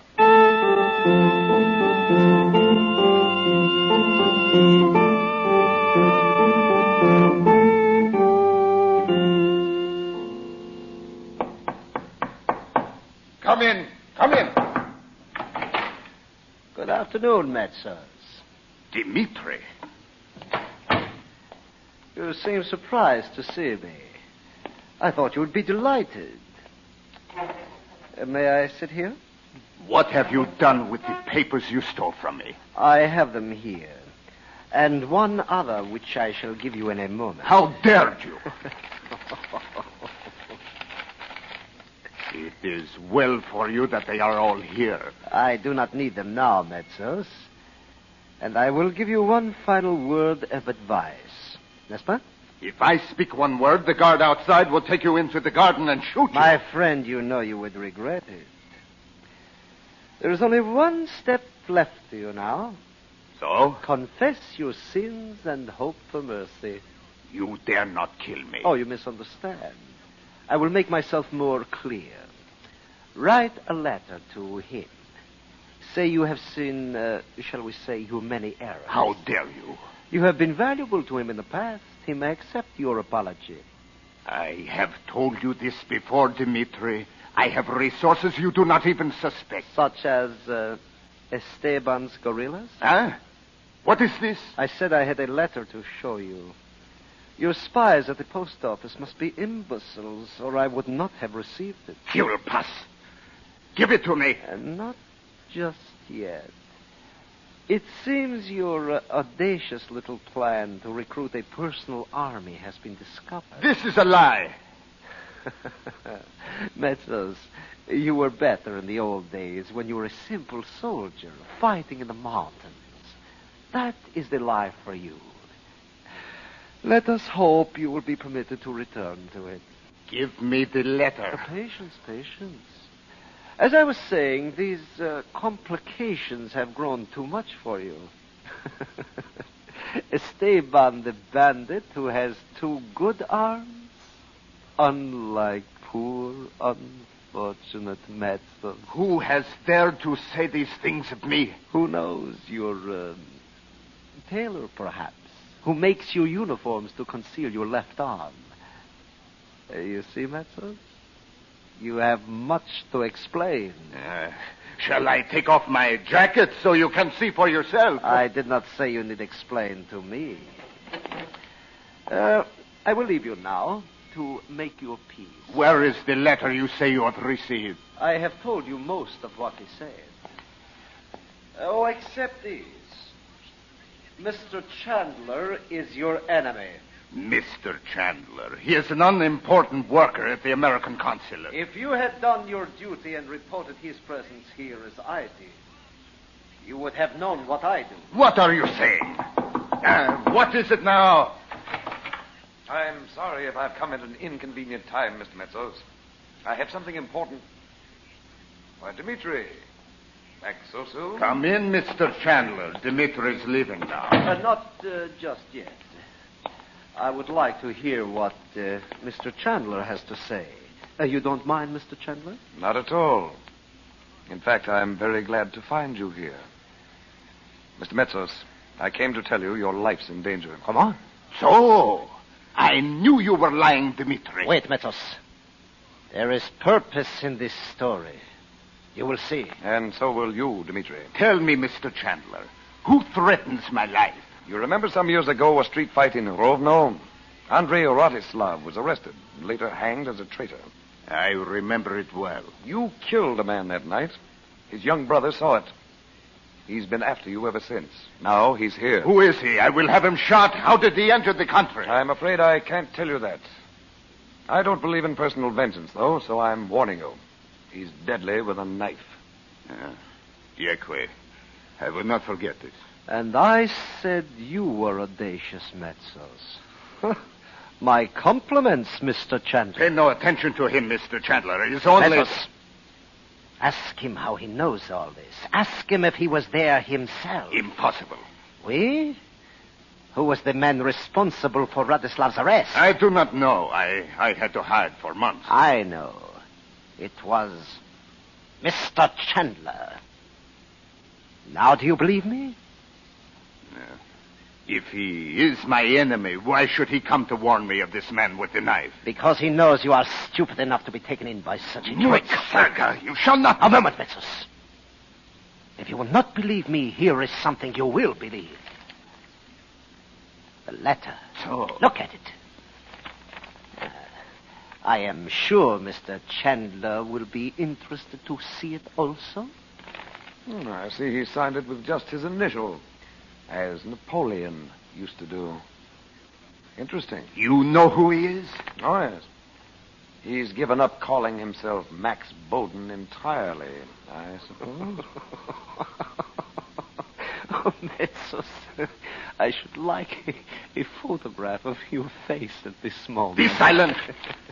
Mr. Chandler, you will explain this. It's a long story, Mr. Metsos. I, too, worked for Roxor at one time. So? Metsos, you fool. You believe him? It's quite true. He employed me in Cairo, under the impression that I was a sorcerer. Call in your guards, Metsos, and have him shot. No. It is exactly what Roxor would do.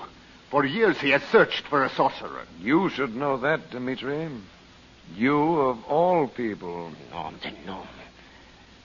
As soon as Metsos has been relieved of his responsibilities here, I will deal with you, Mr. I have Chandler. had enough of this talk. Dimitri, it is your lies that have made all the trouble. So you propose to? Tonight I will go to Roxor myself. It is the ideal solution to your difficulties. You will not live to return. You insolent dog! Before this goes any farther, Mr. What is Metsos. going on out there? Bribery! Lupu! No! Get down, Metsos. Look out! Get out of my way, Dimitri. Nadji! Where are those fellows? Trying to catch your gypsy. Metsos is beyond help. I congratulate you. It's just like you to think I'd arrange this. Unfortunately, though, you will now have to deal with me.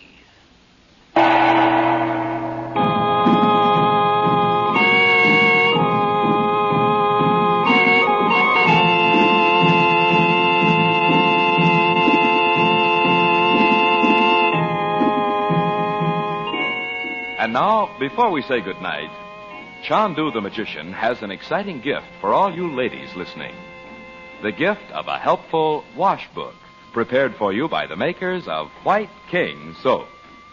The name of this book is Washing Made Easy, and it is yours for the asking in exchange for just one White King Soap box top. Washing Made Easy is written just like a cookbook. It gives you rules and recipes for every type of wash day problem. It tells you exactly how much soap to use, how to overcome hard water problems, how to use and care for your automatic washing machine. And now this White King wash book is yours as a gift from Chandu the Magician in exchange for one White King soap box top mailed to Chandu, Los Angeles 21. If you are having any wash day problems, send in the questions you would like answered by White King's staff of wash day experts. Mail in your questions and your White King soap box top to Chandu, Los Angeles 21. And remember, nothing washes like soap, and there is no soap like White King.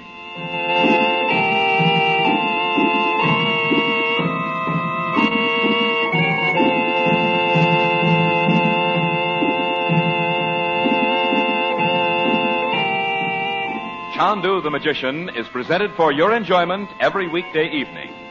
Frank Chandler is played by Tom Collins. The makers of White King invite you to listen tomorrow at this time when the story resumes.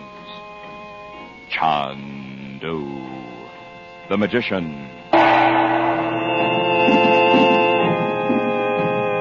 This is the Mutual Don Lee Broadcasting System.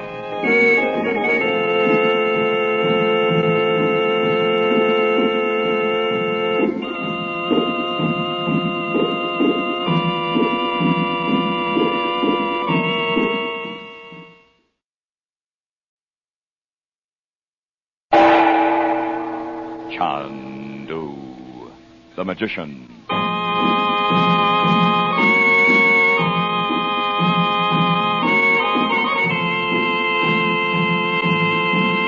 Good evening, ladies and gentlemen. The makers of White King Granulated Soap present Chandu the Magician. But before our play begins, may we say a word about a century-old tradition, the tradition of Ironing Day. Yes, Tuesday is Ironing Day in most American homes. And more than 3 generations of homemakers here in the West have discovered that clothes washed with White King are wonderfully easy to iron. That's because energetic White King suds not only wash off the surface dirt, the dirt you can actually see, they dig right down and wash out the deeply embedded dirt, the dirt you cannot see. Then they rinse away both suds and soil in your rinse water, freely and completely. Yes, free rinsing White King leaves your clothes so clean, your iron glides over the surface with the greatest of ease. Your clothes iron up quickly and slick as you please. So for smoother, speedier ironing, be sure to always wash your clothes with White King. Among all wash day soaps, there is none like White King. That's why you'll say, as thousands of homemakers do, I love White King.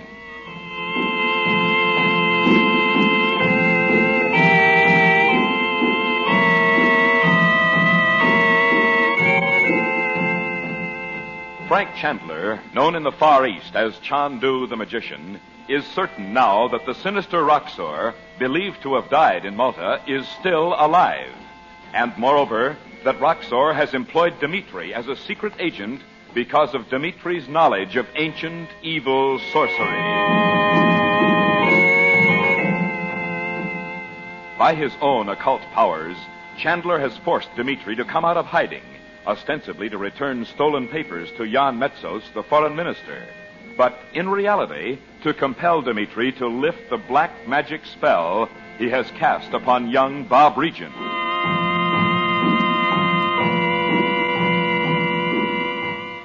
Chandler finds Dimitri in Metsos' library. He is reading with malignant satisfaction a letter from Roxor himself, denouncing Metsos for having been deceived by Chandler. Suddenly, the door bursts open, and despite Chandler's shout of warning, Lupu the Gypsy throws his glittering knife with deadly aim straight for Metsos' heart. Chandu, the magician. Very well planned, Mr. Chandler. Get out of my way, Dimitri. Edrich! Where are those fellows? Trying to catch your gypsy. Metsos is beyond help. I congratulate you. It's like you to think I planned this. Unfortunately, though, you will now have to deal with me. I mean to. You gave Metsos what might be called a sporting chance. You told him the gypsy meant to kill him. Admirable. Listen to me, Dimitri. I want you to come up to the castle. My dear Mr. Chandler, a social call at such a time? It's far from social. I suppose you'll be the new foreign minister when Roxor gets the news. So do what must be done about Metsos' body and come up to the castle. This sounds like an ultimatum, Mr. Chandler. Call it what you like. You'll come of your own accord, or I'll bring you there. I'm beginning to see what is on your mind. You have discovered my friendship for Bob. Just be there. That's all. Oh, I'm sorry. But with Metsos' death, I shall not have time. I'll expect you, Dimitri. And this time you can come to the front door.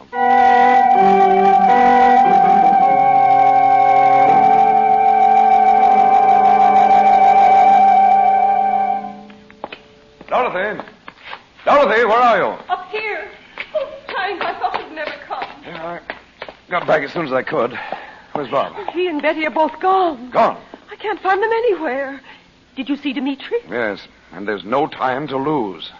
Where did you see them last? In Bob's room. Frank, they aren't there now. I just want to see if... Bob's flashlight's not here. What? Doc, they've gone down to the cellars.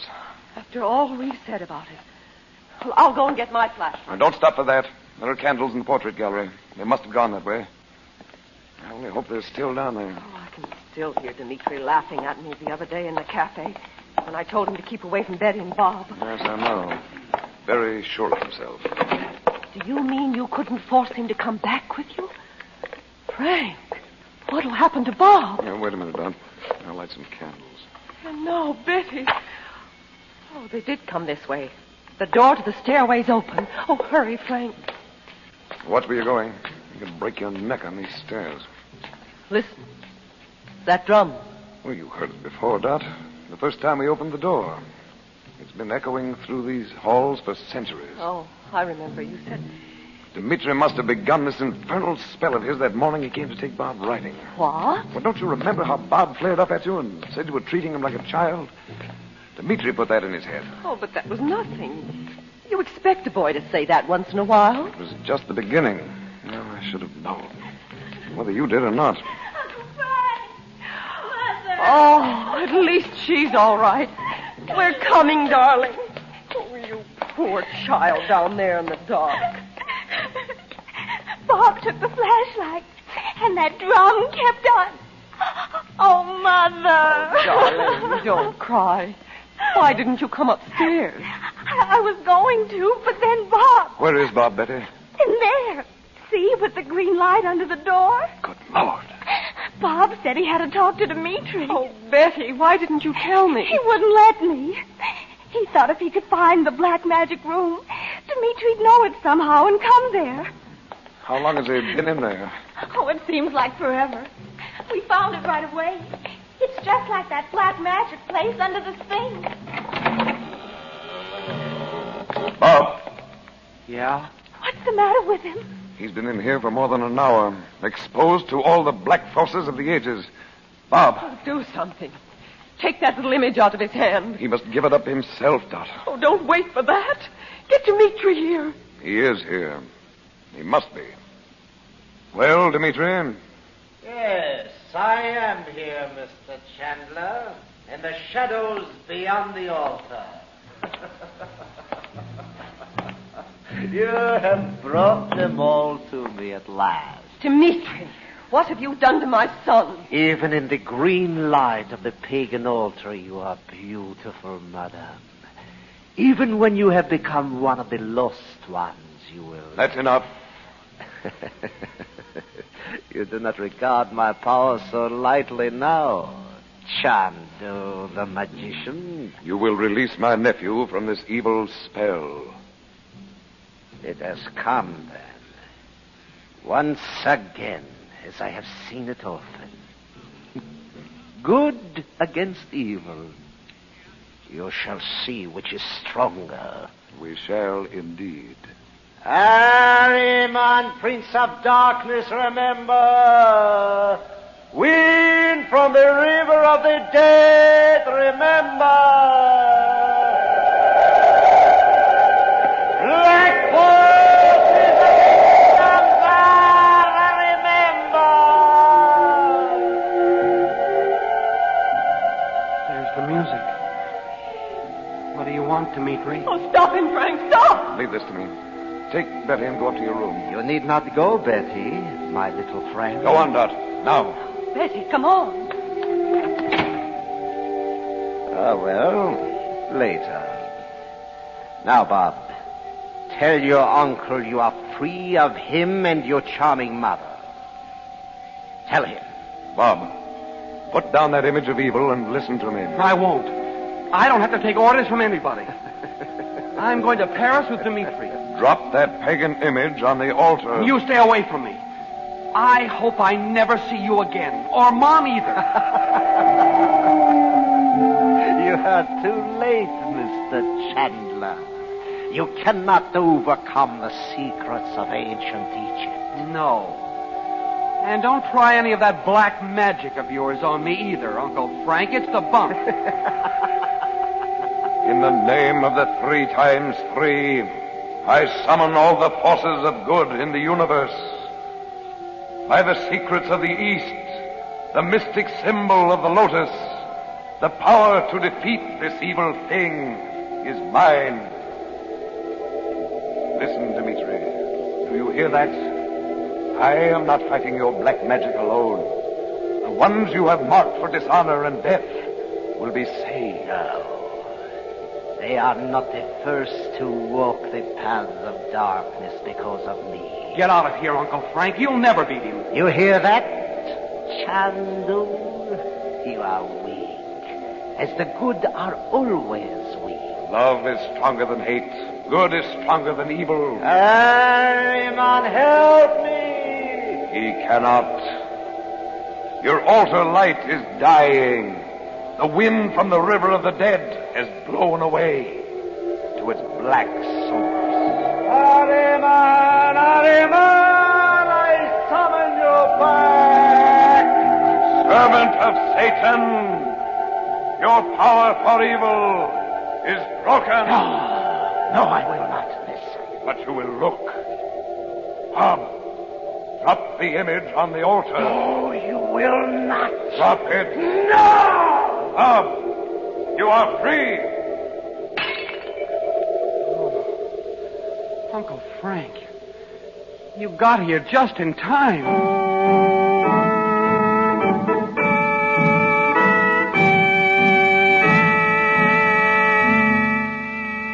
I'm so sorry, Mother.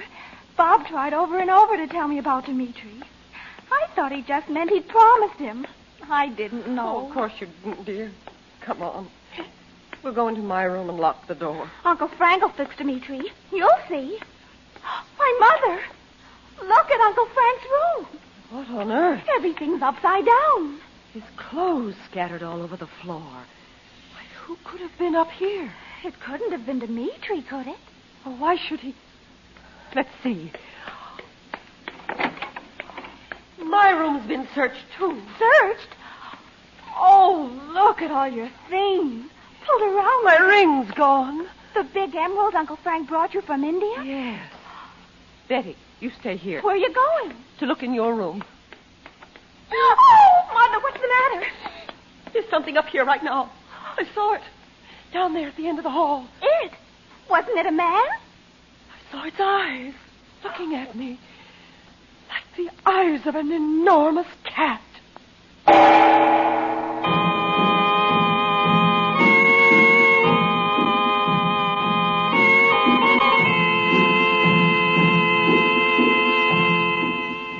Before we ring down the curtain on Chandu the Magician for tonight, may we ask you ladies an important question. Would you like to know how to overcome hard water problems? How to use and care for your automatic washing machine? Then send right now for White King's brand new wash book entitled Washing Made Easy. It is a gift to you from Chandu in exchange for just one White King soap box top. Washing Made Easy was compiled by White King's own staff of wash day experts. They made thousands and thousands of calls on you homemakers throughout the West to discover just what your washing problems really were. And we will mail you this wonderful White King wash book postpaid if you will mail one White King soap box top to Chandu, Los Angeles 21. Do you have any special wash day problems? Then let White King's staff of wash day experts answer them for you. Send your questions and your White King soap box top to Chandu, Los Angeles 21. And remember, nothing washes like soap, and there is no soap like White King.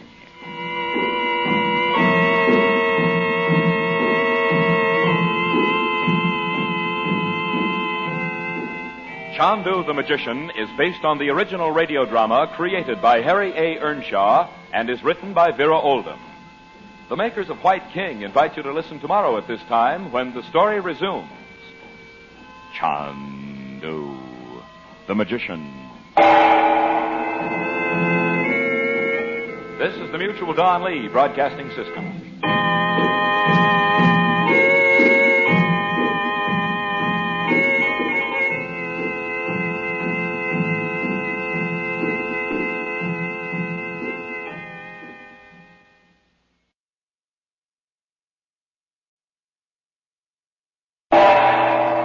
Chandu the Magician.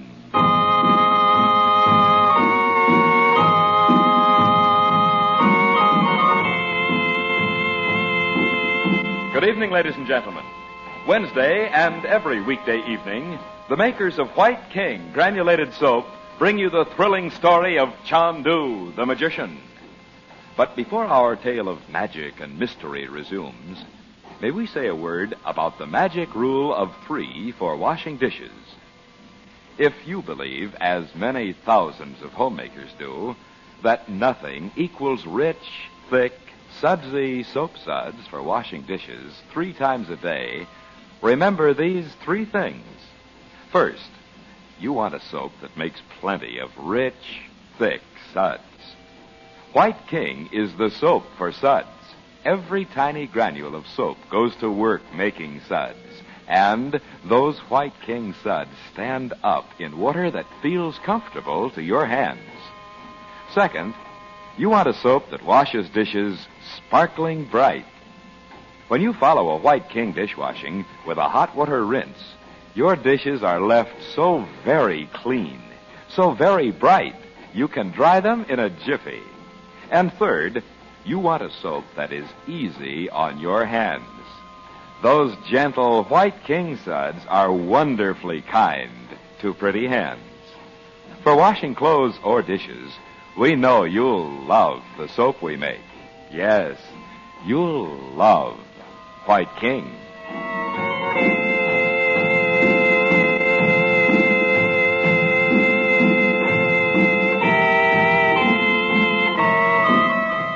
In the underground room of the forbidding Balkan castle, lighted only by the green flame on the pagan altar of black magic, Frank Chandler summons all his occult powers to release Bob Regent from the dark enchantment of the diabolical Prince Dimitri.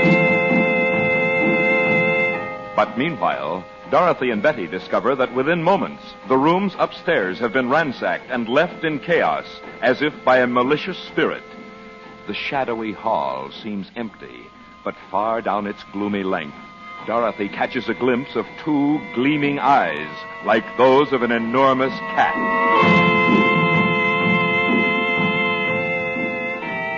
It is now a moment later.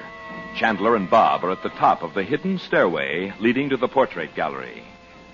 Chandu, the magician.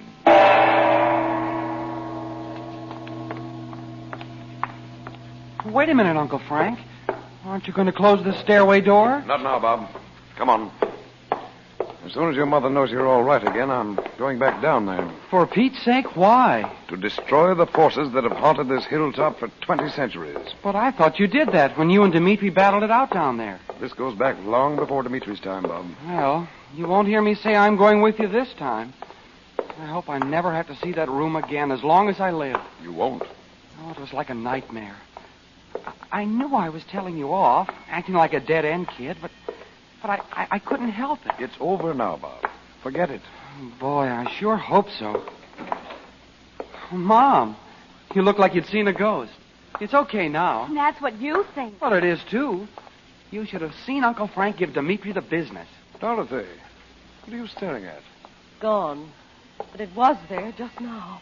Now, don't tell me Dimitri's got you going around in circles. Mother, maybe it was Dimitri you saw. It can't be Dimitri. You're imagining things. And no wonder. It would take more than imagination to make me forget the way Bob looked down there, Frank. Is he really free of that awful thing? It's all over, Dot. Now, what's going on up here? Just look in your room, Uncle Frank. My room? Well, I thought you said... And Mother's room's just as bad. Look. Holy Moses. Something sure tore it apart. And whatever it was, it's still up there. There's nothing supernatural, Dot. You know that. I don't know what to think. Well, spooks don't go around tearing beds to pieces and throwing clothes around. Oh, I know it wasn't a ghost. I'm not that silly. But, Frank, I saw its eyes. And Mother's emerald ring is gone, Uncle Frank. The one you brought her from India. What? It can't be. But it is. Well, you'll probably find it when you straighten up your room. I left it on the dressing table, and it's not there. Well, this isn't the work of a jewel thief. He just happened to see the ring and... Who? You sound like you knew who it was. I think I know what he wanted. Dot, where did you see this fellow? Clear down at the end of the hall. It didn't look like a man at all. Huh? I was going to Betty's room to see if Come on. Show me where he was. It must have been at the very end of the hall. But, Frank, you know I wasn't down in the cellars more than a few minutes. But before that, Bob and Betty had been down there for almost an hour. Well, that's right. And you were in Lubova. There, Frank. Those eyes must have been right there, about this far from the floor.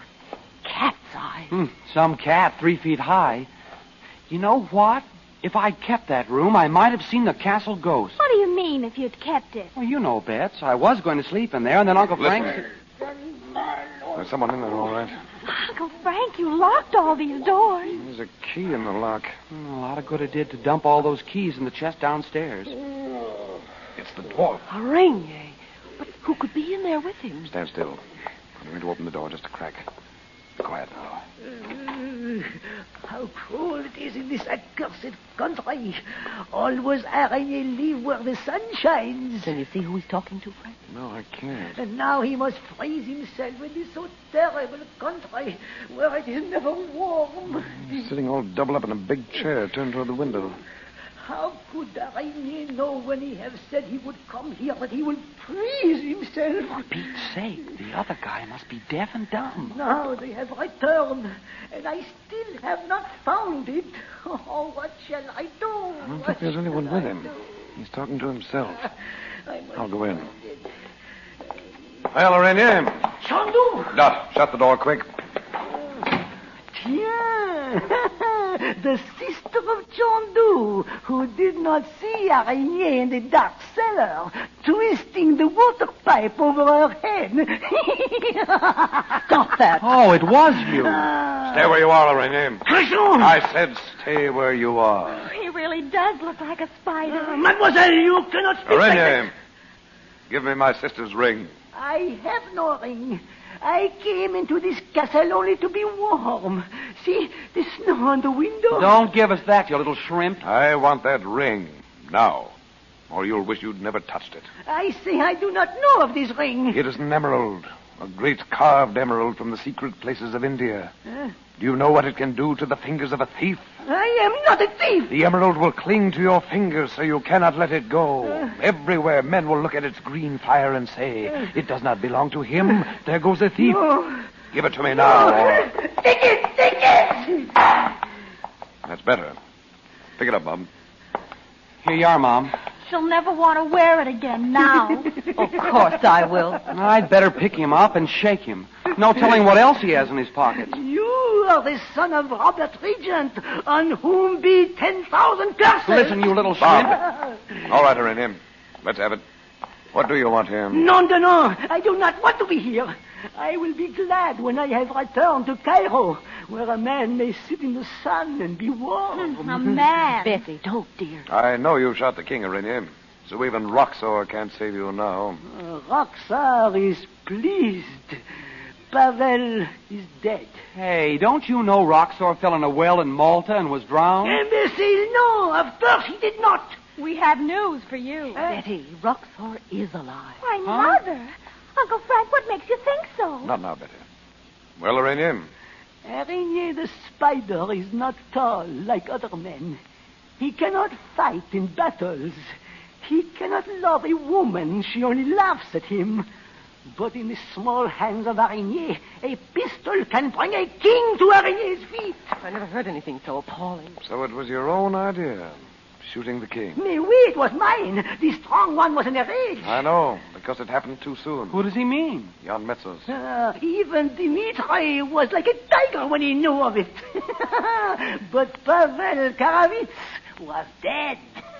But still, you stayed on in the country. Because you are here. Roxor knows it now. He knows you have the secret. Are you still talking about that formula of my father? Yeah, because if you are, it's in Egypt. What's so funny? He doesn't mean the formula. Do you, Lorraine? Zit! I will not speak again, no. But why? You don't often have the opportunity to tell anyone about your cleverness. Roxor must think a great deal of you, to trust you with such an important errand. He could have sent a great husky man like Jan Metsos, or a brilliant, handsome one like Dimitri. Instead, he chose you, Lorraine. For Pete's sake, Uncle Frank, what's going on? Oui, c'est ça, it is true. Perhaps I've been mistaken in you, Lorraine, thinking too little of your ability. Tiens. I am more necessary to Roxar than all his tall men. I have told you this, Chandu. Yes, I should have listened more carefully. What have you been looking for? Not the emeralds of Madame. I saw it, flashing like a flame in the light of my candle. In Paris, I could sell it for 50,000 francs. So you took it, naturally. Mais oui, but it is nothing. I have taken also from the room of Mademoiselle this. My Egyptian necklace that Nadji gave me. It came out of a pyramid. Chandu will say it is for me to keep. He will not. Give it here, Araignée. Oh, it is ancient. It will bring me more money than the emerald. Betty, come over here a moment, dear. Look here, you little goon, if you... Let him alone, Bob. Now, Lorraine. Darling, don't you see what Uncle Frank's trying to do? Keep still. Madame is whispering about me. I know it. Ladies always have small secrets, Lorraine. A clever man like you knows that. Madame shall tell me what she said. Tell him, Dorothy. Why, I was just saying... Oh, Mother, I can't help it. I can't bear to have him handling my necklace. He spoiled it for me forever. Oh, C'est ça, the daughter of Robert Regent hates Araignée the spider, huh? Listen, Lorraine. No, I will not listen. You have the secrets.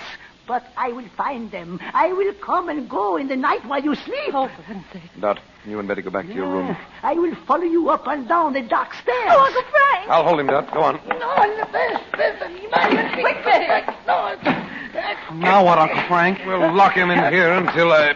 Araignée cannot be locked away from the secrets. Hold still, you... No. Gosh, he got out of that room at Nadji's. Ahmed, let him out. He won't get out of here until I'm ready to let him go. When I have found the secrets, I will go. But you will stay to look into the face of death. May we, you, all of you.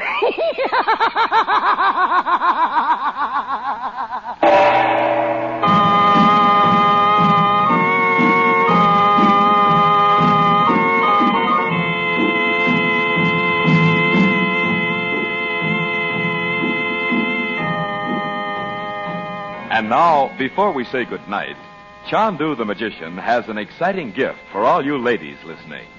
The gift of a helpful wash book prepared for you by the makers of White King Soap. The name of this book is Washing Made Easy, and it is yours for the asking in exchange for just one White King Soap box top. Washing Made Easy is written just like a cookbook. It gives you rules and recipes for every type of wash day problem. It tells you exactly how much soap to use, how to overcome hard water problems, how to use and care for your automatic washing machine. And now this White King wash book is yours as a gift from Chandu the Magician in exchange for one White King soap box top mailed to Chandu, Los Angeles 21. If you are having any wash day problems, send in the questions you would like answered by White King's staff of wash day experts. Mail in your questions and your White King soap box top to Chandu, Los Angeles 21. And remember, nothing washes like soap, and there is no soap like White King.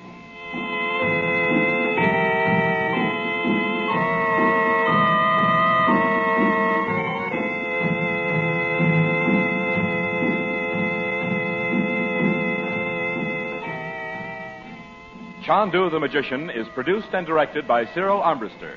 The part of Araignée the Spider is played by Rolf Sedan. The makers of White King invite you to listen tomorrow at this time when the story resumes. Chandu the Magician.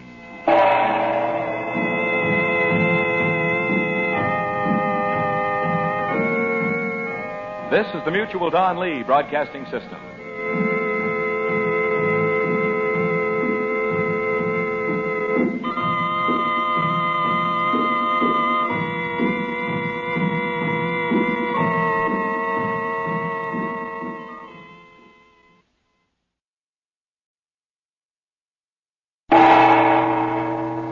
Chandu the Magician.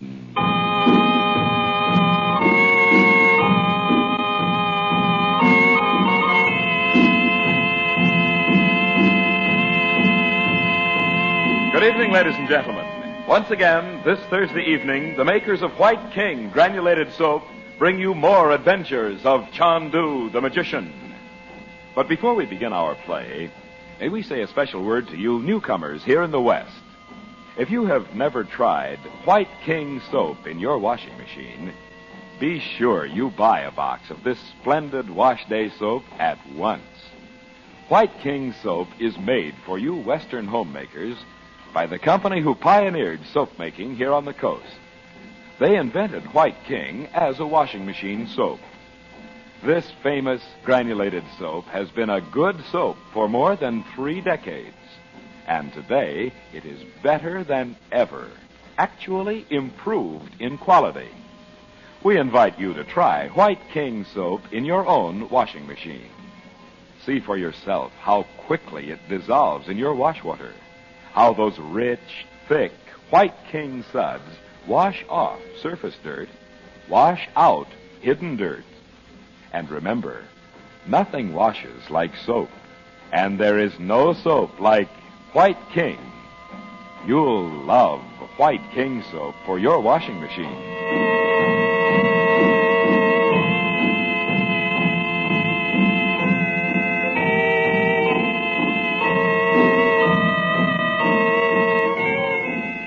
The mysterious prowler whom Frank Chandler and the Regents have glimpsed again and again in the maze of rooms in the feudal Balkan castle has proved to be the malevolent dwarf known as Araignée the Spider. Questioned by Chandler, Araignée boasts that he has been sent to the castle by the sinister Roxor to secure secret information. And Araignée threatens the family with a disaster Chandler will be unable to prevent.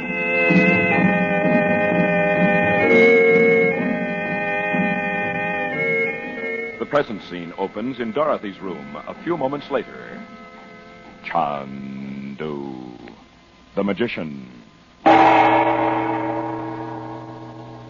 Don't unlock the door, Mother. Oh, I'm not going to, dear. Until Uncle Frank gets rid of that dwarf. I just thought I might hear them when they come down the hall. Don't you hate to think of him snooping and prowling around all over the place? It's sickening.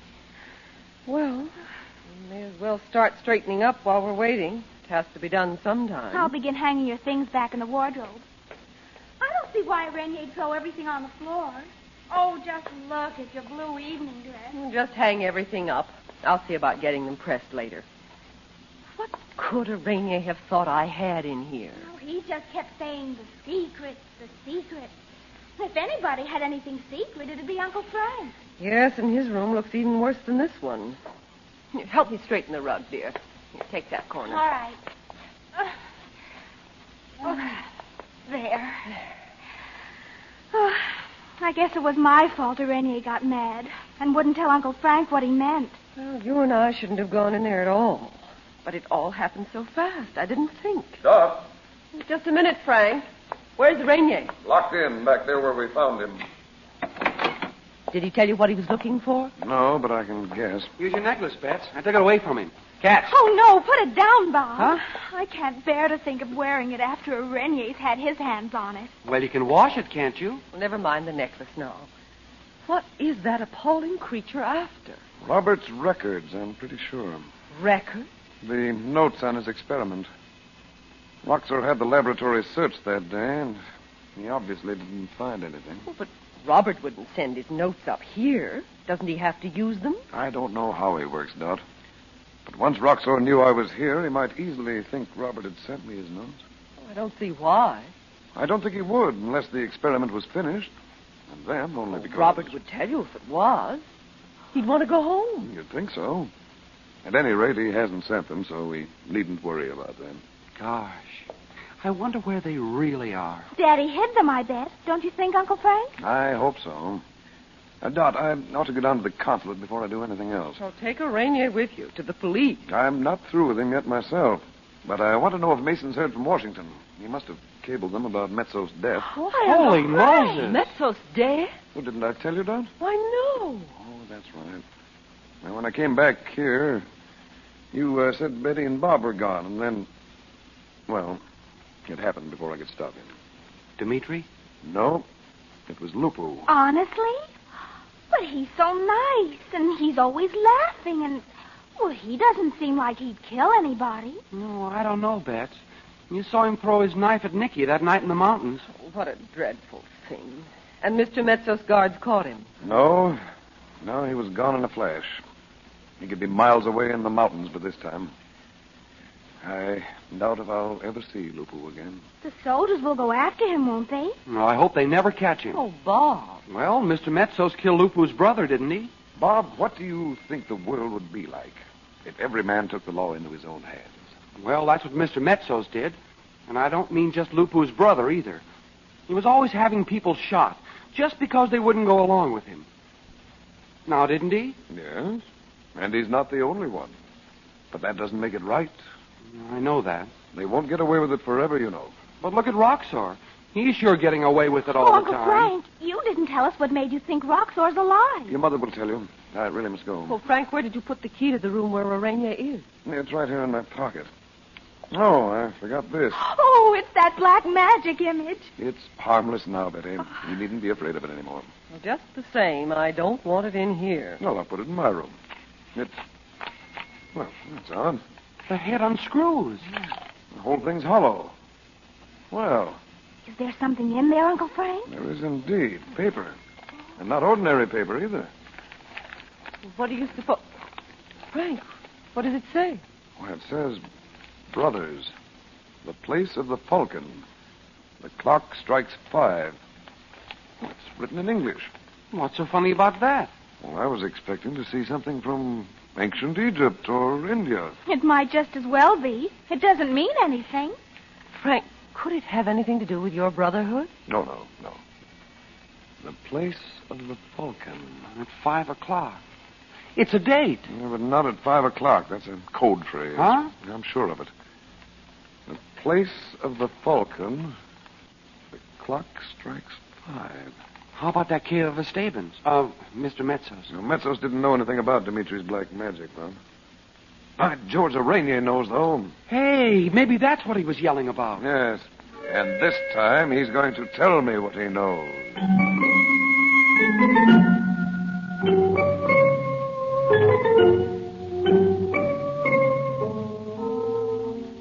I have said 1,000 times I do not know Chandu.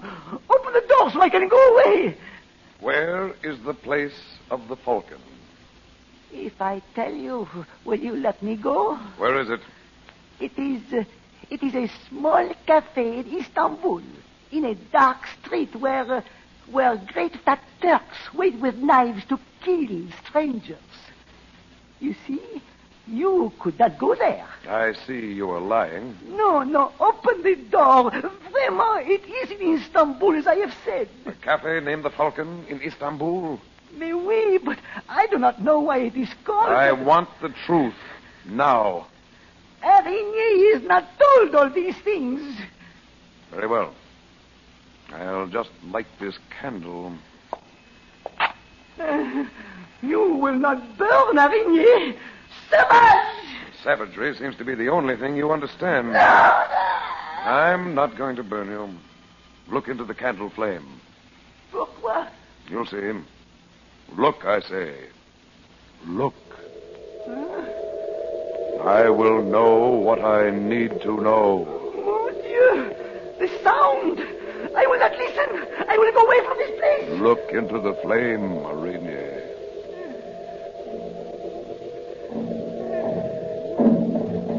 The jungle of Africa. Do you know it, Arainier? No! Make it go away! Look at the clearing in the heart of the jungle. Listen.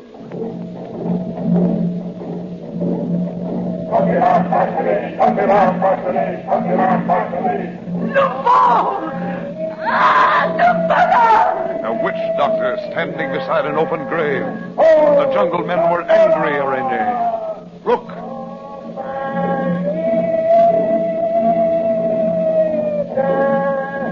Servir the demain, the hour of blood. You were to be sacrificed to the angry jungle gods. But you have learned nothing. Oh, the fella! No! When will you learn, Arainier, not to serve the plans of evil men?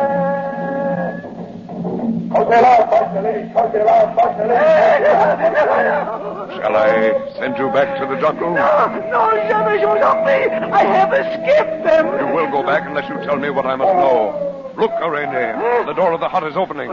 Will you look into the face of Damballa himself? Damballa, no, Chandu. I will tell to les choses. Tell me. Tell me now. Uncle Frank. Not now, Bob. Go away. Well, Mom said to come and tell you. Well, hurry up then. What is it? There's a whole flock of gypsies out in front of the castle. Well, it must be Lupu. No, it isn't. And it's not those people we were with in the mountains. We don't know any of them. Well, ask them what they want. I'll be down in a minute. They want to see you. Mom's scared to death. All right, I'll come. But I'll be right back, Arainier. In 5 minutes. Chandu! Do not leave Arainier in this place. No. Do not leave me. La femme!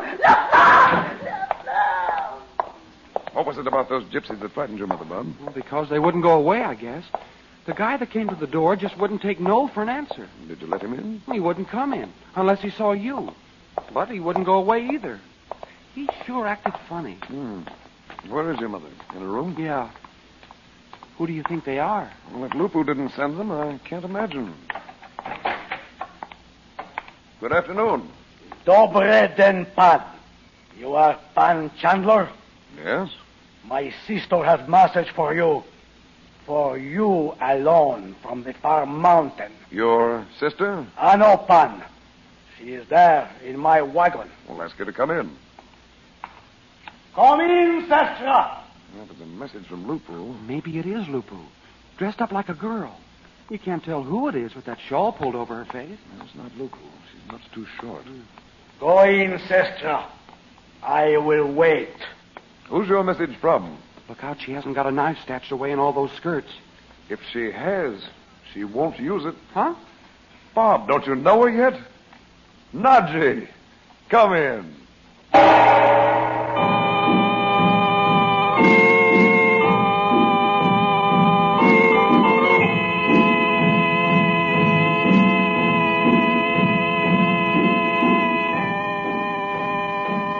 Before we ring down the curtain on Chandu the Magician for tonight, may we ask you ladies an important question.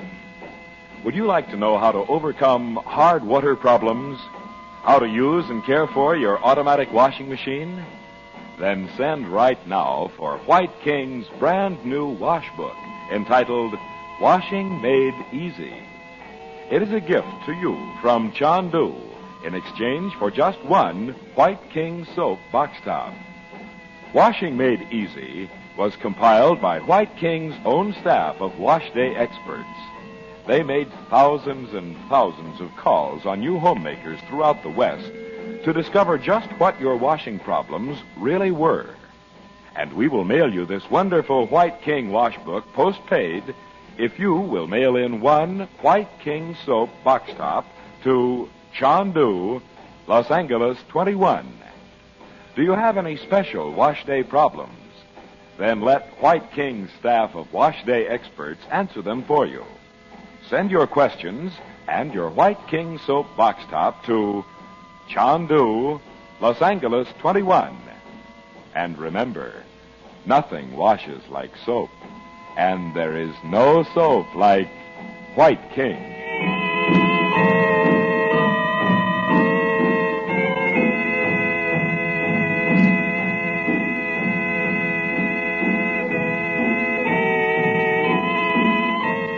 Chandu the Magician is presented for your enjoyment every weekday evening. Special musical effects are by Korla Pandit.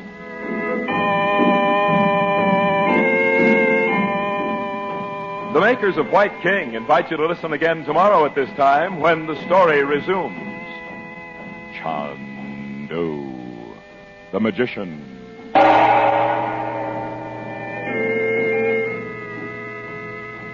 This is the Mutual Don Lee Broadcasting System.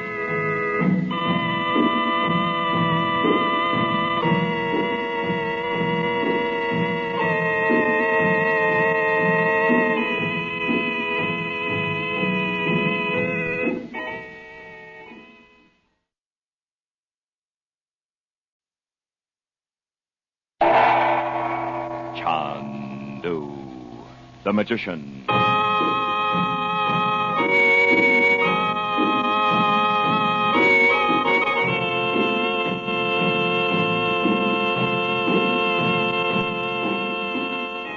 Good evening, ladies and gentlemen. This Friday evening, we continue for your listen. Tomorrow, Saturday, be sure, be very sure, you put the soap we make for washing clothes and dishes at the top of your weekend shopping list. The name of that soap is White King. It's a wonderful soap for washing clothes because those tiny White King granules make lots of suds in either soft or hard water. They wash off surface dirt, wash out hidden dirt. In fact, dirt cannot possibly hide from White King soap because those energetic suds penetrate deep down into the very heart of fabric fibers. Even those badly soiled dish towels and tablecloths, school togs, and work clothes wash up clean as clean can be without extra rubbing and scrubbing. Gentle White King suds are wonderful for washing dishes, too, because they stand up when you cool the water down. Freely rinse away to leave dishes sparkling bright. And they're wonderfully kind to pretty hands. Once you've tried our soap for washing clothes or dishes, you're sure to say, I love White King.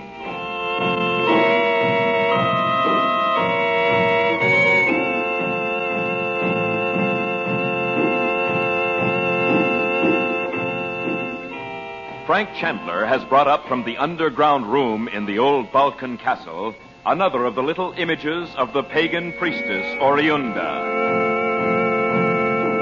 But the delicately carved figurine proves to be hollow, and inside is a paper bearing 3 cryptic lines, obviously a code message. Believing the dwarf Araignée knows its meaning, Chandler employs his occult powers to force Araignée to reveal it.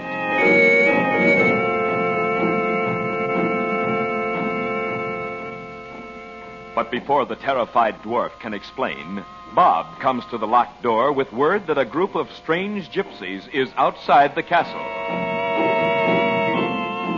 Chandler runs downstairs, and in the courtyard, the gypsy leader says he has brought his sister, who has a message for Chandler. But the girl in gypsy dress who climbs from the wagon is Princess Nadji. Chandu, the magician. Come in, Nadji. Gee, Nadji, I didn't know you. I hope no one in this country will recognize me, Bob. Well, don't they stop these gypsy caravans at the border? Who are those people? Old friends, Chandu. And even the soldiers of Jan Metsos cannot prevent the gypsies from moving where they will. Nadji. But you must listen, Chandu. You shouldn't have risked it. The forest must be full of soldiers looking for the man who killed Metsos. And do they hate foreigners here? Chandu, Jan Metsos is dead? Yes. Bob, go up and tell your mother Nadji's here. Okay. She'll fall over on her face. Come in here by the fire, darling. Nadji, you shouldn't have come here. If you recognize... I had to come, Chandu. You are in very great danger, all of you. You mean from Dimitri? Yes. And if I had known it was in this castle that you lived, I would have told you in Cairo. All the black forces of the Ancient Ones are gathered. Sit down, darling. It's all right. Did you think Dimitri would come to the door? Is that why you insisted that Gypsy must speak to me personally? It could have been so, Chandu. But there is more. I've had it out with Dimitri. He can't hurt any of us now. Oh. But you must not stay here. You must not. Have you come all this way and risked your life just to tell me this? What will become of the work you do if this evil castle claims your life? Nadji, you haven't by any chance decided to do as Dimitri told you. What are you saying? I saw you and Dimitri in the crystal. He was threatening that unless you persuaded me to leave this country, he'd tell Chandu. me... How does it happen that Dimitri knows of this secret of yours, whatever it is, but I can't be trusted with it? Oh. To tell you that would be to tell you everything. And I cannot. Where is Dimitri now? Down in Lubova. He'll be taking over now that Metsos is gone. Do not look at me with anger in your eyes, Chandu. Darling, don't you see how impossible it is? Wouldn't you rather tell me yourself than have Dimitri tell You me? promised you would not ask it. What do you think would happen if I did learn it from Dimitri? I know. Tell me. You would never see me again. Nadji. Dorothy is coming, Chandu. We'll talk about this later. This time we're going to have it out. It cannot be. Nadji, I'm so glad to see you. Oh, Bob said you look terrific in those gypsy clothes, Nadji, and you really do. In the gypsy wagon, they were warm. But in this cold castle... Oh, you're shivering. Well, build up the fire, Frank. I'll go out and make some tea. Shall I, Mother? Please, dear. All right. We have no servants now, Nadji. Uncle Frank found out Dimitri was paying them to spy on us. Do you know what they learned? Well, it doesn't matter much, after all. As soon as Dimitri reported to Roxo that I was here... Yes. This is the second time we thought he was dead. But he's not. I'd sure like to know how he got out of that well. So, it is Roxo. Is it written that we must spend our lives working against this man? Let's hope not. He's got a lot of his gang here, Nadji. Araignée upstairs right now. Yes, he's locked in one of the unused rooms up there. Oh, you're still cold. Well, come upstairs, and I'll give you something of mine to put on. I am cold, Dorothy. These mountains are very far from Cairo. Bob, you'd better go and help Betty. She's probably having trouble with that stove. Okay. Come on, Nadji. I'm going to talk to Arania again. I'll come up too.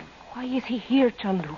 Roxor sent him to look for something he refers to as the secrets. Frank thinks it's Robert's notes on his new experiment. You have them, Chandu? No, but... Nadji, you might know the meaning of the message we found. Oh, where is that little image, Frank? I believe it's in my room. Call me when Nadji's changed, and I'll show it to him. I will. Oh, I'm glad I didn't let this fire go out. I'm going to give you a wool dress and a warm sweater. Just a minute. Dorothy, give me only a coat. Something I can wear over this gypsy dress. But you'll be much warmer. I must speak to Aranya. What? And Chandu must not know. Where is the dwarf? In the room at the end of the hall. But not Give me the coat, please. Well, here's one. Button it up. You'll freeze. I wish you'd wait. Where is the key to that room? I suppose Frank has it. Oh, Dieu. Unless he left it in the door. It may be. I must see for myself. Which is Chandu's room, Dorothy? Across the hall. Oh, Nadji. His door is closed. Please, do not tell him. All right. Straight down the hall, Nadji. But do be careful not to let Aranya out. Hey, Mom! Mom! What is it, Bob? We'll be down in a few minutes. You better come down now and see about the stove. The whole kitchen's full of smoke. Well, open the dampers. There's one in the pipe and one at the back of the stove. We did. It doesn't do any good. Bob, get Uncle Frank. It's not the stove at all. Hold everything, Beth. Mom can make it sit up and beg. I tell you, it's not the stove. Something's on fire. What? Frank! Frank! What's the matter, Dad? What's that smoke? Come down here, Uncle Frank. The place is on fire. You and Betty go outdoors and stay there. Come on, Dot. The whole inside of this place will go up like tinder if it gets a start. Nadji, come on. Oh, Frank, she went to talk to Aranya. What? Go downstairs, Dot, and outside. I'll bring Nadji. Good Lord, the place is full of smoke already. Betty, come here. I'm right here, Mother. Hurry up, Mom. Make it fast, Uncle Frank. Everything's on fire. Shut the door after you. You're making it worse. Nadji! Nadji, open the door. Chandu! The smoke! Chandu! Why have you waited until now? Why have you waited? Unlock the door, Nadji. Unlock it. I can never break it down in time. Try, darling. Turn the key. Chandu! Why?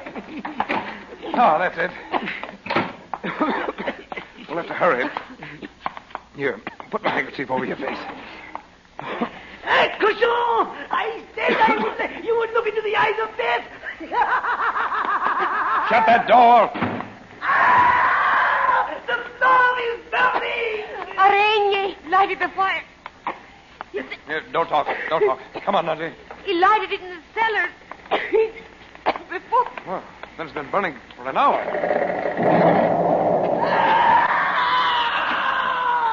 Sauvez-moi! Aranya will be burned alive! Aranya will burn! Keep quiet. No! The fire was your idea. No! Nadji, I'll have to let you down from the window. Let me out of here. She has to make a rope.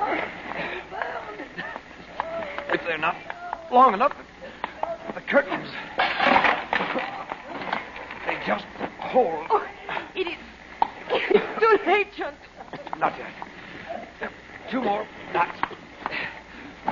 There. Now. Here. I'll lift you up, Nadji. Bob, are you down there? Right under the window, Uncle Frank. Hurry up, Uncle Frank. There's fire all around you. Stand by, Bob. Now, Nadji, you'll have to hold on. Oh. Nadji, Yes, I will try. don't be afraid. Here you go.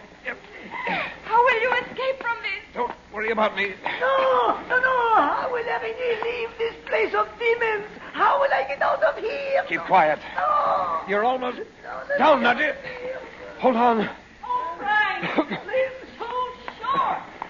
She's nowhere near the ground. She is too, Bob. Let go, Nadji. I'll catch you. It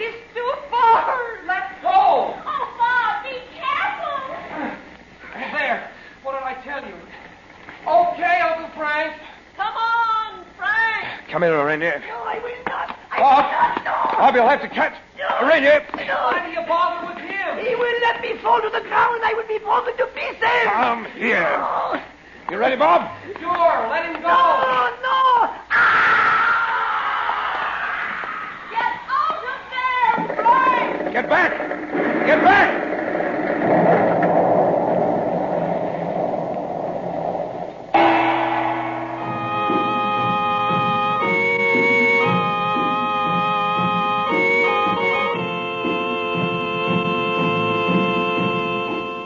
And now, before we say goodnight, Chandu the Magician has an exciting gift for all you ladies listening.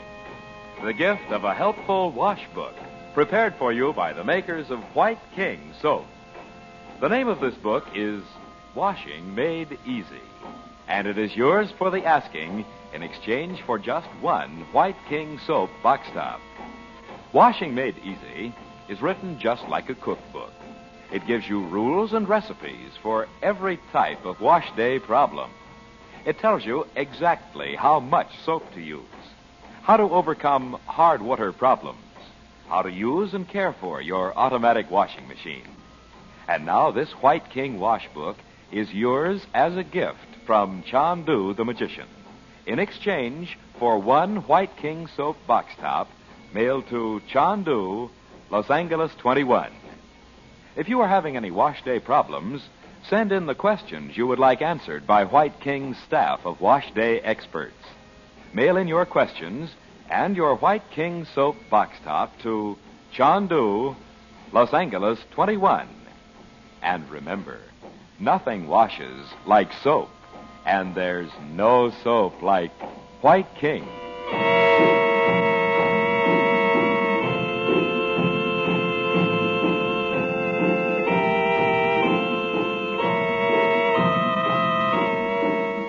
Chandu the Magician is presented for your enjoyment every weekday evening. Princess Nadji is played by Lillian Baev.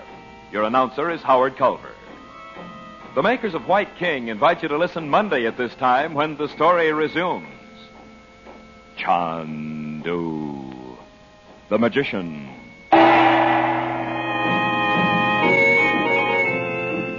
This is the Mutual Don Lee Broadcasting System.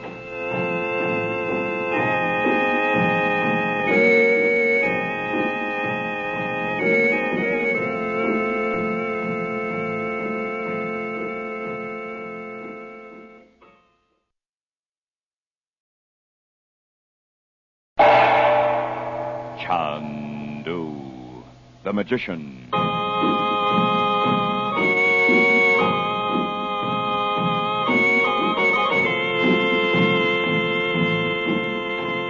Good evening, ladies and gentlemen. The makers of White King granulated soap present for your enjoyment Chandu the Magician. Today is Monday, wash day in most American homes, and we sincerely hope that every Monday is White King wash day for you. Yes, every Monday morning, before you begin your weekly wash, be very sure, you have a box of White King soap on hand. White King is first and foremost a washing machine soap. When you use White King in your washing machine, you are sure of getting plenty of rich, thick, energetic suds. Those suds wash off surface dirt and wash out hidden dirt. White King suds stand up even when you cool the water down to safely wash dainty undies, fleecy blankets, and bright-colored cottons. And White King suds rinse away freely and completely in your rinse water, leaving your clothes free of both suds and soil, clean as clean can be. So remember, please, no washing machine works better than the soap you use. Nothing washes like soap, and there is no soap like White King.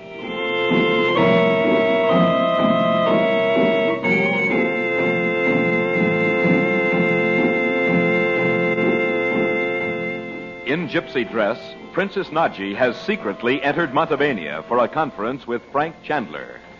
But when she learns from Dorothy that the malevolent dwarf Araignée is in the castle, She insists on speaking to him at once, unknown to Chandler. Over Dorothy's protests, Nadji enters the locked room. Suddenly, fire breaks out on the lower floor. Almost instantly, the old woodwork is blazing furiously. Hurrying the regents outside, Chandler discovers where Nadji is. Flames are racing up the stairway behind him as he opens the door. He lowers Nadji from the window, and below, the family looks up, terrified and helpless, as the upper floors collapse with a crash. Chandu, the magician.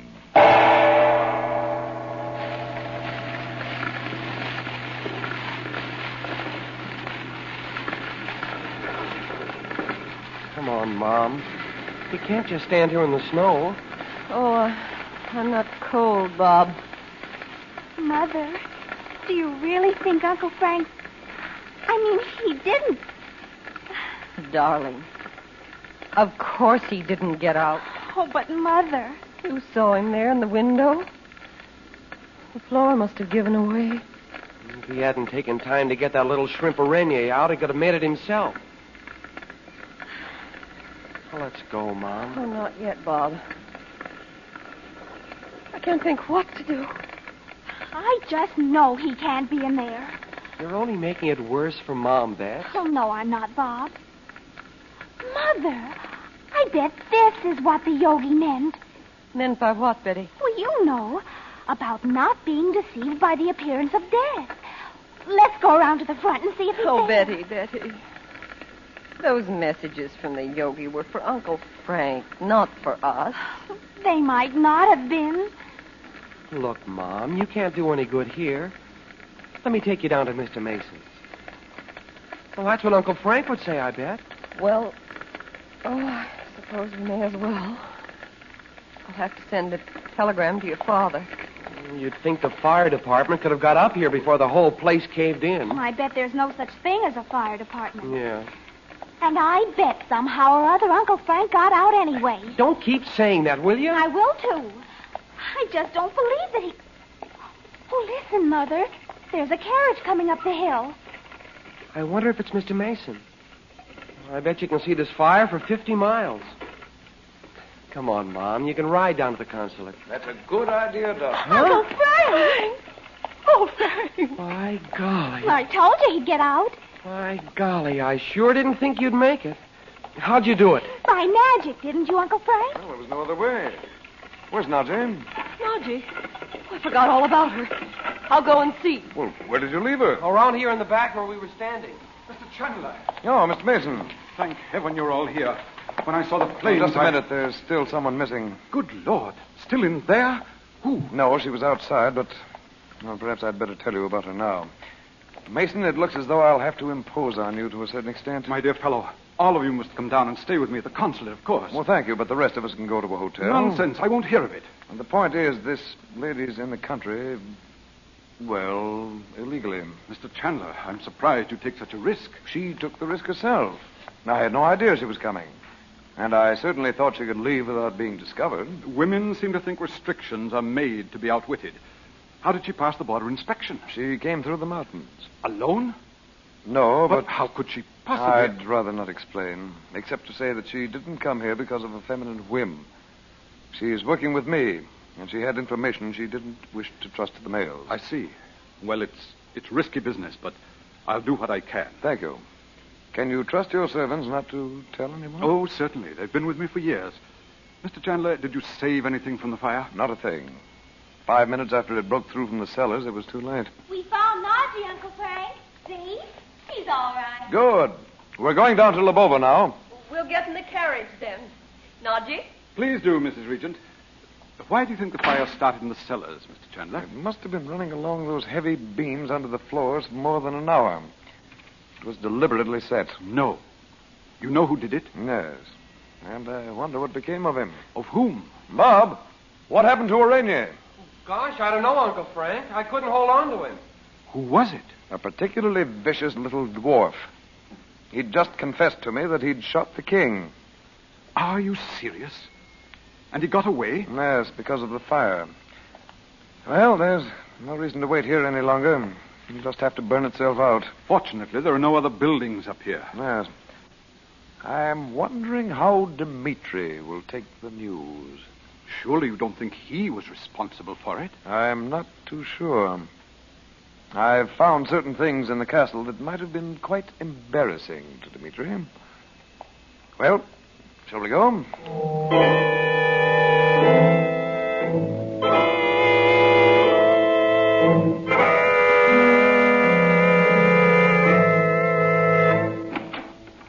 A gentleman to see you, sir. Well, you know better than to announce a visitor without giving me his name. You refuse. Enough of this. Roxa, if I had known. Dimitri, have you nothing better to do than sit here in Metsos' library pretending to be a strong man?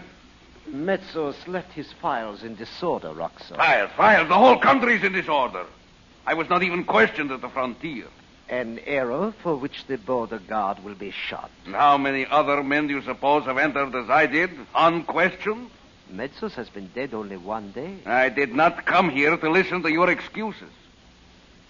Please, take this chair, Roxa. You are still far from well. Do not regard the stories of my illness too seriously. It suits me very well that the newspapers should print them. According to them, I am at the door of death. You do not look well, Roxa. Enough! Now, what have you done with Chandler? It goes well, Roxa. Bring on. You are lying, Dimitri. When first I sent you here, you were filled with certainty. What is wrong now? Well, these things require time. You have had time. Did you not see the flames as you came from the station? The castle is burned. Are you trying to tell me Chandler is dead? I do not believe it. Oh, no, monsieur. I am only saying that with the underground temple destroyed, it will be much more difficult to proceed. Weeks ago, you reported that you had invoked the blackest of all the ancient curses upon Chandler, upon his whole family, even Regent. It is true. Then you are no sorcerer. By the ruin of the world, Chandler cannot be the only man alive to perform these tricks. They are not tricks, Roxa. You were to separate the family Regent. You were to send the boy to me to work against Chandler. One by one, they were to become what you call lost ones. Well, it is unfortunate.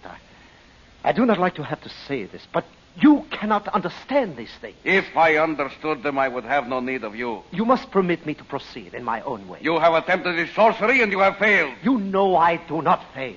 The boy in Paris, Count Stepan, Mademoiselle Roger. We speak of Chandler. Roxa, permit me. Little brandy. You should not excite yourself. It is not poisoned. I will drink with you. A votre santé. I will not be put off, Dimitri. Your sorcery has failed. Confess it. Roxa, I am more than a sorcerer, much more. I can accomplish more than Metsos dare to dream of. He was a clod, a simple soldier who never should have laid aside his rifle. This is your confession. You have failed. Only with the boy, young Regent. You fool. Chandler discovered my plan before I was prepared. That is nothing, Roxa, this thing. You will leave for Paris tonight. Roxa, you are not thinking. I will not tolerate failure. If I go, who's to keep order here? The peasants are ready to revolt since the dwarf shot Pavel Karowitz. They are prepared to restore the throne. His son Nicholas has become an idol overnight. I will dispose of Nicholas. Dimitri, you will go. Monsieur Roxa, your long illness has dulled your wits. You cannot afford to be seen here. No? Chandler knows you. He will know why you have come. He will report to his government. Nonsense. As far as the world is concerned, I have come to pay my last respects to my friend Metsos. Enough. Seen men like you before. The embassies are filled with them, trying to gain power only by scheming. This from you, Roxa? I tell you, the fist is the weapon. The iron fist. I have finished with you, Dimitri. Impossible. Well, where are the Regent notes? Aranya has brought them? They will be in my hands tonight. Good. At least you have accomplished so much. When they were not in the Paris laboratory, I was sure Chandler had them. It must be so. But I warn you, Dimitri. If you fail in this, you will die in agony. There is a chemical of my own devising. Look, sir, I do not like to be threatened. Threatened? One word from me to London and you would be hanged. No. You imbecile. You will bring me those notes, and then you will go. I will deal myself with Chandler. Chandu, the magician. Ha!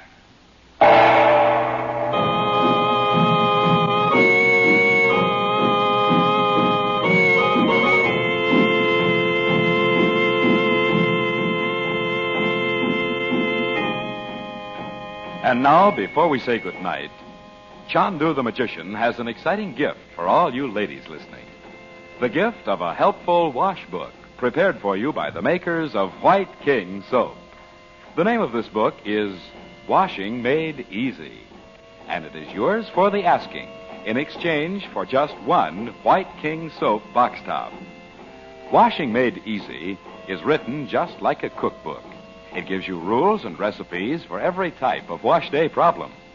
It tells you exactly how much soap to use, how to overcome hard water problems, how to use and care for your automatic washing machine. And now this White King wash book is yours as a gift from Chandu the magician in exchange for one White King soap box top mailed to Chandu, Los Angeles 21. If you are having any wash day problems, send in the questions you would like answered by White King's staff of wash day experts. Mail in your questions and your White King soap box top to Chandu, Los Angeles 21. And remember, nothing washes like soap, and there's no soap like White King.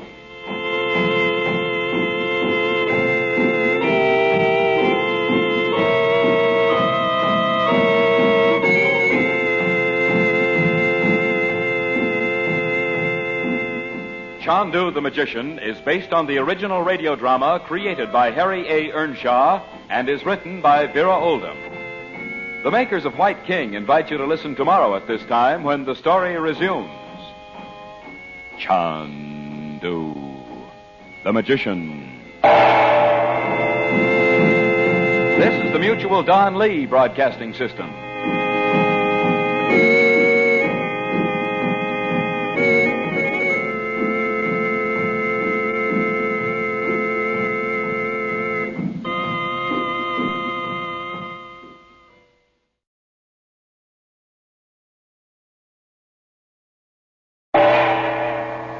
Chandu the Magician.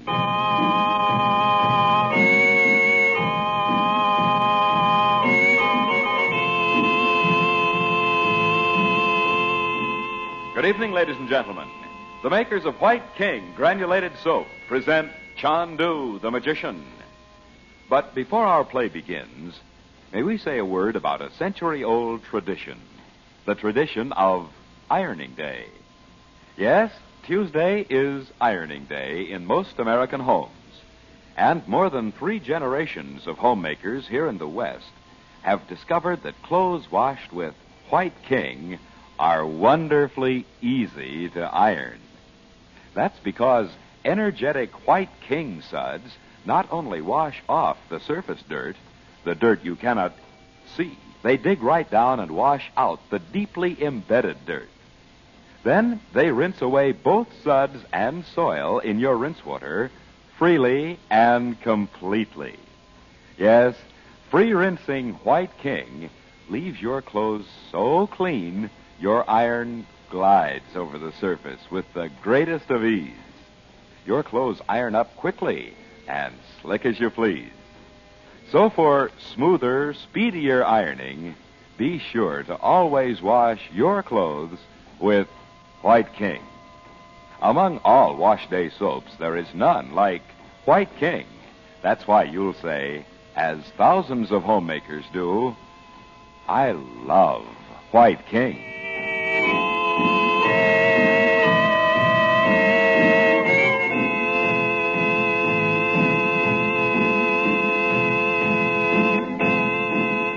The feudal Balkan castle in which Frank Chandler and the regents were living has been gutted by fire started by the malicious dwarf Arenye. Discovered and rescued by Chandler at the last possible moment, Araignée has vanished into the snowy forest without disclosing the meaning of the cryptic message Chandler had found in the cellars just before the fire. The message reads, "The place of the falcon. The clock strikes 5.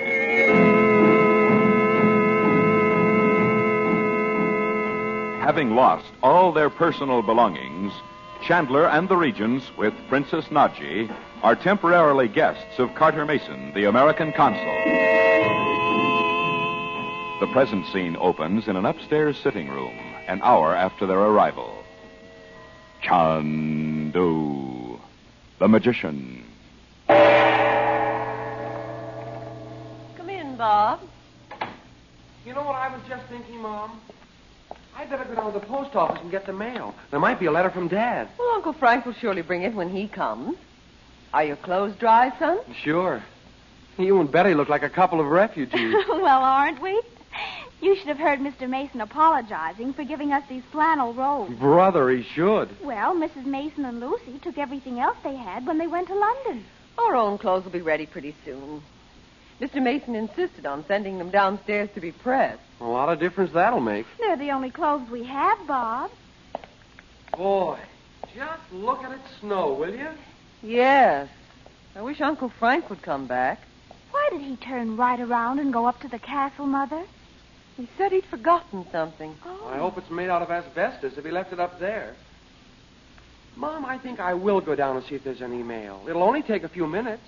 Why, Bob, you haven't any overcoat. What's worrying you? I keep thinking about that dwarf snooping around, looking for something Dad was supposed to have sent Uncle Frank. Oh, don't be silly. Darling, if he'd sent anything, Uncle Frank would have it. Maybe. Well, what on earth Well, is... why would Araignée set the castle on fire if he hadn't found what he was looking for? Because there was nothing for him to find. Don't be too sure. Now, come over here, son. Now, sit down and tell me what you mean. I mean this, Mom. If Dad sent whatever it was to Uncle Frank and he didn't get it, Dad'll write and say what gives, won't he? I suppose so. Bob, you don't know that Dad sent anything up here, do you? How could he know that? Bob? Well, no. Only, I got a letter from Dad the other day myself, you know. Oh, that's nothing. I mean... That's what you think. Bets, do you remember when we were kids?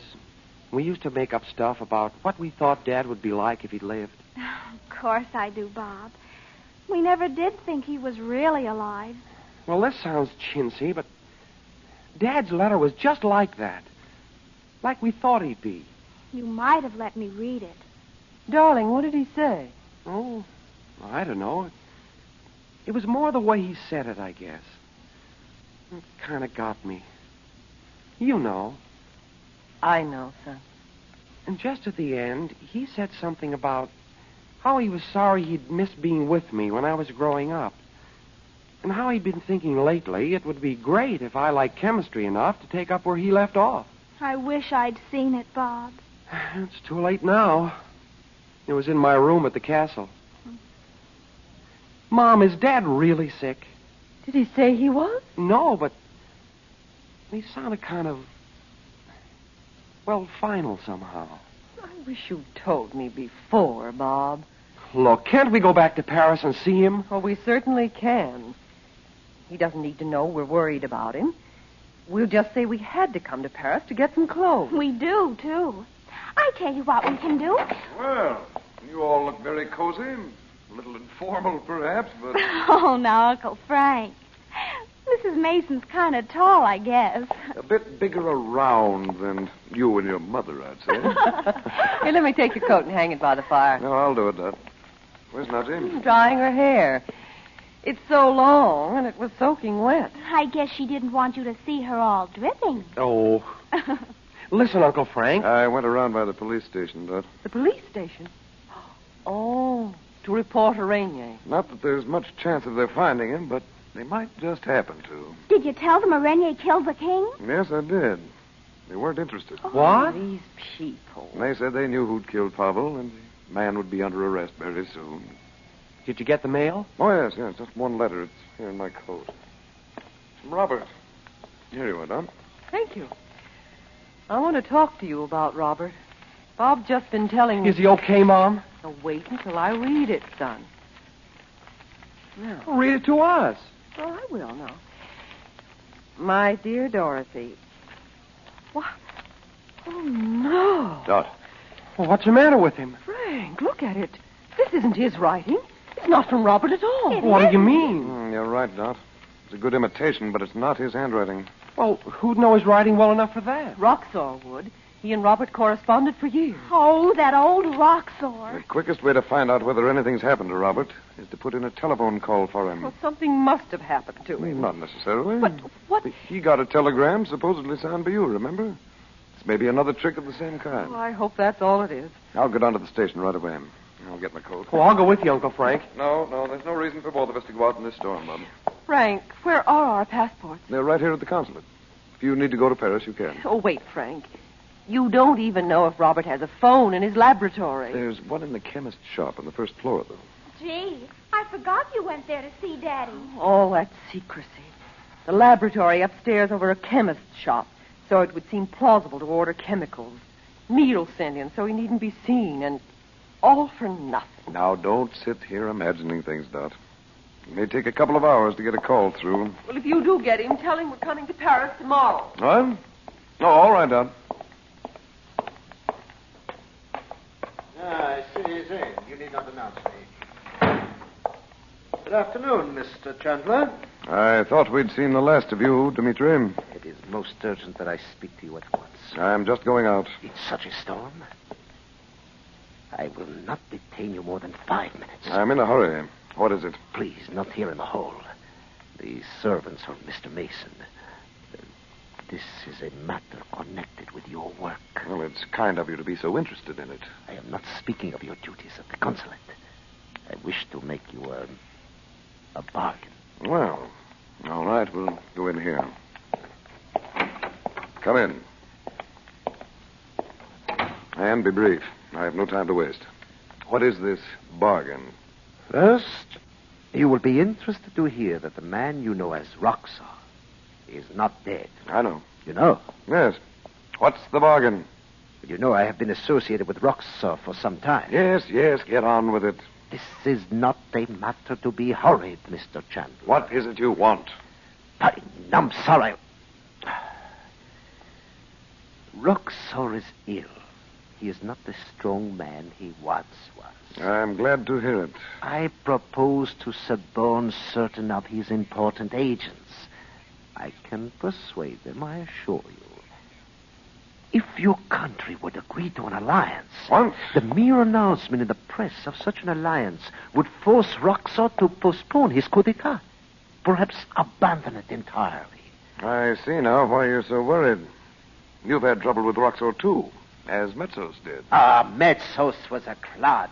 He should never have been sent here with so much authority. And you should have known Roxor will never share power with anyone. He promised me that I would... But, well, that is past. I have discovered Metsos' complete plan. His gypsy guerrillas were to be the nucleus of a nationalist army against Roxor. Now, if your country will promise a certain amount of help... Dimitri, you've come to the wrong man. I have no authority to make such a commitment. But I thought you might be a member of the Inner Council. Oh? At least you must know who those men are. Present my plan to them. Roxor must have frightened you badly. Consider what disaster will come to the world if Roxor extends his power so far. You're not thinking of that. Come on. You're only trying to protect yourself. I will have earned protection. Mr. Chandler, you must think it over before you refuse. I must go now, Dimitri. You will at least report my offer to Washington. I'll speak to my superior, Mr. Mason. I know he is not your superior. If you do not take action, and Roxor sends an army through these mountains to the Mediterranean... I am making no bargain with you, Dimitri. Now, this is almost a blizzard. Do you want to be responsible for another war? Indeed, I don't. You will be if you do not listen to me. I have listened. Well, what's all this? Soldiers. Why should they be here? You are Prince Dimitri? Yes. What do you want of me? I arrest you for the assassination of Pavel Karowitz. This is absurd. I was not in Lubova when Pavel was killed. You will come with us. Imbeciles! This is a mistake! Why, now, sir, I will have you shot! Well, Roxor must actually be in this country right now.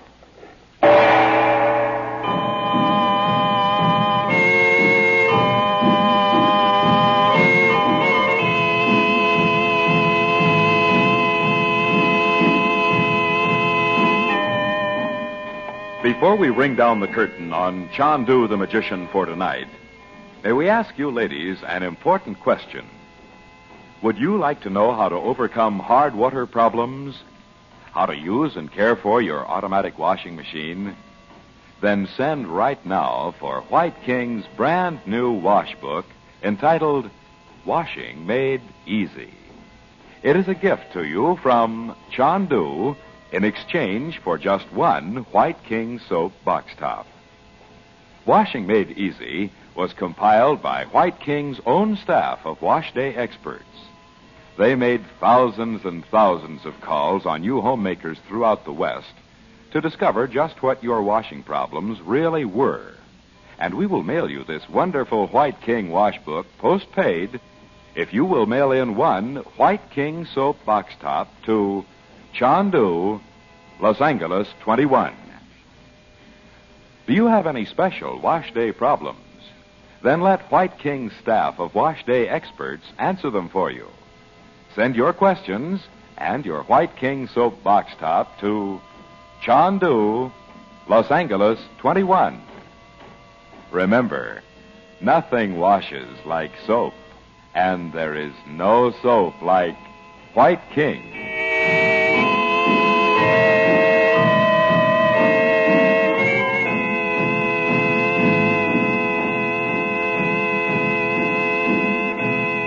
Chandu the Magician is presented for your enjoyment every weekday evening. Frank Chandler is played by Tom Collins. The makers of White King invite you to listen tomorrow at this time when the story resumes. Chandu the Magician.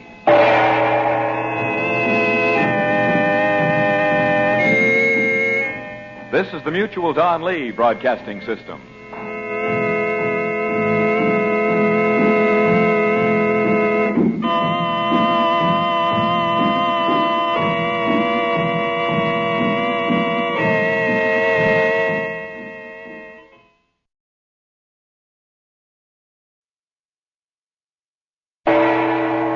Chandu the Magician.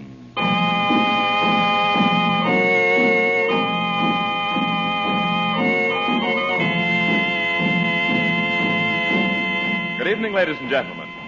Wednesday and every Wednesday evening, the makers of White King granulated soap bring you the thrilling story of Chandu the Magician. But before our tale of magic and mystery resumes, may we say a word about the magic rule of 3 for washing dishes. If you believe, as many thousands of homemakers do, that nothing equals rich, thick, sudsy soap suds for washing dishes 3 times a day, remember these 3 things.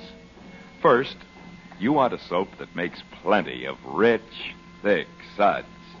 White King soap is the soap for suds. Every tiny granule of soap goes to work making suds. And those White King suds stand up in water that feels comfortable to your hands. Second, you want a soap that washes dishes sparkling bright. When you follow a White King dishwashing with a hot water rinse, your dishes are left so very clean, so very bright, you can dry them in a jiffy. And third, you want a soap that is easy on your hands. Those gentle White King suds are wonderfully kind to pretty hands. For washing clothes or dishes, we know you'll love the soap we make. Yes, you'll love White King.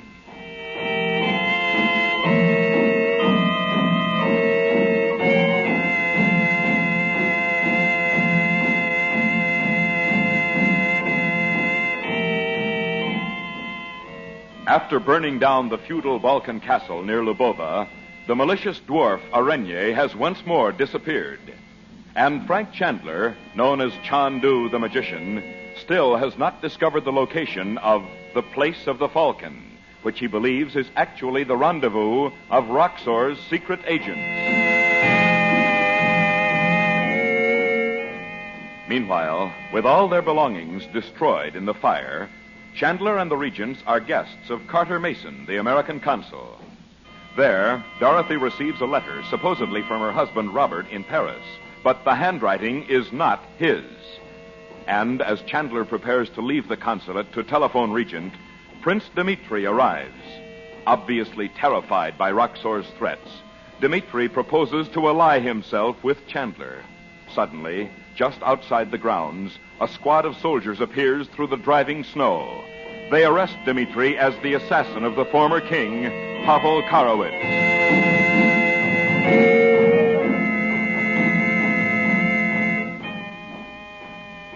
The present scene is the dingy little railway station at Lubova, 10 minutes later.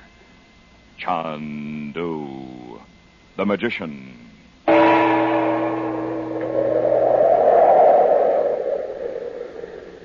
Isn't there any way to hurry my call? Chandler. But it's an emergency. Officer, these things are not done quickly, Pan. I would say go home. I will send a man when the telephone rings for you. But you see, I am alone here. No, I'd rather wait than go back to the consulate in this blizzard. I know, Pan. But it may be 2 hours. Oh, all right. I'd like to ask you something. So you thought, Pan? You know we were burned out at the castle this afternoon. I know. Yes, Goda. It's great loss to all of us, the ancient castle. Yes, I'm sure it is. You see, rather than impose on Mr. Mason, we're planning to take our meals out. Can you tell me about some good cafes? Oh, I know, Pan. The cafe of the Princess Aurelia is very good. Yes, we've been there. Also, in the gypsy cafes, the food is good, but you will not wish to take the ladies with you. Oh, I see. Well... If you and the young Pan go alone, you understand it is not a place for ladies? Yes. The small cafe of Kashpar at the edge of Lubova. But it is not everyone Kashpar will serve. Well, tell me, just where is this place? Down this very street at the bottom of the hill. Yes? You will see the sign if you look carefully. There is a dim picture of the flying Sokol. What is your word? The Falcon. No. But do not say I have said you. Kashpar chooses his guests as he wishes. Well, he can't do very well if he turns away more people than he serves. Oh, it is said Kashpar has saved many dinari. He amuses himself with the cafe now, nothing more. See if that's my call. Yeah, he's much too quick, Pan. I know, Pan. But I have made one call now. To Paris. Hey, as you say, Pan. Rougel, Pan Chandler. What's the matter? It is not permitted to telephone Paris. What? Who was that on the phone? How do you say the assistant to Pan Metsos. What's this? Mr. Metsos is dead. I must obey my orders, Pan. No calls are to be made beyond the frontier. Nonsense. Where was the man calling from? Well, I thought this was the only telephone in Lubova.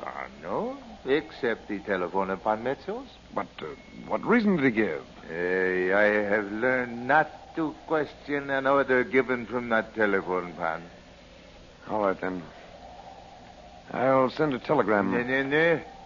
Is forbidden also. I see. Tell me, when does the next train leave? In 1 hour, Pan.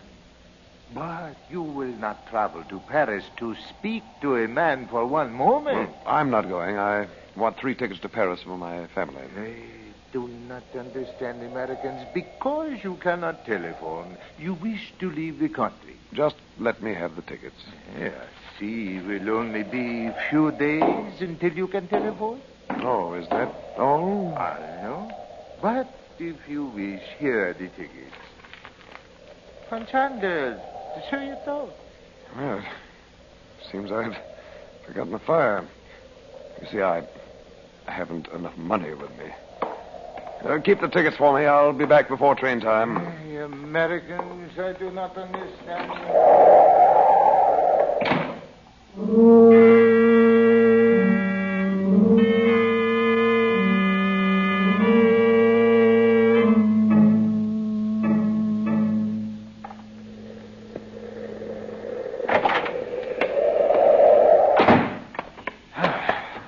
Here he is. I'll tell him. You certainly got that call through in a hurry, Frank. You must be frozen. I've never seen such a storm. Yeah, all right. It doesn't seem to bother the gypsies, though. I met one of their wagons at the corner. Almost ran right into it. How have you just come back 2 minutes sooner? You don't mean Lupu's been here? No, Nadji's gone. She must have been in that gypsy wagon. Dorothy. I couldn't persuade her to wait until you came back. She insisted she must go when they came for her. But why? What did she say? She said she wished she hadn't come. That she tried to help you, but it was a mistake. But to leave in this storm in a gypsy wagon... Did you see the man who came for her? Oh, it was the same one who brought her up to the castle. She must have told him to come back for her. I can't understand it. Only how would he know she'd be here? Of course, once they get into the woods, it won't be so bad. And those wagons have stoves in them. I made her take that coat of mine. She had it on when the fire broke out, you know. Something drastic must have happened to send her off like this. Well, I don't know what it could have been. If she really had to go home, she could have taken the train. No, she couldn't. Why not? Not all the way to the border. She'd never passed the frontier inspection post. Oh, that's so. I'm sorry, Frank. I said everything I could think of. Well, it's certainly not your fault, Doc.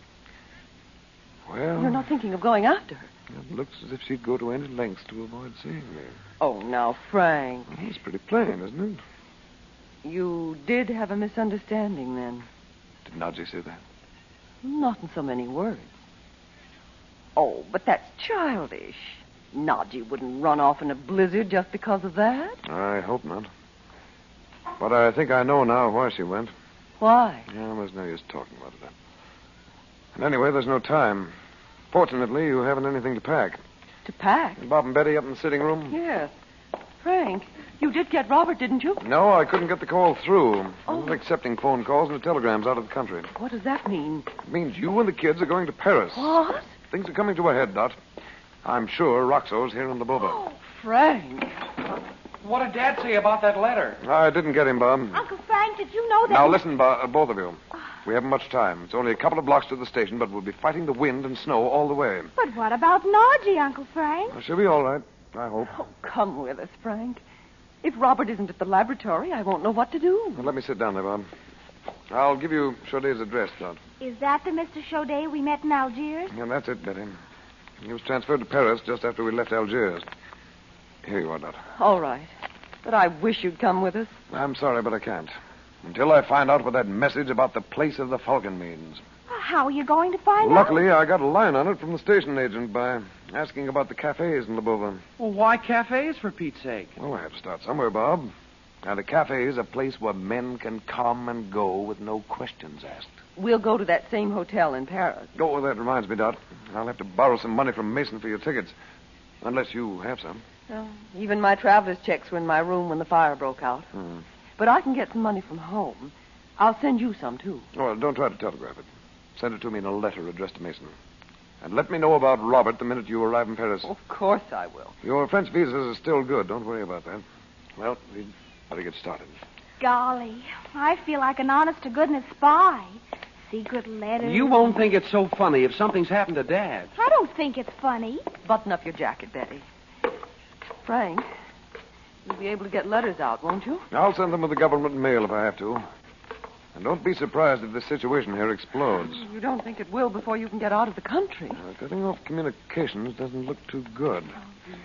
Oh, I wish Lupu hadn't lost his head and killed Metsos. And I wish you didn't have to work here all alone. You need somebody like Abdallah, Uncle Frank. I certainly do. But it's too late to think about that now. The next day or so, we'll... Well, who on earth can that be? Oh, I'll see.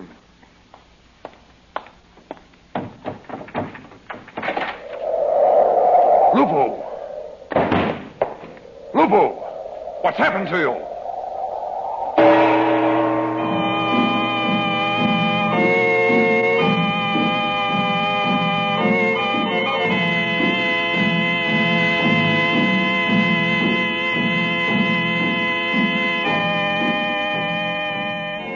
And now, before we say goodnight, Chandu the Magician has an exciting gift for all you ladies listening. The gift of a helpful wash book prepared for you by the makers of White King soap. The name of this book is Washing Made Easy, and it is yours for the asking in exchange for just one White King soap box top. Washing Made Easy is written just like a cookbook. It gives you rules and recipes for every type of wash day problem. It tells you exactly how much soap to use, how to overcome hard water problems, how to use and care for your automatic washing machine.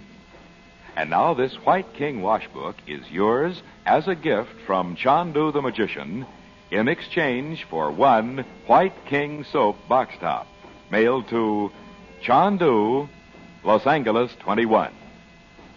If you are having any wash day problems, send in the questions you would like answered by White King's staff of wash day experts. Mail in your questions and your White King soap box top to Chandu, Los Angeles 21. And remember, nothing washes like soap, and there's no soap like White King.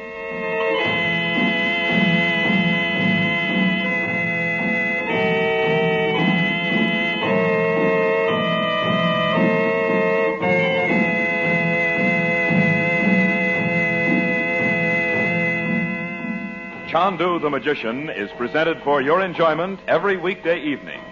Your announcer is Howard Culver. The makers of White King invite you to listen tomorrow at this time when the story resumes.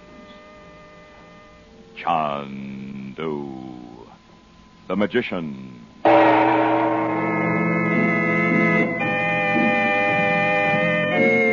This is the Mutual Don Lee Broadcasting System.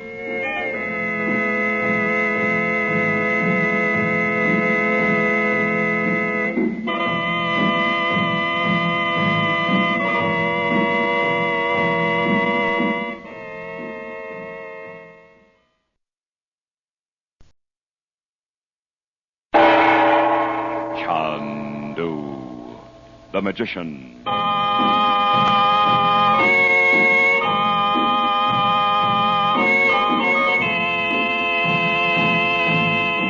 Good evening, ladies and gentlemen. Once again, this Thursday evening, the makers of White King granulated soap bring you more adventures of Chandu the Magician. But before we begin our play, may we say a special word to you newcomers here in the West. If you have never tried White King soap in your washing machine, be sure you buy a box of this splendid wash day soap at once. White King soap is made for you Western homemakers by the company who pioneered soap making here on the coast. They invented White King as a washing machine soap. This famous granulated soap has been a good soap for more than 3 decades. Today, it is better than ever, actually improved in quality. We invite you to try White King soap in your own washing machine. See for yourself how quickly it dissolves in your wash water, how those rich, thick White King suds wash off surface dirt, wash out hidden dirt. Remember, nothing washes like soap, and there is no soap like White King. You'll love White King soap for your washing machine.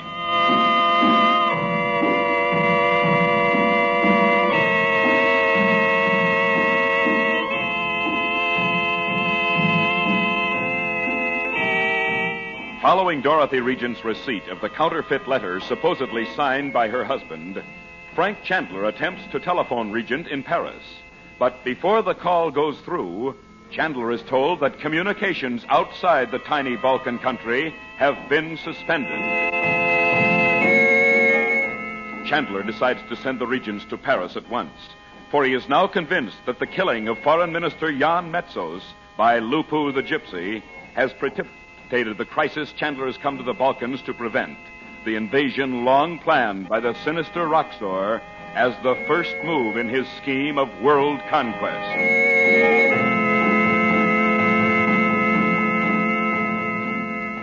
A blinding snowstorm is driving through the streets as Chandler prepares to take the Regents to the railway station. There is a sudden pounding on the consulate door, and Chandler opens it as Lupu falls headlong into the hall. The present scene is the upstairs sitting room at the consulate an hour later. Chandu, the magician. Well, Lupu, feeling better? Ah, no, Chandu. I am ashamed of such weakness. If you've been wandering around the mountains on foot, it's a wonder you're alive. When I came to the castle and saw how it was burned inside, I was looking for you for a long time, in the snow. You thought we hadn't got out? Ah, no. I thought the ancient evil secrets of that castle had killed you, all of you. Those black forces will never harm anyone again, Lupu.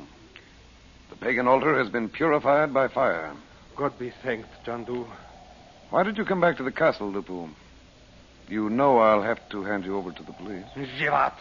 Jan Metsos had to die. He killed my brother. And you broke your oath to the Brotherhood. Ah, no, it is so. But it was written in the stars that I must come back. You mean you've come back to give yourself up? When I saw the young prince riding in the forest, I knew I must come tell you. It was not written that I am to escape. Wait a minute, Lupu. You saw Nicholas? Where? When? At sunset yesterday, before the snow began to fall. Many miles from Lubova, in the mountains. Well, he surely can't be leaving the country now. I do not know Chandu. He spoke to me. He is the friend of all gypsies. But when I invited him to my wagon for a cup of slivovitz, he had no time. He was riding to meet a friend, he said. And you thought he meant Dimitri? Schladno Hrevnya, who else could it be? Dimitri's been arrested, Lupu. Arrested? And in any case, Nicholas wouldn't be meeting him, even if he knew Roxor was in the country. Chandu, Roxor himself? I haven't seen him, but I'm sure he's here somewhere. Maybe using Metsos' own office. Mwazaga. That's why I'm so anxious to find out where the place of the falcon is. Let me help you, Chandu. I can ask the gypsies. I would... You're forgetting, Lupu. Prosim, Chandu. Have I not served the Brotherhood according to my oath for many years? You've done well, Lupu. Until now. Then permit me to help you now, for the last time. I know it is written I must pay for killing that murderer, but do not say I may not help you before I surrender myself. I'm going to this place of the falcon, wherever it is. Roxor's agents may be meeting there tonight. If they kill me, I will die well. All right, Lupu. I understand. I'll take you. Dekuya Chandu, I will protect you with my life. I know that, my friend. If we're lucky, we'll have dinner at the place of the falcon tonight.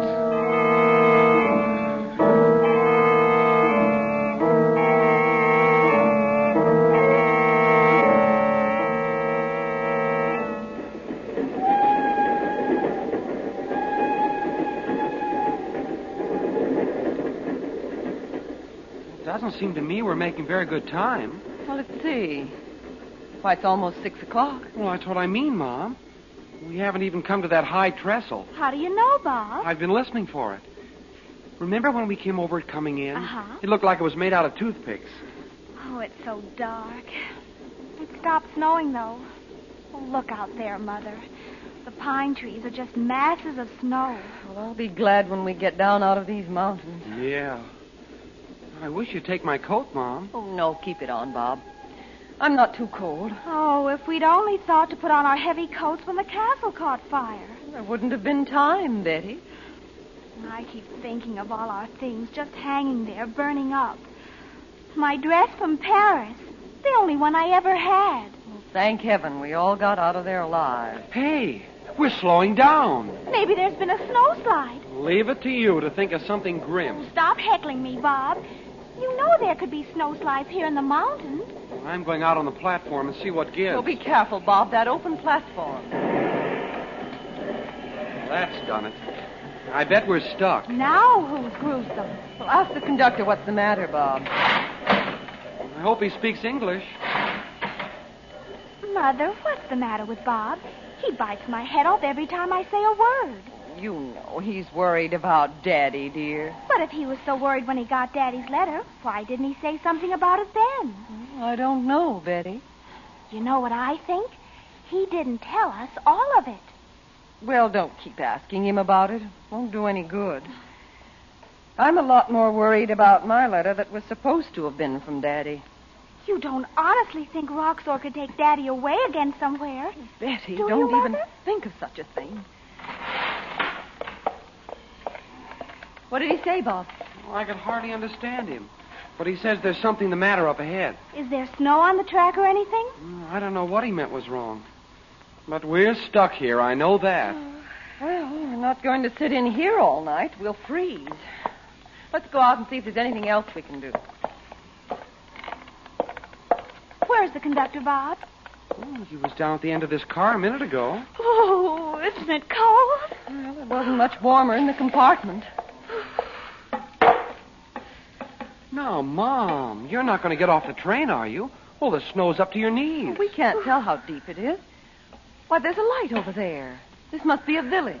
Well, there's no station here, I know that.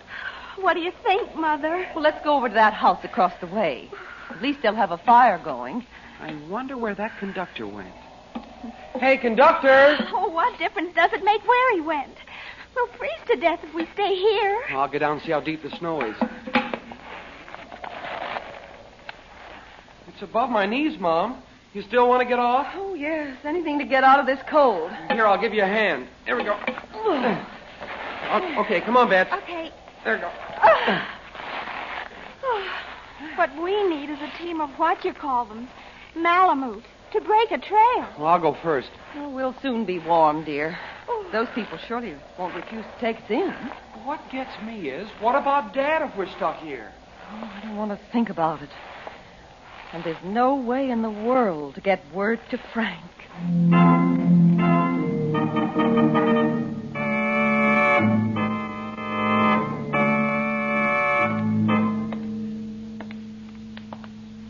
The station agent said Kashbar's Cafe was at the very end of the street. Ah, it is here then, Chandu. It should be named the Cafe of the Unwashed Window. We go in. Oh, just a minute, Lupu. This is the place. There's a sign with a faded painting of a falcon over the door. That bird does not look like a falcon to me. Well, maybe the artist never saw a falcon. All right, we'll go in. But don't forget, I'm an Englishman named Mallory. Okay. Good evening.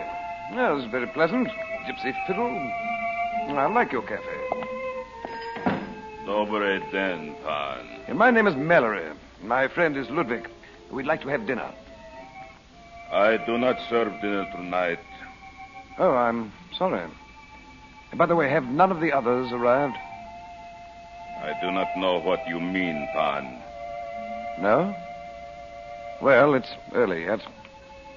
According to my watch. Early? What is the time, pan? The clock strikes 5. Oh, dobre. I believed you were agents of the man Chandler. Come with me, prosim. Thank you. You said none of the others are here? At the moment, no, pan. But all who know the word are to be brought here to wait. No, we'll wait. I must bring the food. If others come, let them in, prosim. Very well. It is like the cave of a bear, Chandu. Maybe there's a window we can open. I held my breath and kept my knife ready when you said to him, the clock strikes 5. Yes, I was sure it was the countersign. Ah, what luck. Ah, so you say. But I have seen you do many things which seem like good fortune. But they are more. Lupu, look. Here on the table. Huh? They're only white papers. That's all. But the paper is exactly like the message I found inside the little image. Is it so? And it's like the paper Regent's letter was written on. Roxo must have had it done. Chandu, I do not understand why these papers are here. Well, I don't either yet. They can't be meant to identify Roxo's agents, or Karshbar would have asked us to show ours. This is a trick, a trap, Chandu. That Caspar knew. Too late now if he did. Some of these men may recognize me. Blow out the candles. I know. Yeah, good. What is the time, gentlemen? The clock strikes 5.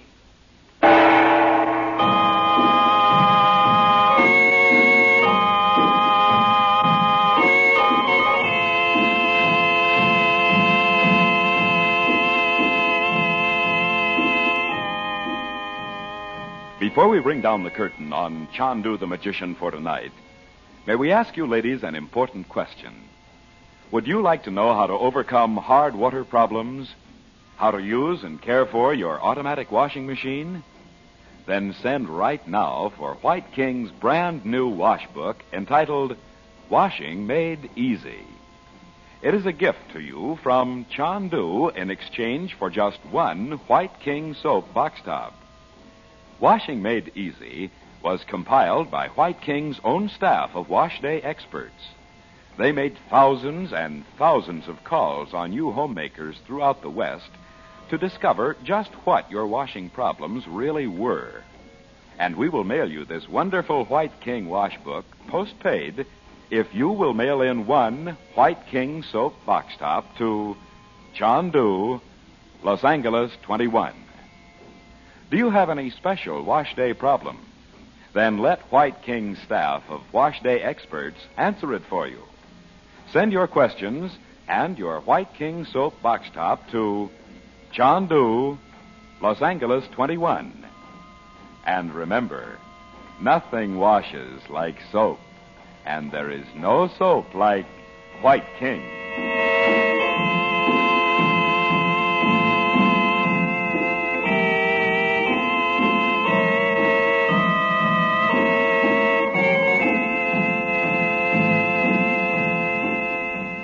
Chandu the Magician is produced and directed by Cyril Armbruster. The makers of White King invite you to listen tomorrow at this time when the story resumes. Chandu.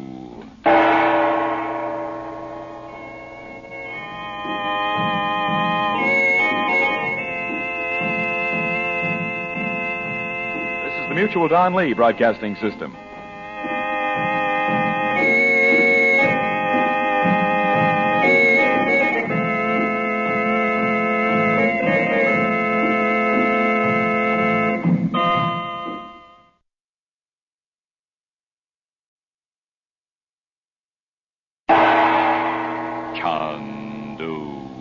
The Magician.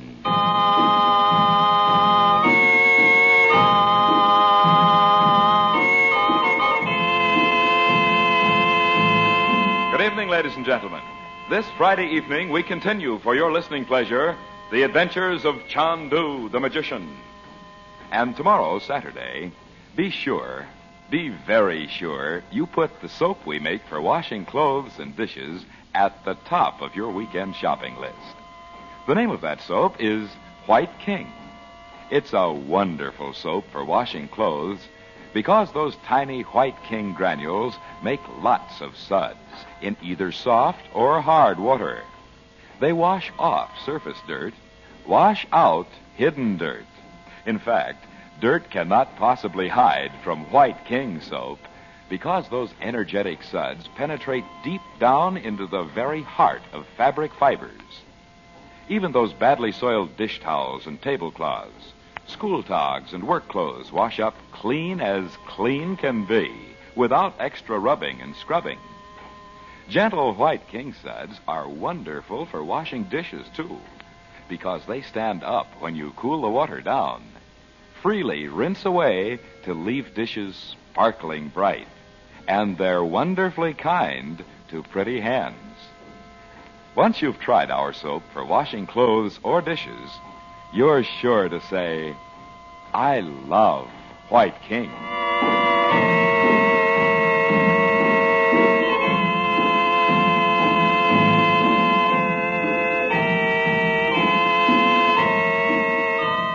Frank Chandler has put his sister, Dorothy Regent, Betty, and Bob on the rattling little train for Paris, following her receipt of a counterfeit letter supposedly signed by Regent. But 2 hours later, in the snowy Balkan Mountains, the train is suddenly stopped. Bob makes a futile attempt to question the conductor, who indicates he speaks very little English. Finally, in the icy darkness, the Regents start laboriously through the deep snow toward the lights of a peasant house. Meanwhile, Chandler and Lupu the Gypsy have gone to a small, dingy cafe on the edge of Lubova, the rendezvous of a group of Roxor's agents known as the Brothers of Jeopardy.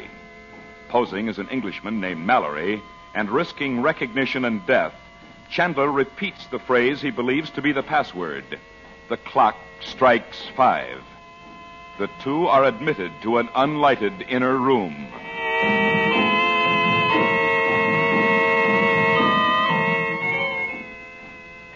It is now half an hour later.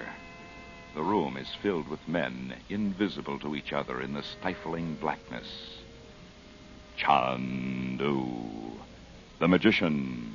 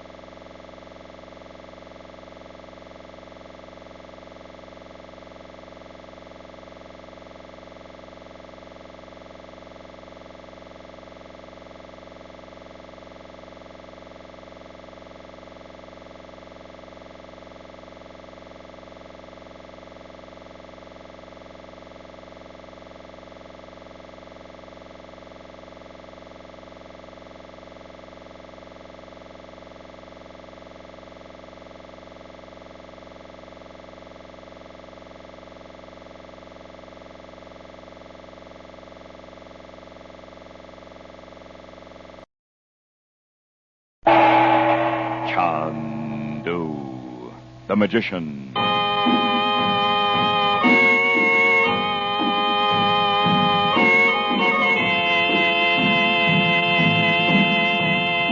Good evening, ladies and gentlemen. The makers of White King granulated soap present for your enjoyment Chandu, the magician. Today is Monday, wash day in most American homes, and we sincerely hope that every Monday is White King wash day for you. Yes, every Monday morning, before you begin your weekly wash, be very sure, you have a box of White King soap on hand. White King is first and foremost a washing machine soap. When you use White King in your washing machine, you are sure of getting plenty of rich, thick, energetic suds. Those suds wash off surface dirt and wash out hidden dirt. White King studs stand up even when you cool the water down to safely wash dainty undies, fleecy blankets, and bright-colored cottons. And White King suds rinse away freely and completely in your rinse water, leaving your clothes free of both suds and soil, clean as clean can be. So remember, please, no washing machine works better than the soap you use. Nothing washes like soap, and there is no soap like White King.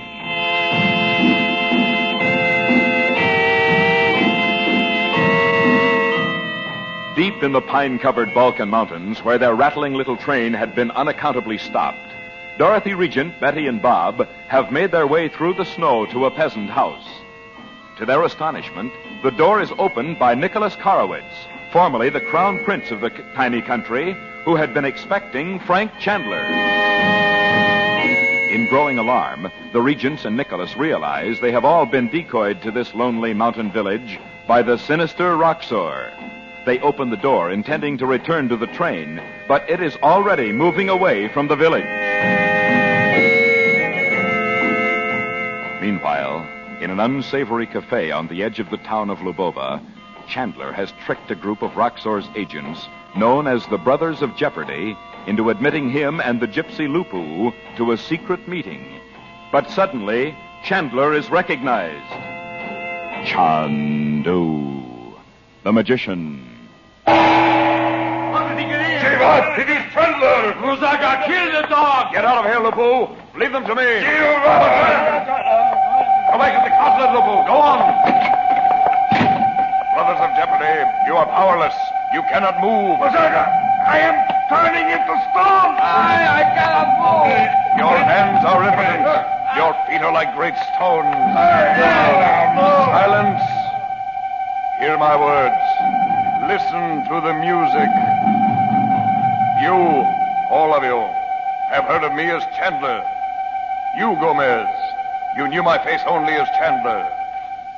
I have another name, Chandu. He is Chandu, the magician. For years in India, men have died of terror at the very name of the Brothers of Jeopardy. But this time you have gone too far. You see what it means to oppose Chandu. You are a demon yourself! Be still. You have listened to the voice of Dimitri. You have allied yourselves with Roxor. But this is the end for you. Now you will call your men, each of you, from the secret places in the forests. You will go by the secret ways you know. These mountains will not see your evil faces again. I have spoken. Go. Yes, Chandu. Chandu.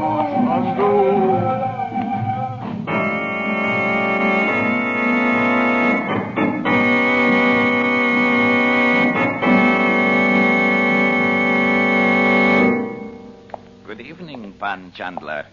Your family reached the railway station safely in the storm? Yes, thanks, Otto.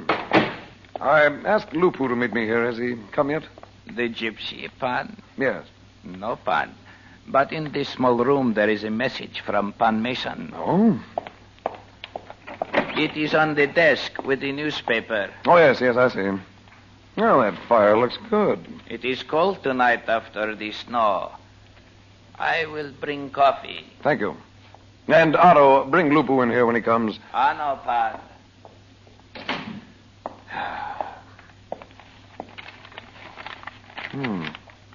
I thought you would be interested in what the newspaper is saying today. It seems ominous to me in view of recent happenings in other countries. This is a rough translation of the article I've marked. Mason. The country needs a strong hand to restore order. Lawlessness is increasing. The assassin of the foreign minister has not yet been found. What's this?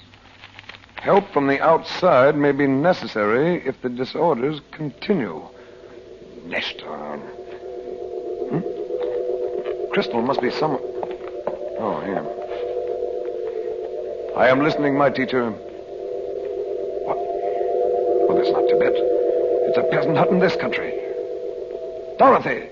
Close the door, Bob, quick. And put that bar across it. You don't know who might be outside. Okay, Mom. What are you doing in a place like that? But you know what I was thinking? Even if Roxor did fix it so we'd be stuck here, what can he do now? Oh, Bob, you know he can do whatever he wants to. Uncle Frank hasn't any idea what's happened to us. Nobody could get over those trails from Labova. I'll bet the snow's 6 feet deep in the valleys. Anyone could have come here yesterday before it began to snow. Why did I get off the train? Dorothy, I can't help you as long as you're afraid. Listen to me. We should have stayed right there in Labova. Dorothy, if you'll just free your mind from fear. Or at least I should have left you two there. Oh, not me, you couldn't. I want to talk to Dad myself. If Roxor's done anything to him, I'll take him apart. Oh, I wish there was some way to let Uncle Frank know where we are. Well, there isn't. I asked Nicholas when we first came if there was a place to send a telegram. Nicholas, too? Where is he all this time? I must know what's going on. Dorothy, you must listen. Why, you know, Mom. Dorothy. He went out to... Listen, Bob. Oh, I don't hear a thing. Oh, it's Mrs. Novak in the kitchen. No, I don't mean that. Can't you hear me, Dot? I thought for a moment I heard Uncle Frank's voice. Oh, but he couldn't possibly know where we are. But I do, Dot. Let me help you. What in the world are we going to do? Heaven only knows what's happened to Robert all this time. Dorothy, let me help you.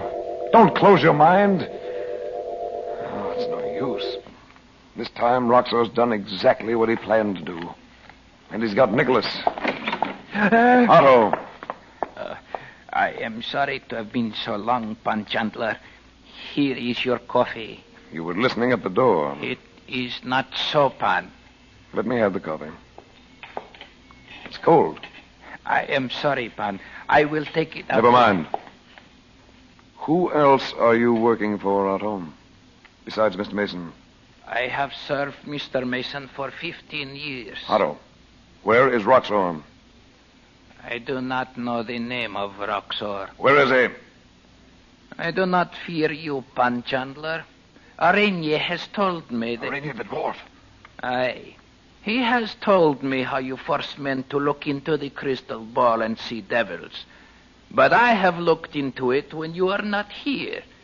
There is nothing to see. Look at me, Otto. Shall I show you what Araignée saw in that crystal? Look at me. All right, then. Where's Roxor? Musaka. He is in the house where Jan Metsos died. I thought so. Now listen to me, Otto. I'm going out again. You are going to Roxor. But you won't rush over and tell him. You're not to leave this house. I'll speak to Mr. Mason about you when I come back. Prosim, ne, pa, ne. Better sweep up that china, hadn't you?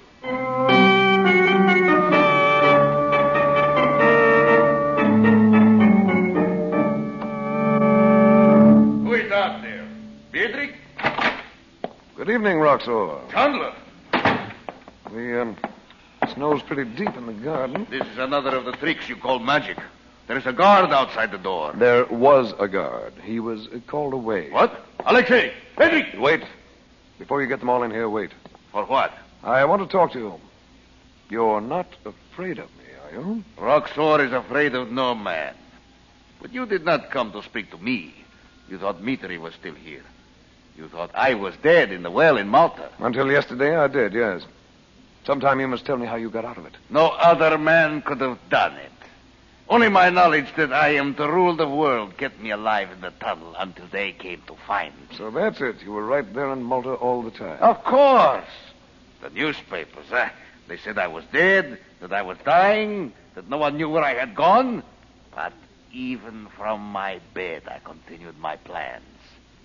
And now the moment has come. Then you've decided to go ahead even without the Regent formula. I do not need it now. You did not know that. So you found something better. Or worse. I will have all his notes on his new experiment. From the secret laboratory in Paris. I will make the antitype myself. You know what it is, then? All knowledge comes to me. But it's too late. Is this what you have come to say? To stop Roxor with words? When all over the world men are waiting only for my signal to rise? But not unless you bring off this coup in Montalbania. And you won't. Not now. Roxor, the brothers of Jeopardy, have deserted you. What devil's work is this? You're lying. No. And if you knew what I know about them, you'd be glad of it. They've been at the root of every sort of evil for years in India. Evil, good, right, wrong, The only right is what a strong man makes. Then you're wrong, Roxor, because you failed. Failed? Your eyes will be opened tomorrow. I tell you, the brothers of Jeopardy have deserted you. Instead of sweeping through Montalbania until you stand on the Mediterranean, your men will be picked off in the mountain passes one by one. You're a fool who could recruit an army here overnight. Those tough gypsies Metsos trained for himself. They'll be fighting for their country now, and for Nicholas, their king. They only joined Metsos to fight you. What are you saying? Nicholas will be back in Lubova tomorrow. You think I have not seen to it that there would be no leader to resist me? You do not know where Nicholas is. By the time he's found, these Montalbanians will be slaves. I have found him, Roxor. He'll be here tomorrow. He could be here tonight. From Sokolia? You're lying. Your only hope is in surprise, and that's failed. From the moment I knew you were alive, your plan Chandler, you shall die here before my eyes. That won't help you. There will be other men to take my place. Nonsense. Why can't you see that you're doomed to fail? Give up this insane scheme to rule the world. Insane? You dare say that to Roxor? It is insane. I should have struck this blow long ago before you knew I was alive. But you didn't. And now... I tell you this. If this is not the time or place, there is another and another. Until the world is mine to hold in my hand like an apple. Once you are dead, it will be easy. Eric! I say, here!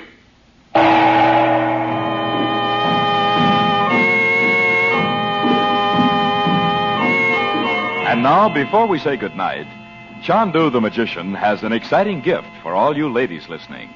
The gift of a helpful wash book prepared for you by the makers of White King soap. The name of this book is Washing Made Easy, and it is yours for the asking in exchange for just one White King soap box top. Washing Made Easy is written just like a cookbook. It gives you rules and recipes for every type of wash day problem. It tells you exactly how much soap to use, how to overcome hard water problems, how to use and care for your automatic washing machine. And now this White King wash book is yours as a gift from Chandu the magician in exchange for one White King soap box top, mailed to Chandu, Los Angeles 21. If you are having any wash day problems, send in the questions you would like answered by White King's staff of wash day experts. Mail in your questions and your White King soap box top to Chandu, Los Angeles 21. And remember, nothing washes like soap, and there's no soap like White King.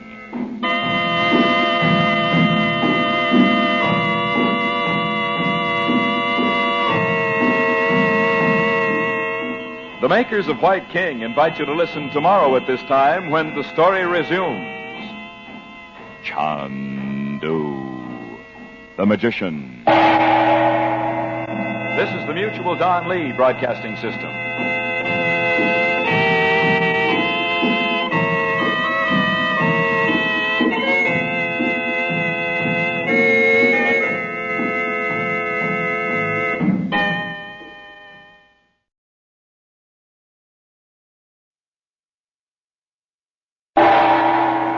Chandu, the magician.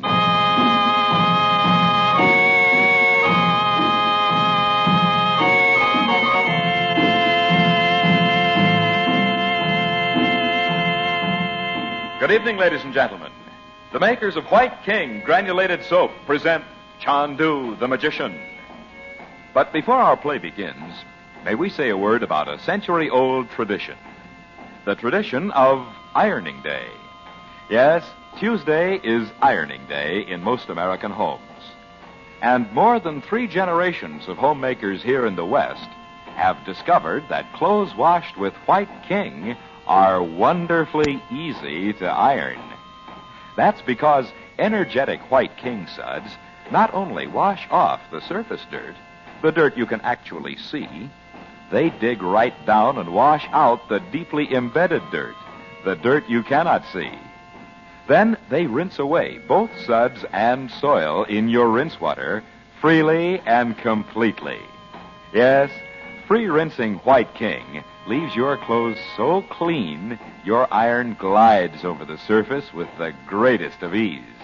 Your clothes iron up quickly and slick as you please. So for smoother, speedier ironing, be sure to always wash your clothes with White King. Among all wash day soaps, there is none like White King. That's why you'll say, as thousands of homemakers do, I love White King.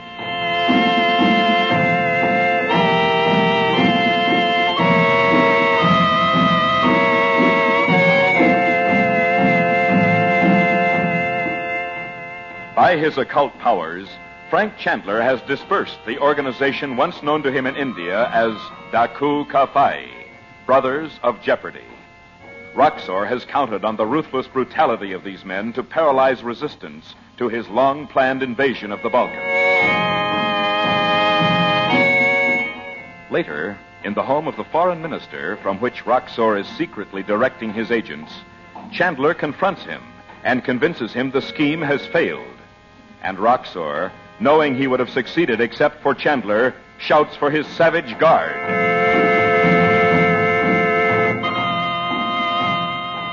Meanwhile, the regents, who had been tricked into leaving the train on which they had started for Paris, and former Crown Prince Nicholas, decoyed by a false message, are marooned in a tiny snowbound mountain village. In the peasant cottage where they have been taken refuge, they are seated now before the fire. It is night. Chandu, the magician. There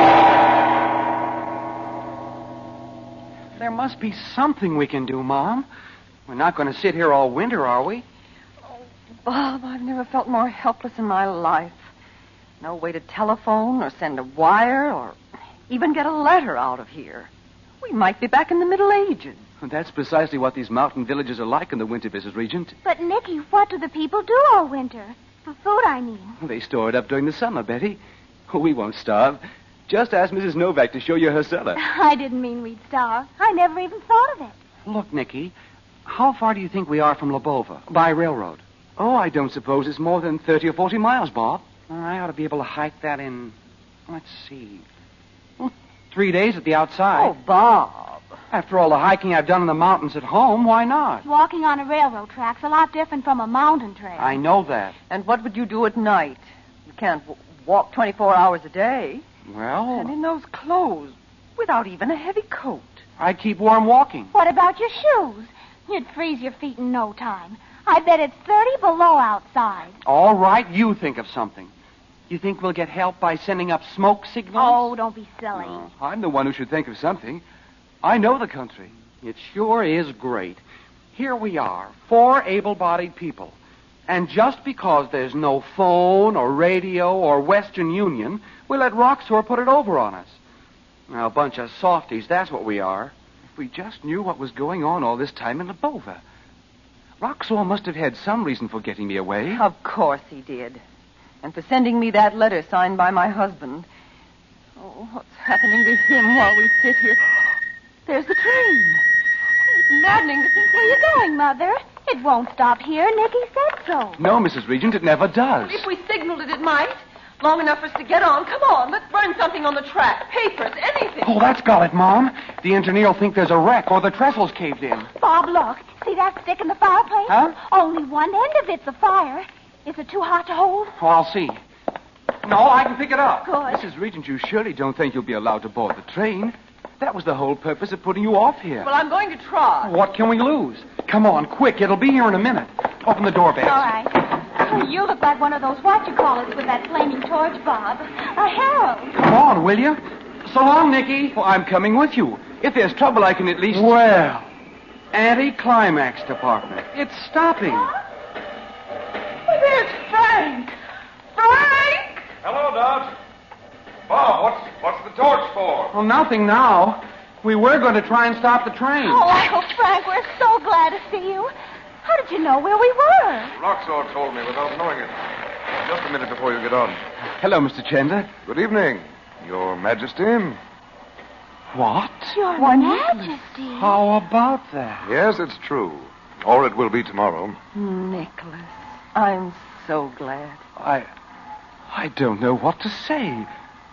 I never really thought it could happen. But can't we talk about it on the train? If it goes off without us again... It won't. But I can't come with you, Dot. I'll join you in Paris in a day or so. Oh, but Frank... I've got to go back to Lubova with Nicholas. Did you find Roxor? Yes, and his great plans knocked sky high. For the time being, at least. For Pete's sake. What good did it do him to have us stuck way off here? It was to divert my attention, Bob. He was all ready to move in on Montebenia. And he thought if I could be worried enough about you, I'd go looking for you. So perhaps Robert's all right after all. When you get to Paris, call Chaudet the first thing from the hotel. And then call me in Lubova. I will, Frank. But listen... Not now, Dot. We'll go over the whole thing when I get to Paris. Get on. How are you going to get back to Lubova, Uncle Frank? Up you go. Leave that to me. Gosh, Uncle Frank, if Dad really is okay... Let's hope he is, Bob. Call me the minute you get Chaudet, Dot. I will. Bye. See you in Paris, Uncle Frank. Bye, Nicky.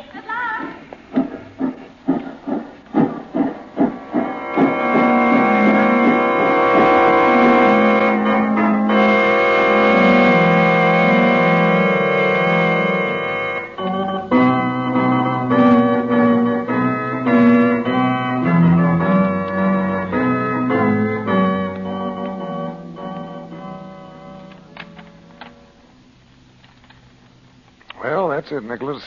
That's all of them. The last of Metsos papers.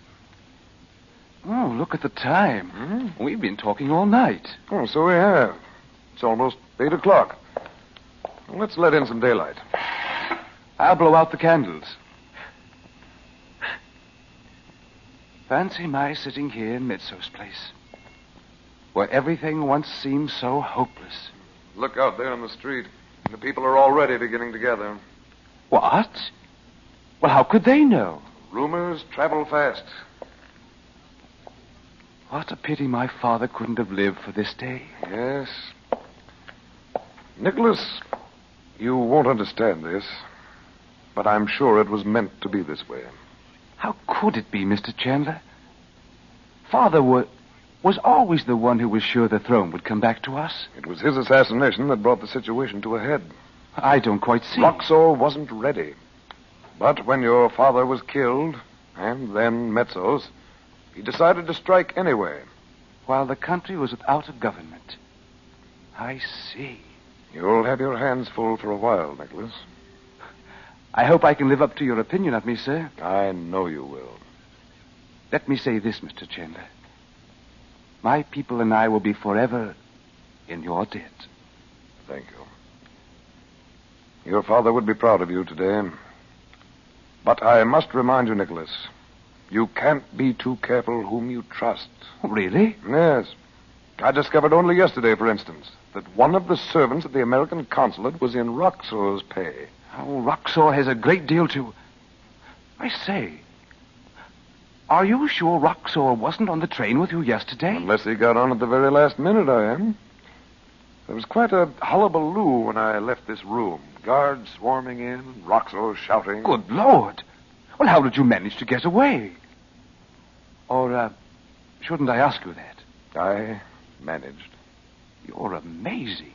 I just know how, that's all. And by the way, you'll have to decide what to do about Dimitri. He's still in jail, you know. What do you think I should do about him, sir? Let him leave the country. I'm sure he'll be only too willing to go. Only... You're thinking of his ability to make use of black magic. I am indeed. Nicholas, it's more evil than anything you could imagine. But he has no reason to use it against me. Don't give him any reason. And if he should ever attempt to use it, close your mind to him. But how? You can if you refuse to accept it. Be on your guard. If anything goes wrong, I'll send for you. I wish you needn't go. Well, perhaps we can come back for a visit when my brother-in-law finishes his work in Paris. Please do, sir. You know you're always welcome. You know, I dread to think of the possibility that Roxo may be on the train with your family. We should be in Paris by this time. Oh, yes, that's so. Oh, won't you come home with me now and have some breakfast? Well, I'd like to, Nicholas, thank you, but there's no phone there. And I'm expecting a call from my sister at any moment. I'd forgotten. I hope I shall be able to bring things up to date a bit now. Nicholas the King. Nicholas the King. That's for you, Nicholas. So it is. Why not open the window so they can see you? They've seen me in the streets for years. I can't help being pleased, though. Long live the King!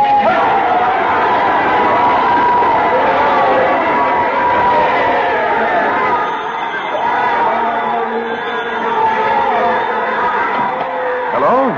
Frank, can you hear me? I can't hear you too well, Dot. Lubova's saluting the new king. Close the window or you won't be able to hear her. Now, Dot. Is it all right for me to talk? You know what I mean. Yes, yes. What is it, Dot? I telephoned Robert and there was no answer.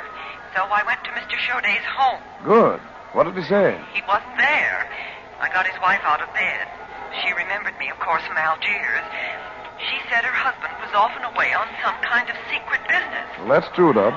Well, then I went to the chemist shop. You know, on the ground floor under Robert's laboratory. Yes? It was closed. Closed? Yes. I spoke to the man who has the little cafe next door. He's been sending Robert's meals in. I know. Frank, he said there had been nobody in the chemist shop for more than a week.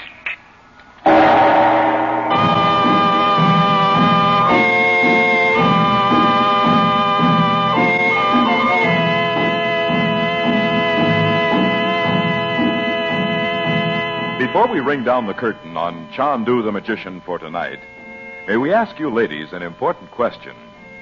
Would you like to know how to overcome hard water problems? How to use and care for your automatic washing machine? Then send right now for White King's brand new wash book entitled Washing Made Easy. It is a gift to you from Chandu in exchange for just one White King soap box top. Washing Made Easy was compiled by White King's own staff of wash day experts. They made thousands and thousands of calls on you homemakers throughout the West to discover just what your washing problems really were. And we will mail you this wonderful White King wash book postpaid if you will mail in one White King soap box top to Chandu, Los Angeles 21. Do you have any special wash day problems? Then let White King's staff of wash day experts answer them for you. Send your questions and your White King soap box top to Chandu, Los Angeles 21. And remember, nothing washes like soap, and there is no soap like White King.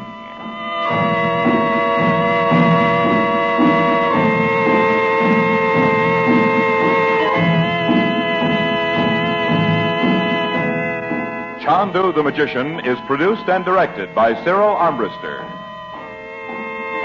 The makers of White King invite you to listen tomorrow at this time when the story resumes.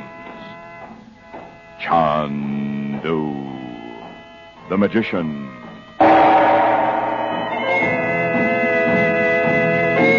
This is the Mutual Don Lee Broadcasting System.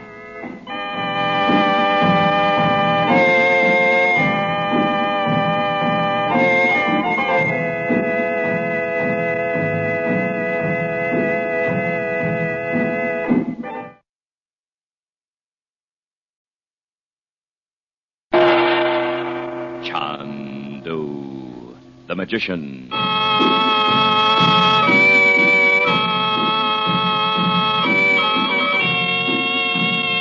Good evening, ladies and gentlemen. Wednesday and every weekday evening, the makers of White King granulated soap bring you the thrilling story of Chandu, the magician. But before our tale of magic and mystery resumes, may we say a word about the magic rule of 3 for washing dishes. If you believe, as many thousands of homemakers do, that nothing equals rich, thick, sudsy soap suds for washing dishes 3 times a day, remember these 3 things. First, you want a soap that makes plenty of rich, thick suds. White King is the soap for suds. Every tiny granule of soap goes to work making suds. And those White King suds stand up in water that feels comfortable to your hands. Second, you want a soap that washes dishes sparkling bright. When you follow a White King dishwashing with a hot water rinse, your dishes are left so very clean, so very bright, you can dry them in a jiffy. And third, you want a soap that is easy on your hands. Those gentle White King suds are wonderfully kind to pretty hands. For washing clothes or dishes, we know you'll love the soap we make. Yes, you'll love White King.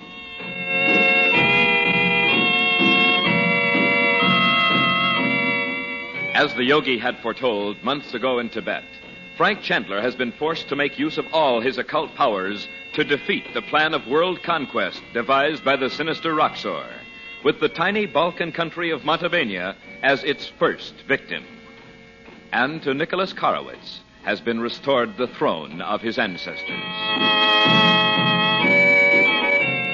But meanwhile, Dorothy, Betty, and Bob have left for Paris after receiving 2 disturbing letters from Robert Regent, one known to be only a clever imitation of his handwriting. Now it is the following morning in Paris. Dorothy is in the sitting room of their hotel suite, telephoning to Chandler in Montevania. Chandu, the magician. So then I went to the chemist shop, on the ground floor under Robert's laboratory. Yes? It was closed. Closed? Yes. I spoke to the man who has the little cafe next door. He's been sending Robert's meals in. I know. Frank, he said there'd been nobody in the chemist shop for more than a week. Good Lord. That's what he said. And you know how curious people like that are about their neighbors. What shall I do, Frank? Tell me, Dot, do you still have that letter from Robert? Of course I have. Don't you think I'd better go to the American Embassy? No, not yet. But I can't just sit here. I'll be with you as soon as I can. Well, but... I'll take the train this afternoon. But, Frank... Just don't let that letter get out of your hands. Goodbye, Dot. Goodbye. No soap on going to the embassy, huh, Mom? No. Oh. Uncle Frank will be here tomorrow morning. I'm going to look at that letter again. It was supposed to be from Daddy. You've already looked at it 1,000,000 times, Mother. But Uncle Frank seemed to think... Get it for me, will you, dear? It's in the pocket of my jacket. I'll be glad when we can get out and buy some clothes. The hotel people looked at us as if they thought we were crazy. Wandering in with no coats and not even any handbags. So what? For a minute, I thought you were going into a thing about the fire. Oh. Here's the letter, Mother. Thank you, dear. We'll get some clothes today if we can. I was surprised that the hotel even sent the cable for you. Well, I hope the bank at home will get off the dime and send us some money quick. But they won't be open for hours yet. It's the middle of the night in California. No, let's see. Did Uncle Frank think there might be a clue about Daddy in the letter? Oh, a clue. You and Dick Tracy. Bob, you needn't bite my head off just because you're worried about Daddy. You're not the only one. I know it. I'm sorry, Bets. Even if I could believe he'd written it, he'd never tell me a thing like that in a letter. He's always so careful. And anyway... A thing like what, Mom?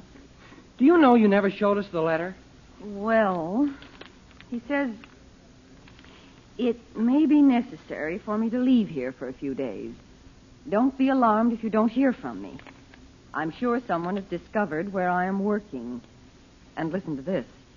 Give my love to Bob and Elizabeth. Elizabeth? Yes. That alone would be enough to tell me it isn't from him. He never called you Elizabeth in his life. It isn't my name. Or was it in the first place? Certainly not, darling. You looked like Betty to me the moment I saw you. Daddy thought you were the most wonderful baby ever born. Of course, he thought that about Bob, too, the year before. Maybe he thought we were the same baby. He's pretty unnoticing. Oh, no, he didn't. And then he had to miss being with both of you all the time you were growing up. That's just what he said in my letter. I know that was from him. Oh, where can he have gone? Uncle Frank will find him for us. I wish he was here. Oh, that may be Mr. Shode. Hello? Yes? Oh, yes, I'm glad you did. Thank you. Nadji's on her way up. For Pete's sake, how did she get to Paris so fast? Well, she left Lubova the afternoon of the fire, Bob. Listen, Betty, before she comes, don't say anything to her about Uncle Frank as you usually do. You mean kidding her about him? Oh, she doesn't mind. I know she doesn't, Mother. Well, there's no time to discuss it. Just remember, dear. Now, what did I tell you, Beth? About what? All that stuff about Nadji and Uncle Frank. It's just like I told you, Uncle... There she is now. Come in, Nadji. This is a most inconvenient hour for me to walk in on you, I know. It's not at all inconvenient. You know we're always glad to see you. As you see, I'm returning your coat. I'll take it, Nadji, and hang it up in the wardrobe. In solitary splendor. Why, Nadji, you've got your own clothes. I left my luggage at my hotel when I went to Lubova. That's one good thing anyway. Sit over here, Nadji. Have you had breakfast? Yes, thank you, Dorothy. Well, how'd you get through the blizzard anyway, Nadji? Oh, my gypsy friends knew the Romany Trail. We had passed the mountain valleys before the snow was deep. From the border, I came by the train. In that gypsy dress? People stared at me, but that was to be expected. With all those petticoats, I was warmer than they. Well, the trains are sure cold over here. Well, there's no cold to heat them this winter. Dorothy, there's something I must say to you. Oh. Children, you go into Betty's room for a few minutes, will you? Oh, sure. And can we order something else to eat? Those brioches are just like eating air. I'm still hungry, too. Well, order whatever you like. I'll call you in a little while. Bob, let's have them send up a big pot of hot chocolate. Bacon and eggs for me. What is it, Nadji? Are you going back to Cairo at once? No, but I will not be in Paris when Chandu comes. Oh? Dorothy, there is something you can do for me. But he'll be here tomorrow morning, Nadji. I cannot speak of it to him. It is useless. Oh, tell me what it is. You know I'll do it if I can. He will listen to you. You must insist. I'll do my best, Nadji. In Lubova, at the castle before the fire, Chandu was angry. Because there's a thing I may not tell him. He wasn't angry very long. The first thing he said when the fire broke out was, "Where's Nadji?" Oh, naturally, he would not see me lose my life in that fire. I could have told him how little it mattered. How can you say that? Because of what I know. Dorothy, you must convince Chandu I can never marry him. No, Nadji. You spoke to me about this once before. Don't you remember? In Cairo? Oh, yes. When we saw the picture in the blue flame? You said then that if you married him, the work of his life would be destroyed. It was true. But it isn't. Since then, he's done exactly what he was sent to the Balkans to do, in spite of everything. Roxor, even Dimitri with that awful black magic. Dimitri is not finished. Oh, yes, he is. But anyway, why should that make any difference? Dimitri has nothing to do with your marrying Frank. He will tell him. And then I could never see Chandu again. I told you before what I think about that. Oh, I cannot make you understand. Nadji, if Dimitri knows anything about you and is holding it over your head, threatening to tell Frank, there's only one thing for you to do. You mean I'm to tell him myself? Certain. That is what Chandu has said. But I cannot. It can't be half as dreadful as you seem to think. It is the most dreadful thing in the world. In 1,000 lifetimes, there has been nothing worse. 1,000 lifetimes? Why, that's what the yogi said. He said that to Chandu? Of me? Well, I don't know. Frank did, though. He said it was a quotation from ancient Sanskrit. Oh, but it can't be about you, or he'd know what you're talking about. And he doesn't. Nadji. Dorothy. Dorothy, you are married to a man you love. But if before you had married him, you had known that in your past life there was a thing which could... Oh, what is your word? Which could make all his future life wasted and dead, would you have married him? Well, I don't know. You cannot even imagine such a thing. But I'll tell you what I think. Frank loves you. He has a right to know, whatever it is. Why not let him decide after he's heard? No. Oh, no, I cannot. I can't imagine you doing anything so terrible as all this. Frank's not a boy. He'll understand. Oh, it is useless. As I should have known it would be. Perhaps when I have spoken with the yogi. The yogi? Is that where you're going? I thought I told you. But he was in Tibet when Frank saw him last. You can't go there. There will be a way. Say goodbye to Betty and Bob for me, Dorothy. Oh, please don't go, Nadji. I must. Oh, wait, Nadji. Listen, why don't you come home with us to California for a while? As soon as Robert finishes his work here. Oh, wait a moment until I answer that. If it is written, you and I will meet again. Nadji, wait. Hello? Goodbye, Dorothy. Oh. Hello? Dorothy? Robert? I have only a moment. Can you hear me? Yes, I can hear you. Where are you? Frank, the experiment was successful. The experiment? But Frank's not here now, but I'll tell him as soon as he comes. Tell him to see Pierre Duval of the Foreign Office. Well, all right, but why don't you come here to the hotel? I must go now, Dorothy. Robert? Robert, where are you now? Where are you?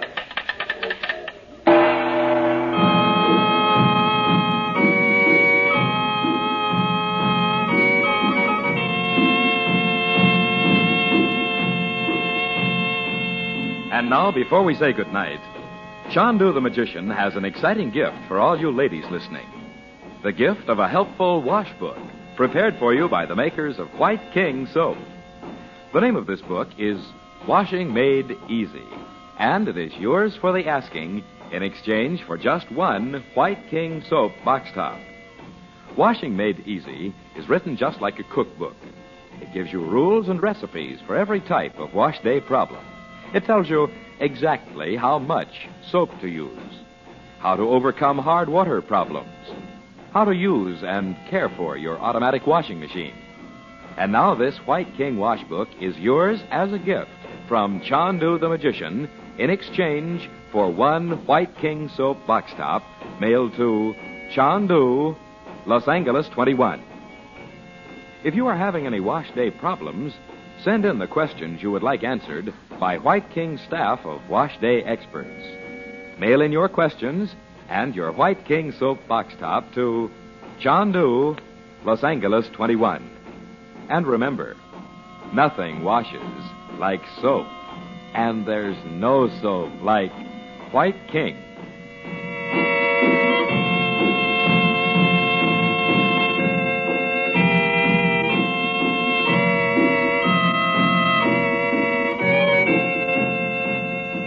Chandu the Magician is presented for your enjoyment every weekday evening.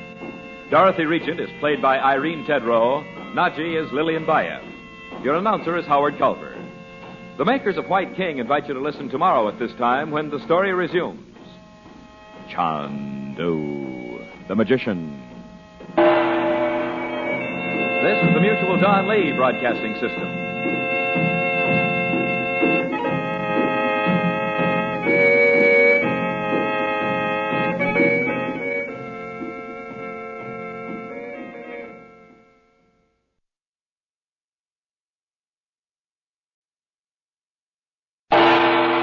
Chandu the Magician.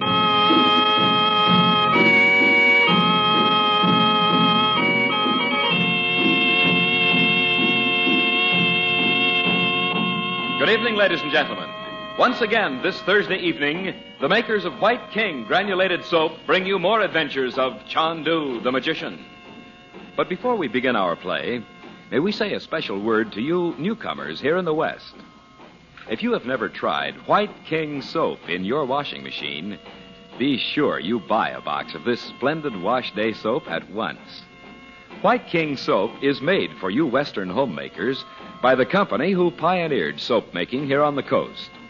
They invented White King as a washing machine soap. This famous granulated soap has been a good soap for more than 3 decades, and today it is better than ever, actually improved in quality. We invite you to try White King soap in your own washing machine. See for yourself how those rich, thick White King suds wash off surface dirt, wash out hidden dirt.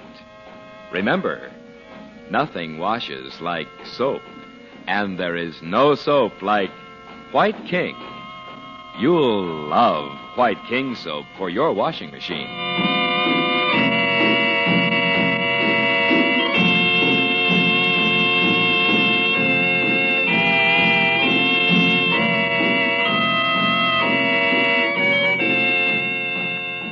In the tiny Balkan country where his work is almost finished, Frank Chandler learns from Dorothy in Paris that Robert Regent has left his laboratory, where he had been working on an experiment of international importance. Moreover, the chemist shop on the ground floor of the building is closed, and a neighboring cafe owner insists no one has been seen there for almost a week. Later that morning, in her Paris hotel, Dorothy answers the telephone. Regent himself is calling with a message for Chandler. Dorothy cries, "Robert, where are you?" But there is no reply.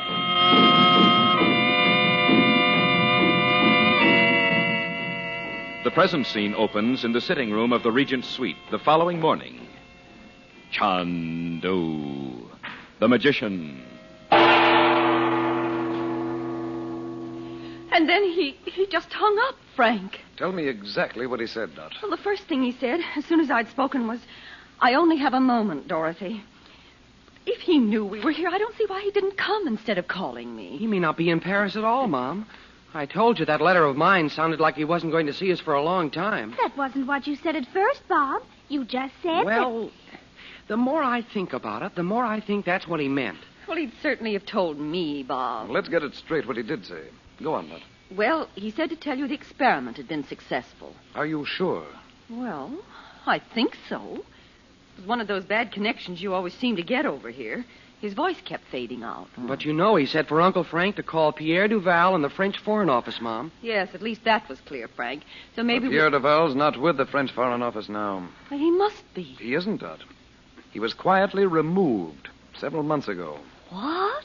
For selling government secrets. What's Dad doing mixed up with a guy like that? He wouldn't be, Bob. You know he wouldn't. It looks as if Robert's been badly fooled. He obviously didn't know Duval had gone over to the other side. Well, even so, where could Robert be? It looks to me as if he didn't want us to know. Oh, that's just silly. Why? Well, Dimitri might have something to do with it. Oh, don't even think of such a thing, Bob. You don't know how awful it is, Mom. You hear that music, and then Dimitri can make you do anything he tells you. Put it out of your mind, Bob. As far as you're concerned, it's all over. Frank, you don't think Dimitri could have done this? It's possible. If Roxor's men had found Robert's laboratory in time. The first thing to do is to trace Robert's call. Now, this is Mr. Chandler. Is it possible to trace a call that was made to Mrs. Regent here yesterday morning? But I'm quite sure it was from outside Paris. But would you have a record of it? I see. Will you ask her and let me know? I understand. Thank you. Can she do it, Uncle Frank? She said if it came from outside Paris, it's possible. The girl who was on duty then may remember it. But that's so No, vague. there's no other way. And she won't be here until noon today. Oh, dear. Oh, what makes you think it was a long-distance call? If Robert was in Paris, he'd have come to the hotel. Do you want to go with me, Bob? I sure do. Where are you going? To that chemist shop. And Dot, there's no reason why you should sit here imagining all sorts of things. Oh, I hate to go out. Well, you can't get called before noon. Why don't you and Betty go down to the bank and see if our money's come? Oh, yes, Mother, let's do. Well, all right. I'll get your coat, Mom. Thank you. I hope the money's there so I can get a hat. Dorothy, isn't that the coat you loaned Nadji before the fire? Why, Mother, You didn't tell him Nadji was here yesterday. Oh, I forgot to. She's gone now, though. Back to Cairo? No. Nadji and Mother had a long, mysterious conversation. Come on, let's go. I don't know whether she'd mind my telling you, Frank. She didn't say not to, though. Well, then tell me. Well, she's gone to see the yogi. What? I told her you thought he was still in Tibet. Well, let's not wait for the elevator. Let's walk down. Yes, it's only one flight. Be quick, Rainier. Huh? Give me the key. We shall have time to search the entire suite before they return. Non, du nom. Ah, let it ring. It must be Robert Regent calling his devoted wife. Amusing, is it not, Rainier?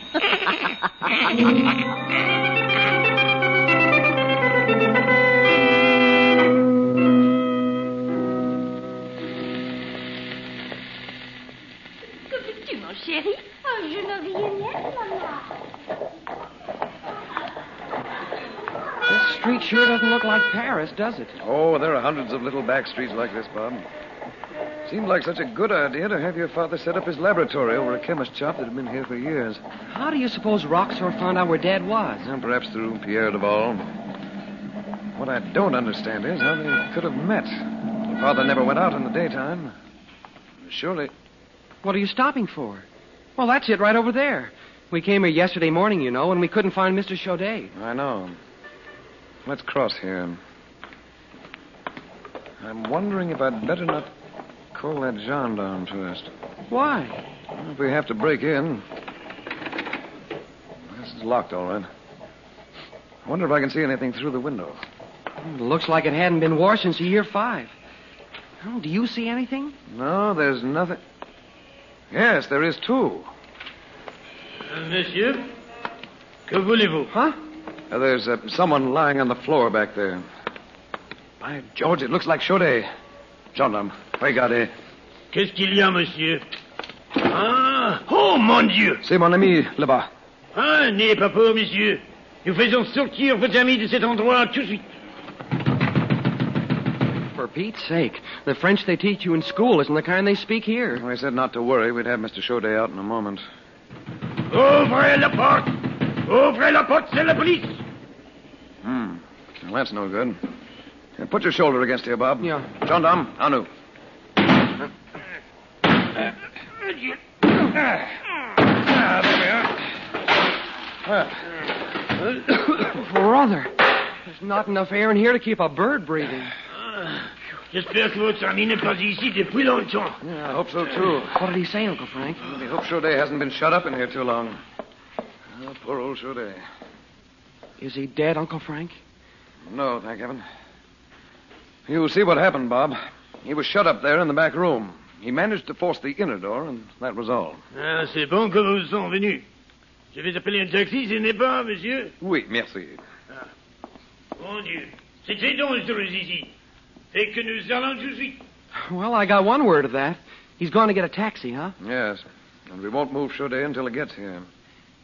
I wonder... Uncle Frank, you don't suppose Dad's in here somewhere, do you? No, but I'll go up and look around the laboratory in a minute. Or you go. Up the stairs there. Is there anything up there but Dad's lab? Well, there's a little apartment at the back. Don't touch anything in the lab, Bob. I won't. Is the door locked? Wait a minute. No. Hey, there's nothing here to touch. Come up here, will you? Right. It's cleaned right out. Your father must have done this himself.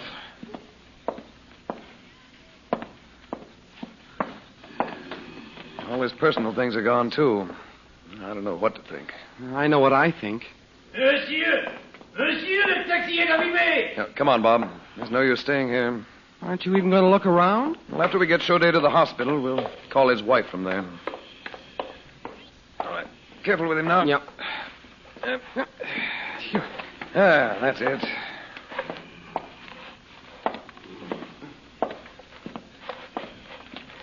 Hey, did you see that?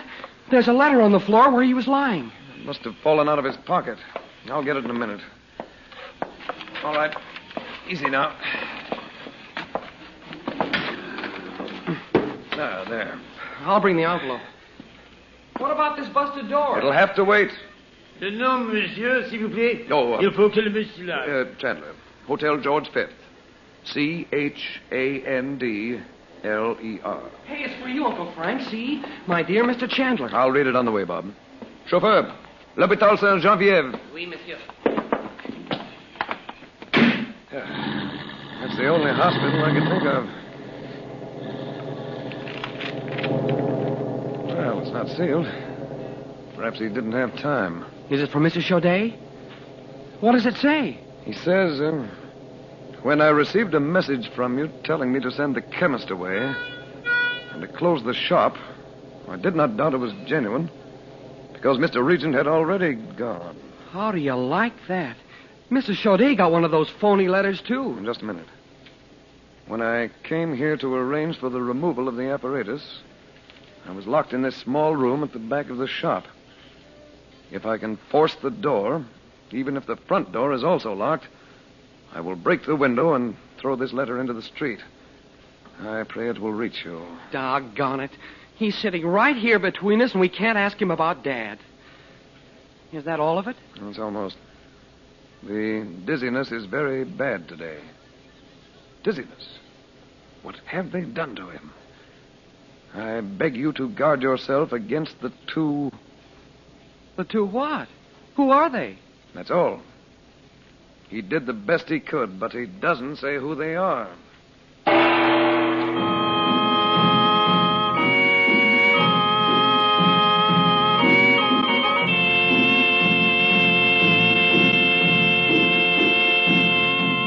Before we ring down the curtain on Chandu the Magician for tonight, may we ask you ladies an important question. Would you like to know how to overcome hard water problems? How to use and care for your automatic washing machine? Then send right now for White King's brand new wash book entitled Washing Made Easy. It is a gift to you from Chandu in exchange for just one White King soap box top. Washing Made Easy was compiled by White King's own staff of wash day experts. They made thousands and thousands of calls on you homemakers throughout the West to discover just what your washing problems really were. And we will mail you this wonderful White King wash book postpaid if you will mail in one White King soap box top to Chandu, Los Angeles 21. Do you have any special wash day problems? Then let White King's staff of wash day experts answer them for you. Send your questions and your White King soap box top to Chandu, Los Angeles 21.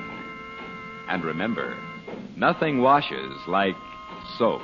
And there is no soap like White King.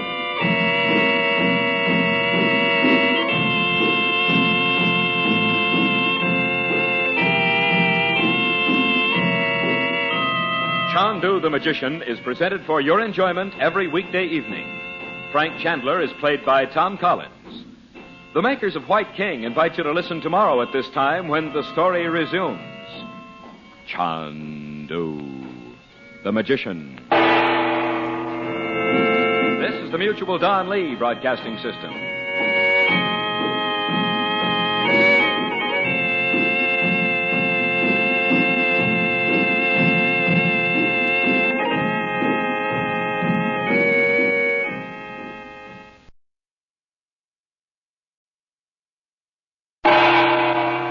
Chandu the Magician.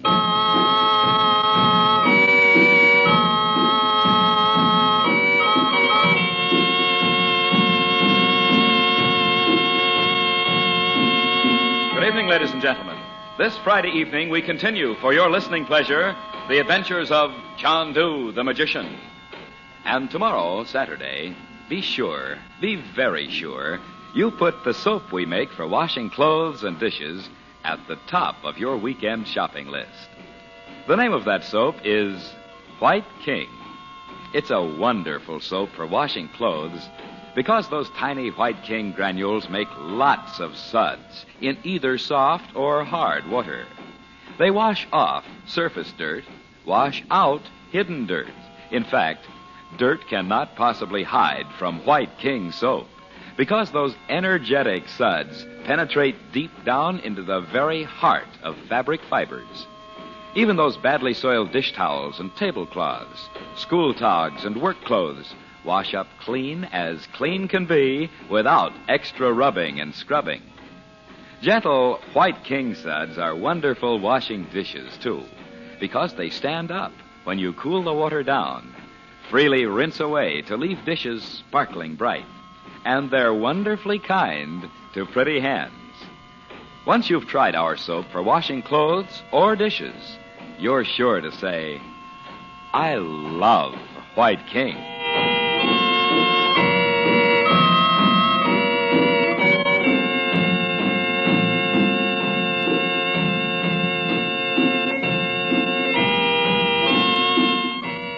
Frank Chandler has come from the Balkans to Paris. There he learns from his sister Dorothy Regent of the telephone call from her husband, interrupted before she could learn where he is. Chandler puts in a request to have the call traced. Then he and Bob leave for the chemist's shop above which Regent's secret laboratory has been set up. Dorothy and Betty also leave the hotel to begin replacing their belongings lost in the fire at the Balkan castle. The chemist's shop in a narrow side street is closed, but with the help of a gendarme, Chandler breaks in. And lying on the floor just outside an airless back room is Maurice Chaudet, an agent of Chandler's. Chaudet is unconscious, but as they carry him to a taxi, a letter falls from his pocket. It is addressed to Chandler and says that Robert Regent has finished his work and left Paris.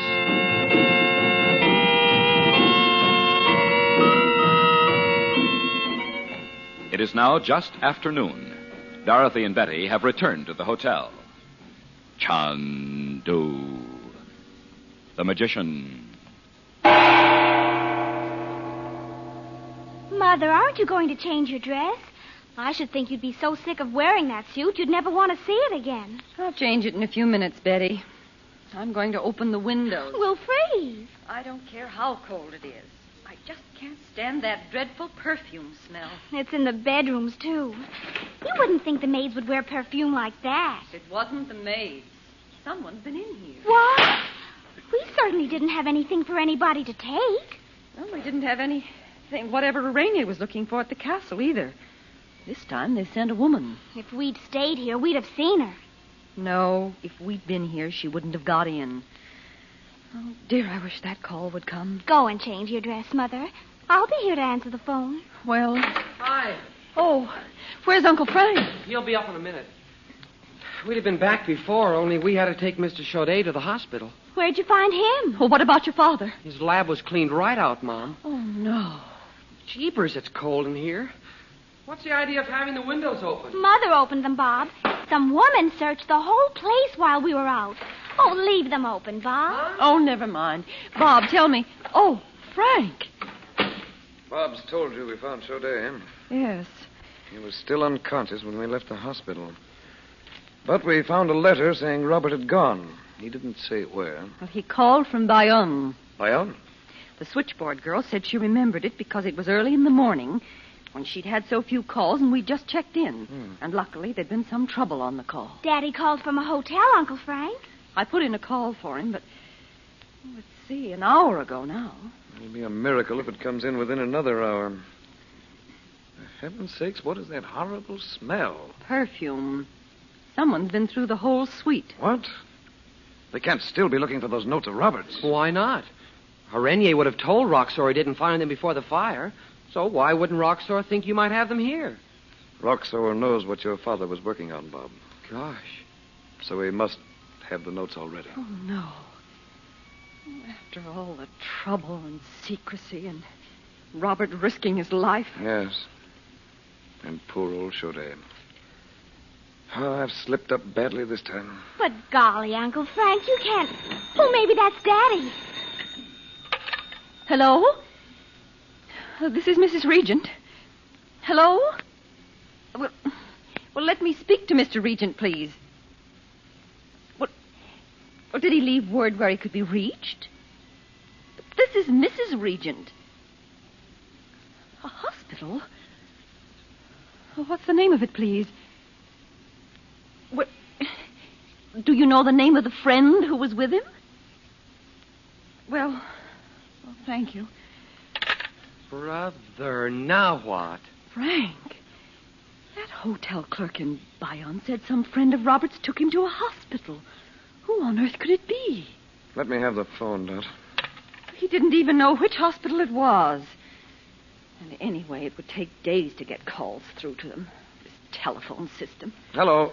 Will you find out for me what time the next train leaves for Bayonne? Does the Orient Express still... I see. Well, ask the clerk to have our bill ready.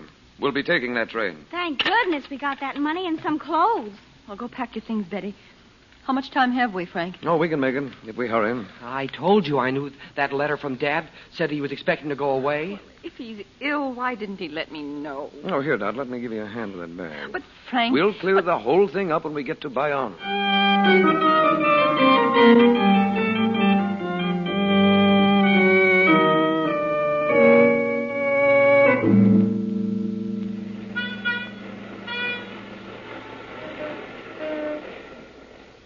Why don't we go back to Paris? We've been to every hospital in Bayonne. Well, I'm not going back to Paris or anywhere else until we find your father. He must be here somewhere. But we might just miss him, Mother. What if he calls you again? The hotel in Paris will telegraph us if he does, Betty. You know, Mom, when you phoned that hotel here from Paris, that whole hotel clerk must have been nuts. Or else you didn't understand what he said. Oh, Bob, he spoke English. But Robert couldn't have gone to a hospital, Dot.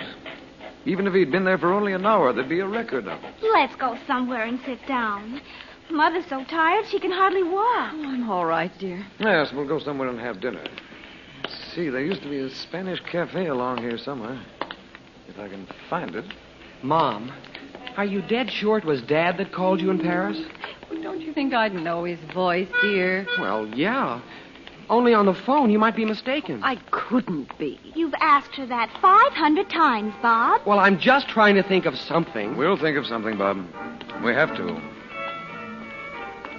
Oh, here it is. I thought I'd remembered it.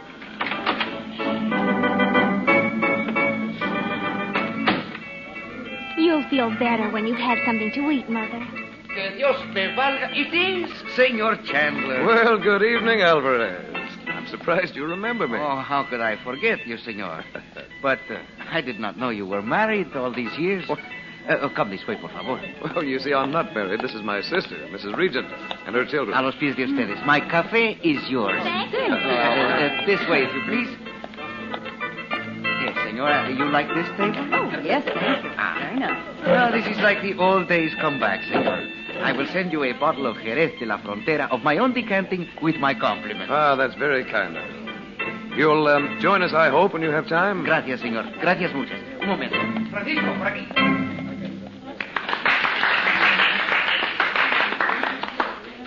How long has it been since you've seen Mr. Alvarez, Uncle Frank? Oh, it's been years, Betty. Oh. As a matter of fact, since before I went to India. What a memory. Yes, I know him pretty well. I was working out of Bayonne for a time. Oh, what would you like, Dorothy? I'm not hungry, Frank. Now, Mother, you hardly ate any lunch. Well, I'll have whatever the rest of you do.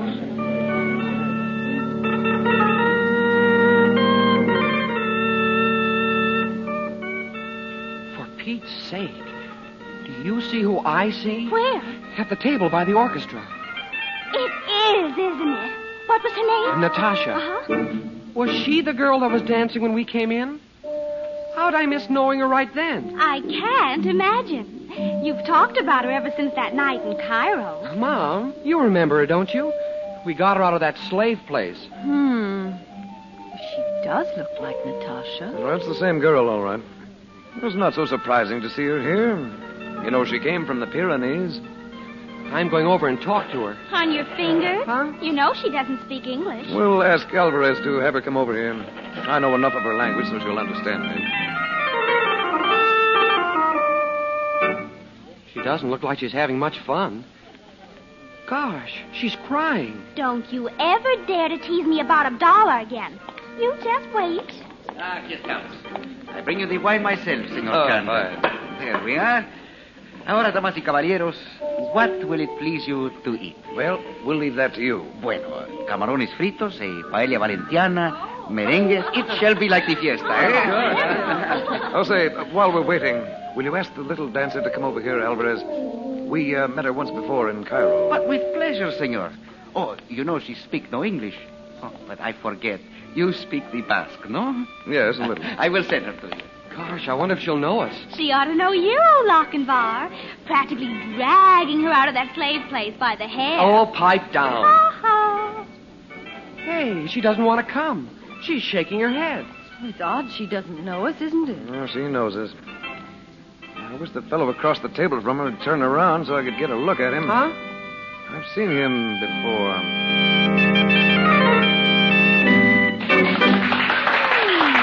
Well, Natasha certainly isn't coming over. I think I'll just walk over to their table. She doesn't want to talk to us. I want to see who that man is. Dot. Robert may very well be here after all. Why? Who is that man? Oh, I know him. It's that Gomez. That's just who he is, Bob. And I found out just before I left Montebania that he's one of the Dakuka brothers of Jeopardy.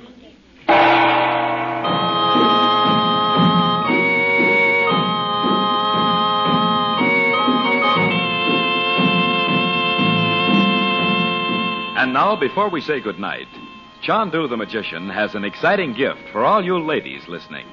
The gift of a helpful wash book, prepared for you by the makers of White King soap. The name of this book is Washing Made Easy, and it is yours for the asking in exchange for just one White King soap box top. Washing Made Easy is written just like a cookbook. It gives you rules and recipes for every type of wash day problem.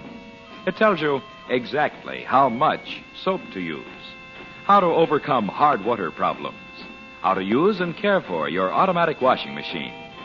And now this White King wash book is yours as a gift from Chandu the Magician in exchange for one White King soap box top mailed to Chandu, Los Angeles 21. If you are having any wash day problems, send in the questions you would like answered by White King's staff of wash day experts. Mail in your questions and your White King soap box top to Chandu, Los Angeles 21. And remember, nothing washes like soap, and there's no soap like White King.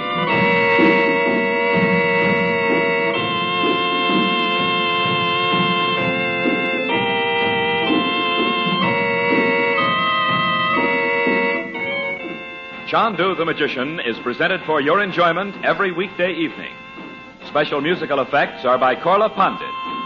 The makers of White King invite you to listen again Monday at this time when the story resumes. Chandu the Magician. This is the Mutual Don Lee Broadcasting System.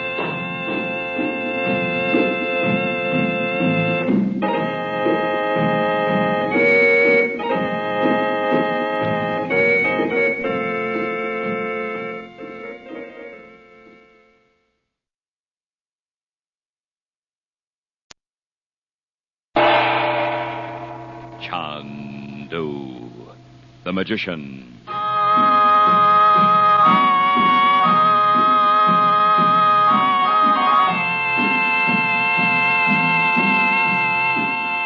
Good evening, ladies and gentlemen. The makers of White King granulated soap present for your enjoyment Chandu the Magician. Today is Monday, wash day in most American homes, and we sincerely hope that every Monday is White King wash day for you. Yes, every Monday morning, before you begin your weekly wash, be very sure, you have a box of White King soap on hand. White King is first and foremost a washing machine soap. When you use White King in your washing machine, you are sure of getting plenty of rich, thick, energetic suds. Those suds wash off surface dirt, wash out hidden dirt. And White King suds stand up even when you cool the water down to safely wash dainty undies, fleecy blankets, and bright-colored cottons. And White King Suds. Rinse away freely and completely in your rinse water, leaving your clothes free of both suds and soil. Clean as clean can be. So remember, please, no washing machine works better than the soap you use. Nothing washes like soap. And there is no soap like White King.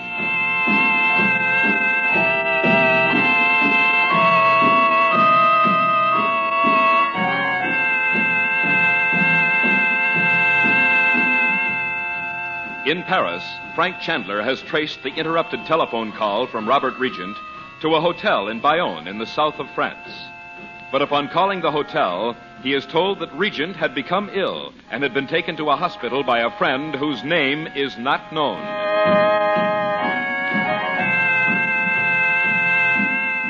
And in Bayonne, after hours of calling at hospitals, Chandler can find no trace of a patient named Regent.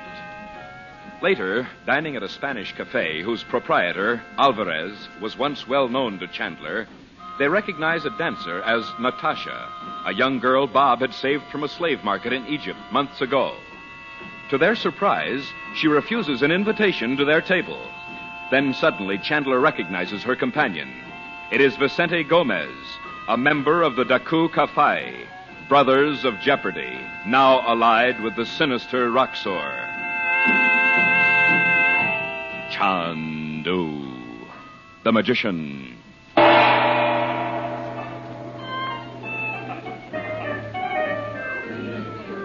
Senor Chandler, I regret. Natasha does not wish to come over to your table. Oh, that's all right, Alvarez.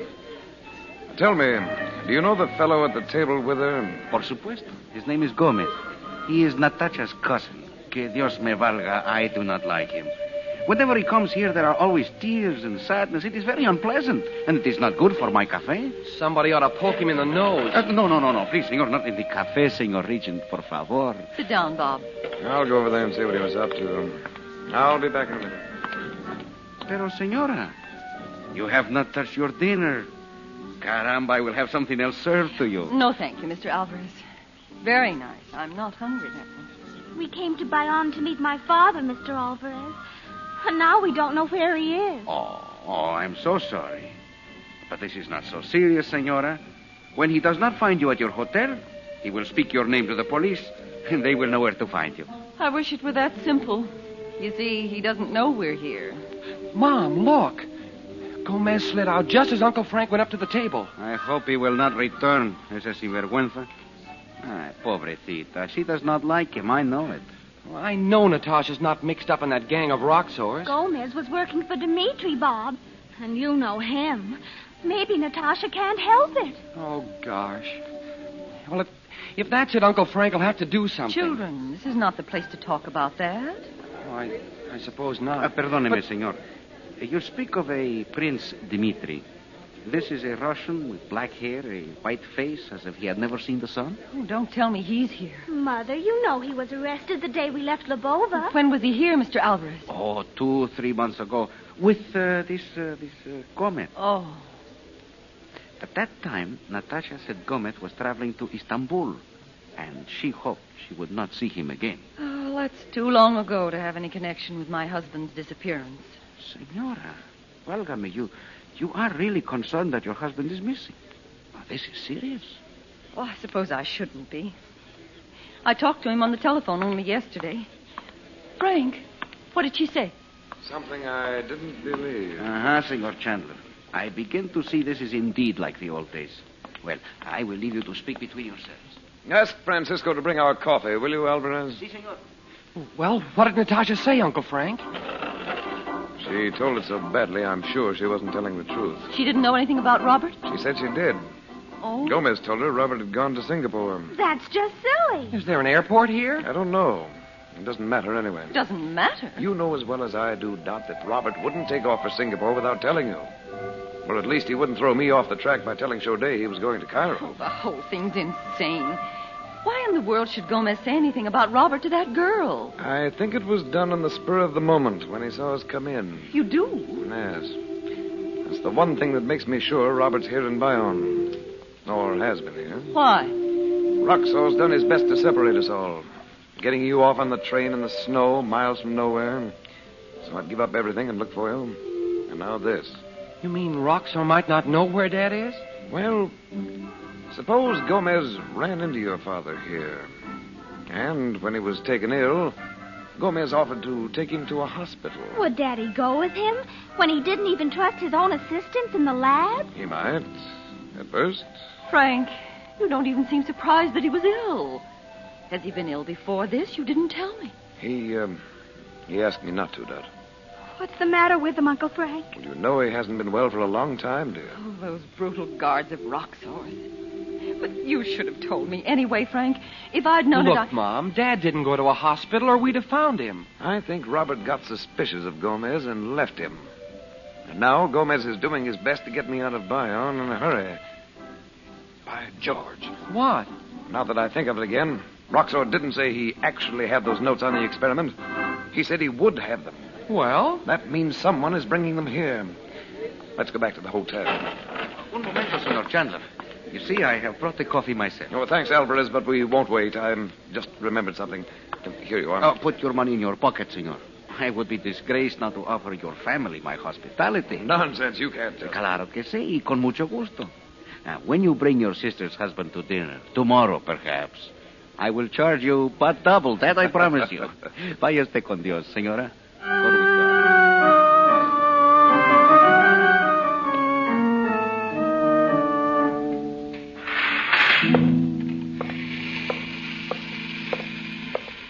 What an elevator. A bird cage with asthma. Oh, Bob. Come into my room for a moment, will you, Frank? Good night, children. Mother. At this hour? Oh, I'm not sending you to bed. I just want to talk to Uncle Frank. You have my room key, Bob. Oh, yeah, here. Hey, Bets, let's go back downstairs and see if we can find some magazines or something to read. All right. The world could have come to an end while we were in Montebania, and we'd never have known it. Yeah. Now, wait a minute, Bob. Huh? You're not by any chance thinking of going back to the cafe to see Natasha? Heck no. Well, if you were, don't. Now, Dorothy, Robert must have a good reason for what he's doing.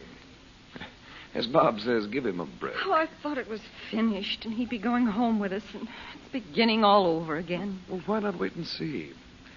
Sit down. I know you're exhausted. I feel as if we should be doing something. Why can't Roxor let us alone? Sit down, Dot. Oh. Roxor has an obsession about controlling Robert's knowledge and skill. It's a mania with You it. don't have to tell me that. Coupled with the idea that he's some kind of superhuman figure, destined to rule the world. But he's just been shown he can't even conquer a tiny little country like Montebania. He won't stop at that. You, didn't see him on the train to Paris, did you? Good heavens, no. Was he on it? I don't know. He's gone somewhere to lick his wounds, though. And get ready for next time. Oh, are we going to be haunted by that creature as long as we live? The whole world will be, Dot, until he finally learns it's no use and gives up. Or people like you and Robert get tired of fighting him and give up yourselves. Now, Dorothy. Maybe that's what's happened to Robert. He's decided it's not worth it. You know better than that. No, I don't. I can see exactly why any of you might. All the people in your kind of work everywhere. Men like Mr. Blackburn in London. Even poor Mr. Chaudet. Spending every moment of your lives just trying to decide where Roxor is going to strike next so you can stop him. It's more than that, Dot. Is it? Reminds me of the UN meetings. Breaking up early because they're just too discouraged to go on. Those endless delaying arguments. Dorothy. And I don't blame them. And I wouldn't blame Robert if he'd hunt up Roxor and say, "Here, take the experiments and do what you like. Just so you let me alone." Don't, Dot. Well, it's true, isn't it? You're so tired you don't know what you're saying. You know it wouldn't stop there. It never has. Oh, don't you ever get tired yourself? You have no life of your own. And look at Nadji.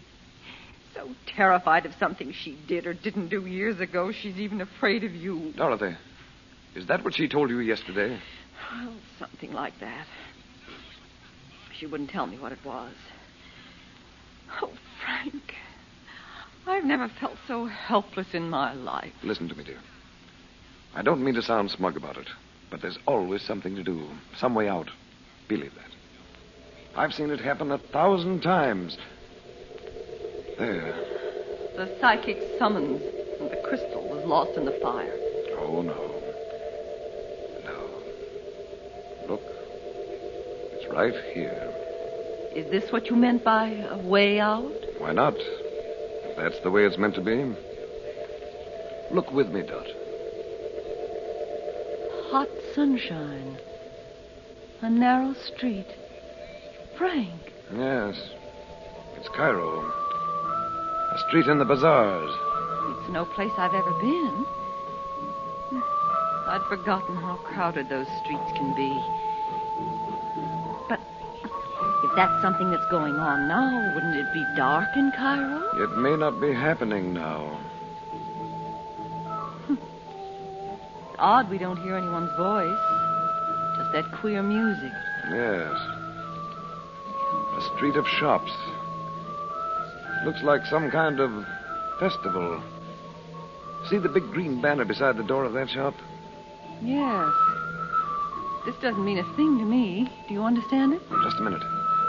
There's a man coming through the crowd. In European clothes.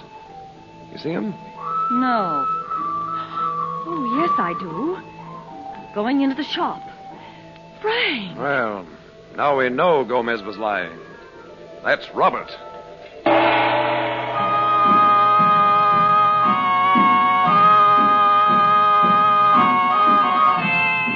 Our drama has come to a close until tomorrow night.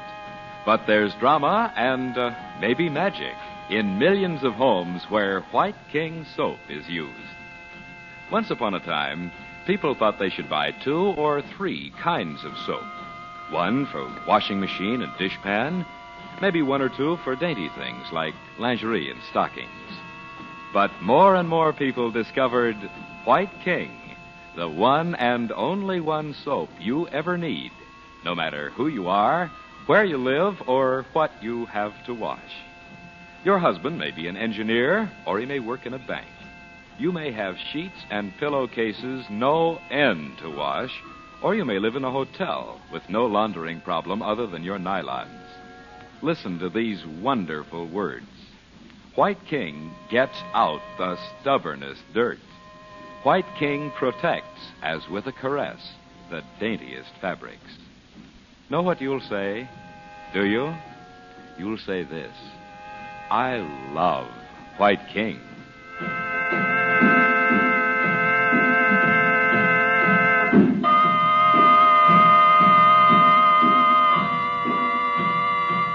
Chandu the Magician is presented for your enjoyment every weekday evening. Frank Chandler is played by Tom Collins. Dorothy Regent is played by Irene Tedrow. The makers of White King invite you to listen tomorrow at this time when the story resumes. Chandu the Magician. This is the Mutual Don Lee Broadcasting System.